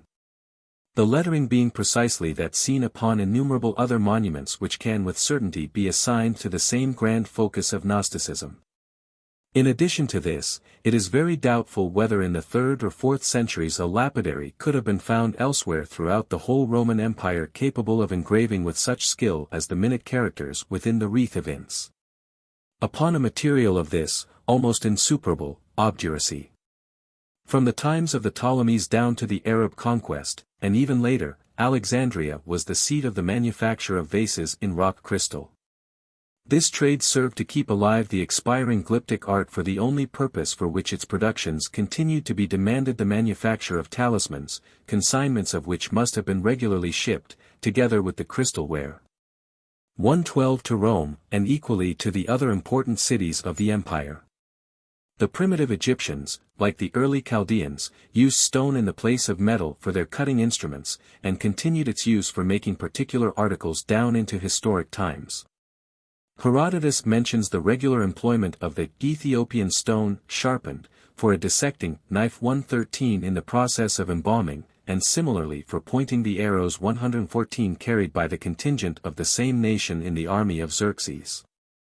The Alexandrian citizen, half Jew half Greek, who had the good fortune to pick up this primeval implement, doubtless rejoiced in the belief that he had gotten a stone of virtue, most potent alike from substance, figure, and nature, and therefore proceeded to do his prize due honor by making it the medium of his most accredited spells, nay, more, by inventing a new formula of unusual complication and profundity whereby to animate its inherent powers.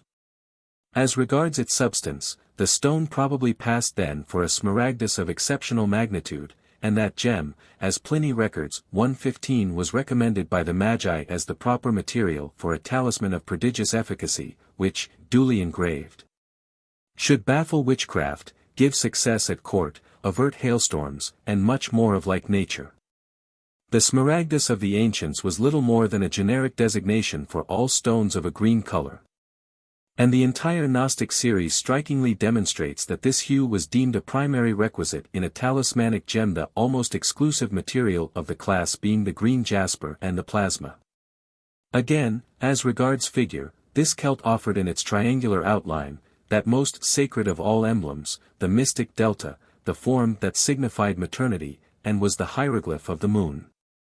This belief is mentioned by Plutarch 1:16 and explains why the triangle so often accompanies the figure of the sacred baboon, Luna's special attribute, on monuments, where also it is sometimes displayed elevated upon a column with that animal standing before it in the attitude of adoration.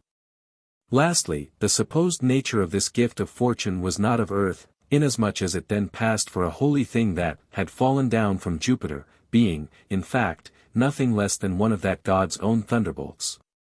A notion this which will doubtless strike the modern mind as so strange, or rather as so preposterous, that it necessitates my giving at full length my reasons for making such an assertion. And in truth the subject is well worth the trouble of investigation, seeing that the same superstition will be found to extend from an early period of antiquity down into the popular belief of our own times throughout a large extent of Europe. It is in accordance with this notion that I have designated this celt a Saranya, thunderbolt stone. And it therefore remains for me to adduce my reasons for giving it what must appear to most people so unaccountable and highly inappropriate an appellation. Sotakis, who is quoted elsewhere by Pliny, as one of the most ancient writers on mineralogy, is cited by him 117 as making two other kinds of the Saranya, the black and the red, resembling axe heads in shape. Of these, such as be black and round are sacred things, towns and fleets can be captured by their instrumentality. The latter are called Beatalai, whilst the oblong sort are the Saranii. Some make out another kind, in mighty request in the practices of the Magi, inasmuch as it is only to be found in places that have been struck by lightning. One would have been utterly at a loss to understand what the old Greek had been speaking about in the chapter thus confusedly condensed by the later Roman naturalist, or to discover any resemblance in form between the lightning flash and an axe head, had it not been for the popular superstition that has prevailed in Germany from time immemorial to the present day, and of which full particulars are given by Anselmus Boetius in his invaluable repertory of medieval lore upon all such matters, written at the beginning of the 17th century. 118. Under the popular names of Strahlhammer, Donnerpfeil, Donnerkiel, Strahlpfeil, Strahlkiel, Lightning Hammer, Thunder Arrow or Club, Lightning Arrow, etc. And the Italian, Sagitta, 119 he figures stone celts and hammers of 5 different, but all common, types. Remarking that so firm was the belief in these things being the actual arrow of the lightning, ipsa fulmini sagitta, that should any one attempt to controvert it he would be taken for a madman. He however confesses with amusing simplicity that the substance of these thunderbolts is exceedingly like the common flint used for striking fire with.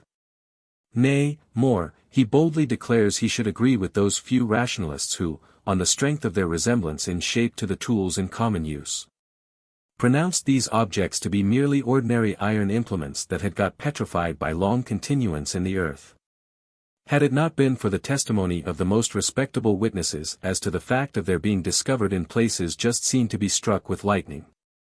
Besides quoting some fully detailed instances from Gessner, he adds that several persons had assured him of having themselves seen these stones dug up in places where the lightning had fallen. The natural philosophers of the day accounted for the creation of such substances in the atmosphere by supposing the existence of a vapor charged with sulfurous and metallic particles, which rising above a certain height became condensed through the extreme heat of the sun, and assumed a wedge-like form in consequence of the escape of their moisture, and the gravitation of the heavier particles towards their lower end. Notwithstanding this celestial origin, the virtue of the production was not then esteemed of a proportionally sublime order, extending no further than to the prevention or the cure of ruptures in children, if placed upon their cradles. and also to the procuring of sleep in the case of adults. In our own times Justinus Kerner mentions 120 the same names for stone celts as universally popular amongst the German Boers. But they are now chiefly valued for their efficacy in preserving cattle from the murrain, and consequently the finders can seldom be induced to part with them. It must not, however, be supposed that Sotakis picked up this strange notion from the Teutons of his own age, whose very existence was probably unknown to him.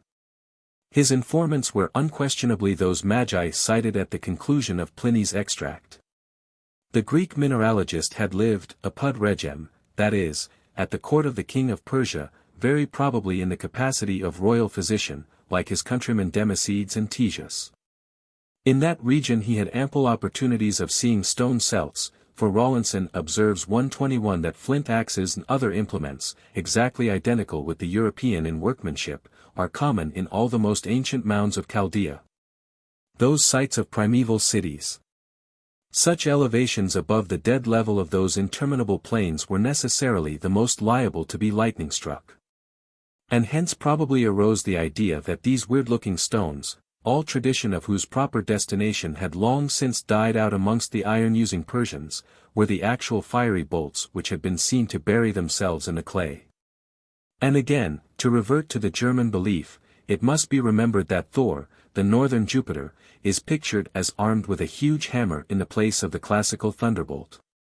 The type of the god had been conceived in the far remote ages when the stone hammer was as yet the most effective and formidable of weapons, and was preserved unchanged out of deference to antiquity.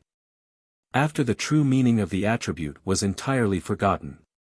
Nevertheless, his worshippers, accustomed to behold the hammer in the hand of the god of thunder, psi iota beta rho epsilon mutau eta zeta epsilon, very naturally concluded that these strange objects, of unknown use, found from time to time deep buried in the earth, were the actual missiles which that deity had discharged. It is a remarkable proof of the wide diffusion of the same belief, that the late owner of the relic under consideration, habitually spoke of it as a thunderstone, a name he could only have learnt from the Arabs from whom it was procured. Seeing that no such notion with respect to Celts has ever been current in this country. But every one whose memory reaches back 40 years or more may recollect, that wheresoever in England the fossil belemnite is to be found, it was implicitly received by all. Except the few pioneers of geology, a word then almost synonymous with atheism, as the veritable thunderbolt shot from the clouds, and by that appellation was it universally known.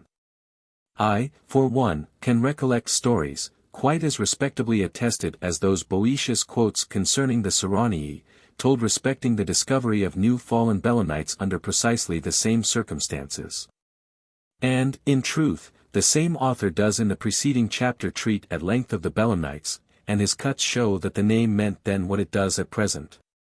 But he assigns to the missile an infernal instead of a celestial source, giving the vulgar title for it as Alpschoss, elfin shot, which he classically renders into dart of the incubus.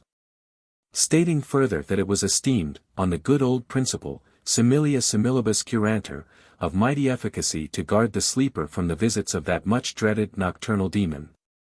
The Prussian, Saxon, and Spanish physicians employed it, powdered, as equally efficacious with the lapis judaicus, in the treatment of the calculus. It was also believed a specific for the pleurisy in virtue of its pointed figure, which was analogous to the sharp pains of that disease, for so taught the universally accepted doctrine of signatures.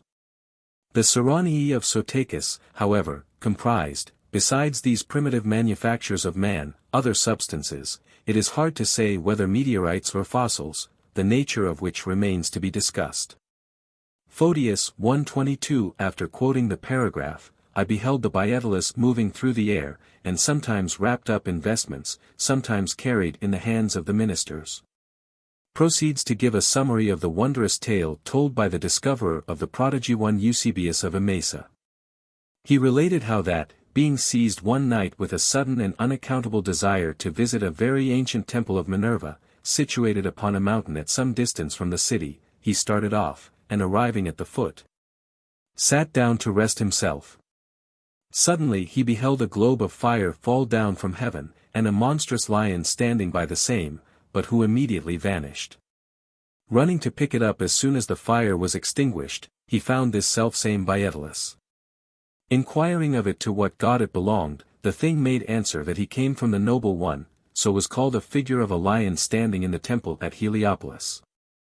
Eusebius thereupon ran home with his prize, a distance of 210 stadia, 26 miles, without once stopping, being quite unable to control the impetus of the stone.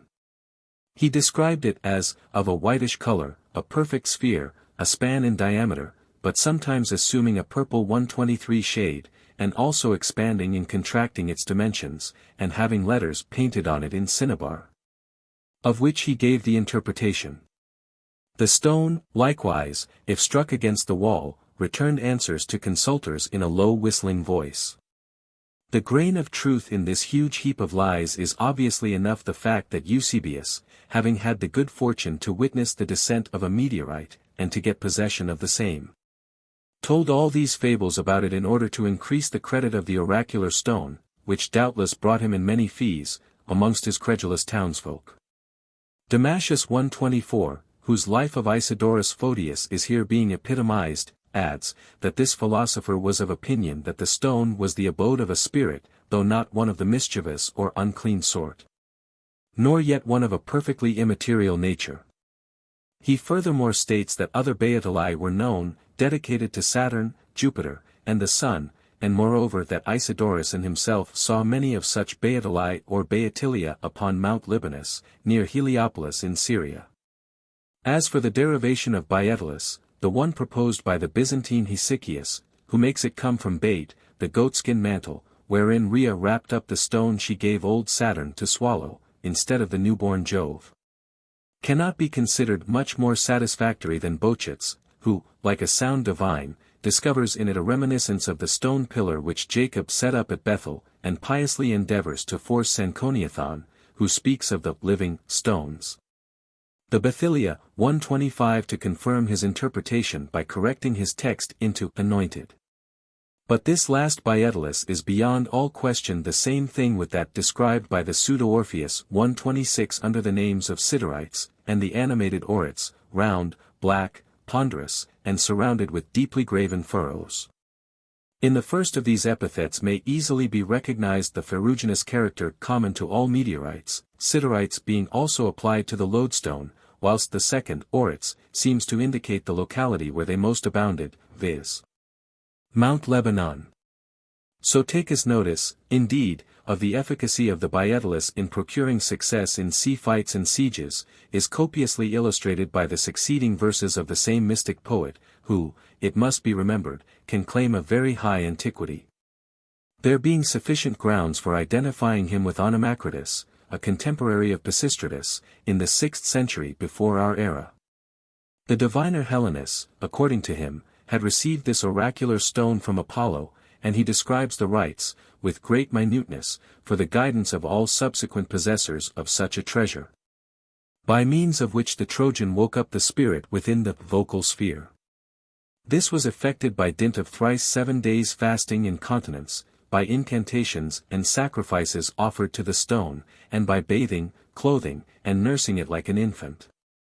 Through its aid, when at length rendered instinct with life, the traitorous seer declared to the Atridae the coming downfall of Troy, the stone uttering its responses in a voice resembling the feeble wail of an infant desiring the breast. It is more than probable that Orpheus in describing the Orits, had in view the Salagrama, or sacred stone of Vishnu, still employed by the Brahmins in all propitiatory rites, especially in those performed at the deathbed. Sonorat describes it as a kind of ammonite, round or oval in shape, black, and very ponderous. The furrows covering its surface were traced by Vishnu's own finger. But when found of a violet color, it is looked upon with horror, as representing a vindictive avatar of the god. The possessor keeps it wrapped up in linen garment like a child, and often bathes and perfumes it precisely the rites prescribed by our poet for the due consultation of the oracle of the Siderites. From all this it may safely be deduced that the stone of power, whether Baetulus or Orits, was in most cases nothing more than a fossil, either a ferruginous nodule, or an echinus filled with iron parites. There being found in abundance in one particular locality, precludes the idea of these at least being meteorites, which latter, besides, never assume any regular form, but look like mere fragments of iron slag.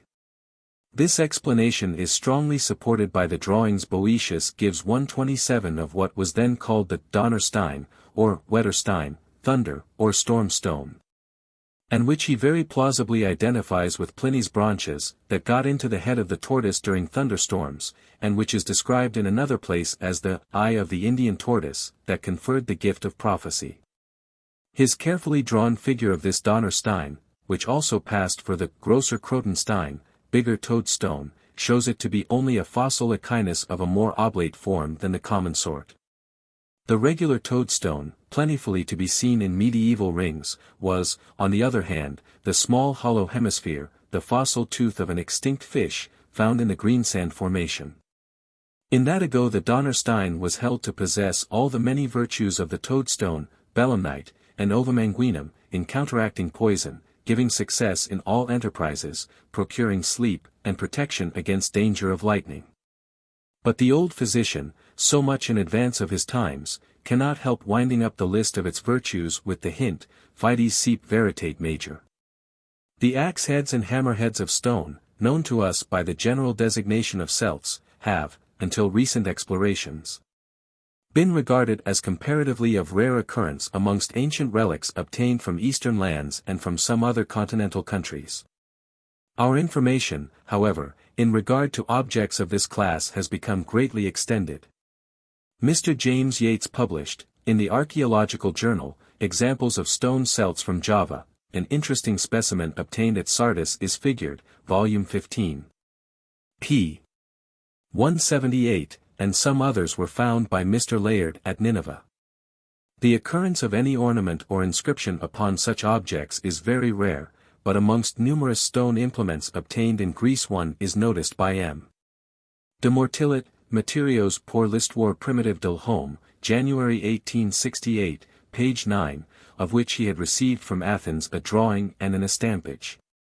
It is described as, un hatch en pierre serpentine use, sur un de faces de laquelle on a grave trois personnages et un inscription en caractères grecs. L'ancien autel a évidement été, beaucoup plus tard, quand on a eu complètement oublié son usage primitif, transform en talisman ou pierre kabbalistique.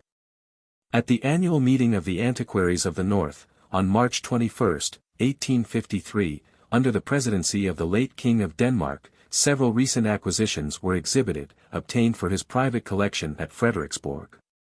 Amongst these there was an axe head of stone, length about 6½ inches, perforated with a hole for the handle, and remarkable as bearing on one of its sides 4 runic characters, that appear to have been cut upon the stone at some period more recent than the original use of the implement. It has been figured in the Memoirs of the Society, 1850–1860, page 28, see also Antiquarisk Tidskrift, 1852–1854, pages 258–266. I am indebted to a friend well skilled in runes and Scandinavian archaeology, Dr. Charlton, formerly Secretary of the Society of Antiquaries of Newcastle, for the following observations on this interesting relic. The first letter is L, and, if we accept the idea that these were runes of victory, it may stand for the initial of Loki, the second is TH, and may stand for Thor, the third O for Odin. The fourth, Belgthor, with a T above it, may refer to Belgthor's friendship and alliance with Thor, and the T stands for Tyr. We may imagine the names of the northern gods to have been cut on this stone axe to give it victory in battle, just as the old Germans and Saxons cut mystic runes on their swords. A practice noticed by Hay in his Conquest of Britain by the Saxons, p. 28, pl1, where he has figured amongst various examples of the Futhorc, or alphabet of runic characters, one inlaid on a sword or knife found in the Thames, and now in the British Museum. At page 51, Ibid pl3. Fig. 20, he has cited also the runic inscription on the silver pommel of a sword found at Gilton, Kent, formerly in the collection of the late Mr. Rolfe, of Sandwich, and subsequently in the possession of Mr. Joseph Mayer. This relic is now in the precious museum bestowed by his generous encouragement of archaeological science on the town of Liverpool. The interpretation given in the latter instance is as follows, i.e. victory to great deeds. 128. There was another explanation given of the characters on the Danish stone axe. It was read Luther. O. Lud owns namely, the weapon thus inscribed. In the ancient sagas, as remarked in Nilsson's Primitive Inhabitants of Scandinavia, translation by Sir John Lubbock, Bart, page 214, mention occurs of amulets designated life stones, victory stones, etc., which warriors carried about with them in battle to secure victory. A curious relation is cited from one of the sagas, that King Nidung, when about to engage in conflict, perceived that he had neglected to bring a precious heirloom, a stone that possessed the virtue of ensuring victory. He offered the hand of his daughter, with a third part of his kingdom, to him who should bring this talisman before the fight commenced, and, having received it, he won the battle. In another narrative, the daughter of a Scanian warrior steals during his slumbers the stone that was hung on his neck, and gave it to her lover, who thus became the victor. Nielsen observes that stones are found in museums, for instance a hammer stone with a loop, that appear to have been worn thus as talismans in war. It is perhaps scarcely necessary to advert to certain axe heads of stone, in their general form similar to those with which we are familiar as found in Europe. Upon these implements are engraved rude designs, such as the human visage, etc.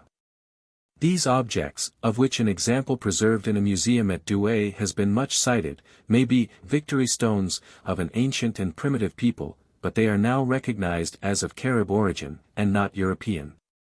Part 3. Abraxas, Abraxaster, and Abraxoid-Gems. The Agathodemon worship. There was a time, says M. Matter with much force, when it was from Judaism, especially from the Kabbalah, and the system of Philo, that people sought to derive the great transition of the human mind from the ancient into the modern world, a revolution in which so important a part is played by Gnosticism. So far as regards the explanation of the writings and the understanding of the views given by Origen, Irenaeus, and the other fathers upon Gnosticism, the Jewish element still retains its ancient preeminence. But in the case of the tangible monuments come down to us from the Gnostics themselves, we ought henceforth to be fully convinced that it is in the antiquities of Egypt we must look for our chief information, and if the ideas, terminology, and symbols of Judaism, that is, of the Kabbalah, have lent certain doctrines to this system, yet it is Egyptian art that has furnished it with the greatest part of its symbols. This grand development of the old wisdom of Egypt in a new phase is the most conspicuously exhibited in that very numerous class of engraved gems popularly and indiscriminately called Abraxas, Basiladon, and Gnostic stones. Almost the sole production of the expiring glyptic art during the last 2 centuries of the Western Empire.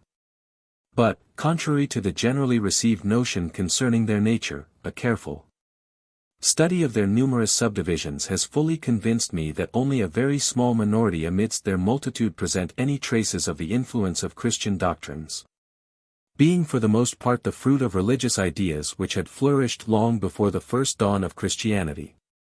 An important portion, indeed, originating in the primitive Egyptian mythology, have more connection with magic and medicine than with any religious object. And their employment as talismans establishes for them a higher antiquity than belongs to the real Abraxas-Gems, the date of whose origin is historically ascertained. The subject therefore will be more conveniently approached by considering in the first place the Agathodemon, Chnuphis, or Chneph figures, often named Dracontia, and erroneously attributed to the Ophites and such like semi-Christian sects, as their actual inventors. It cannot however be denied, that although these last-named sectaries did not invent this emblem, yet that they generally adopted it for their distinguishing badge or, to use their technical word, seal. And this circumstance leads to a remark which, applying to all talismans alike, may aptly serve for preface to the following dissertation upon their several classes. In the primitive nature worship of the Old World all religion consisted in the deification of the great visible powers of the universe. The supreme beings therefore belonged to the present world, consequently all the blessings they could confer were limited to this life. The means, of whatever kind, supposed to secure the goodwill of these powers had for object tangible blessings alone: wealth, peace, long life, posterity in fact all those rewards promised by Moses to the obedient Israelites. The engraved stones under consideration, being legacies of this older religion, were designed to secure temporal not spiritual benefits to the wearers. The latter were not even dreamed of by people holding the belief mors ultima linea rerum est. This fact explains why so many of the Gnostic gems are in reality no more than medicinal agents, and prescribed by physicians, heathen and Christian alike, in their regular practice, from Nicepsos down to Alexander Trallianus. On the other hand, the true Gnostics, whose sole profession was the knowledge of the other world, when they applied to the doctrines of the ancient religion the same method of interpretation that the Kabbalists had used for Moses and the prophets, of which the Pistis-Sophia has left us such ingenious specimens, subjected all the productions of the former creed to the same Procrustean torture, and consequently availed themselves of these same symbols, nay, more, continued to manufacture them in their own sense of their import. The Agathodemon, good genius, whose very name furnishes the reason why he should be chosen to figure on an ornament intended to defend its wearer from all disease and mischance, is depicted as a huge serpent having the head of a lion, surrounded by a crown of 7 or 12 raised components conspicuously announcing that he is the embodiment of the idea of the sun god. This figure is usually accompanied, either on obverse or reverse, with its proper title, written variously Chi Omicron Beta Iota Sigma, Chi Omicron Phi Iota Sigma, and Chi Omicron Mu Iota Sigma, accordingly as the engraver fancied he could best master that difficulty to the Greek mouth. The true sound of our letter B. This name Salmasius 129 considers as a rendering of the Coptic Chi Omicron Beta, gold, and hence explains another title which sometimes takes its place, Chi Omicron Lambda Chi Omicron Beta Iota Sigma, as, all golden. Jablonski, however, derives the word more plausibly from Chi Omicron Mu, good, and Iota Sigma, spirit, and thus makes Agathodemon to be the literal translation of the name. 130. This last had become in the 3rd century the popular name for the hooded snake of Egypt. Lampridius has Heliagabalus Egyptios Dracunculos Romi habuit, quos ilia Agathodemonas vocant. This kind was the uraeus, to be seen commonly on Egyptian monuments, where it is the badge of royalty placed upon the head of the sovereign. It is the Haji Hasher of the modern Arabs, the Cobra di Capello of the Hindus. I have met with a large sard engraved in the late Roman Egyptian style, with 2 imperial busts regardant. Reverse, the Chnuphis Serpent, with the legend in Roman letters Agathodemon, the sole instance known to me of such an amulet with a Latin inscription, but which goes far to confirm Jablonski's interpretation of the Coptic title. In classical Greek the original Chneph becomes Canopus, hence the canopic vase often appears between 2 serpents for heraldic supporters. But in those lower times, so fruitful in the Chnuphis talismans, no more canopic vases appear on gems. The ancient Agathodemon, in the form of his congener the cobra, still haunts the precincts of the Hindu temples, as of old the shrines of Isis, and issues from his hole at the sound of a fife to accept the oblation of milk from the attendant priest. As with the ancients so with the Hindus, he is the special keeper of concealed treasure. And when a zemindar deposits his board in the prepared hiding place, he, to make assurance doubly sure, builds up a serpent therewith, to watch over the gold. Suetonius records that Tiberius had a most appropriate pet in a serpens Draco. But having found it one day devoured by a swarm of ants, the suspicious Caesar took warning from its fate to beware of the force of a multitude of feeble individuals, and consequently secured his person against all danger of popular outbreak by shutting himself up in the inaccessible fastness of Capri. But to return to the type of the Agathodemon upon our gems. Over the 7 rays of the lion's crown, and corresponding to their points, stand often the 7 vowels of the Greek alphabet, Alpha Epsilon Eta Iota Omicron Omega, testifying the 7 heavens, a mystery whereof notice shall be taken in the fitting place. The reverse of such gems is invariably occupied by a special symbol resembling the letter S, or Z, thrice repeated, or the convolutions of a spiral cord, and traversed by a straight rod through their middle. A symbol for which many and the most whimsical explanations have been proposed. Of these the most ingenious, but also the most fanciful, makes it represent the spinal marrow traversing the spine, certainly an apt device for a medicinal talisman. But whatever its primary meaning, it was probably imported in its present shape from India, that true fountainhead of Gnostic iconography. It is to be seen in two varieties, upon series 16 and 17 in plate 7. Of E. Thomas's admirable essay on the primitive coinage of India, amongst the punch marks. The Chnuphis Serpent. A Limoges enameled plaque of the 12th century, in the collection of Mr. Octavius Morgan, represents on its one half Moises lifting up the brazen serpent to the Filii Israel. On the other half, Similis Aaron is seen inscribing with a reed pen the mystic Tau cross upon the foreheads of the elect. The first of these tableaus offers the most extraordinary feature in its representation of the serpent, depicted here with lion's head and mane, the veritable agathodemon Chnuphis of our Alexandrian talismans. The preservation of this form to so late a period fills one with surprise. It indicates a traditionary belief that the symbol was the giver of life and health. The belief must have come down from the times when the Egyptian talisman was commonly worn, in the way Galen mentions, as a protection to the chest. The brazen serpent of Moses and the plasma agathodemon of King Hatshepsut had in all probability one and the same origin. Giving currency to those little ingots which formed the sole money of the Hindus before the establishment of the Macedonians in Bactria. But the most probable solution of the question is that the symbol stealthily represents the serpent-entwined club of Aesculapius, itself so hard to account for, or the wand similarly encircled, which was the badge of Egyptian priesthood.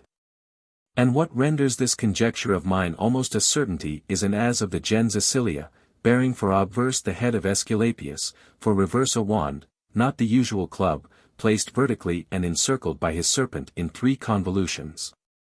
This type, if slightly defaced by wear, would become identical in appearance with the Chnuphis symbol. The spiral frequently takes the form of the letters SSS disconnected, traversed by a straight line.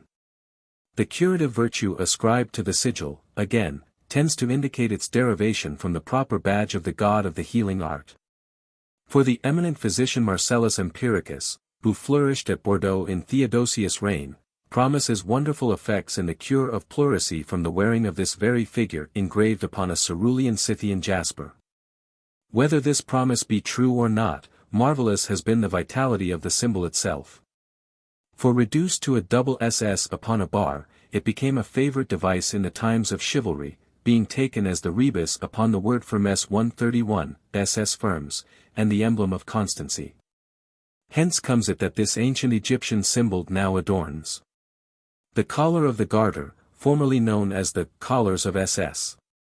Merrick's derivation of the name from the initial of Sovereign, motto of Henry IV. When Earl of Derby, and on whose effigy the collar first appears, is of little weight, for that king was long posterior to the institution of the order and its insignia. Even more preposterous is Camden's idea that the name originated in the initials of Sanctus Simo Simplicius, a famous Roman lawyer, and therefore was taken for badge by his profession, a theory which assuredly does not account for Henry's queen, Joan of Navarre, being similarly decorated with her husband upon their monument. That the agathodemon sigil was not only pre-Christian, but ascended to the remotest antiquity in its use as a talisman, plainly appears from Galen's notice thereof, De Simp. Med. 6-9. Some indeed assert that a virtue of this kind is inherent in certain stones, such as it is certain is possessed by the green jasper, which benefits the chest and mouth of the stomach, when tied upon them. Some indeed set the stone in a ring, and engrave upon it a serpent with head crowned with rays, according to the directions of King Hatshepsut in his 13th book. Of this material I have had much experience, having made a necklace out of stones of the kind, and hung it about the patient's neck, descending low enough to touch the mouth of the stomach. And they proved to be of no less benefit than if they had been engraved in the manner laid down by King Hatshepsut. This treatise by Hatshepsut must have been a regular manual for the use of magicians, for Ausonius mentions its author as Quique Mugos Docet Mysteria Vana Hatshepsi. Hatshepsut, teacher of vain magic's lore. The book, perhaps the foundation of the pretended of Acts, was the first source of the notions concerning the virtues of sigils and gems preserved to us in the medieval lapidaria. Pliny, 750, quotes him along with his countryman Petasiris as an astrological authority, according to whose rule of the Tartamorian, or law deduced from the position of 3 signs. Trine, the possible duration of human life in the region of Italy extended to 124 years. And before dismissing Nicepsos and his book, it may be as well to add here, for the fact will be of service in a further stage of this inquiry, that Pliny mentions, XXX. 2. A second school of magic, but more recent by many thousand years than Zoroaster's, and founded by the Jews, Moses, Ians and Jot-apes. The first of the trio may be the Talmudist, to whose secret volume Juvenal alludes.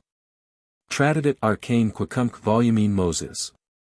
Although the apostle couples Ians along with Iambers amongst the Egyptian opponents of the Hebrew legislator, Juvenal also informs us that the nation retained even in his times their ancient fame of veracious interpreters of dreams. Nay, more, grown wiser than Daniel, they even produced them to order.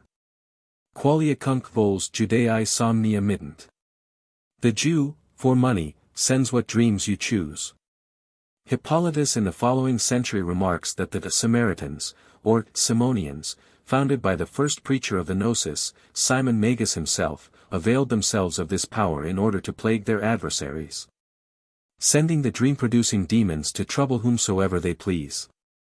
The medieval name for engraved gems regarded as talismans, viz., pierres d'Israël, is better founded than is generally supposed.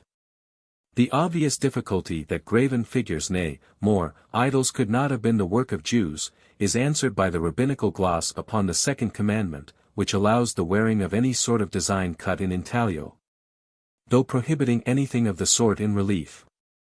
The choice of the green jasper, now called plasma 132, for the agathidemon sigils was probably dictated by the resemblance of its color to that of the sacred asp green banded with brown. As for the figure itself, a very ancient testimony as to its nature and signification is afforded by the tradition Eusebius has preserved. 7. The serpent, unless injured by violence, never dies naturally, for which reason the Phoenicians have given it the name of the good genius, agathidemon. For the same cause the Egyptians have called it Neph, and given to it the head of a hawk, because of the especial swiftness of that bird. The priest of Epi, entitled Head Interpreter of Sacred Things and Scribe, had expounded the allegory thus: the most divine nature of all was one serpent having the face of a hawk, and most delightful in aspect. For when he opened his eyes he filled all the places of his native region with light. But when he closed them, darkness immediately ensued. The serpent on our gems, however, does not appear invested with a hawk's head, but with a lion's. For which reason this legend applies better to the Abraxas god, occasionally equipped with a hawk's or lion's head, in place of his proper one, that of a cock. But the idea is certainly embodied in that common design upon the Mithraic gems, a man grasping a serpent, of which the radiated head points at his eyes and seems to supply them with light. Furthermore, the meaning of the figure of the agathidemon is clearly denoted by the Chaldee legend frequently accompanying it. C epsilon mu epsilon C epsilon iota lambda alpha mu, the everlasting sun, which is sometimes followed by psi epsilon, probably used as sacred numerals, for they have the power in Greek arithmetic of 705. This same legend is attached to a classical figure of Phoebus, such as he appears on the coins with the legend Soli Invicto Comitae, engraved upon a yellow jasper in the Marlborough cabinet, a fact sufficiently attesting the accuracy of the interpretation here given to the Chaldee inscription. Astrology likewise lent its aid to accrediting the virtues of the sigil. That great authority Hephaestion, quoted by Salmasius, i.e., observes that Kainu Omicron mu iota C is the name of one of the decani, or 3 chief stars in Cancer. Whilst another astrologer laid down that the star so called was set in the breast of Leo, and for that reason was efficacious for the cure of all diseases in the chest of man. And in fact we find this latter dictum confirmed by the prayer C gamma iota eta C pyro omicron kappa lambda omicron, keep in good health the chest of Proclus, engraved upon the back of one of these very Chnuphis gems. Others of the same kind are again surrounded by a long Coptic legend often arranged in the outline of a serpent, varying in words, but always terminating in the epithet gamma iota gamma alpha nu tau euro eta kappa tau alpha or pi alpha iota kappa tau alpha, breaker, or mocker, of the giants, that is, of the evil and rebellious angels. For the Grecian fable of the war of the giants against Jove had then revived, a Zoroastrian interpretation being applied to the rebellion of Ahriman and his demons against Ormuzd and the ministers of good. The method of employing a talisman is thus prescribed in the Magic Papyrus, section 9, a spell of Elias Creonius, spoken to the lamp. Omega chi mu alpha rho mu alpha chi omega tau omicron nu omicron upsilon rho alpha iota chi rho eta mu iota lambda lambda omicron nu delta epsilon rho kappa upsilon omega nu alpha omicron sigma omicron upsilon mu psi eta phi iota sigma omicron upsilon mu psi eta nu iota sigma iota alpha omega iota. Thou that shakest the world, enter, and deliver an oracle concerning such and such a matter. Theta omicron iota omicron kappa omicron tau omicron theta phi theta omicron upsilon phi nu omicron upsilon nu omicron upsilon epsilon beta omicron upsilon eta epsilon pi tau alpha sigma pi alpha chi alpha tau omicron upsilon. The engraved stone, lambda. Gamma. Serapis seated in front, having the Egyptian crown, beta alpha sigma iota lambda omicron nu, xi, and upon his scepter an ibis, on the back of the stone the name, and lock it up and keep it for use. Hold in thy left hand the ring, and in thy right a branch of olive and of bay tree, waving them over the lamp, repeating all the while the spells even times. And having drawn the ring upon the proper finger of thy left hand, facing and being inwards, the engraving, stick the gem against thy left ear, and go to sleep, without returning answer to any one. The object of this charm was, although not so stated, to procure prophetic dreams, which are actually enumerated amongst the effects to follow from the use of the one that stands next in the MS. Although the original intention of these Chnuphis sigils was unquestionably the one pointed out in the preceding pages. Yet there is every probability from the nature of the case that the same were adopted and interpreted in a spiritual sense by the numerous and influential sect that first assumed the title of Gnostics. They had an all-sufficient reason for so doing, in the fundamental doctrine of their creed. The well-informed and temperate Hippolytus, writing at the most flourishing period of these transitional theosophies, thus opens his actual refutation of all heresies and his fifth book with the description of that sect which hath dared to boast the serpent as the author of their religion, as they prove by certain arguments wherewith he hath inspired them. On this account the apostles and priests of this creed have been styled Nasini, from Gnos, the Hebrew word for serpent, but subsequently they entitled themselves the Gnostics, because they alone understood the deep things of religion. Out of this sect sprung many other teachers, who by diversifying the original doctrines through inventions of their own became the founders of new systems. Further on he has a passage bearing immediately upon this subject. This Gnos is the only thing they worship, for which reason they are called Nasini, i.e. Ophites or serpent worshippers. From this same word Gnos they pretend that all the temples, nu alpha omicron, under heaven derive the name. And unto this Gnos are dedicated every rite, ceremony, mystery, that is, in short, not one rite can be found under heaven into which this Gnos doth not enter. For they say the serpent signifies the element water. And with Thales of Miletus contend that nothing in the universe can subsist without it, whether of things mortal or immortal, animate or inanimate. All things are subject unto him. And he is good, and hath all good things within himself as in the horn of a unicorn, so that he imparts beauty and perfection unto all that is, inasmuch as he pervades all things, as flowing out of Eden, and divided into four heads. This Gnos is the water above the firmament, and likewise the living water spoken of by the Saviour. Unto this water all nature is drawn, and attracts out of the same whatever is analogous to its own nature, each thing after its own kind, with more avidity than the lodestone draws the iron, the ray of the seahawk gold, or amber straws. Then they go on to boast, we are the spiritual, who have drawn our own portion out of the living water of the Euphrates that flows through the midst of Babylon, and who have entered in through the true gate, the which is Jesus the Blessed. And we of all men are the only Christians, in the third gate celebrating the mystery, being anointed with the ineffable ointment out of the horn like David. Not out of the earthen vessel like Saul who conversed with the evil spirit of carnal concupiscence. Euphrates, a more recent teacher of the sect, who founded the branch calling themselves Paratai, or Fatalists, has a passage that indicates the sense in which his followers may have accepted these Chnuphis-Gems. To them therefore of the children of Israel who were bitten in the wilderness Moses showed the true and perfect serpent, in whom whosoever trusteth he shall not be bitten by the serpents of the wilderness, that is, shall not be hurt by the powers. No one therefore is able to heal and to save them that be gone forth out of Egypt, that is, out of the body and out of the world, save that perfect, full of all fullness, serpent. In him whosoever putteth his trust, that man perisheth not by the serpents of the wilderness, that is, by the gods of the nativity. These last powers, whom Euphrates, a pure astrologer, in another place calls the gods of death, are the stars of the horoscope, which impose upon all that be born the fatal yoke of the changeful nativity, that is, the necessity of death. The necessary consequence of birth, a doctrine that clearly leads to the efficacy of the serpent sigil as a talisman to protect the wearer against the malign influence of the astral genii. The Ophites, in fact, were the legitimate descendants of the Bakshik Misti, whose religion during the 2 centuries preceding our era must have been the predominant one in the great cities of Asia Minor. An argument derived from numismatics establishes the common fact: the coinage of the chief cities, Ephesus, Apamea, Pergamus, was issued chiefly in the form of cystophory.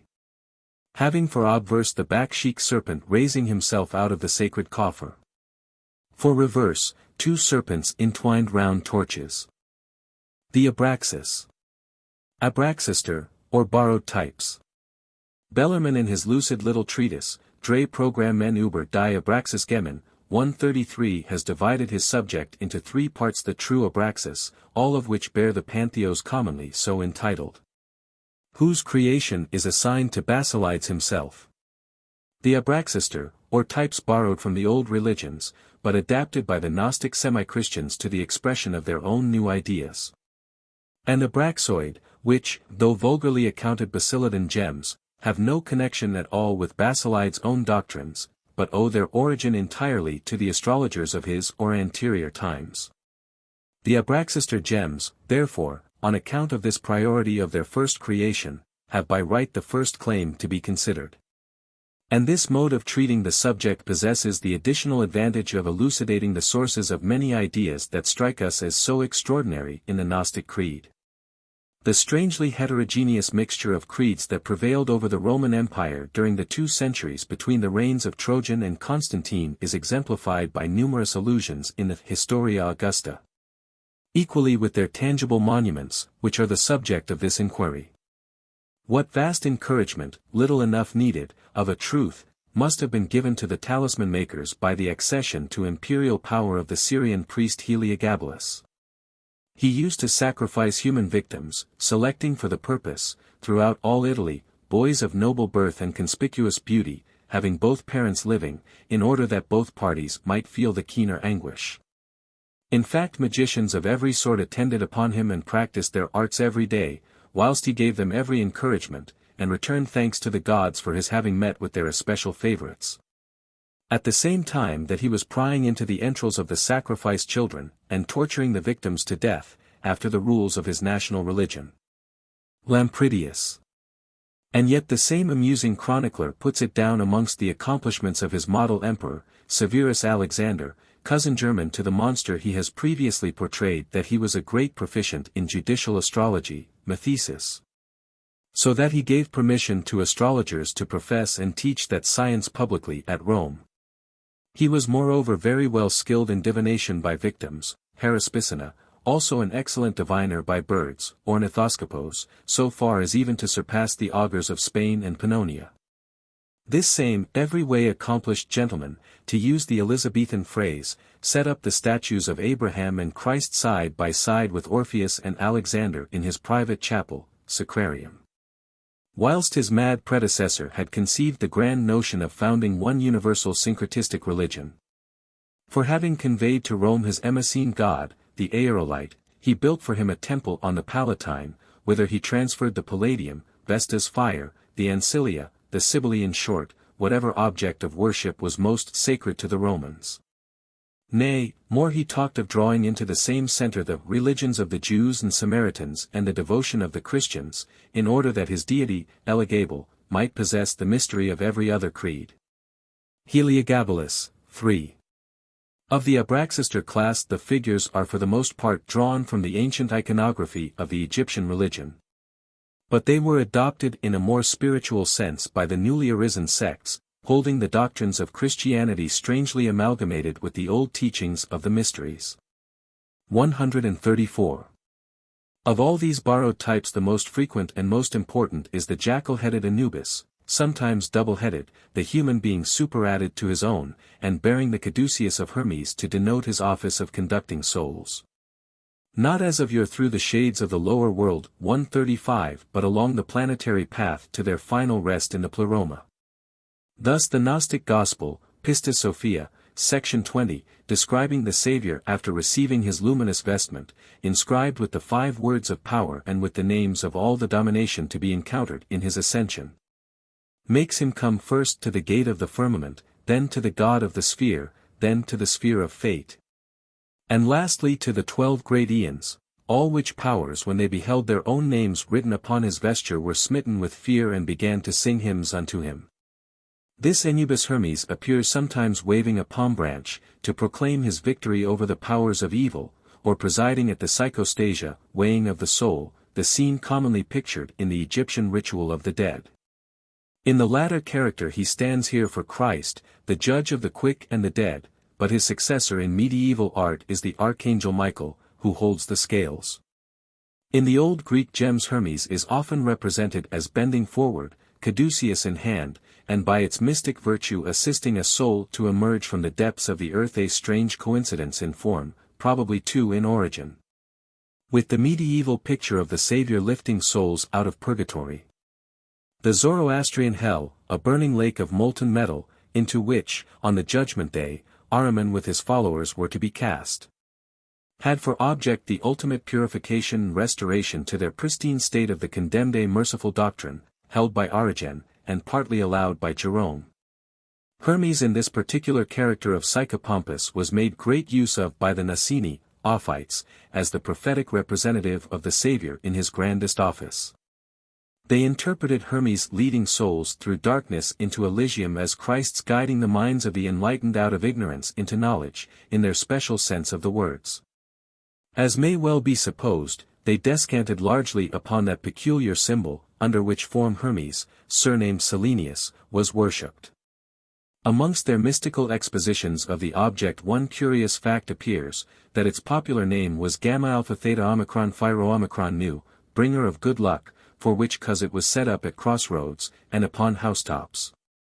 But as regards the ancient religion, since it is thus made out that this attribute, later modified into a pillar, stood for Selenius, guide of departed souls, exactly as the same figure, Lingam, represents Shiva, Lord of the dead in modern Hinduism, the reason becomes obvious why its sculptured representations should have been the earliest form of monument placed over the departed. The monument secured for the dweller in the grave the perpetual protection of the guide and shepherd of souls. A colossal phallus crowns to this day the summit of the oldest tomb, the date of which is historically certain, the tumulus of the Lydia king, Aliax. The Asiatic colonists carried with them into Italy the same belief in the protective virtues of the symbol. Carved in stone it regularly surmounted the door of the sepulchre. One lately came into my possession, inscribed around with the name and patronymic of the deceased Etruscan, whose repose it had so long guarded, Sves Felves Fenf, Suces, son of Fintus. This double character of Anubis is very curiously expressed by the figure upon a sard belonging to myself, which to the casual observer presents that most orthodox of types, the Good Shepherd, carrying a lamb upon his shoulders, leaning upon his staff, his loins bound with a girdle having long and waving ends. But upon closer examination this so innocent personage resolves himself into the double-headed god of Egypt, the lamb's head doing duty for the jackals, springing from the same shoulders with that of the man. whilst the floating end of the girdle is turned into the bushy tail of the wolfish beast, and the latrator Anubis bursts upon our astonished eyes. This identification of character in Anubis and Christ enables us rightly to understand that drawing, the discovery of which created such a sensation at Rome a few years back. Scratched, graffito, roughly on the plaster of a room in a house buried, in ancient times, under the extended buildings of the Palatine. It represents this same jackal-headed man holding in front of him a Latin cross with his outstretched hands, and standing on a pedestal, in front of his worshipper, who makes the customary form of adoration by raising his hand to his lips. And who has expressed the object of his handiwork by the inscription C Theta Omicron Nu. In reality the production of some devout, but illiterate Gnostic, it is construed by its present owners 136 into a shocking heathen blasphemy, and a jibe upon the good Christian Alexamenos, because they mistake the jackal's head for that of an ass. And consequently imagine an intentional caricature of their own crucifix. The discovery of this picture clearly illustrates a passage of Tertullian, Apol. 16, where he says to his opponents, "Like many others you have dreamed that an ass's head is our God. But a now version of our God has lately been made public at Rome, ever since a certain hireling convict of a bullfighter put forth a picture with some such inscription as this, the God of the Christians Omicron Nu Omicron Kappa Omicron Iota Eta Tau Eta Sigma." He was depicted thus with the ears of an ass, and with one of his feet hoofed, holding in his hand a book, and clothed in the toga. An exact description this of the Anubis figured by Matter, PL2. C. Number 1. Save that instead of a book the god carries a caduceus and palm branch. The same calumny was somewhat later transferred by the Christians themselves to the account of the Gnostics. Not being acquainted with the Egyptian beast, they mistook, perhaps intentionally, the head of the jackal for that of the ass, which in truth it strongly resembles in the rude drawing of our gems. Thus we find, at the close of the 4th century, Epiphanius asserting that the Gnostic Sabaoth has, according to some, the face of an ass, according to others, that of a hog. On which latter account he hath forbidden the Jews to eat swine's flesh. This second notion was a very ancient one, being alluded to by Petronius in Judaeus licet eti porcinum numen aduret. Now Sabaoth being held by the Gnostics as the national god of the Jews, it seems probable that this same confusion of one beast with the other was the real source of the opinion so prevalent amongst the ancients, and quoted by Tacitus, History v. 4. The sacred object so zealously guarded from profane eyes within the sanctuary at Jerusalem was the figure of the wild ass by whose guidance they had relieved their thirst and their distress, Moses having, through the observation of the movements of a troop of these animals, discovered the spring, the waters of which saved his followers from perishing in the desert. This legend was furthermore connected with the belief that the real god of the Jews was Bacchus, for the ass was sacred to the god of wine. For this dedication Pliny finds a singular reason in the fact that the ass was fond of fennel, a deadly poison to all other quadrupeds, but a plant specially consecrated to Bacchus, 35. 1. Again, the spurious Gospel, the genealogy of Mary, assigns for the cause of the death of Zacharias, son of Barachias, that once entering the temple he beheld standing within the sanctuary a man with the face of an ass. And when he was rushing out to cry unto the people, Woe unto you! Whom do ye worship? He was smitten with dumbness by the apparition. But afterwards, when he had recovered his speech, and revealed what he had seen unto the Jews, they slew him for a blasphemer. And this they gave as a reason wherefore the high priest had bells fastened around the hem of his garment, in order that this monstrous deity might by their tinkling be warned of the approach of man, and so have the time to conceal himself. This wild story is preserved by Epiphanius alone, for the original work is entirely lost. It was ascribed to St. Matthew, and was taken for their special textbook by the Collyridians, who got their name from their custom of sacrificing cakes to the Virgin Mary, whom they pretended was also born of a virgin. Faustus, Bishop of Rheims, cites this same gospel concerning the parentage of Mary. But the apocryphal gospel, the birth of Mary, still extant, is of a totally different character, being a mere monkish invention of the most orthodox stupidity. And which, coupled with the Protevangelion, became the source of all the medieval pictures and sculptures that set forth the history of the Madonna. To the same Egyptian family likewise belongs the boy Harpocrates or Horus, the vernal sun, having the symbol of fecundity monstrously exaggerated and seated upon the lotus, which expressed the same idea by its abundant seeds. And also perfection because for its flower, fruit, bulb, all exhibit the form of the circle, as Iamblichus observes. Macrobius too remarks that Horus is the Egyptian equivalent for Apollo, who gave his name to the 24 hours of day and night, and this acceptation of his character is recorded by the Alexandrian Plasma, Vienna Cabinet, I. 39, which identifies him with the Grecian sun god, C alpha pi omicron lambda lambda omega nu C tau omega phi omicron rho omicron nu tau iota. He often appears accompanied by Anubis in the character of his messenger.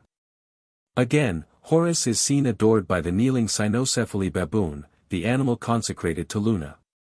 This last curious animal also belonged to Thoth, scribe of the gods, and makes a favorite Gnostic device performing his devotions before a pillar covered all over with inscriptions and supporting a triangle. Symbol of the moon whose influence was supposed singularly to affect his constitution. This pillar clearly enough denotes those pillars of Hermes, by means of which Iamblichus solved all the questions propounded to him by Porphyrius, Jam de Mysteriis, 2. To make the illusion more certain, these beings are even designated in the spells by their proper name of Titans. Ficcaroni has given in his Formi No. For a mold for casting the reverse of a metallet, of the 3B size, bearing the Dioscuri facing each other, holding their spears point downwards, in token of amity, in their left hands each a situla. Behind, vertically see in 2 lines, in the exerg tau iota tau alpha nu, space not admitting the remainder of the title too well known besides to require more than such a reminiscence. Horus is often figured sailing through the heavens in a sacred boat, the Baris steered by 2 hawks, solar emblems, with sun and moon overhead, and taking the same titles iota alpha omega, alpha beta lambda alpha nu alpha lambda beta alpha, etc. As the great Abraxas god himself, and with reason, the same idea being couched in the 2 personifications. Horus, as Heliodorus records, Eth. 9. 22, was also applied to the Nile, whose Greek name Nu Epsilon Lambda Omicron also contained the mystic solar number 365. This voyager in the Baris is analogous to the Hindu Narayana, the child floating in his arga leaf upon the face of the waters having his whole body colored blue, Nila. To complete the resemblance, the situla regularly carried from a cord in the hand of Anubis is the very lota, brass drinking cup, of the modern Brahmins. Those common emblems, the Baris and the coiled serpent, have their Gnostic meaning fully explained by a remarkable passage in the Pistis-Sophia, section 359. And the disk of the sun was a great dragon whose tail was in his mouth, who went up into the 7 powers on the left hand, being drawn by 4 powers having the similitude of white horses.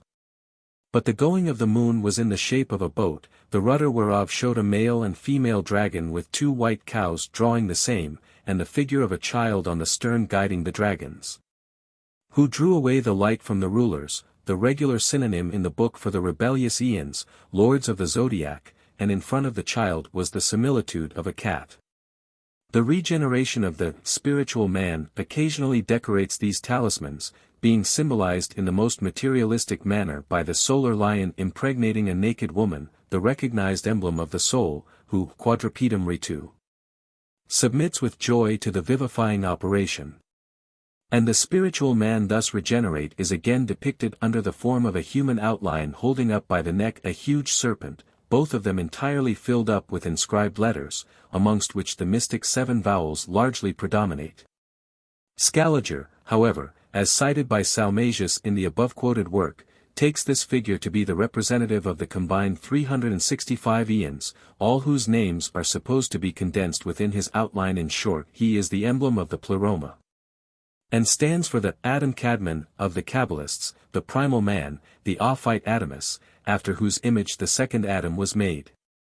Or again, this same combination may have been intended to display the 7 vowels, with their 49 powers, the virtues whereof are so wondrously exalted by the inspired writer of the Pistis-Sophia, section 378.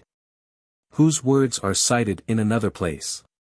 137. But as the fact bears directly upon the sigh before us, it may be mentioned here that the same Gospel, 358, makes the Saviour open his prayer with the ejaculation, Alpha Epsilon Eta Iota Omicron Omega Iota Alpha Omega Omega Alpha Iota Omega Iota Alpha. Which, as enveloping the mystic name of God, were the most obvious spell to be selected to fill up so important a talisman. Neither is it out of place to conclude this inquiry with the notice that the motto of the medieval House of Habsburg was the Latin vowels A, E, I, O, V. These enigmatical letters were interpreted by the arrogance of succeeding generations, puffed up with imperial dignity, into the initials of the prophecy, Austriae est imperare orbi universe. But I more than suspect that the 5 Latin letters were adopted by some Illuminato amongst the ancient dukes, perhaps acquired during his alchemical studies, as containing the same transcendental virtues with the Gnostic 7 of the Greek alphabet. The winged goddesses Ather and Sate, representing the Roman Venus and Juno, sometimes are found accompanied with such legends as makes it evident they too had been pressed into the Gnostic service. As representatives of certain amongst the feminine aeons. 138. But another shape repeatedly presents his monstrosity to our astonished gaze, whose true character almost sets conjecture at defiance, but evidently the offspring of very diverse ideas most strangely commingled. He is an aged man, Priapian, 4-winged, with 4 hands grasping as many scepters. He has likewise the spreading tail of the vulture and stands in the baris, or upon the coiled serpent, or on a tree trunk, horizontal, whence project 5 lopped-off branches. Some potent saviour must he be, for he is addressed, like Abraxas himself, by the title Alpha Beta Lambda Alpha Nu Alpha Theta Alpha Nu Alpha Lambda Beta Alpha. But the most prominent symbol in the monstrous collocation suggests an explanation of its hidden meaning, supplied by the following exposition of Justinus, that wildest teacher in all the Gnosis. For this cause said he unto Eden, Mother, behold thy son. Meaning his animal and carnal body. He himself, however, having commended his spirit into the Father's hands, ascended up unto the Good One. Now this Good One is Priapus, he that created before anything existed. On this account he is called Priapus because he first made all things, Pyro Iota Alpha Pi Iota Sigma Epsilon. 139. For this reason is he set up in every temple, being honored by all nature, and likewise in the roadways, having the fruits of autumn hung about him, that is, the fruits of the creation whereof he is the author. Inasmuch as he first made the creation which before was not. That very frequent type, a mummy swathed in the coils of a vast serpent, is easily explained as an allusion to the protection in the next world of the ancient Agathodemon 140 or the spiritual Gnos of the more recent Ophites. The same belief also generated that more graceful allegory, the woman enthroned on the back of the same reptile, like the Atargatis of Phoenicia.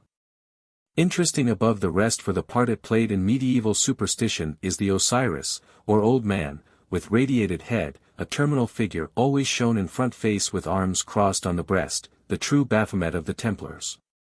Sometimes he is borne aloft upon the heads of 4 angels, upon whom 2 streams pour forth from his sides.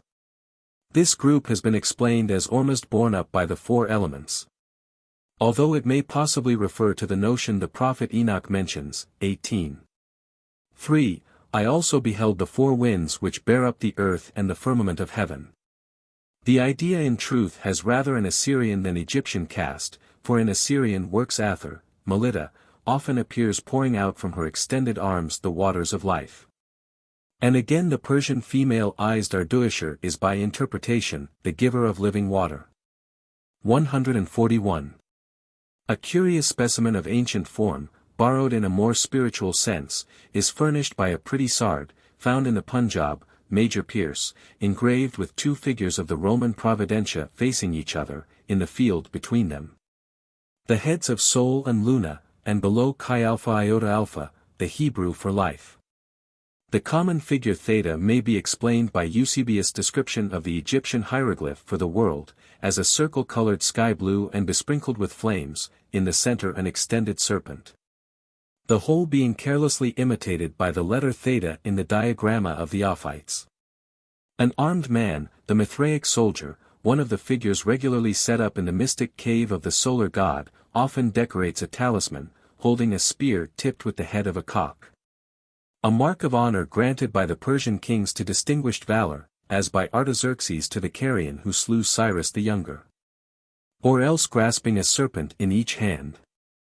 A sect that sprung up in Egypt, the Fibionites, took the title militant, Sigma Tau Rho Alpha Tau Iota Omega Tau Iota Kappa Omicron. Another figure, the three-headed, three-bodied god, who, standing like Priapus, grasped with one hand the symbols of fecundity, with the other, asps and scorpions, must be the visible embodiment of the great Tau Rho Iota Delta Nu Alpha Mu Epsilon Iota, who figure so prominently in the celestial hierarchy of the Pistis-Sophia. The trees sometimes enlisted in the talismanic core may find their motive in the almond tree of the Phrygian mysteries, in which the Nicene discovered the name of the great creator of all. Or else to the mystery of the 5 trees, mentioned in that oft-quoted revelation, on whose true nature light is thrown by Justinus' exposition, making out the trees of paradise to be the angels generated between the demiurgus Elohim and his daughter Eden. 142. There is a sigil of this class, that from its frequency must have been considered of peculiar virtue. It represents a fish with immense head and shoulders, but diminutive body, as if seen from above. The reverse of the stone thus inscribed. Greek letters. One of the 3 sacred fish of the Nile must figure here. And in this talismanic character passed, with an appropriate mystic interpretation, into the symbolism of the Alexandrine Christians. Abraxoids, or gems confounded with the true Gnostic. Our invaluable and most charming guide, Hippolytus, when describing the astrotheoscopy, seekers of God in the stars, begins with a simile more apposite than complementary to the fashion which then prevailed for combining astrology with every species of religion. He compares these inquirers to that silly fowl the bustard, which suffers itself to be caught by the following device. When a man discovers a flock he begins to dance and make grimaces in front of them. The birds stand motionless staring at him in wonderment until his confederate steals up to them from behind and knocks them on the head. In the same way, adds the good saint, evidently much refreshed by his joke, do the people seduced by such teachers stare up at the stars, until at last they find themselves hopelessly caught in the snare of the heresy. As an example of this most curious system of theology it will suffice to quote their exposition of the doctrine conveyed by one constellation out of many. Ophiuchus represents with his stars a man on his knees, in appearance oppressed with fatigue, a posture for which that great authority in astrology, Aratus, is at a loss to account. But rightly understood, he is Adam engaged in watching the dragon's head underneath him, which is biting his heel. Over his head are seen the lyre, and the crown. The lyre was the invention of the infant Hermes, who is in reality the Word of God. Their position therefore announces that whosoever gives heed unto the Word, he shall obtain the crown. But if he refuses to hearken unto the Word, he shall be cast down below with the dragon. In another place Hippolytus observes, the doctrine of the Chaldeans concerning trines, quadrates, benignant and malign stars, Euphrates the paradist applies to Christianity. By changing the concord and discord of the stars into the constitution of the eons, the transition of good powers into evil ones, and the harmony of their respective particles.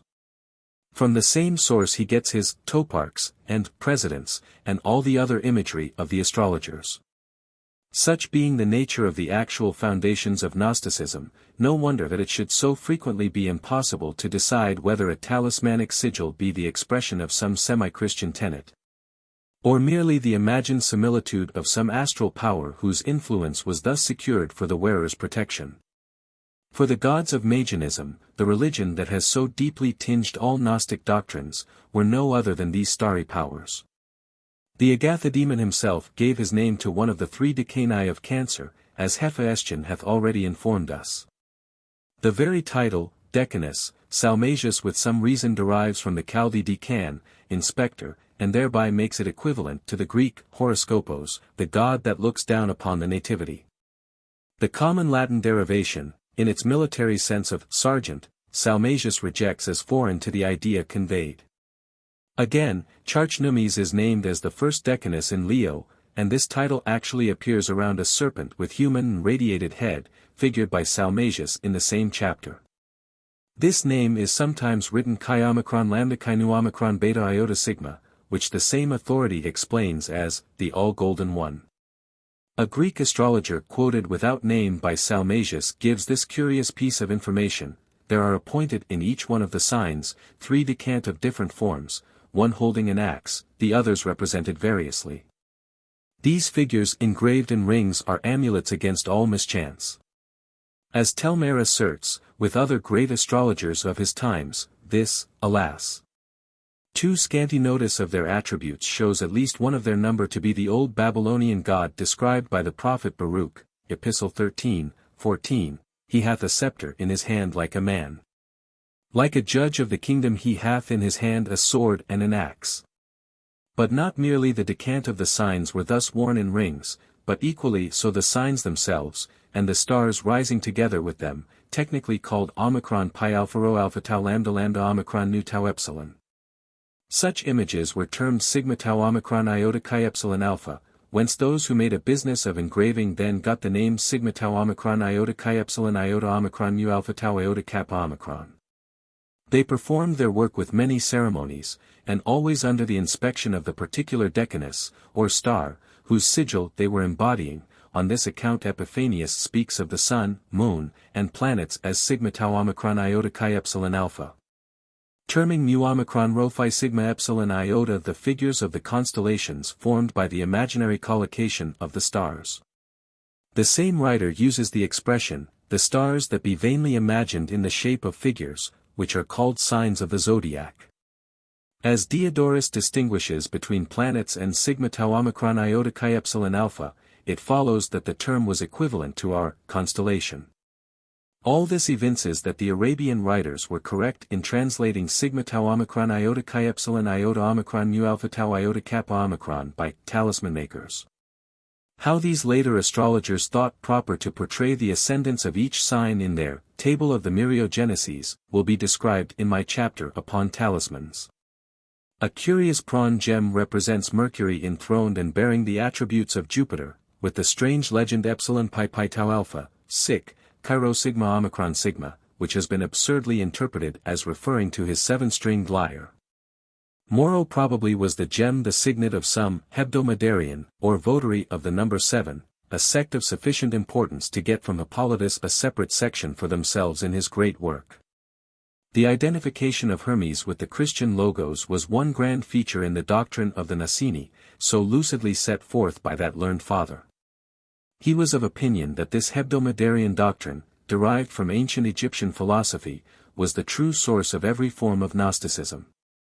This potent numeral is illustrated by another device of frequent occurrence in Cameo, the Delphic epsilon crowned with a fillet, and below, the legend Chi sigma omicron. This can be no other than that most holy of numerals, the Delphic iota, or 5, on the mystery whereof Plutarch has left a very curious dissertation. And it represents the golden figure of that same numeral dedicated by Livia Augusta at the shrine of her husband's peculiar patron. And similarly the gem above referred to exhibits Hermes invested with supreme dominion, and accompanied by his own special number, Testudo Resonare Septem 143 Collida Nervis, the Magian method for symbolizing the different powers of heaven. Which shall be explained in its due place, when we come to treat of the 7 voices. The oddest adaptations of the imagery of the old religions mark the earliest preaching of the Gnosis. Its first apostle, Simon Magus, who passed himself off upon the Samaritans as the third manifestation of the Christ, was worshipped as late as Hippolytus' times, in statues made in the form of Jupiter. His famous concubine Helena, in whom Simon has discovered the lost sheep of the parable whilst carrying on her profession in a brothel at Tyre, was similarly adored under the forms of Minerva and the moon, Hip. 6:19. The main doctrines of the Nicene were supported by ingenious applications of the symbolism employed in the Eleusinian, Phrygian, and Samothracian mysteries, of which Hippolytus has given a full and very interesting account. Phoenicia, again, furnished our talisman makers with a copious repertory in the exaggerated symbolism of the figures whereby their priesthood had expressed their notions of the divine power. Taught, the great god of the Phoenicians, says Simoniathon, in order to express the character of Kronos, made his image with 4 eyes, 2 in front, 2 behind, open and closed, also with 4 wings, 2 expanded upwards, 2 folded downwards. The eyes denoted that the Godhead sees when sleeping, and sleeps when waking, the attitude of his wings, that he flies in resting, and rests in flying. Upon his head are 2 wings, denoting reason and the senses. It is very provoking that Diodorus, XX. 19, should have given no further description of the famous Kronos, Melkarth, of Carthage than the brief remark that it held the hands open, palm upwards, but sloping downwards, so that the child sacrificed, when laid upon them, should roll off into a pit of fire at the foot.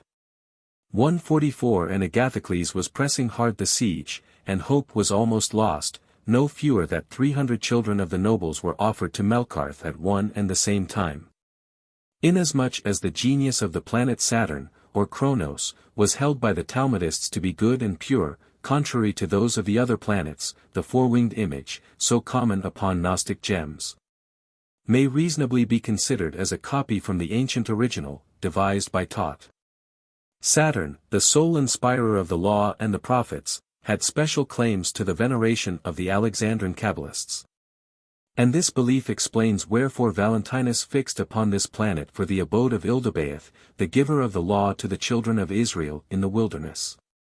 It sounds like a paradox to assert that our Gnostic gems are not the work of the Gnostics, but taking that appellation in its strictest sense, the thing is perfectly true. The talismans we are considering never exhibit any traces of that admixture of Christian and pagan doctrines which properly constitutes the gnosis, that subject of the descriptions and the attacks of the Fathers of the Church. Their elements are drawn from the ancient religions of Babylon and Egypt, mixed at times with the formulae of the Jewish Kabbalah. The Gnostic stones are in reality the paraphernalia of magicians and dealers in charms, charm doctors in modern phrase, and only belong to the Ophites, Valentinians, and other subdivisions of the Christian gnosis. In so far as those theosophists were especially given to the cultivation of the black art. As the notices above cited abundantly declare. This delusive study prevailed at the period of the grand development of Gnosticism to an extent which no one can credit who has not studied the historians of the later empire. The accusation of magical practices proved a ready weapon for destroying an obnoxious individual against whom no tangible crime could be charged. What stronger proof of this than its being effectually employed, as Ammian tells us, to expel that pattern of orthodoxy, the great Athanasius, from the patriarchal throne of Alexandria? The same historian notices that under the timid Valens it sufficed to establish this capital charge if the suspected person had been seen walking at night time in the neighborhood of any cemetery, where he might possibly have gone to hold conference with the demons of the dead. But to exhibit the true source and nature of these Gnostic inscriptions I shall transcribe a spell from the Magic Papyrus, to which I shall have occasion frequently to refer. The author of this wondrous manual of necromancy was unmistakably of the old unmixed Egyptian religion, and very probably a priest of Isis. Nevertheless, he not merely employs the very words found on our talismans, but even the same peculiar arrangement of them. Any one desirous of preserving so valuable a charm in a more durable material than papyrus or lead, had only to order a lapidary to copy it for him upon a jasper, and a regular Gnostic monument would have been bequeathed to our times. The maker, having carefully specified the virtues of composition, gives us to understand the value of similar forms still existing on stones. 7.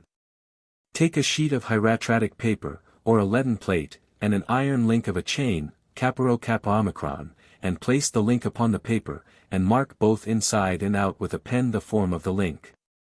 Then, having described the circular outline of the link, write upon the same outline, inscribing upon the paper the name and the characters on the outside, and inside the thing which you wish not to happen. Or that a man's mind may be bound so as not to do such and such a thing. Then placing the link upon its outline which you have made, and taking up the parts outside the outline, sew up the link with thread so as to completely conceal it, piercing through the characters with the pen. And when you wish to bend, say I bend such a one not to speak to such a one, let him not resist, let him not contradict, let him not be able to look me into the face, or to answer me, but let him be subject unto me so long as this link is buried. And again I bind his mind, his senses, his desires, his actions, that he may be sluggish towards all men, in case a certain woman marries such a one, or else, in order that she may not marry such and such a one. Common, i.e. to be said in Greek.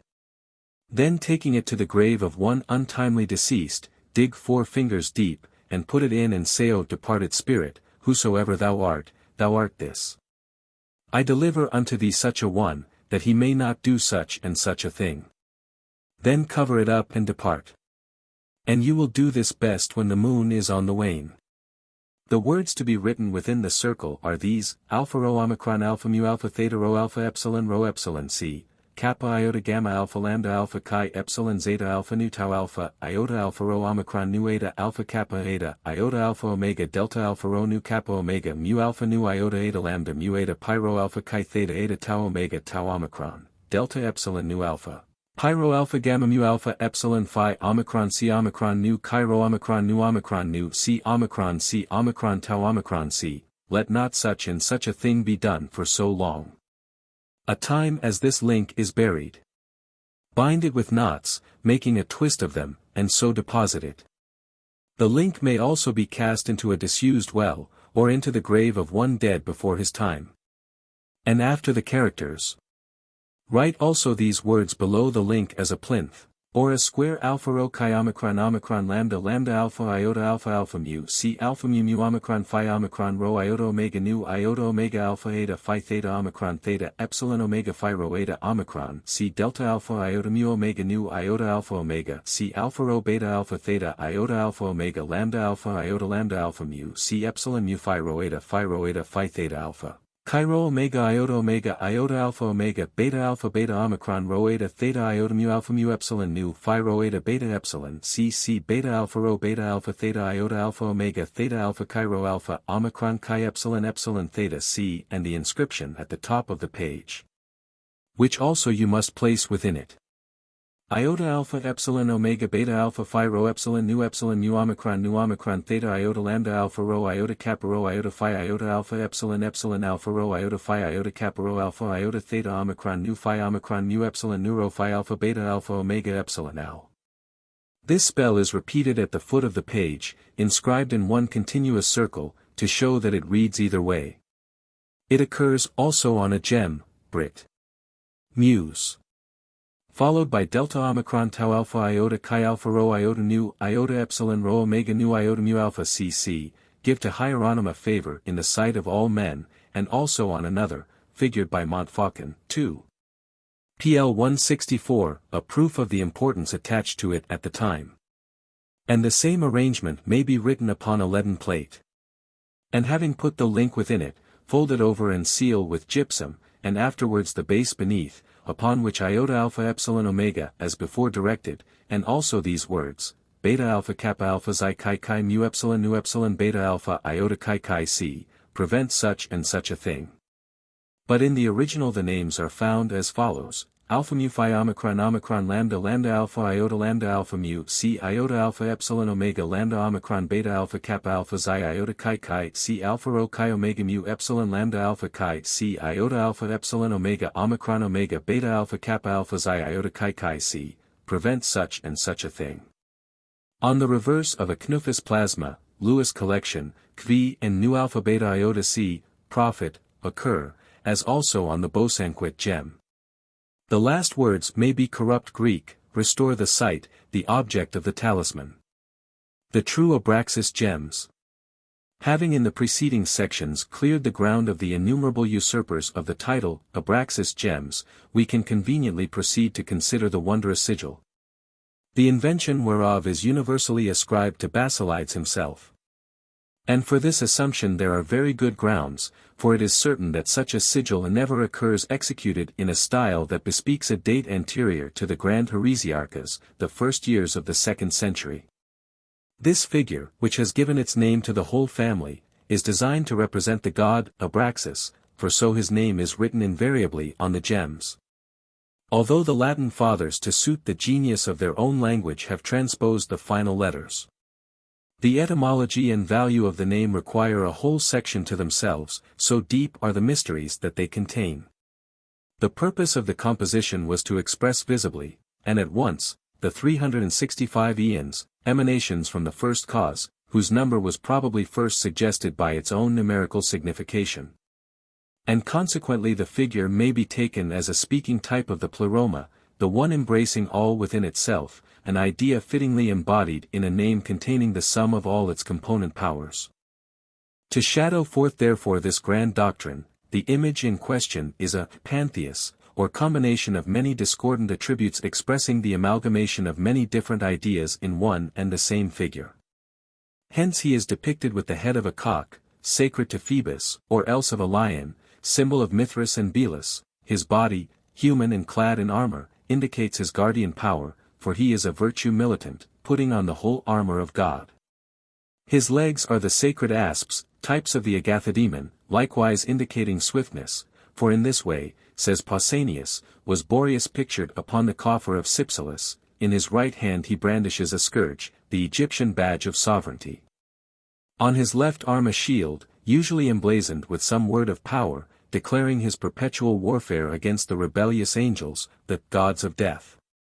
Bellarmine has proposed with much ingenuity an interpretation of this pantheos in the more spiritual sense better consonant with the esoteric teaching of its inventor. According to him, the whole represents the Supreme Being, with his 5 great emanations, each one pointed out by means of an expressive emblem.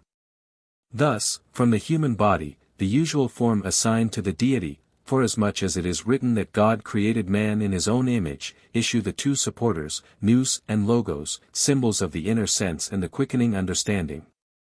As typified by the serpents, for the same reason that had induced the old Greeks to assign this reptile for an attribute to Pallas.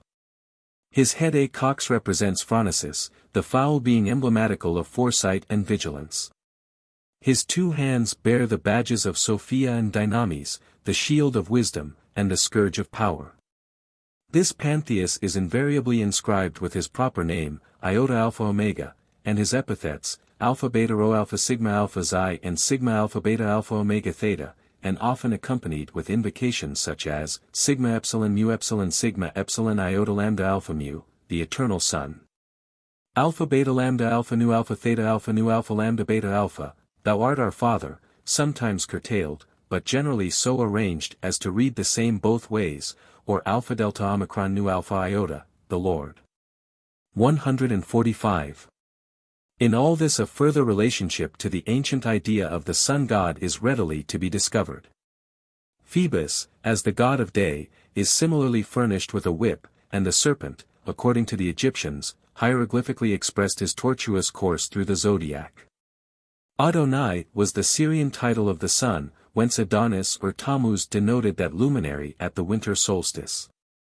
Moreover, the Gnostic epithets above are the very words composing that short prayer, from the use of which at all sacrifices Macrobius, I. 23, makes out that the influence of the sun is the power supreme over all, O Sun, Father of all, Spirit of the world, Strength of the world, Light of the world. But the god adored under the name of Abraxas is clearly shown by the bosanquet jasper, more particularly described elsewhere, exhibiting the pantheos in the very car and attitude of Phoebus. And by the Alexandrian coin of Hadrian presenting Serapis similarly engaged. That the latter was the solar deity, all mythologists were agreed, and this identity of action would lead one to suspect that Abraxas was no more than the mystic name of the tutelary god of Alexandria. The older Chnuphis was occasionally, though rarely, erected with Abraxas on the same talisman, an example of which is offered in one of the most remarkable of the class ever brought under my notice. It was brought from Bombay by a Jew, 1874, and sold to M. Gaston Feuardent, whence it came into the possession of the Reverend S. S. Lewis.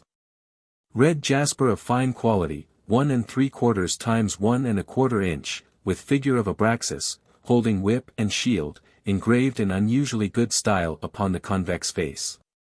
Round the edge, beginning over the head, runs continuously. Symbols. At the back of the head, Rho. Under beak, iota, over right shoulder, Ba, probably nexus of alpha beta lambda alpha nu, across the field, each side of waist. Symbols. Again, across field on a level with his loins, on each side. Symbols. Perhaps Eoia, the serpent, in Syriac. Between the serpent legs. Aiivimhv. On the other side, which is almost flat, is the Chnuphis Serpent, erect, with the 7 vowels inserted between the rays of his head. Across the middle of the field. Nu lambda epsilon iota chi, thy God.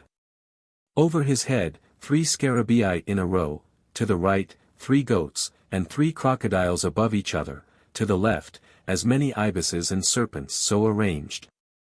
Gnostic Plaque. The most remarkable specimen of the class known to me was obtained, January 1876, from Sambon, a noted antiquario at Naples. It is a circular bronze disc, 2 3/4 inches, the ancient palmus, in diameter, with a small projection to top, perforated for suspension. The surface of the obverse bears a genuine patina, and the characters of the legend have the true antique formation. But, for reasons hereafter to be stated, the reverse strikes me as an addition of later times, not, indeed, a forgery to entrap the antiquarian, but something intended in all good faith to augment the virtues of the original talisman. The Abraxas god, advancing to the right, with arms extended crucifix fashion, holding sword and shield, above his head and arms. Iota alpha theta iota alpha alpha lambda nu. Eta. On each side of figure. Eta. Mu alpha. Mu. Nu. Beta alpha alpha. Omicron lambda. Beta alpha lambda. Z. Z iota mu. Omicron nu. The whole enclosed within a coiled serpent. Reverse, king with hand on breast, seated on throne, seen in front face. Over his head. C phi rho alpha gamma iota C C alpha lambda omicron mu omega nu omicron C. On each side of the figure. Greek letters. Under the footstool, similarly surrounded by the coiled serpent. Greek letters, ZS with a line through. This Solomon is a truly medieval piece of drawing. The lettering, too, evidently differs from that of the obverse, and as the surface of the plate is fresher on this side, it is probable that the whole has been added upon the empty back of the original plate. Some legends, following the rule of the famous alpha beta lambda alpha theta alpha nu alpha lambda alpha beta alpha, read indifferently from either end. A good example occurs on the reverse of a Serapis, carried in the baris between Sol and Luna. Greek letters. Sard, from collection of Mr. Webb Ware, Cork. Horus seated in the baris, on prow and poop are perched the sacred birds, neatly engraved on dark green jasper, Pliny's Malachites. On the reverse. Greek letters. Amongst the various contents of a tomb at Saints, discovered in 1885, was a metal ring set with a heliotrope engraved with the Agathidemon, furnished with a human trunk, standing. On the reverse a novel formula. Greek letters. Rukal, Spirit of God, is known as the name of an angel, but the other words defy interpretation. The best executed of such talismans known to me, belongs to Mr. Webb Ware, of Cork. It is an elliptical sard, about 1 3/4 inches long and wide, engraved very neatly, with Serapis seated on the baris, busts of Osiris and Isis on prow and poop, above, alpha lambda delta alpha, below, beta alpha iota nu. On the reverse, finely cut. Greek letters. There is no distinction between alpha and lambda in the original, but I have made it where clearly required. The alpha lambda delta alpha is a novelty, but many words in the long formula are of common occurrence in other gems. The god Abraxas as described by the Christian fathers. That the pantheos upon our gems was really intended to picture forth the deity styled Abraxas, can be established by the indirect evidence of many contemporary writers. Irenaeus remarks of the Basileidans, that they use images, incantations, and all other things pertaining unto magic. Further on, 23, he adds their custom of giving names to their images of pretended angels. And, what bears more directly on the subject, Tertullian, Apol. 16. After laughing at the god of the heretics as biform Numen, evidently in reference to the serpent legs, biforms, being the classical synonym for the giant similarly equipped, then goes on to say, they have taken unto themselves gods with wings, or with heads of dogs or lions, or else serpents from the legs downwards.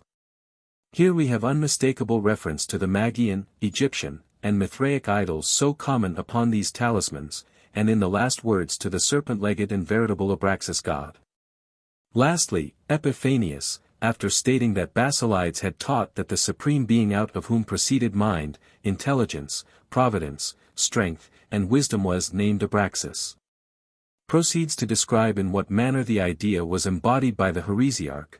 Having taken their vain speculations, he and his followers have converted them into a peculiar and definite form, as a foundation for their own erroneous idolatrous and fictitious doctrines.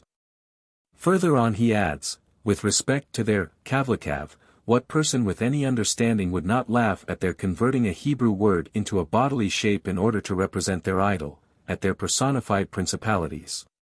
In a word, at their fondness for images, whilst through these fancies they sow error in the minds of the ignorant for the furtherance of their disgraceful and lying trade? Then proceeding, it would appear, to the analysis of the figure itself, he exclaims, it is a spirit of deceit, which, like the playing upon a pipe, leads the ignorant into many sins against the truth. Yea, even his legs are an imitation of the serpent through whom the evil one spake and deceived Eve. For after the pattern of that figure hath the flute been invented for the deceiving of mankind. Observe the figure that the player makes in blowing his flute. Both he not bend himself up and down to the right and to the left, like unto it, the serpent? These forms hath the devil used to support his blasphemy against heavenly things, to destroy with destruction things upon earth, to encompass the whole world, taking captive right and left all such as lend an ear to his seductions. Abraxas, etymology of. Of this great name, many etymologies have been proposed. Of all these the most satisfactory is perhaps the one offered by Rabbi Abraham Geiger, making it the Grecized form of Habracha, the blessing. For there is good reason for believing that the psi had the sound of sh, which explains the strange metamorphosis of the Persian Ardashir into Artaxerxes.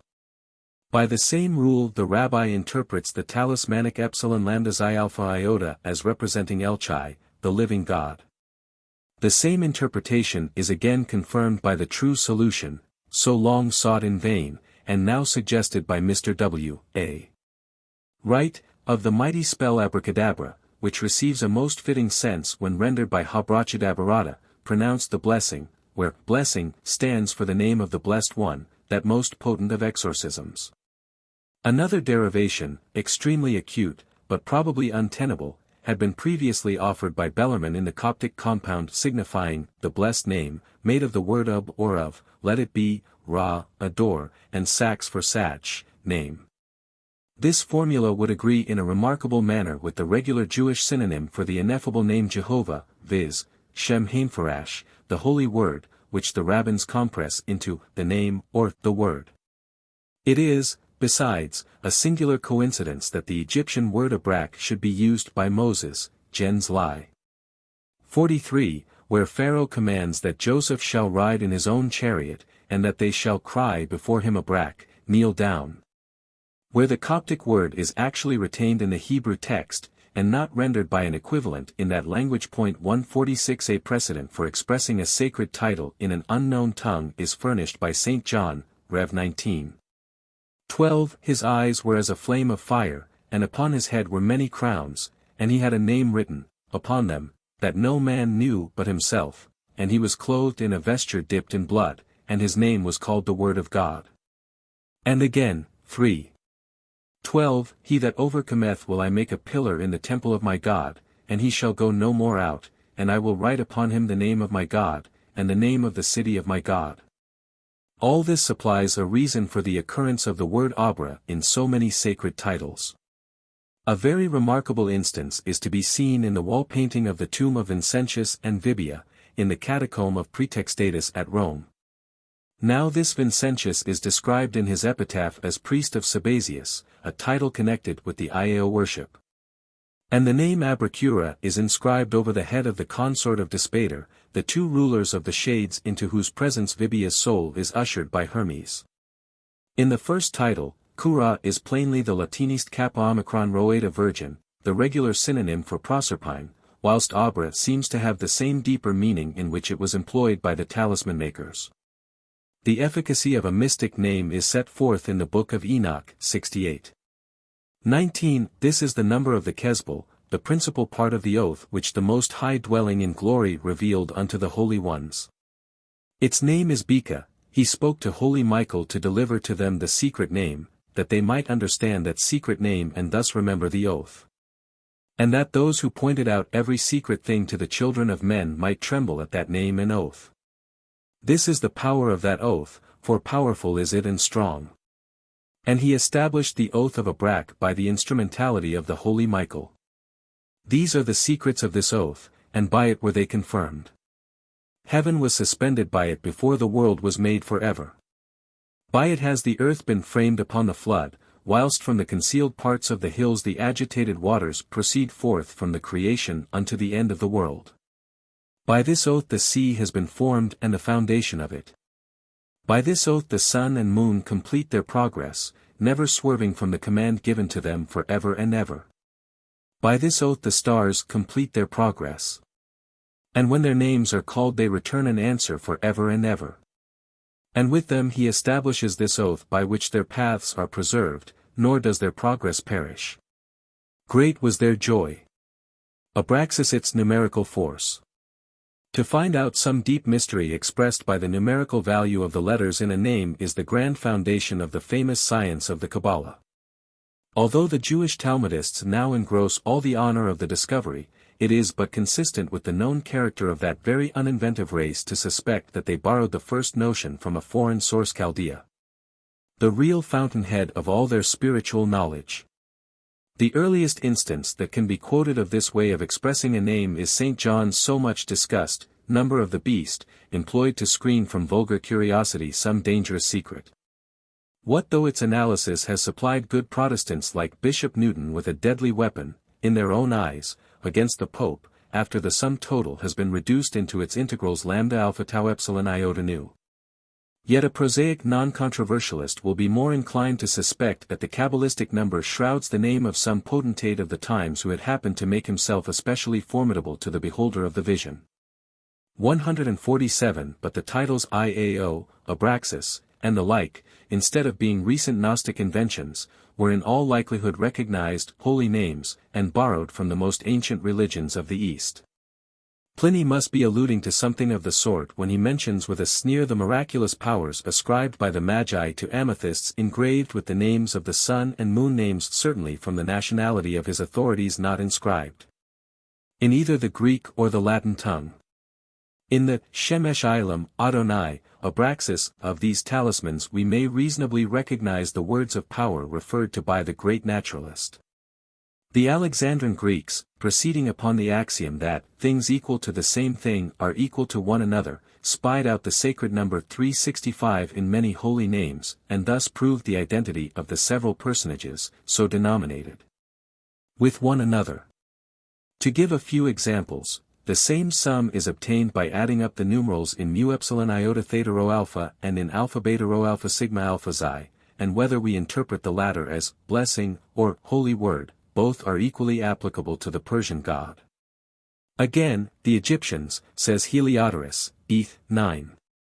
22, discovered the same value in nu epsilon iota lambda omicron, appellation of that earliest god and father of their land, entitled in their hymns Horus also, properly the name of the sun.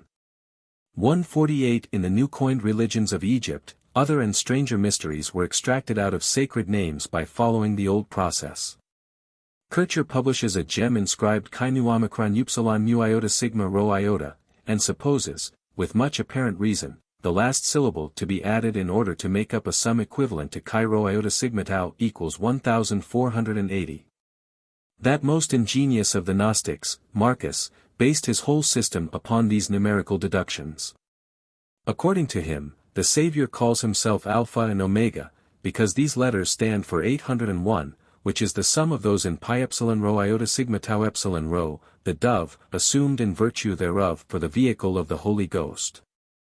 But the profoundest mystery that rewarded his researches is the fact, certainly a very curious coincidence, that all the 24 letters of the Greek alphabet added together yield the exact number of the name iota eta sigma omicron equals 888.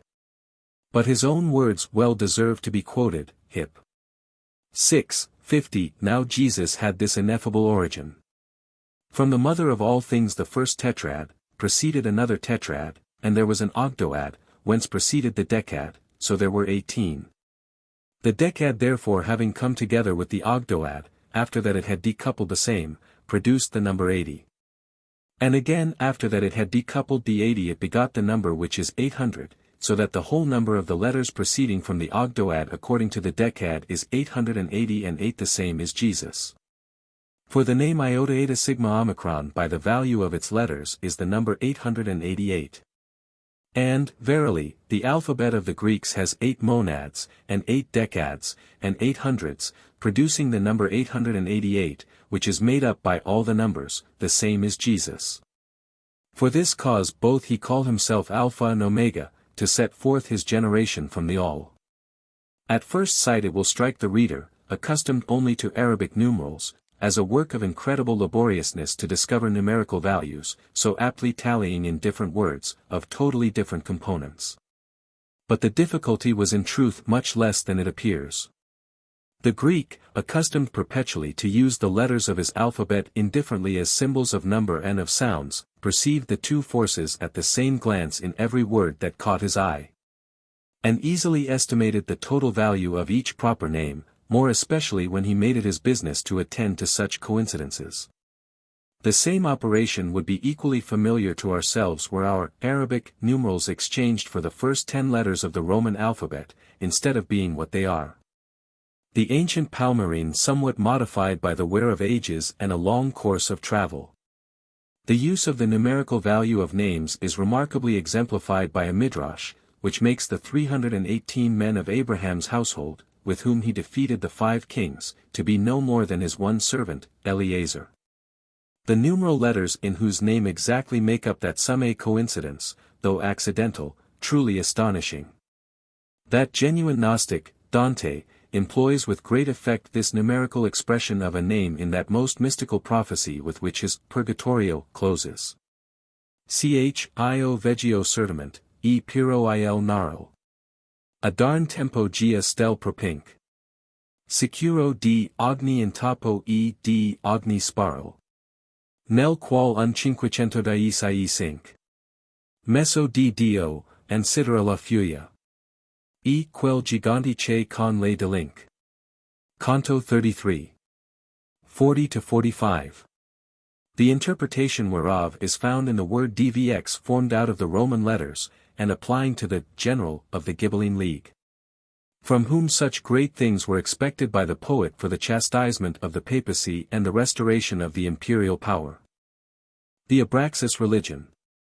That most philosophic of the fathers, Hippolytus, commences his account of the systems of Basilides and his successors with this ingenious and appropriate simile: it behoves all their hearers, as they see that the doctrines of these heretics are like unto a sea tossed into waves by the fury of the winds, to sail by them without heeding them, and to look out for the tranquil harbor for themselves. For that sea of theirs is both full of monsters, and difficult to traverse, and may be likened unto the Sicilian wherein are the fabled Cyclops, Charybdis and Scylla. And the rock of the Sirens which the Grecian poets tell how Ulysses sailed it past when he craftily baffled the cruelty of those inhospitable monsters. For the Sirens singing clear and musically used to beguile all sailing by, through the sweetness of their voice seducing them to come to land. Ulysses learning this is said Io have stopped with wax the ears of his crew, and having tied himself fast to the mast in this way sailed past the Sirens and overheard all their song. Which same thing it is my advice that all who fall in with these seducers should do, and either to stop his ears, on account of his own weakness, so to sail by unheeded the doctrines of heresies, without even listening to things too easily capable of seducing him by their sweetness, like the melodious siren's song, or else faithfully binding himself fast to the tree of Christ to listen to them without being shaken. Putting his trust in that whereunto he hath been tied, and stand fast without wavering. The Abraxas deity, his titles, nature and form already having been discussed, it remains now to give a sketch of his great apostle and his doctrines. To begin with the earliest notice of them. Clemens Alexandrinus lived in the same city, and in the same century, with Basilides, the reputed founder of the Abraxas religion. During some years of that period they were contemporaries, and it is more than probable that Clemens was personally acquainted with Basilides, he being a very remarkable personage of his times. On this account Clemens' testimony to the character of the Basilidan doctrine deserves infinitely more reliance than the statements of the later fathers. Whilst at the same time he passes a more judicious, and also a more favorable judgment upon its nature. He describes the system as consisting in a constant attention to the soul, and intercourse with the deity considered as the fountain of universal love. In his own words, the Basilidan doctrine consists of two parts. The first part busies itself with divine things, and considers what is the first cause through which all, and without which nothing is made. Of what constitution are the things that pervade, or include, each other, the forces which exist in nature, and unto what they tend. The other part relates to things human, as to what is man. What things be consistent or inconsistent with his nature, what he has to do and to suffer. In this department Basilides includes virtue and vice, what is good, what is evil, and what is indifferent. In short, we are here reminded of a description of a Buddhist missionary. The amiable but fanciful Clemens, whose own Christianity was no more than a graft upon the congenial stock of his original Platonism, could see very little to blame in the transcendental speculations of Basilides. In his eyes the latter was not a heretic, that is, an innovator upon the accepted doctrines of the Catholic Church, but only a theosophic speculator who sought to express old truths by new formulae, and perhaps to combine the same with the new faith. The divine authority of which he was able to admit without renouncing his own creed precisely as is the case with the learned Hindus of our own day. But far different is the picture of Basilides, as drawn by the pen of bigoted orthodoxy in the two next centuries. After his doctrines had been taken up and carried out to monstrous precision by the swarms of semi-Christian sects that sprung up in the very bosom of the Church. These notices are subjoined in chronological order, for they give in a few words the grand features of the perfected system.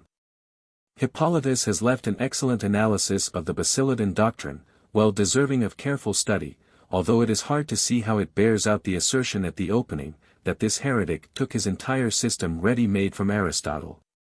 With his genus, species and individual, but pretended to have received the same from St. Matthew, who had communicated to him the esoteric doctrines which he alone had received from Christ when on earth. The philosophic bishop, however, is mild in censure, nay, seems rather captivated by the ingenuity of the Alexandrine mystic. But Tertullian, with no sense of the beauty of a clever piece of sophistry, launches out like a true African barrister. After this, Basilides the heretic broke loose. He asserted that there was a supreme god named Abraxas, by whom was created mind, whom the Greeks call nous. From mind proceeded the word, from the word, providence, from providence, virtue and wisdom.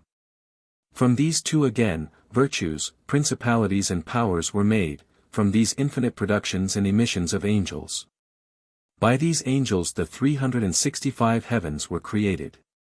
Amongst the lowest angels, indeed, and those who made this world, he sets last of all the God of the Jews, whom he denies to be God, affirming that he is one of the angels. Similarly the still later Jerome has, Amos 3. So Basilides, who called Almighty God by the portentous name of Abraxas, saying that the same word according to Greek numeration, and the sum of his annual revolution, are contained in the circle of the sun. Whom the heathen taking the same amount but expressed in different numerical letters call Mithras. Him whom the simple Iberians worship under the names of Balsamus, Balsamen, Lord of Heaven, and Barbalus, son of Baal. And that this wondrous title Abraxas had long before been applied to the sun god in the formulae of the mysteries may be inferred from various incidental allusions of ancient writers. Thus Theosebius the philosopher, says Photius, in his Life of Isidorus, drove a devil out of a woman by merely invoking over her the rays of the sun, and the name of the God of the Hebrews. The same explanation is much supported by the words of Augustine. Basilides asserted the number of heavens to be 365, the number of the days in the year. For this reason he used to glorify a holy name, as it were, that is the word Abraxas, the letters in which, taken according to the Greek method of computation, make up this number. The Basilidan doctrine of emanation was greatly refined upon by Valentinus, whose muster roll of the celestial hierarchy shall be given in its proper place.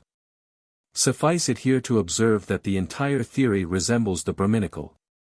For in that theogony each manifestation of the one supreme being, regarded by the vulgar as a separate self-existing deity, has a female partner the exact counterpart of himself, through whom, as through an instrument, he exerts his power to express which doctrine this other half is styled his Durga, active virtue. This last name, virtue, actually figures in all the Gnostic lists of emanations. And the great Aeon, Pistis-Sophia, in her second confession, perpetually upbraids herself for having quitted her male Sigma Upsilon Chi Omicron partner, in her proper habitation, to go in quest of the supernal light, whilst she equally reproaches him for not descending into chaos to her aid. The system of dualism, in fact, pervades the whole of that wondrous revelation. Brahminical inspiration is possible in many other points of the doctrine of Basilides, as will appear by the following extracts from Irenaeus, whose judgment was not warped, like that of Hippolytus, by the mania for deriving his system from the Aristotelian. Basilides, according to him, lived at Alexandria under Trajan and Hadrian, the first half of the 2nd century, and commenced life as a student of the Oriental Gnosis, an epithet sufficiently indicating the source of that philosophy. Being converted to Christianity, he attempted, like many others, to combine his new faith with his old, for the explanation of things both spiritual and natural. To do this he invented a terminology and symbolism of his own. In the promulgation of his peculiar notions concerning God and the divine attributes, the Word, the creation, the emanation of spirits and worlds, the architect of the universe, and the multifarious forces of nature, he took the same road with his contemporary Saturninus in Syria. His system was a combination of Christian, Jewish, Persian and Egyptian notions, but the entire composition was molded by the spirit of the Oriental Gnosis. These tenets their author zealously promulgated. For many years he taught in the school of Alexandria. He was also a most prolific writer. Clemens says he published 24 volumes of interpretations upon the Gospels, besides odes and spiritual songs, all of which have perished. The doctrines he thus disseminated his contemporary Irenaeus represents in the following manner. Basilides, in order to invent something more refined and plausible in the Gnostic speculative philosophy, pushed his investigations even into the infinite. He asserted that God, the uncreated eternal Father, first brought forth nous or mind, and mind, the logos, word, this in turn, phronesis, intelligence, whence came forth Sophia, wisdom, and dynamis, strength. Irenaeus understands Basilides as making a quinternion of beings or personal intelligences external to the Godhead, but Bellarmine with more reason takes them as signifying personified attributes of the supreme forms of his working internally and externally. According to this explanation, Basilides would only have borrowed his system from the Kabbalah. It is however equally likely that he drew the whole from a much more distant source, and that his untreated and quinternion stand in truth for the first Buddha and the successive 5. When the uncreated eternal Father beheld the corruption of mankind, he sent his firstborn, nous, into the world in the form of Christ, for the redeeming of all that believe in him out of the power of those who fabricated the world, namely the Demiurgus and his 6 sons, the planetary genii. Nous appeared amongst men as the man Jesus, and wrought miracles. This Christ did not die in person, but Simon the Cyrenian, to whom he lent his bodily form, suffered in his stead. Inasmuch as the divine power, the nous of the eternal Father, is not corporeal, and therefore cannot die.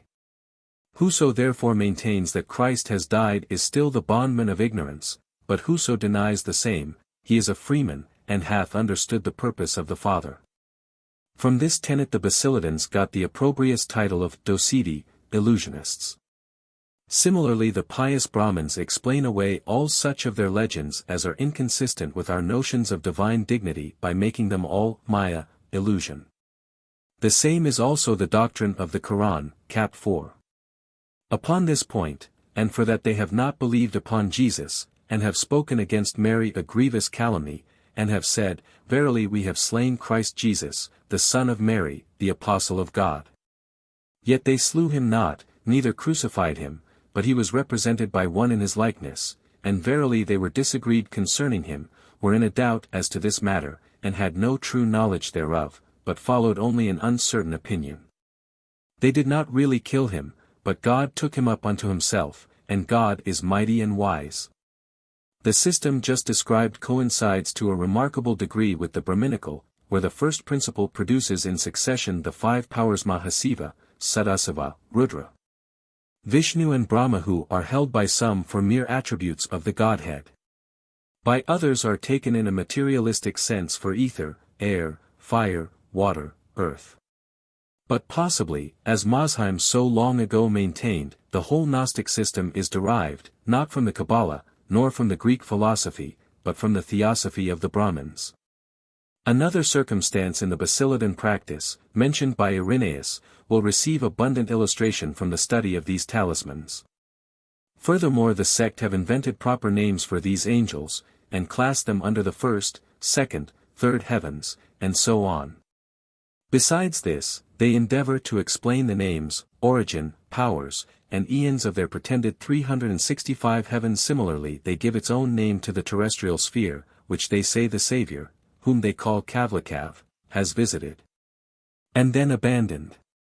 Who understands this rightly and knows the eons with their respective names, the same shall be invisible unto, and beyond the power of, those eons, in the same manner as the Saviour Kavlakav himself was. As the Son of God remained unknown in the world, so must also the disciple of Basilides remain unknown to the rest of mankind, as they know all this, and nevertheless must live amongst strangers. Therefore must they conduct themselves towards the rest of the world as beings invisible and unknown. Hence their motto, learn to know all, but keep thyself unknown, and for this cause they are accustomed to deny the fact of their being Basileans. Neither can they be detected as Christian heretics, because they assimilate themselves to all sections. Their secret constitution however is known to but a few, perhaps to 1 in 1,000 or 2 in 10,000. The local situation of their 365 heavens they parcel out just like land surveyors. Their doctrine is contained in a sacred book, and likewise in symbolic figures. The Supreme Lord, the head of all things, they call Abraxas, which name contains the number 365.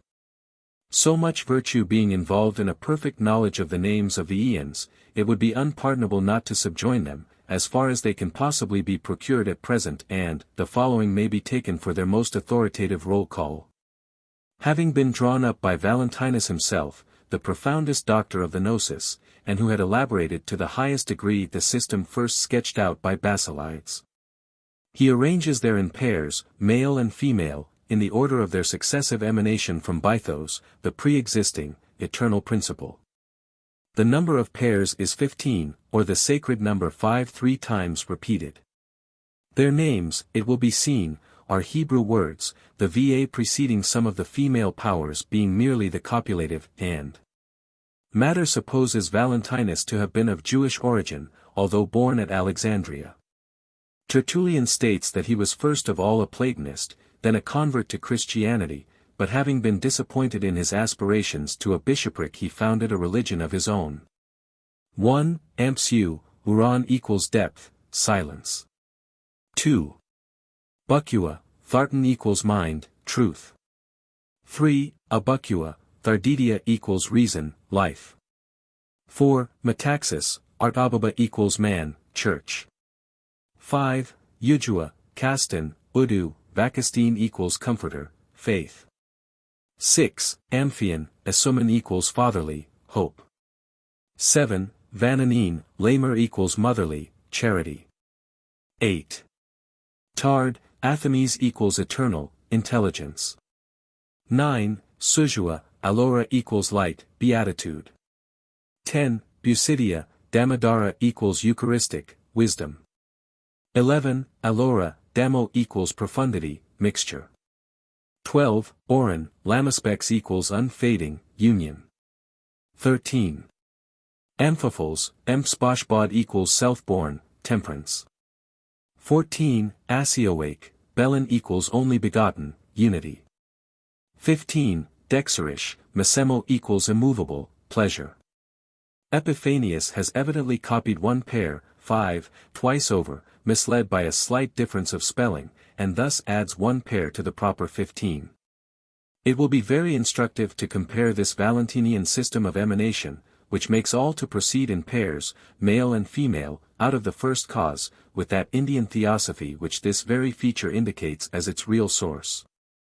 In the latter, every principle is divided into a male and female energy, each exactly alike the other, the same, distinguished by their sex alone.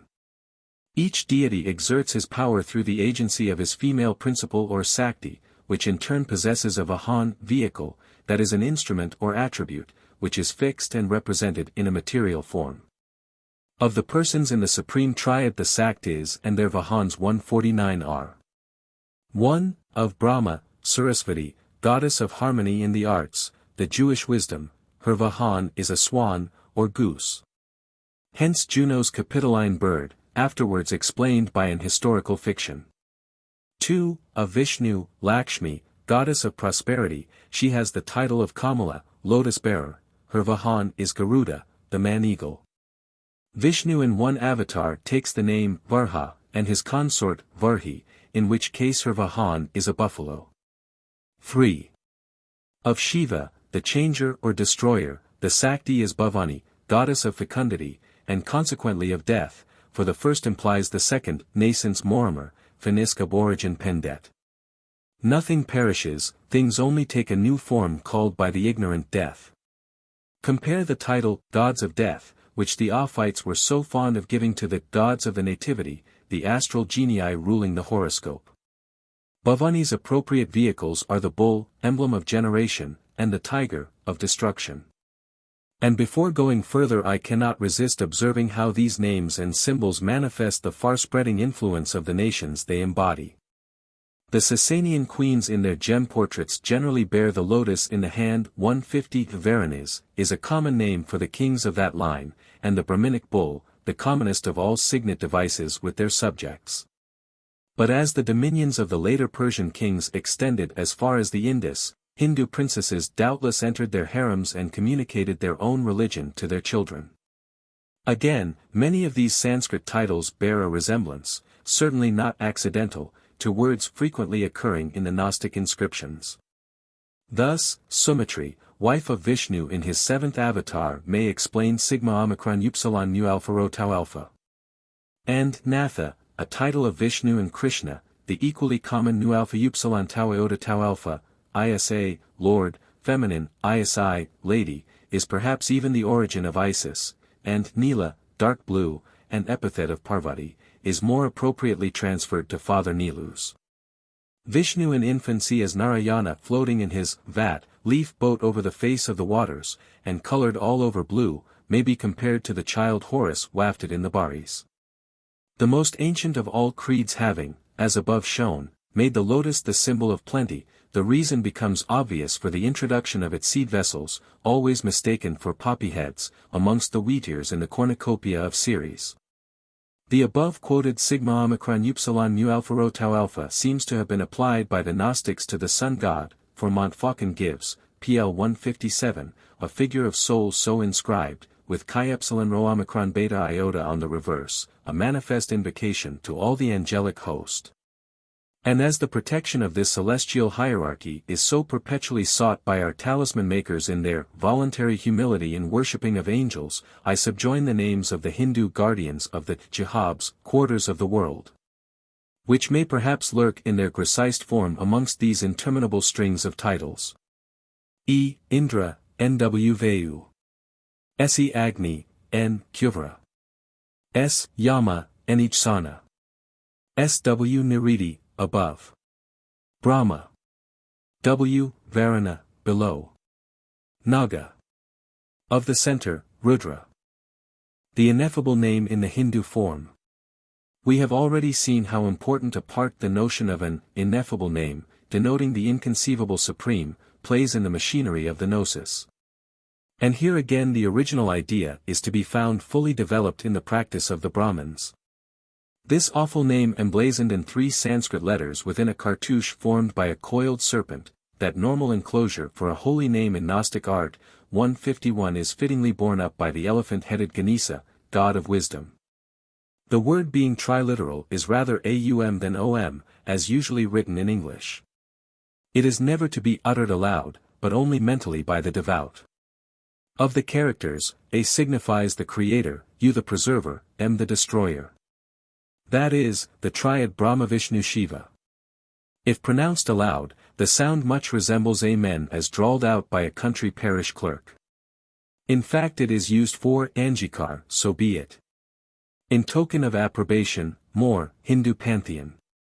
152. And here a very curious analogy is to be pointed out in the assertion of the Talmudists that the word Amen if shouted aloud is of power to open the gates of heaven. In the Pistis-Sophia the 3 Amen, and again the 4 Amen, are repeatedly mentioned amongst the other mysteries revealed by the Savior in his esoteric teaching.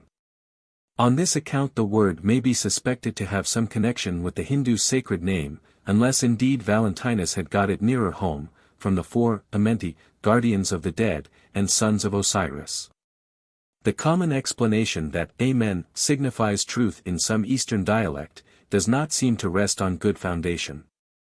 The Kabbalist Marcus discovered a great mystery in Alpha Mu Eta Nu. Taken numerically, the number 99 became formed by the union of the 11 and the 9 and therefore set forth by the parables of the piece of silver, and the 90 and 9 sheep.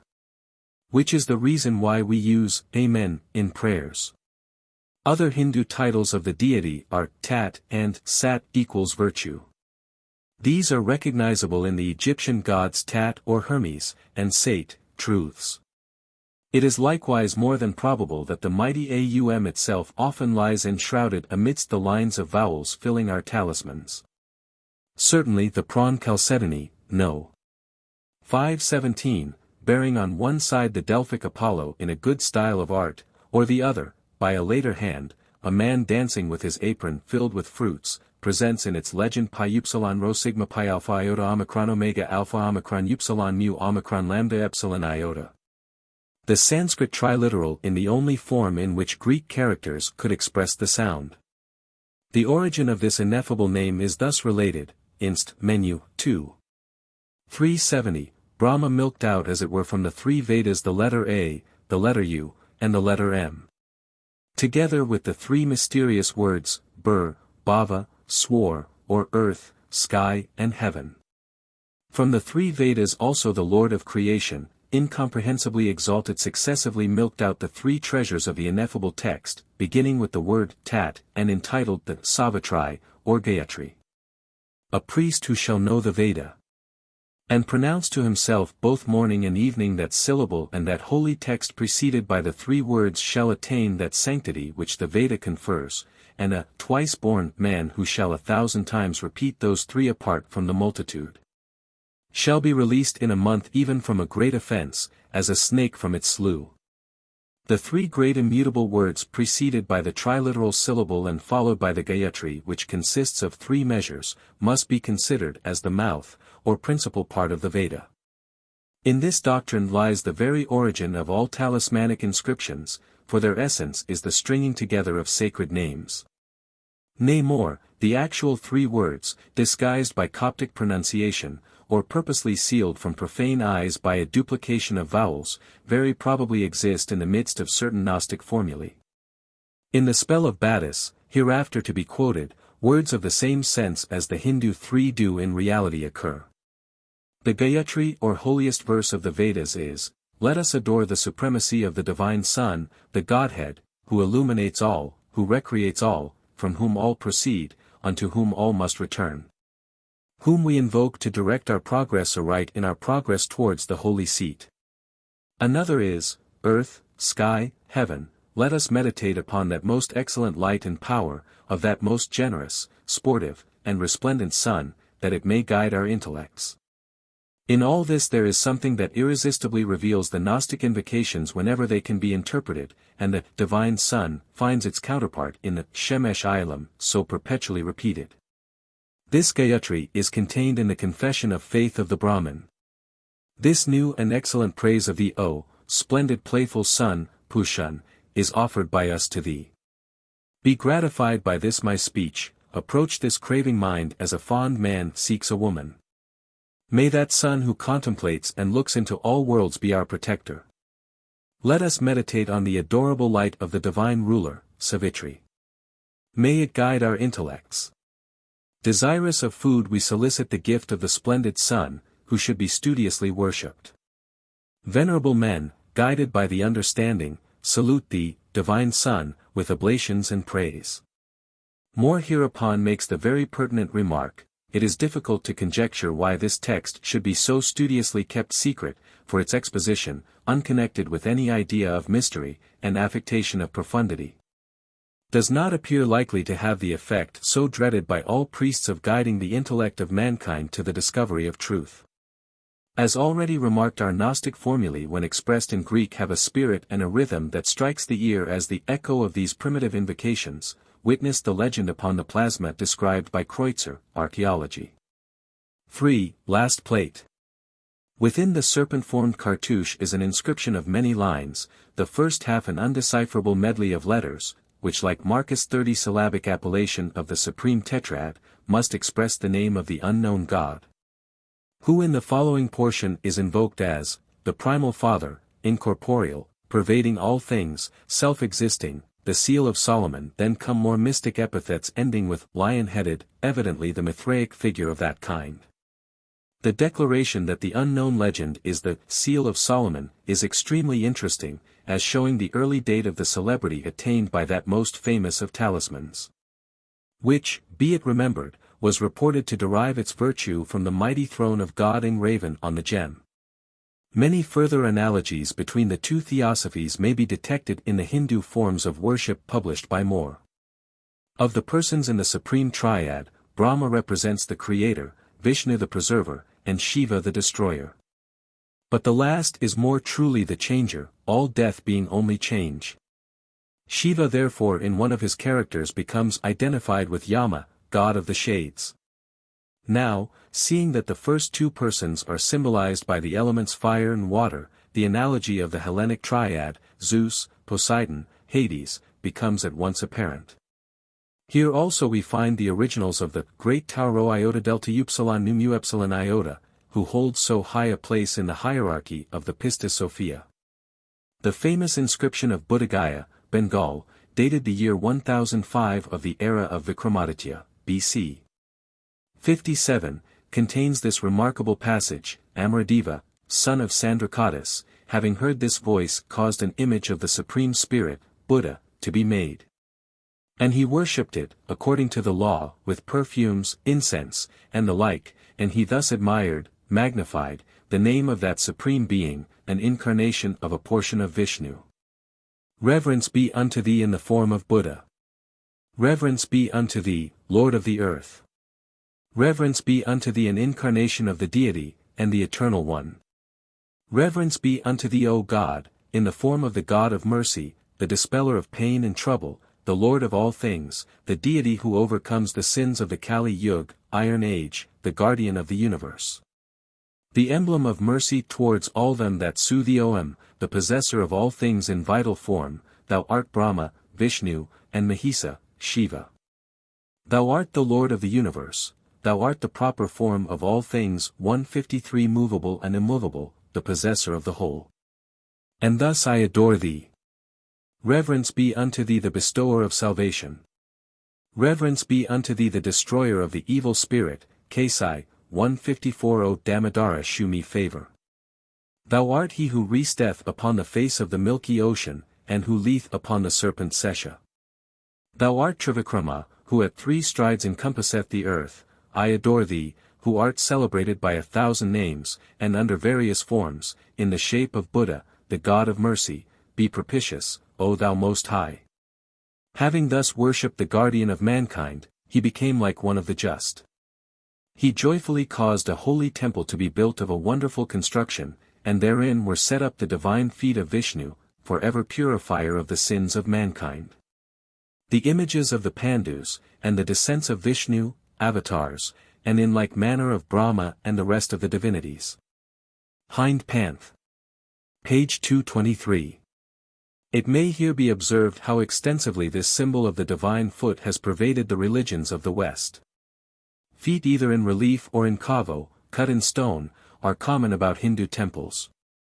According to tradition they are memorials of satis, the self-sacrificing widow having mounted from that stone upon the pyre. This usage supplies the connection of the symbol with Serapis, the translated Yama, god of Hades. Compare the colossal foot dedicated to the Serapis of Alexandria, as his special attribute, and recently exhumed from the ruins of his temple. 155. It is richly sandaled, and on the top sits enthroned the god himself, with his attendants Cerberus and the serpent, Tricasa and Sesha in Grecian disguise. The same foot, winged and girt with the serpent placed between two seated lions, is cut on the altar inscribed Deo Serapi M. Vibius 1 Zymus ex Visu, Montfaucon, PL 122. The same idea produced in Ceylon the print of Adam's foot upon the summit of the peak, bearing his name, whence he had ascended to his Creator, and equally, in the very metropolis of Christianity. That of Christ himself stamped in the basalt paving stone of the Via Appia, still worshipped in the church and entitled, Domini Quo Vadis? An ancient silver plate, found in a pit at Islamabad, at the northern end of the Bay of Bengal, records the hallowing of the site of a projected temple there in the deposit in that pit of 120 small bronze images called Tamudas. 20 of larger size, Languda, 1 large in stone, Langadagari, and a brass vessel containing 2 of the bones of Thakur. This last title, noble, 156 is the regular style of a god, or a deified mortal. In medieval ecclesiastical usage, which probably still continues, it was indispensable for the consecration of any altar in a church that a relic, bone, of some saint should have been deposited under its base. The same silver plate contains this account of the birth and infancy of Buddha. This coincidence, if accidental, is very curious. When Buddha avatar descended from the region of souls, and entered the body of Mahamaya, the wife of Suntaladana, Raja of Kailas, her womb suddenly assumed the appearance of clear transparent crystal in which Buddha appeared. Beautiful as a flower, kneeling, and reclining on his hands. When born he had on his head 2 feet, and on his hands the marks of wheels. Brahma attending at the birth received the infant in a golden vessel, and delivered him unto Indra. This intimate connection of the theosophies of India and Greece was originally, before the period of direct commerce, kept up through the medium of the Persian Magi, as the classical writers themselves show by casual but trustworthy allusions. Their notices were till lately reckoned, amongst the other fictions of Graecia Mendax, but better acquaintance with Sanskrit and Pahlavi records have revealed their truth. For it is now accepted as certainly proved by the oldest portions of the Zendavesta, the Gathas, or hymns, that the primitive religion of the whole Aryan race, previous to the Great Division, was a simple worship of the powers of nature. This religion was reformed by Zoroaster, who retained the old names for his angels, but superadded the idea of the One Supreme. Ammian in his account of Julian's Persian expedition, gives the following curious, though oddly blundered, details upon this subject, 23. 6. In these tracts are situated the fertile lands of the Magi, in Media, concerning whose profession and pursuits, since we have come upon them, it will be fitting to give here some brief information. Plato, that greatest authority upon celebrated doctrines, states that the Magian religion, known by this mystic name of Macagestia, is the most uncorrupted form of worship in things divine. To the philosophy of this religion, Zoroaster's, a Bactrian, in primitive times, made many additions drawn from the mysteries of the Chaldeans, as did still later Hystaspes, a very learned prince, father of Darius. This king Hystaspes, when he was boldly penetrating into the unknown regions of Upper India, had come upon a certain wooded solitude, the tranquil silence of which is occupied by those incomparable sages, the Brahmins. Instructed by their teaching in the science of the motions of the world and heavenly bodies. And also in pure religious rites as far as he was able to gather them of the notions thus acquired he transfused a certain proportion into the creed of the Magi. The latter coupling these doctrines with their own peculiar science of foretelling the future, have handed down the whole through their descendants to succeeding ages. Thenceforth, in the course of many generations to the present time, a multitude, sprung from one and the same stock, dedicates itself to sacred offices. It is said they preserve unextinguished the sacred fire which first of all fell down from heaven, a portion whereof used always to be carried before the kings of Asia as a good omen. The number of persons so descended was at the first but small, and they were exclusively employed by the Persian kings for the performance of religious services. It was considered a great offense to approach the altar, or to touch the sacrifice, before a magus, after reciting the appointed prayers, had poured upon it the preliminary libation. But through gradual increase they are grown into the name and dimensions of a distinct people, and inhabit villages unprotected by walls, being allowed to follow their own laws, being respected on account of their religious character. It was from this race of men that the seven, as ancient history records, usurped the Persian throne upon the death of Cambyses, and were crushed by the conspiracy of that Darius who gained the kingdom through the neighing of his horse. The worthy, but pedantic old soldier, in his anxiety to show off his historical reading, has committed certain very ludicrous blunders in this account. The father of Darius was no ancient king of Persia, but merely governor of that province, Pyalpharo-Kyamikron, under Cambyses, her. 370. His name, derived from Gushtasp, the planet Venus, was doubtless common enough wherever magism was the established religion. And yet more ludicrously does Ammian convert the one Magian usurper, Smerdis, into 7, the actual number of the Persian nobles who put him down. Nevertheless, the tradition has great value, as proving the previous existence of the Magi in a community of diviners and seers, like the ancient Jewish fraternities, sons of the prophets. And the subsequent modification of their doctrines by the importation of Brahminical ideas, following upon the conquest of Indian provinces.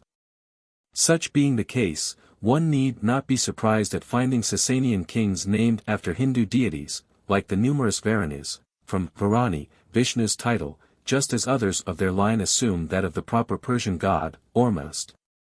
In the form of that favorite royal appellation, Hormisdas, Aharamasti. Abraxas-Gems, their materials, workmanship, and nature. Following the axiom, that the body is more than the raiment.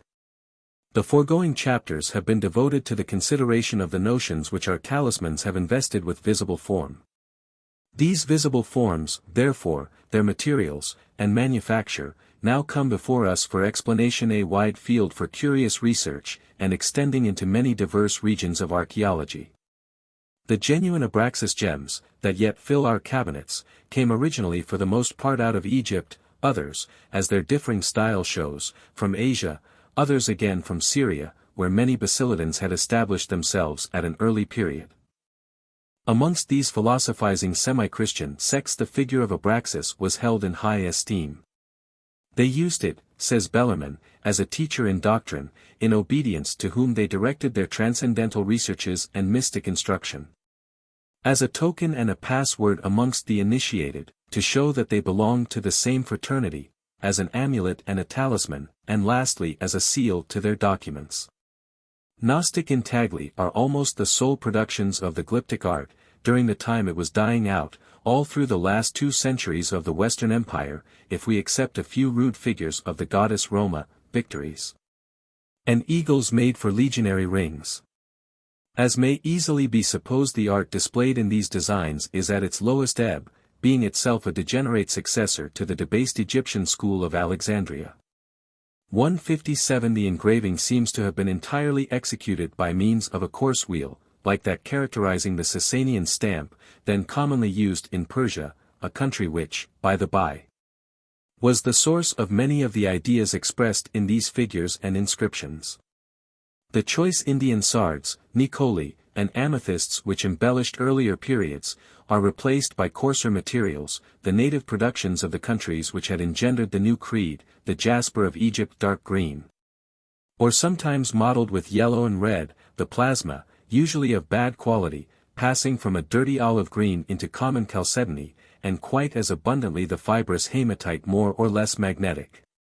Indeed the opaque jasper and the lodestone, those special materials for signets at the fountains of the magic art, Egypt and Assyria, had, from time immemorial, engrossed the reputation of the most fitting vehicles for talismanic figures.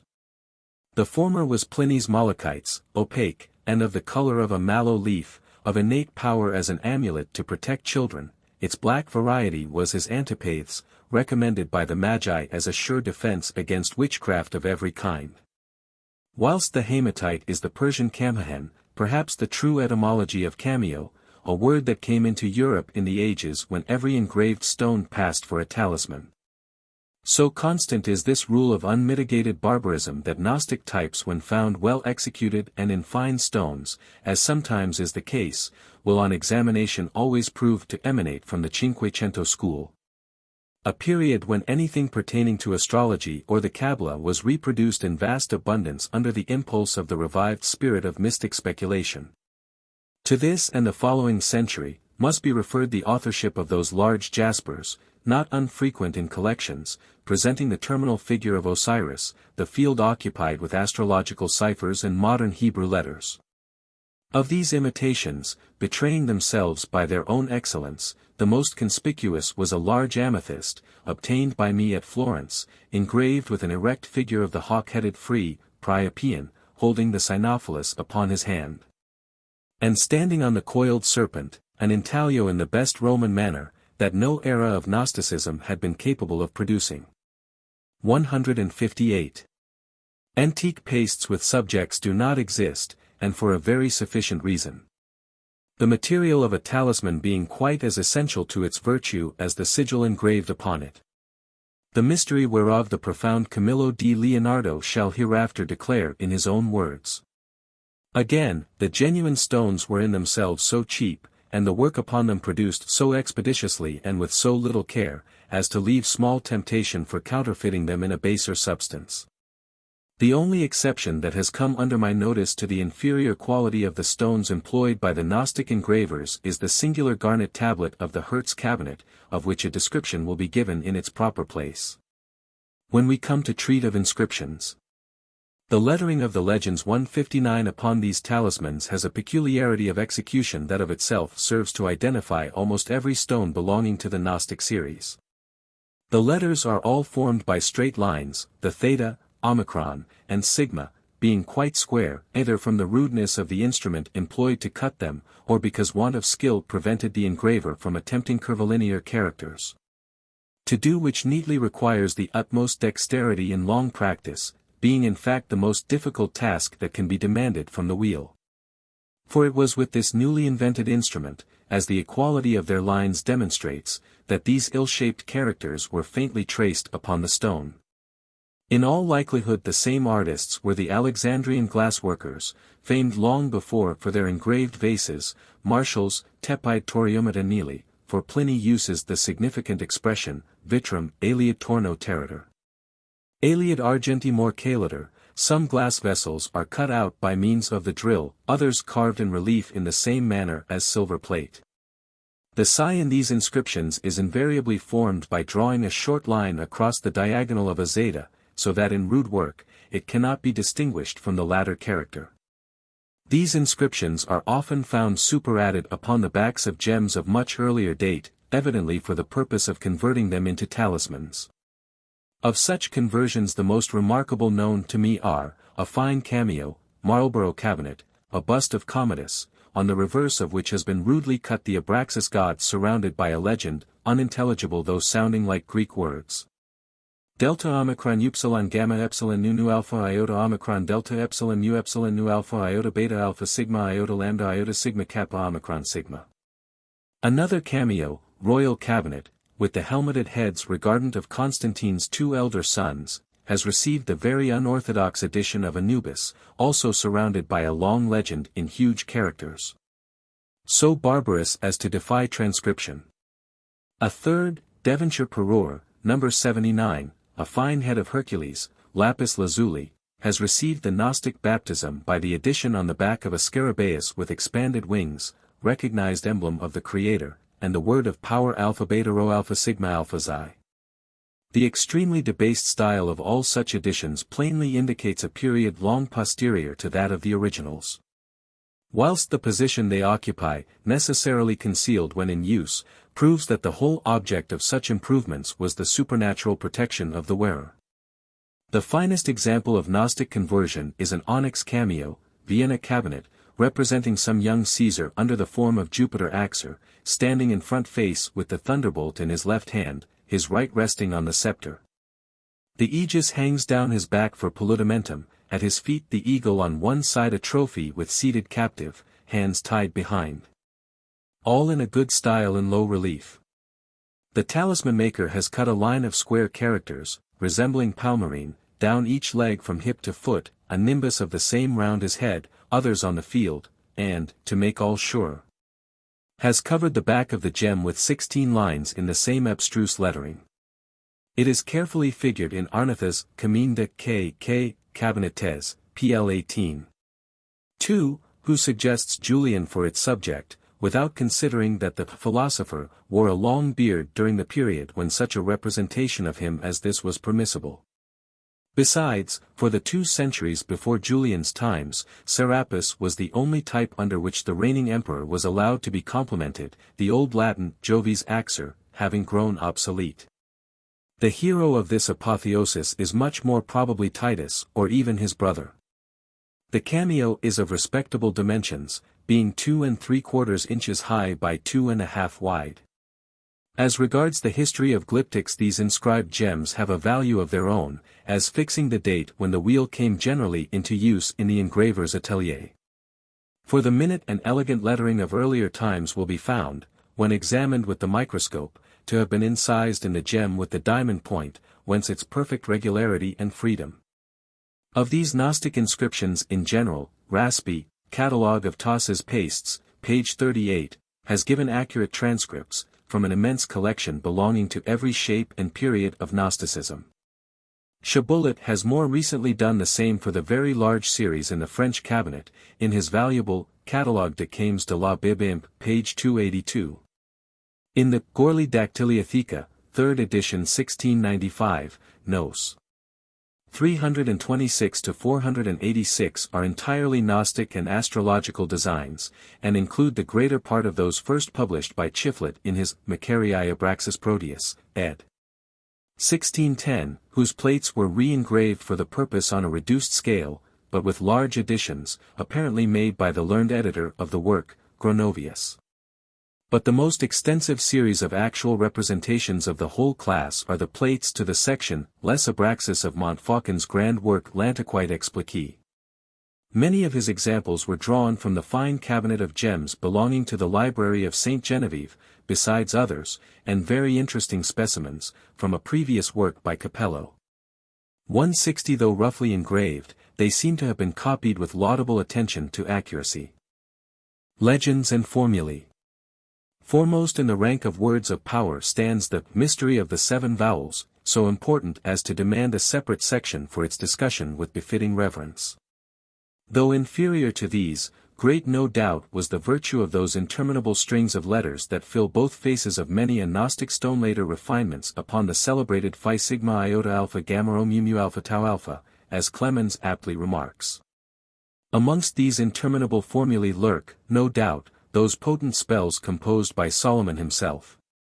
By repeating which and at the same time applying to the sufferer's nose his ring, under whose gem was placed the herb prescribed by the same oracle of wisdom, the Jew Eleazar drew out through their nostrils the devils possessing many people. In the presence of Vespasian, his tribunes and chief officers. The sapient Josephus adds, that to make sure of the exit of the diabolical occupant, the exorcist commanded him to overturn in his flight a basin of water placed at a considerable distance, which was forthwith done. to the consternation and conviction of all the heathen spectators. The Ephesian spell, the mystic words graven on the zone of the great Diana, were commonly used by the Magi of Plutarch's times for the same purpose. And there can be no doubt that such invocations were often efficacious. Demoniacal possession was nothing more than epilepsy, its very name, signifying possession, being derived from that same belief. For Galen, after rationally discussing the natural causes of the malady, remarks that the vulgar universally attributed it to the agency of devils.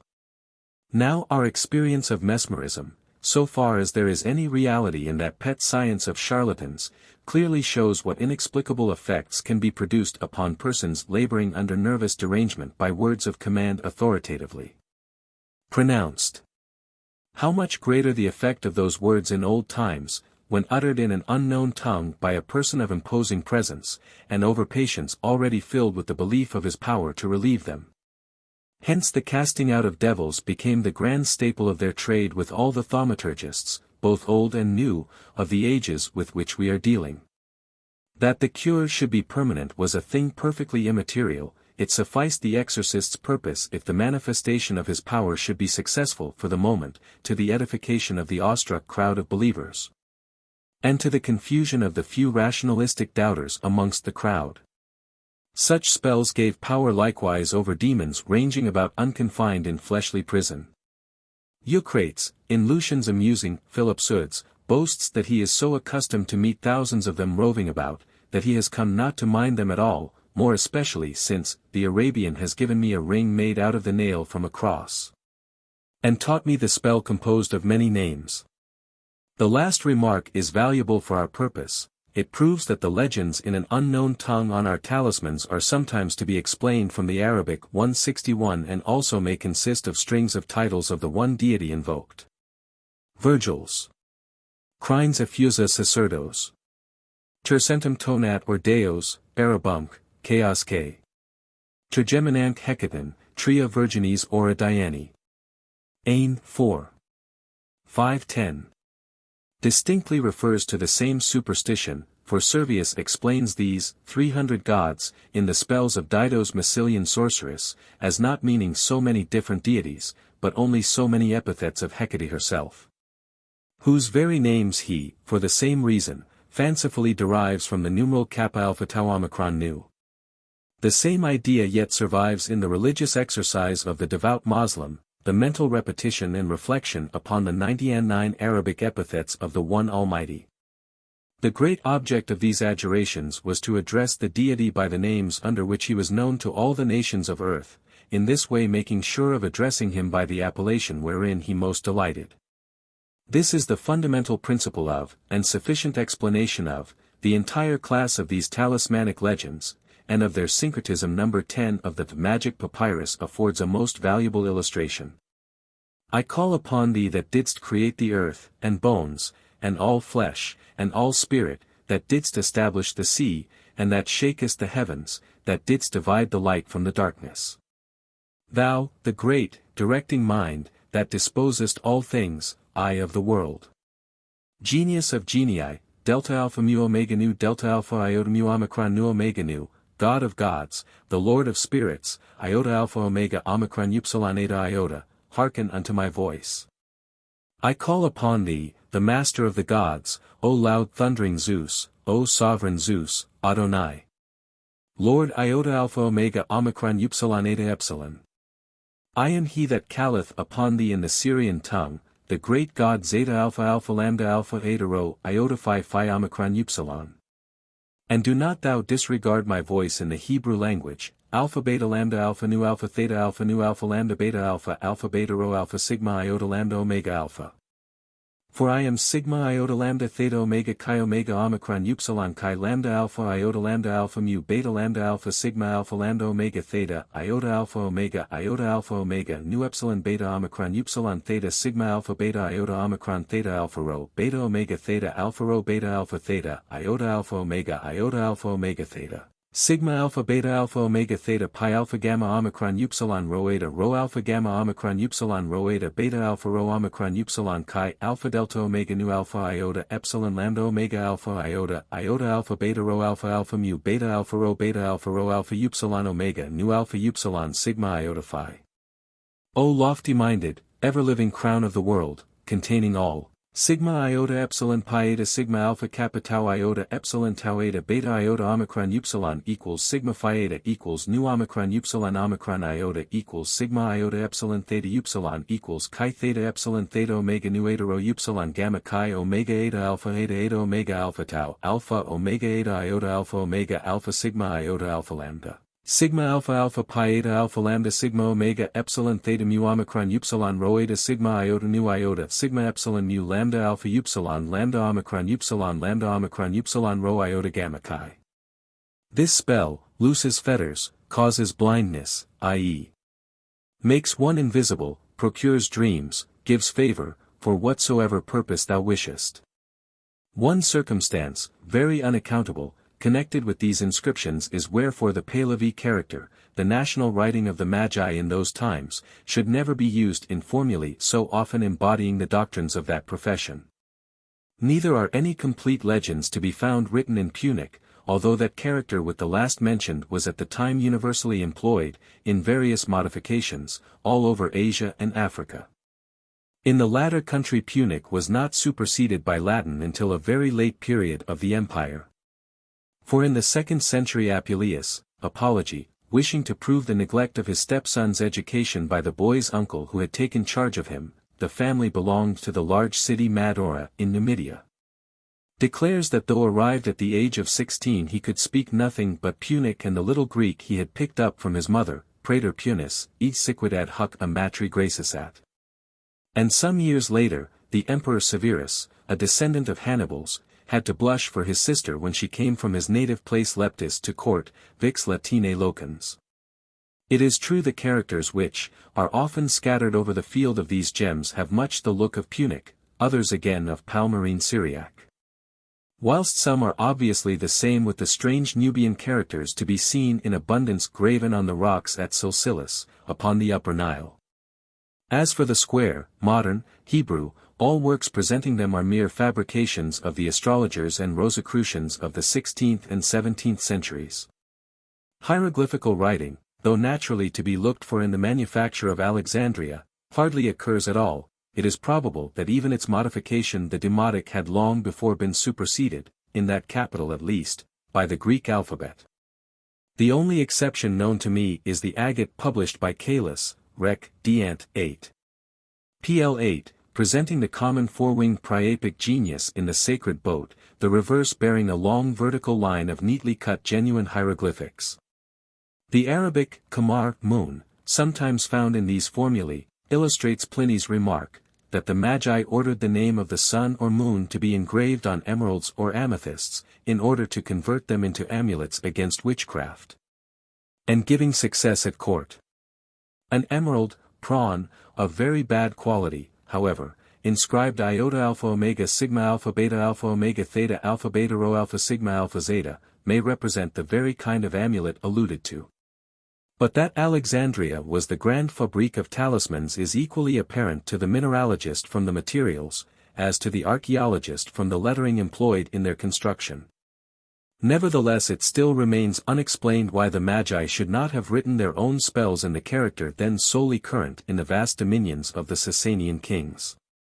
The language of these inscriptions is never Latin, rarely Greek, frequently Syriac, but most commonly corrupt Hebrew. For this choice the sufficient reason is given by Iamblichus in a letter to Porphyrius, where he expressly states that, the gods are well pleased with prayers addressed unto them in the Egyptian or Assyrian tongues, as being ancient and cognate languages to their own, and moreover those in which prayer was first made unto them. And therefore they have stamped as sacred the entire speech of those holy nations. It is a singular coincidence that Justinus Kerner, in his extraordinary work, Die Sieren von Provorst, in reading which one continually fluctuates between the conviction of its being an impudent fiction, and the uncomfortable suspicion that it may be a revelation of the profoundest truth, assigns a similar reason for the writing used by the visitant from the spirit world so greatly resembling Arabic. Because that had the best claim to be considered the primitive language of mankind. This seer was a peasant girl, worn out by long sickness to that degree as to belong more to the next world than to this. Consequently she had become sensible of the presence of spiritual visitors, and acted as a medium of communication between them and those in the flesh. Kerner, a physician, took her into his own house the better to observe these singular phenomena, and kept a regular diary of her health and of her disclosures during several months until her death. With a minuteness of which only a German is capable. He writes evidently in all good faith, and, amidst heaps of nonsense, puts down some startling occurrences beyond the flights of forgery and confirmed by one's own experience. But as concerns the language of the other world, in every country, opine ignotum pro magnifico, has ever been the maxim of priestcraft, the soundness of which has been demonstrated by the experience of all time. More particularly does this apply to forms of prayer. Thus Orpheus. Then whilst the cauldron bubbles o'er the flame, address each Godhead by his mystic name. Full well immortals all are pleased to hear their mystic names rise in the muttered prayer. Of such mystic invocations it will be advisable to adduce examples from writers contemporary with their use, before proceeding to the consideration of actual remains of similar nature. Of the numerous specimens cited, the following are the most noteworthy. The Pistis-Sophia, section 358, makes the Saviour, standing upon the shore of the sea, the ocean, call upon God with this prayer, saying, Hear me, O Father, thou Father of all fatherships, infinite light. Alpha epsilon nu iota omicron upsilon omega iota alpha omega iota alpha psi iota nu omega theta epsilon rho iota nu omega psi iota theta epsilon rho zeta alpha gamma nu omicron upsilon rho eta pi alpha gamma omicron upsilon rho eta mu epsilon theta mu omicron mu alpha omega theta. Nu epsilon psi iota omicron mu alpha omega theta mu alpha rho alpha chi theta omega beta alpha rho alpha beta theta alpha rho nu alpha chi alpha nu rho omicron kappa omicron theta rho alpha iota epsilon omicron upsilon sigma alpha beta omega theta. And again, section 375, in this valuable description of the Gnostic sacrament, then said Jesus, Bring me fire and vine branches. And they brought them unto him, and he, placing upon them an offering, set 2 vessels of wine, the one on the right, the other on the left of the offering. He set before them the offering, he put also a cup of water before the vessel of wine which was on the right hand, and he set a cup of wine before the vessel of wine that was on the left. And he set loaves of bread, according to the number of his disciples in the middle between the cups. He set likewise a cup of water behind the loaves. And Jesus, standing before the offering, made all the disciples to stand behind him, being all clothed in linen garments, having all of them in their hands the number 162 of the name of the Father of the treasury of light. And he cried aloud, saying, Hear me, O Father, Father of all fatherships, boundless light. Iota alpha omega iota omicron upsilon omega iota alpha omega iota alpha psi iota nu omega theta epsilon rho iota nu omega psi iota theta epsilon rho nu epsilon phi theta omicron mu alpha chi theta alpha iota eta alpha nu epsilon nu alpha mu alpha nu eta iota of heaven. Iota sigma rho alpha mu eta nu sigma omicron upsilon beta alpha iota alpha pi alpha mu eta nu delta epsilon rho alpha iota alpha pi alpha omicron iota alpha mu eta nu sigma alpha rho tau omicron upsilon alpha mu eta nu kappa omicron upsilon kappa alpha iota mu eta nu mu iota alpha mu eta nu iota alpha iota tau omicron upsilon alpha pi alpha mu eta nu mu iota nu rho iota nu mu rho epsilon iota alpha mu eta nu. Again Irenaeus copies out a formula, couched in Hebrew words, to inspire greater awe into the Gallic neophyte, at Lugdunum. As used by certain Gnostics there in administering baptism, beta alpha sigma sigma epsilon mu alpha chi alpha mu omicron sigma sigma epsilon beta alpha alpha iota alpha nu omicron mu alpha tau alpha delta iota alpha rho omicron upsilon alpha delta alpha kappa omicron upsilon sigma tau alpha beta alpha phi omicron rho kappa omicron lambda alpha chi theta alpha iota. I invoke thee, supreme over every virtue, the light of the Father by name, the good Spirit, the life. Because thou hast reigned in the body. Another of their formulae was mu epsilon sigma sigma iota alpha omicron upsilon phi alpha rho epsilon gamma nu alpha mu epsilon mu psi alpha iota mu epsilon nu chi alpha lambda delta alpha iota alpha nu mu omicron sigma epsilon mu epsilon delta iota alpha kappa phi rho alpha nu alpha iota psi alpha omicron upsilon alpha iota eta sigma omicron upsilon nu alpha zeta alpha rho iota alpha. I do not separate the spirit, the head, and the supercelestial virtue, the merciful one. May I prosper in thy name, O Saviour of truth. But as regards the expression of divine mysteries by means of letters of the alphabet, Marcus stands preeminently first amongst the Gnostics, as the following extracts from his Revelation will conclusively attest. The supreme tetrad came down unto me from that region which cannot be seen nor named, in a female form because the world would have been unable to bear their appearing in a male figure, and revealed to me the generation of the universe. Untold before either to gods or men. When first the Father, the inconceivable, beingless, 163 sexless, began to be in labor he desired that his ineffable should be born, and his invisible should be clothed with form. He therefore opened his mouth and uttered the word like unto himself. This word standing before him showed that he was manifesting himself as the form or type of the invisible one. Now the uttering of the name came to pass in this wise.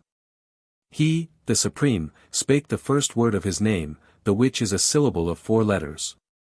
He then added the second syllable, also of 4 letters. Then the third, composed of 10 letters. Finally the fourth, made up of 12 letters. Thus the utterance of the whole name consists of 30 letters, and of 4 syllables. Each letter has a form pronunciation and writing of its own, but neither understands nor beholds that of the whole name. Nay, not even the power of the letter standing next to itself. Now these sounds united make up the beingless unbegotten aeon, and these are the angels that always behold the face of the Father. Thus the Father knowing himself to be incomprehensible gives unto each of the letters, called aeons, its own proper sound, inasmuch as none of them singly is competent to utter the entire name. 164. The substance of the revelation brought down to Marcus by truth is to be found in the Kabbalah, which makes the mystic names of God to consist of 4, 12, 42 and 72 letters respectively. The Kabbalists go so far as to assert that the 42 victims offered by Balaam in order to obtain a favorable response, were consecrated to one of these great names. If indeed Moses was learned in all the wisdom of the Egyptians, the magic virtues of numerals would have formed an essential part of his learning, as we see from the doctrine of Pythagoras, confessedly derived from Egypt. It looks very much like as if the framers of the genealogy of Jesus had the same object in view, when they forced the generations to the required number by omitting 3 of the kings in the second division, being able to deal with the third in whatever manner they pleased. On counting the number of the vowels that evidently have some deep purpose in occurring without consonants on so many talismans of the age of Marcus, we should, I expect, often find a tally with that of one or the other of these holy names.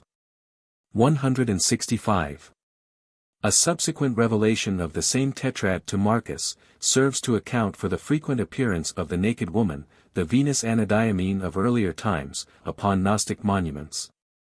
After having declared these things, the tetrad added, I will shew unto thee truth, whom I have brought down from the celestial mansions that thou shouldest behold her naked, acknowledge her beauty, hear her speaking, and be astonished at her wisdom.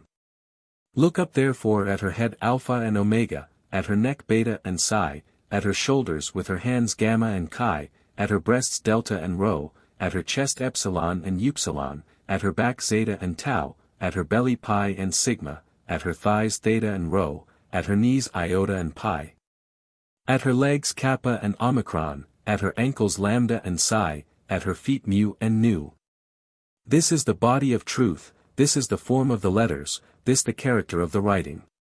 Whereupon truth looked upon me, Marcus, and opened her mouth, and uttered a word, and that word became a name which we know and speak, Christ Jesus, and having named him she held her peace. 166. This figure of truth is made up, it will be perceived, by taking successive pairs of letters from each extremity of the alphabet, perhaps, thereby constituting them male and female, and thus making them types of so many eons. All this suggests a rational question, whether the primary application of the name Logos to the divine emanation was not at first a mere interpretation of the rabbinical synonym name or word. The respectful substitute for the ineffable name Jehovah, the Shem HaKodesh. And that later, the secondary meaning of Logos, reason, suggested to the Platonising Jews of Alexandria its analogy to their own Sophia Achamoth, the firstborn of the supreme cause.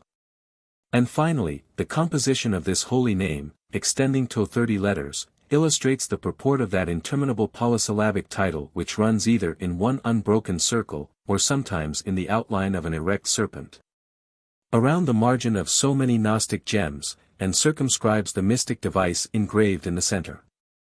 In the latter arrangement of the inscription, one is tempted to recognize that good and perfect serpent of the Nasini that meshes, whose visible type in the heavens their eyes, sharpened by faith. Discovered and adored in the constellation Draco.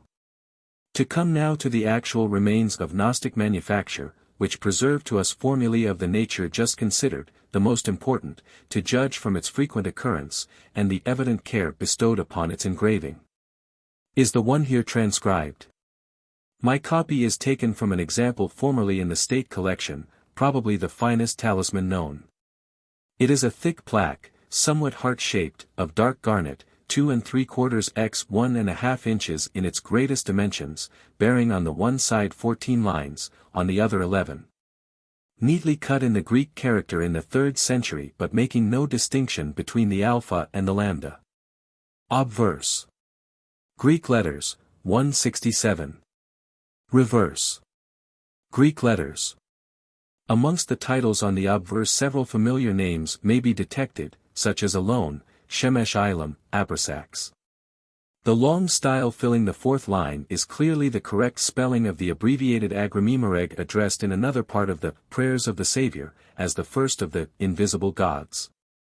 The next line Shemjan Salf arranges, they who stand before the Mount of Paradise, can be no other than the eons just described by Marcus as the angels who always behold the Father's face, whilst in this Jewish hierarchy of heaven the old god of Egypt, Anubis, oddly intrudes himself under his Coptic title of Ombo. Both inscriptions agree literally with those upon the large oval chalcedony figured by Chiflet, figure 69, except the addition in the letter of a few words enclosed within a coiled serpent placed at the top of the obverse. Out of these inscriptions his friend Wendelin, by taking the language as good Greek, had contrived to elicit a most orthodox invocation to the Trinity, which however was evidently far from satisfactory to the skeptical and more sagacious canon. Amongst the Townley gems is a large sard, agreeing in all except a few letters with Chiflet's specimen convincing attestation to the supposed virtue of the formula. For the purpose of comparison I insert another, lately discovered, engraved on a much more minute scale than any of the preceding, Wayland's copy. Greek letters. Doubtless such immense and overcharged pieces of mystery served in their time the purpose of pocket prayer books, out of which the owner recited the due invocations at the sacred rites. To some such manual of devotion, the pseudo-Orpheus possibly alludes by "Pray, with the flowered petraces in thy hand, when hecatombs before the altar stand."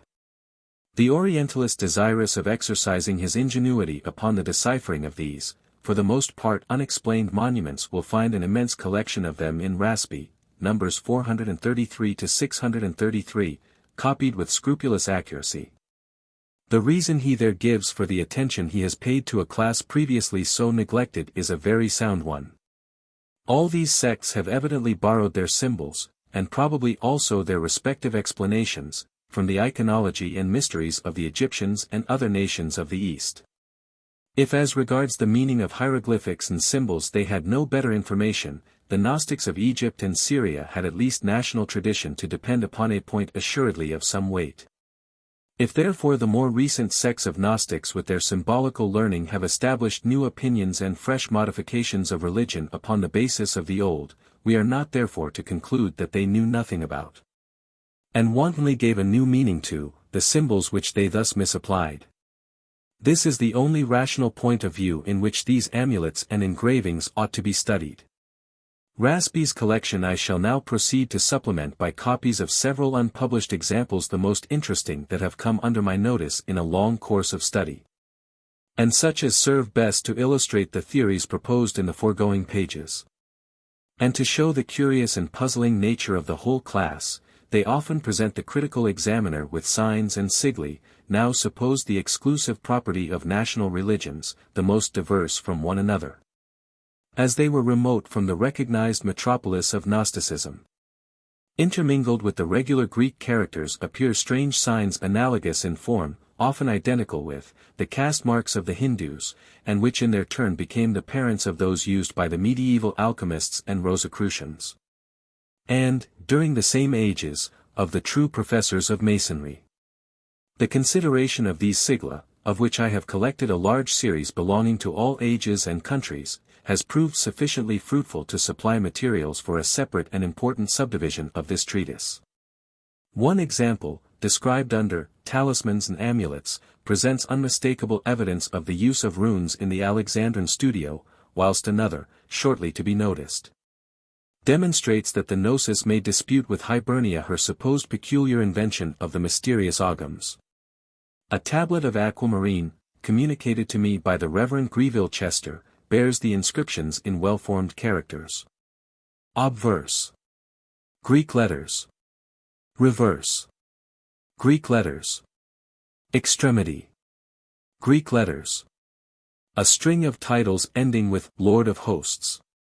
Defend me. Greek letters. Saffron chalcedony, the size of a pigeon's egg, form in collection. The concluding word phi lambda alpha xi omicron nu, do thou protect, clearly evinces that this elegantly engraved invocation was addressed to some one deity rejoicing in many titles, and styled propitious by its opening lambda omega. Greek letters. A very thick stone of saffron chalcedony.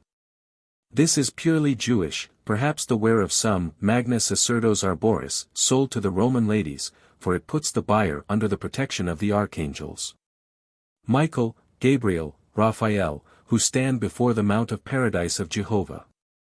A remarkable exemplification of the mixture of two opposing creeds is found in the Omicron Rho Omega Rho Iota Omicron Upsilon Theta, light of lights, accompanying the figure of a globose vase with bands hanging from the neck. This is evidently the small golden vessel shaped like a cow's udder, containing the libations of milk mentioned by Apuleius as carried in the Isiac procession by the same official who bore aloft the hand of justice. The gridiron-like object often laid upon it, is the regular Egyptian door key, made of wood. In one example figured by Matter, PL 6. 6, the key is shown of the regular Roman form in the same position, which places the meaning of the more usual figure entirely out of doubt. This shows the reason for kappa lambda epsilon iota delta omicron chi omicron, the key-bearer, being a priestly title. Other types purely Egyptian, offer some curious improvements upon the old Qualia demons Egyptis portenta colet. For example, 1, prawn, exhibits Anubis, but now equipped, with 2 heads and 4 hands holding torches and daggers. Styled on the reverse pi epsilon rho alpha alpha mu beta omicron upsilon beta alpha kappa xi iota kappa upsilon kappa. In another, Nelthrop, the cat-headed goddess, Taf neath stands lotus-crowned, and is addressed as kappa v chi beta alpha chi beta alpha 168 kappa alpha chi alpha beta zeta alpha chi kappa chi. Again Anubis with the superadded heads of Pan, Mendes, and a cock, free, with arms outstretched in the form of a cross, his body supported upon the legs of an ibis, has over the heads respectively written the initials theta, pi, chi.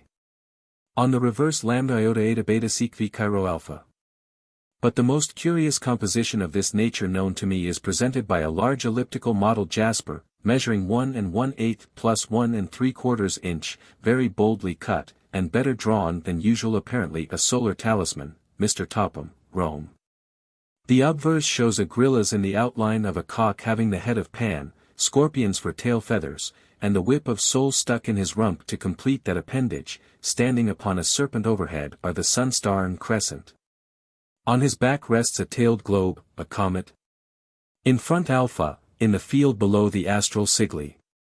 On the reverse, Omicron Gamma, 73, over the Agathodemon serpent uncoiled, and crawling, a star in Alpha, below the serpent, Epsilon Delta Omega Gamma Eta Iota Eta Omega, the letters inverted, then another line Eta Iota V Omicron Mu C Omicron Iota. Below this again the triple S on the bar that always accompanies the Agathodemon, Iota Alpha Eta Iota Epsilon Omega Iota Epsilon Omicron V Omega Eta, reading thus in the impression. In the last word, the great Iota Epsilon Omicron Upsilon, special title of the Supreme Being in the Pistis-Sophia, may easily be detected. Whilst the triple-headed deity previously described, very probably expresses the conception of those mighty Tau Iota Delta Upsilon Nu Mu Epsilon Iota Theta Epsilon Omicron, who play so important a part in the theology of the same Book of Wonder. The following examples are the more genuine offspring of the Kabbalah, consisting of letters alone, uncontaminated by the presence of the idols of Misraim. First, for beauty of material and engraving, stands a large citron, occidental topaz, formerly in the Prawn Cabinet, now in the Gnostic series, British Museum.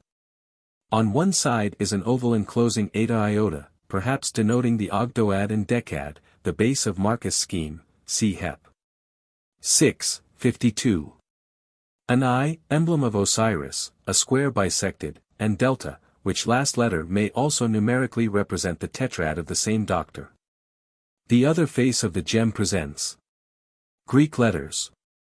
The next is a legend which, with trivial variations, frequently occurs. Calis, 6. PL 11, gives it very rudely added, upon the reverse of a female portrait. The present copy is from a large chalcedony, somewhat coarsely executed, having on its other face the triple S and bar, prawn. Greek letters. The Hebrew patriarch figures in this legend, and in many more of the same kind.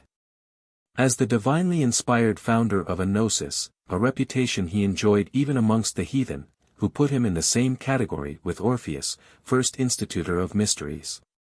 Sev, Alexander in Laurario soa omnes sanctiors in cabus Apollonium, quantum scriptor horum temporum dicit, Christum, Abraham, id Orpheum, iti adjusmati Kiteros hebat. Lampridius 29. To the same family belongs a yellow jasper.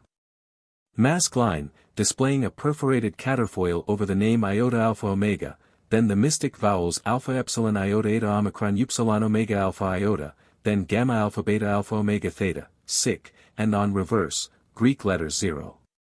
The caterfoil is originally the symbol of Sit Allah, the 10th Trithakor, or deified Jaina saint. Whence it found its way along with the other Buddhistic machinery, into medieval symbolism, in which it resembles an angel. 169. Very remarkable on account of its adjuncts, is a green jasper, prawn, bearing a long neatly cut legend, the central portion of which is circumscribed by two lines, cut by short strokes at different angles. Exactly after the fashion of the Irish Oghams. In the latter, as is well known, all the letters of the Roman alphabet are represented by the different positions of very short lines in relation to one continuous line in the middle. And it is impossible to imagine any other purpose subserved by the similar contrivance on our talisman. The Ogham is supposed to be an invention of the first missionaries to Ireland. It was used as late as the Civil War by Lord Glamorgan in his correspondence with Charles I. It is, however, very possible that the monks carried this simple stenography from Rome to their Celtic mission. 170. Greek letters. A minute figure of Abraxas, green jasper, prawn, takes a new title Abraxas, in the invocation Alpha Beta Rho Alpha Chi Alpha Rho C Alpha Gamma Rho Alpha Omega Alpha Rho Iota Omega Nu Iota Epsilon.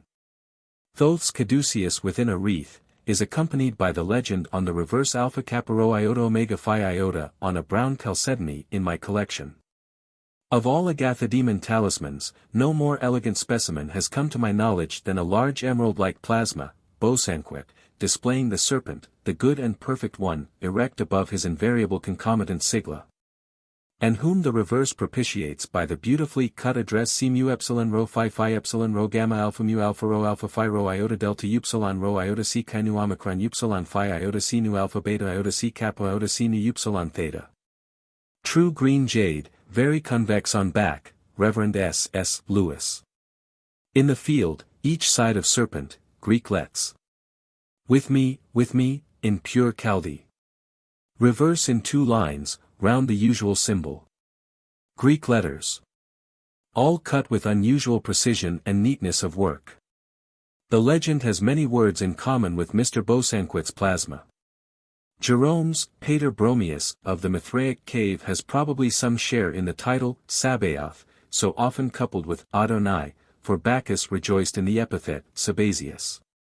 Derived from the shout, Sabawai, raised by the celebrants of his orgies, a word identical with the Hebrew, Sabi, glory. Certain sectaries of our own day who bellow out the same word at their revivals, are little aware what an ancient and congenial authority they have for their vociferation.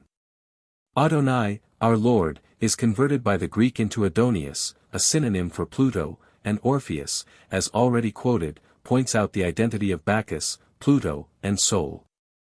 This is the foundation for the ancient exposition of the Syrian rite, the mourning for Adonis, the women weeping for Tammuz, as really applying to the sun's loss of power at the winter quarter. Adonias or Adneas, becoming interpreted according to Greek etymology, was supposed to signify him that walketh unseen, whence spring the helmet of Adonias, that rendered the wearer invisible. And Catullus's application of the title to the intrigue-loving Caesar. Perambulabit omnium cubilia. Ut albulas columbas aut Adonias. The same Adonis had the name, Salamboa, which often occurs in Gnostic legends, as appears from the statement in Lampridius, that Heliogabalus exhibited Salambo with all the lamentation and tossing of head proper to the Syrian ceremony. Whereby he gave the omen of his own impending fate.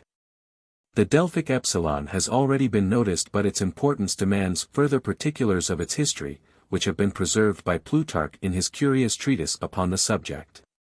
The Greeks, with their usual fondness for explaining all mysteries rationistically, considered the letter as the simple numeral, 5, set up in the temple to denote the original and proper number of the far-famed, wise men. But which in later times had been raised to 7, by the addition of 2 more who had small claims to the honor. The legend went that these 5 wise men, to commemorate the accidental meeting of them all in Delphi at the same festival, had dedicated the numeral carved in wood, which, decaying through age, the Corinthians replaced by a facsimile in bronze. Which last was finally transmuted by Livia Augusta into another of gold, as more consistent with the dignity of the god of the place, whose son her husband claimed to be, and whose received image he represented in his features. Others, more profoundly, interpreted the letter as representing by its proper sound in the Greek alphabet the declaration epsilon, thou art, as addressed to the Godhead, thus making it equivalent to the title Nu, the living God. So frequently given to Jehovah. But it is much more consistent with the simplicity of antique times, to understand the figure as merely standing for the number 5, a number sacred for itself, not for its reference to the fabled sages of a later period. The idea of its virtue may have come from an Indian source, where it is the cause of the 5-headed shape assigned to Brahma. From India it would find its way to Delphi in company with the Gorgon heads, themselves masks of Bhavana the destroyer, which guarded the actual oracle a singular connection, noticed by Euripides in his Ion. But it should be remembered that the Hyperboreans, reputed founders of the oracle, were placed between the Caspian and the frontiers of India. The omphalos itself, shaded with garlands, and encompassed with gorgons, was no other than the Brahminical lingam, as its figure demonstrates. Whether as repictured in the early vase paintings when embraced by Orestes seeking sanctuary there from the pursuing Eumenides, or with Apollo seated thereon, stamped on the money of the Seleucidae, direct descendants of the god. In form reduced to an obtuse cone, the emblem had nothing obscene in appearance, its hidden meaning being a matter of revelation to the initiated few. The same conically shaped stone was the solo representative of Venus in her most ancient temples, Paphos for example. Again, that earliest of all statues of Apollo, the Amyclean, described by Pausanias, was a veritable Hindu latte bronze column 50 cubits high, to which later art had added a head, hands holding bow and spear, and toes, caparo omicron iota pi delta epsilon. But his throne, in the middle of which the idol stood erect, was an afterthought of the best times of Greece, covered with elaborate figures and reliefs, the work of Bathyales, or of Myron, with his scholars. And in truth this very lunar shape seems to belong to the same class of Indian importations, and to have been originally a mere caste mark indeed. If placed horizontally, it becomes at once the badge of the sectaries of Vishnu. What strongly confirms this explanation is the fact, that this symbol had been consecrated at Delphi many centuries before that shape of the letter came into the Greek alphabet, a change only dating from the age of Antony and Cleopatra. Upon whose modals, struck in Asia Minor, the lunar shape is first observable. In the earliest dawn of Grecian philosophy we find Pythagoras 171 building his whole system upon the mystic properties of numbers, and declared by tradition to have been taught the science in Egypt. Nay more, Plato himself has penned in his Republic a certain section in the same line, worthy of any Alexandrian Kabbalist. In our own day, with the Sikhs to hold a punch, or council of five, was the formal mode of deliberating upon all matters of state. And inasmuch as the most serious things have a ludicrous side, this sacred numeral only preserves its reputation amongst ourselves from having given the name to the well-known beverage.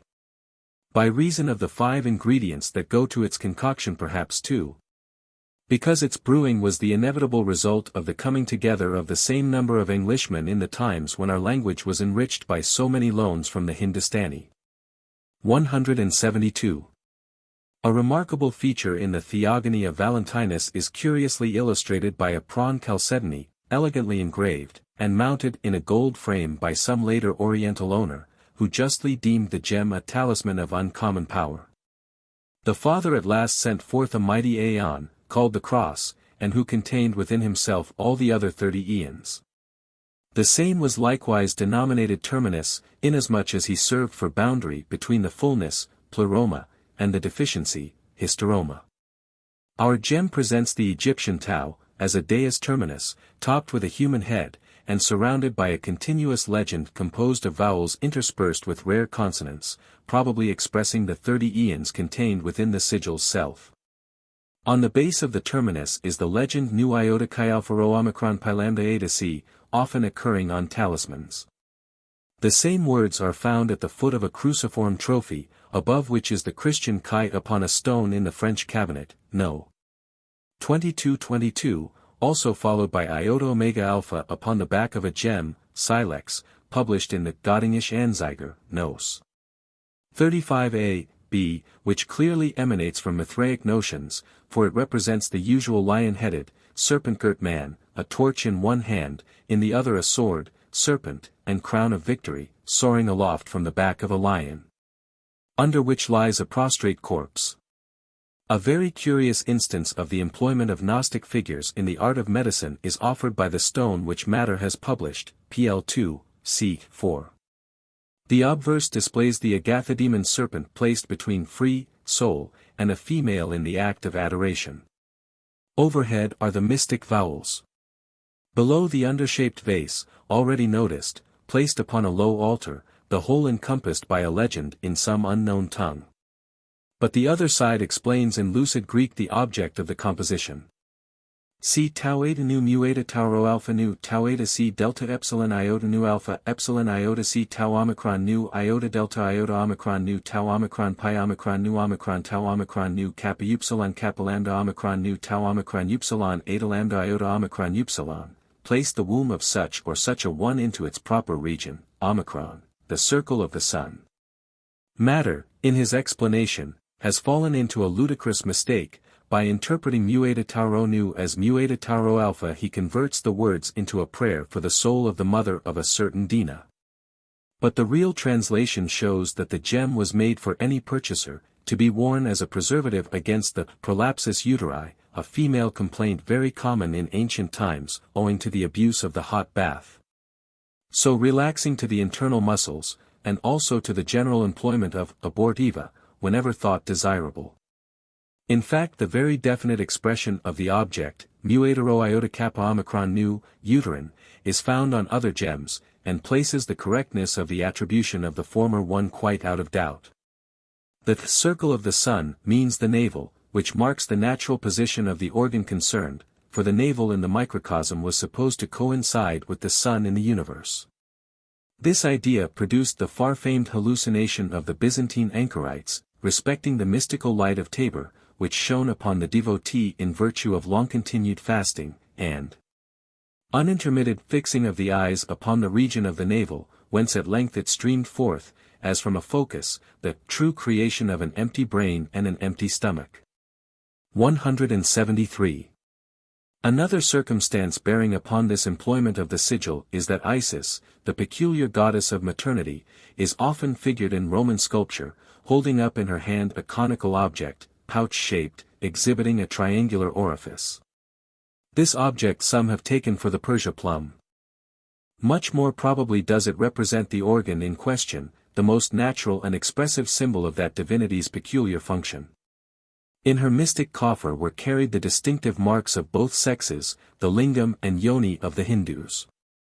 Their Isis, Parvati, who in this character takes the name of Deva, the goddess, preeminently, bears in her hand for distinctive badge the yoni, or bhaga, often a precious stone carved into that shape. Similarly her consort, Shiva, carries the lingam or phallus. For example, the Nizam's diamond, the largest stone of its kind known certainly to exist, exhibits evident traces of the native lapidary's clumsy endeavors to reduce the native crystal to the proper shape for the hand of the great goddess. Ugly omen to happen under a female reign, this diamond was accidentally broken in two just before the outbreak of the Sepoy revolt. Deva's mark, as borne upon their foreheads by Parvati's sectaries, is formed by 3 strokes, the 2 outside white or yellow, the center always red. It is interpreted as representing the womb, Mithra, of Bhavani, another of Parvati's names, out of which proceeded all that exists. The close relationship between the Egyptian and Hindu goddesses cannot fail to strike the observer. Isis carries the very same attributes with Parvati the kid and cobras upon the talisman published by Kalis, for pl 16. But the Egyptian goddess, having but one pair of hands, is forced to clasp in each the several attributes borne singly by her many-handed Indian prototype. A singular union of 2 contrary deities in one body, is presented by a hematite, prawn, representing Anubis, who, besides his proper jackal's head, is equipped with another, maned on the neck, and unmistakably that of an ass. As Typhon 174 the Evil One, was depicted, moreover, one of the feet, too, of the figure is clearly hoofed, so as to leave no doubt as to the ownership of the second head. The same discordance of characters is still further set forth by what he bears in his hands, the 2 of Anubis holding up torches, the 2 of the malignant Typhon, swords. This odd combination probably expressed the same idea as did the Anubis seen by Apuleius, who exhibited at one time a face black as the night, at another golden as the day, in order to express his functions exercised both in heaven and in hell. The reverse bears an inscription containing the Coptic name of the god, Pi Epsilon Rho Alpha Alpha Mu Beta Omega Upsilon Beta Alpha Iota Alpha Kappa Xi Iota Kappa Lambda. Part 4. The Figured Monuments of Gnosticism. Tau Omega Iota Nu Iota Kappa Omega Nu Tau Iota Delta Omega Sigma Omega Alpha Upsilon Tau Omega Iota Phi Alpha Gamma Epsilon Iota Nu. Alpha Pi Omicron Tau Omicron Upsilon Mu Alpha Nu Nu Alpha Tau Omicron Upsilon Kappa Epsilon Kappa Rho Upsilon Mu Mu Epsilon Nu Omicron Upsilon Kappa Alpha Iota. Delta Omega Zeta Omega Alpha Upsilon Tau Omega Psi Eta Phi Omicron Nu Lambda Epsilon Upsilon Kappa Eta Nu Kappa Alpha Iota Epsilon Pi Iota.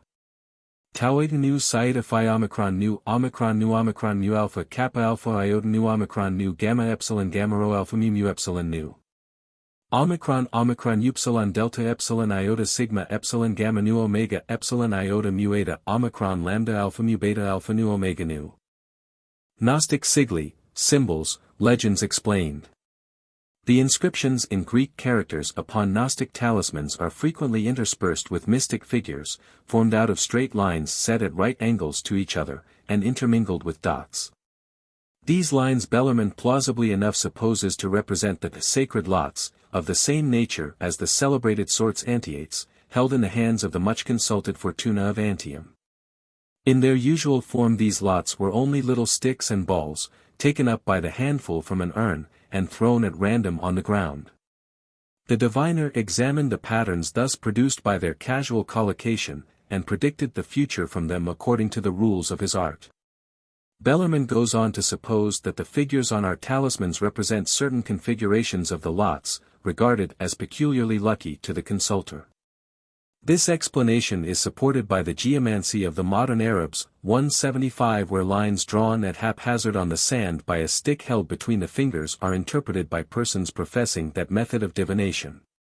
Our own divination, by means of T-grounds, is carried on upon the same principle, the fortuitous arrangement of the particles producing to the experienced definite pictures and letters of the alphabet.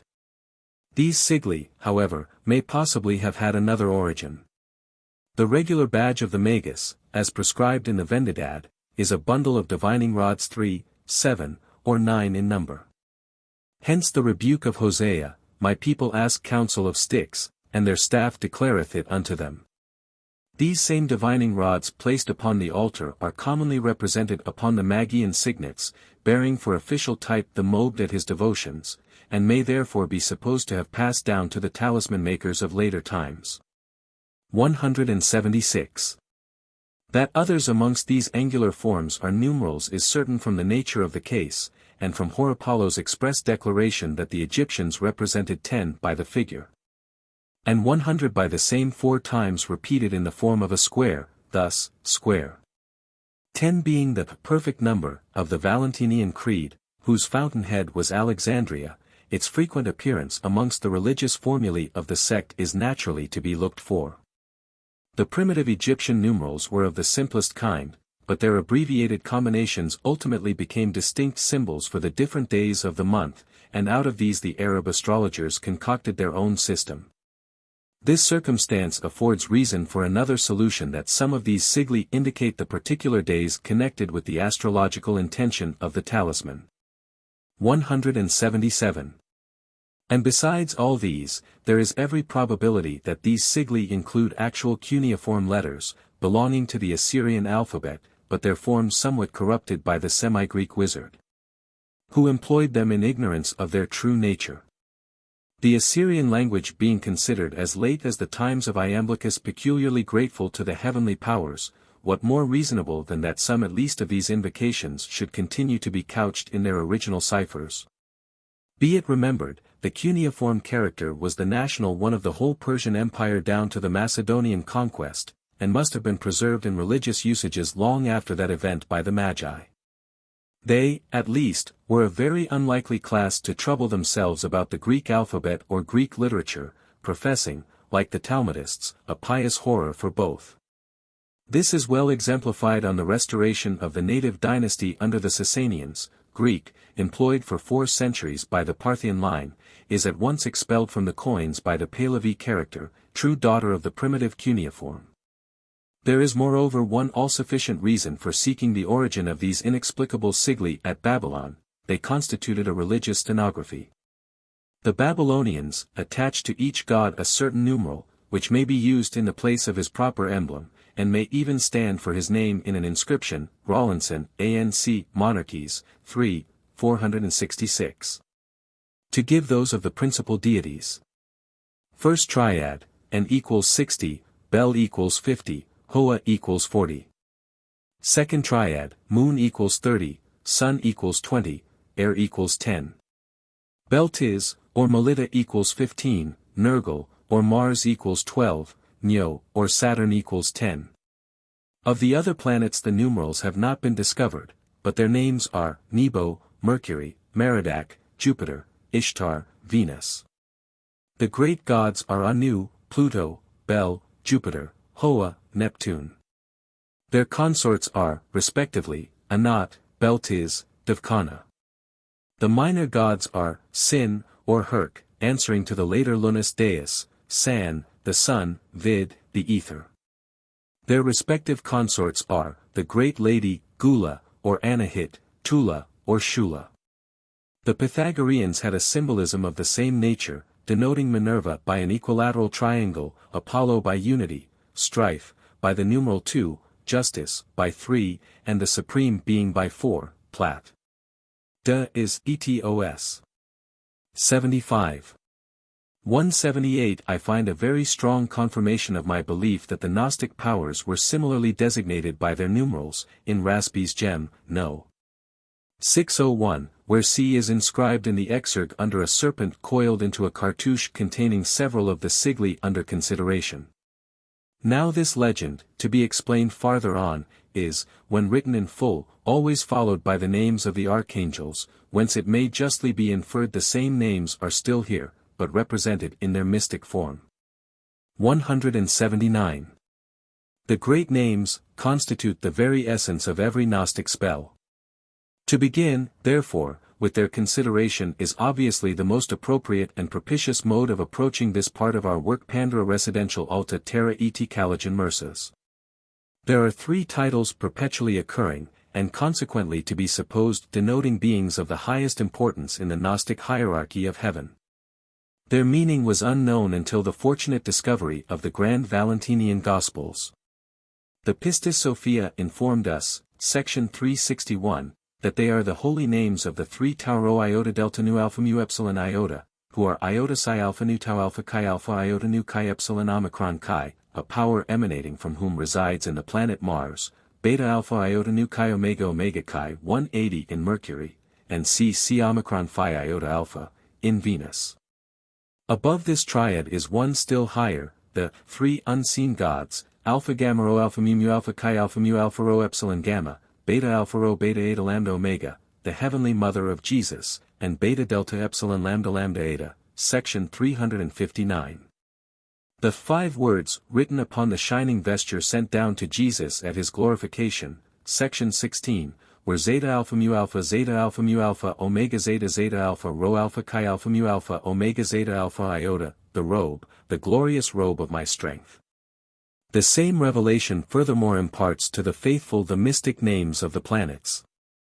Hearken now, I will tell unto you the incorruptible names of the planets, which be omega rho iota mu omicron theta, Saturn, mu omicron nu iota chi omicron alpha phi omega rho, Mars, tau alpha rho pi epsilon tau alpha nu omicron phi, Mercury, chi omega sigma iota, Venus. Chi omega nu beta alpha lambda, Jupiter. These be the incorruptible names of the same, section 362. Of these, the names from each triad are to be recognized upon talismans, beta alpha iota nu chi omega omega omega chi most commonly of all. But no example of these planetary appellations has hitherto come to my knowledge. The Nicene, says Hippolytus, taught that the universe could not hold together unless the names of the great ones, tau mu epsilon gamma theta eta, were uttered. These were kappa alpha, sigma alpha sigma alpha, zeta epsilon eta sigma alpha rho. The first is the name of the Adamus who is above, the second, of him who is below, the third of the Jordan that floweth upwards. Above are Miriam the sought after, and Jotha the great and wise. And Sephora she that seeth, and Moses. According to the textbook of another sect, the Paradi, chi omega zeta alpha rho is the power whom the ignorant and profane call Neptune, kappa alpha rho phi alpha kappa omicron sigma eta mu omicron chi epsilon rho is the steward of the east, epsilon kappa kappa alpha rho alpha of the west. Called by the vulgar the Curides. Alpha rho iota beta alpha is the ruler of the winds, sigma omega kappa lambda alpha mu, or Osiris, rules the 12 hours of the night, epsilon nu omega, or Isis, those of the day, her sign is the dog star. Beta eta nu alpha is Ceres, or the left-hand power of God, presiding over nutrition, mu eta nu is the right-hand power that presides over the fruits of the earth. In the same doctrine, Kotzer, called by the ignorant Neptune, who converts into a sphere the dodecagonal pyramid, and paints with many colors the gate of that pyramid, has 5 ministers, alpha omicron alpha iota, omicron omega alpha beta, the name of the 5th being lost. Hence it is probable that the strings of vowels, so often found on these stones, may contain the names of elementary genii similarly expressed. Origin, 8. 58, quotes Celsus to the effect, that the Egyptians made 36, or more, demons or ethereal powers preside over the several parts of the body, giving some of their names, Chnuphis, Chuachums, Nat, Sikhat, Bu, Iru, Eribia, Romaner. And Rhianor, whoever therefore prefers being in health to sickness, and happiness to trouble, ought to pay all possible honor to these powers. Origen therefore accuses Celsus of attempting to divert men from the worship of the one God to that of 36 demons, only known to Egyptian magicians, because he cannot understand how the name of Jesus, pronounced by the truly faithful, can cure the sick and those possessed by devils. The evidence for which is far stronger than that of the effect of the names of Chnuphis, Sikhat, and the rest of the Egyptian catalogue. In another place, I. 22, he shows it was not Moses only that knew the name of Abraham and his friendship with God, for that others, pagans, use the words, the God of Abraham, when they are driving out devils. And again the Egyptians use in their rites, from which they promise wonderful effects, the names of Abraham, Isaac, Jacob, and Israel. Also, 4. 33, Origen mentions the use of the form, the God of Abraham, the God of Isaac, the God of Jacob, in incantations, and that the same is often to be met with in books of magic. He adds that the formula, the God of Abraham, the God of Isaac, who didst overwhelm the Egyptians and the king of the Egyptians in the Red Sea, was in common use against demons and the powers of evil. All this goes to prove that the talismans inscribed with the name of Chnuphis and the other 35 demons named, who now by this assistance may be hereafter recognized, were of a medicinal character, whereas those with Abraham, equally common, were more properly of the nature of talismans. In the Book of Enoch the Archangel Uriel gives us the mystic names of the two great luminaries. The names of the sun are these, one Aries, the other Tomas. The moon hath 4 names, the first, Asanga, the second, Ebla, the third, Benes, and the fourth, Eri. The Pistis-Sophia, section 125, furnishes the adept with the key to the most important of the numerical ciphers. These be the names that I will give unto thee, even from the infinite one downwards. Write them with a sign, cipher, that the sons of God may manifest, understand, them out of this place. This is the name of the immortal one, Alpha Alpha Alpha Omega Omega Omega. And this is the name of the voice through whose means the perfect man is moved. These likewise are the interpretations of the names of the mysteries. The first is Alpha Alpha Alpha, the interpretation thereof Phi Phi Phi. The second which is Mu Mu Mu, or which is Omega Omega Omega. The interpretation whereof is Alpha Alpha Alpha.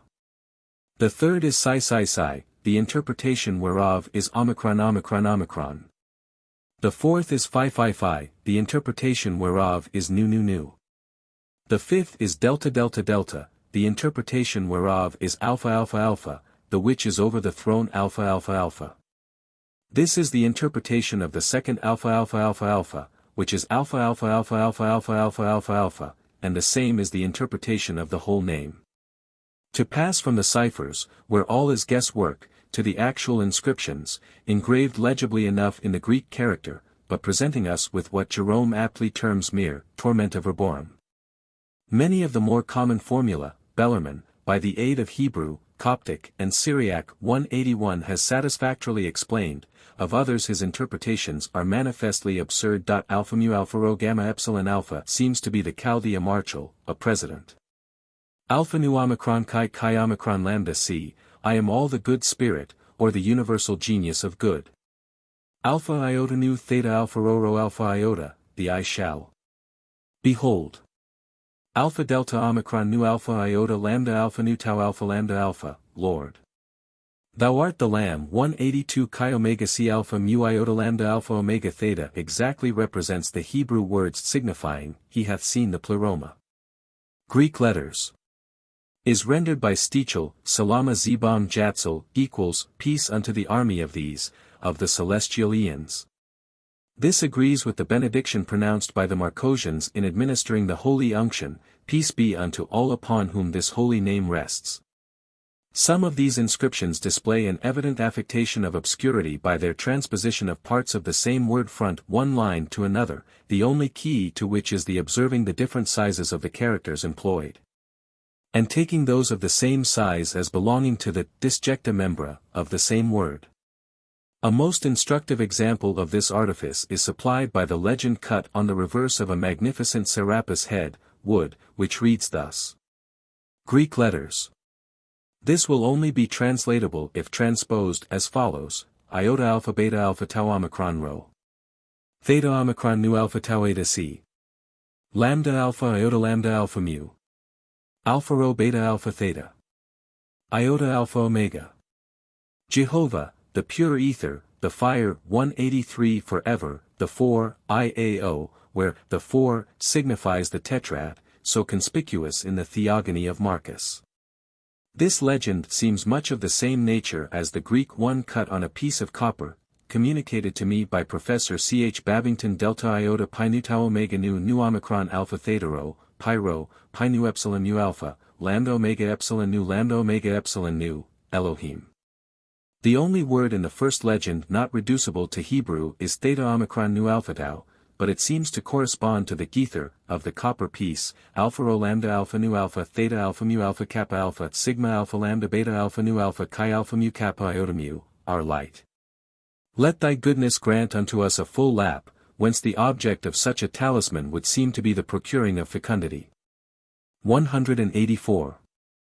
Alpha nu alpha kappa lambda alpha kappa delta alpha theta omega iota, pursue then, my foes, unto destruction, O Lord, is found very appropriately engraven on the reverse of a sphinx, the recognized emblem of power and slaughter. Beta alpha rho iota alpha zeta alpha sigma tau alpha iota alpha omega, Jehovah the Creator, the Destroyer. Chaldee slightly corrupted. Iota alpha theta alpha iota, the providence of God.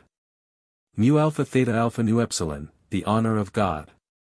Rho epsilon omicron eta lambda epsilon, the will of God. Chi omega mu iota, the power of God. Sigma beta omega, wisdom. These Coptic words thus designate the 5 emanations from the Godhead, viz. Phronesis, Logos, Nous, Dynamis, Sophia. Enlightening mine eye. Or. 2. Enlightening me. Myrene.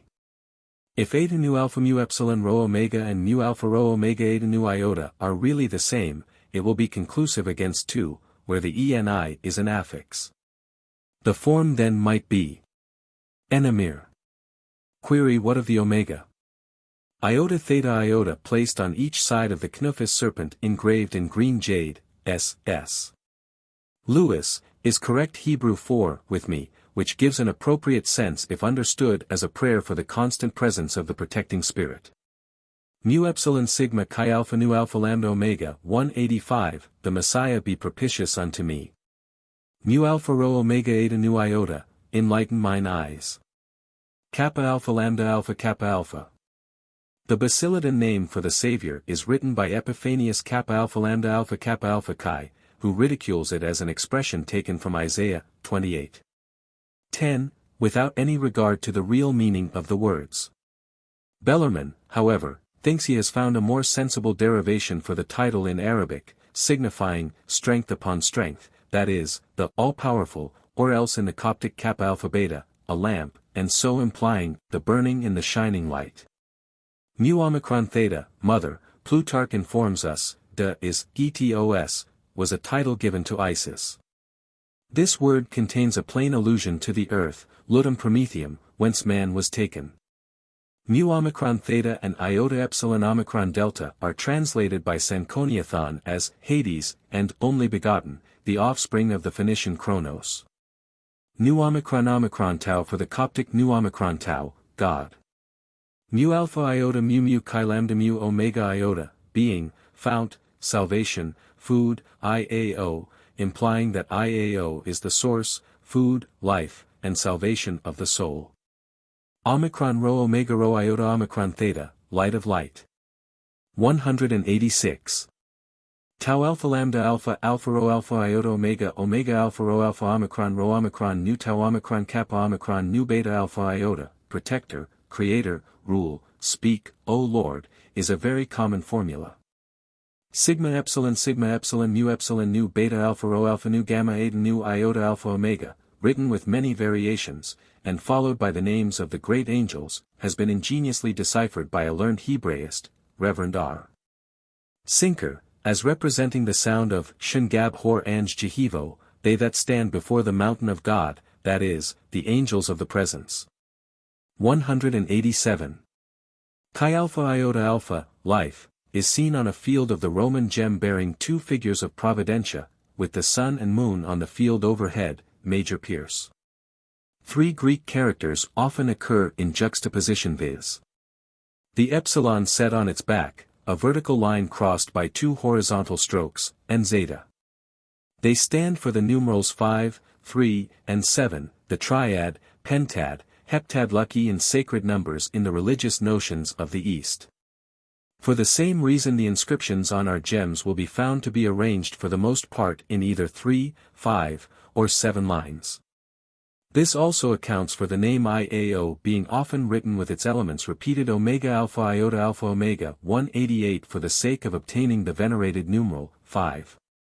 And, again, by introducing another vowel, eta, the holy name is repeated under 5 different forms, eta alpha iota, alpha iota eta, eta iota omega, alpha iota omega, iota alpha omega. The priest officiating, commonly figured in these designs, wears upon his head the kalantika, a square of purple cloth whence spring 2 flamingo feathers, a badge which made pi tau epsilon rho phi rho omicron a synonym for the Egyptian priesthood. The staff in his hand, emblem of his office, has the serpent coiled 5 times about it. This, sceptrum sacerdotale, furnishes the true explanation of the meaning of many ancient insignia, beginning with Moses' wand, then the club of Aesculapius, and closing with its derivative the rod and the spiral of SSS that so constantly goes with the Agathodemon serpent upon the Chnuphis-Gems. As for the geometrical figures so often introduced, they may be supposed to have had much the same import here as in the formulae of the Rosicrucians, who obtained these with other Gnostic paraphernalia probably by tradition from the Arabs. For their pretended founder, the great unknown A.S., is declared to have acquired his small learning at the College of Damascus. In their system the square stands for the 4 elements. The triangle for the body, the spirit, and the life, and also for sun, moon, and Mercury. The last triad Paracelsus interprets by salt, sulfur, quicksilver, the 3 radical forces of nature according to his system. The rhombus represents the Orphic egg, out of which issued the whole creation. Phoenician numerals may, from the very nature of the case, be looked for amongst the marks that cannot be referred to the Greek alphabet. The notation was simplicity itself, 1 to 9 being expressed by vertical strokes, so many times repeated, 10 by a horizontal one, 20 by 2 such parallel to each other, sometimes slightly curving together. In the Palmyrene notation 5 has a special cipher, a sloping line upon which in the middle stands another at right angles. It was to be expected that Samaritan characters should make their appearance upon the productions of a religion of which the reputed founder was a Samaritan, whose professed followers also formed an important sect as late as the times of Hippolytus. Stichel interprets the reverse legend on his above-quoted gem as having its commencing words written in this alphabet, thus: Greek letters. He also points out that the important word auth equals sign or token is written in these legends in 4 different ways: theta v omicron, epsilon v omicron, epsilon iota w, v iota epsilon. It is possible that in certain legends the letters, taken in an order known to one having the key, would give a definite meaning, and this suspicion is supported by the reversing of some of the characters. Certain it is that the Donatists adopted such a device in order to disguise their proscribed war cry from the victorious Catholics. A door lintel at Tibessa exhibits the well-known formula thus: Greek letters. To be read by the brethren, Deo Laudis Dicamus. A second lintel bears the same in monogram. The most famous spell of all, abracadabra, is first mentioned by Serenus Simonicus, the most learned Roman of his times, and physician to Caracalla, to whom he dedicated his poetical Guide to Health, entitled De Medicina Precepta Salubarima. This work, remarks Spartian, was the favorite study of the unfortunate Caesar, Geta, for attachment to whose cause this true son of Apollo was afterwards put to death by the imperial fratricide. Severus Alexander also, who had known and loved Serenus, greatly admired his poetry, putting him on a level with Horace, as Lampridius' expressions seem to intimate. This high authority orders the word to be written out in the form of an inverted cone, and declares it a virtue against all diseases. Thou shalt on paper write the spell divine. Abracadabra called, in many a line. Each under each in even order place. But the last letter in each line efface. As by degrees the elements grow few. Still take away, but fix the residue. Till at the last one letter stands alone. And the whole dwindles to a tapering cone. Tie this about the neck with flaxen string. Mighty the good 'twill to the patient bring. Its wondrous potency shall guard his head. And drive disease and death far from his bed. The belief in the virtue of this recipe flourished through the Middle Ages. It seems alluded to in the Dialogue on Masonry, ascribed by Leland to Henry VI. For amongst the things that Masons conceal is the winage of the faculty of Abrac, perhaps signifying the possession of this mystical arrangement of letters, unless, indeed, one chooses to suspect in this faculty a deeper sense. Some traditionary knowledge of the ancient Abraxas religion. Again, Defoe mentions how people commonly wore the word written in the manner above prescribed, as a safeguard against infection during the Great Plague of London. As for the etymology of the word, the most satisfactory yet offered is the compound of the Hebrew habracha, blessing, and dabera, speak. Meaning the blessing of the mystic name, that is, utter the tetragrammaton, invoke the holy name of Jehovah, itself the mightiest of charms. 189. It is very remarkable, considering its high repute, that no Gnostic stone bearing such an inscription should be known to exist. On the other hand, that normal address to IAO, alpha beta lambda alpha nu theta alpha alpha lambda beta alpha, thou art our Father, is so found on talismanic jaspers arranged in the exact pattern recommended by Serenus for the paper spell, and probably so done in compliance with his directions. One is strongly tempted to discover in this same habracha the real origin of the equally famous title, Abraxas. The Greek letters, constantly in use for numerals, at once presented their numeric value in every word to the practiced eye of the Kabbalist. The celebrated letter of Christ to Abgarus was, according to Cedrenus, sealed with the initials of the 7 Hebrew words, whose Greek interpretation was theta epsilon omicron theta nu theta alpha mu alpha theta epsilon omicron nu. At the mere sight of the seal the king was healed of his gout and of his bled leprosy, all but a slight trace upon the face remaining to be cleansed by the waters of baptism. Cedrenus' Greek reads like a popular formula, and may serve to explain the legend on the reverse of an Abraxas-Gem in my possession, iota chi theta epsilon theta omega eta iota alpha omega, as to be read eta sigma omicron chi rho iota sigma tau sigma theta epsilon kappa theta epsilon omicron iota alpha, Jesus Christ, God of God, Jehovah. This inscription encloses the letters iota eta placed conspicuously in the center, and which probably represent, as nearly as the 2 discordant alphabets allow, the Hebrew letters Jod, He, the Kabbalistic name of the Tikkun, express image, or first emanation of the Godhead. The crescent and 7 stars, amongst which are scattered the mystical 7 vowels, has for reverse this formula. Greek letters. Its first line, but written alpha chi theta iota omega phi iota, is cut in beautiful characters on the reverse of a caduceus within a wreath.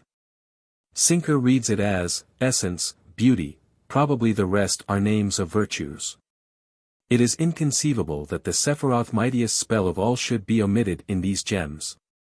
It is made up of the 10 attributes of Jehovah, viz. The crown, wisdom, prudence, security, magnificence, goodness, glory, victory, fortitude, kingdom. There is consequently a probability that these names often lurk in the phonetic Hebrew, enveloping all in darkness. We have for guide the analogy of the present Arab talismans, consisting of the 99 epithets of Allah written on a scroll,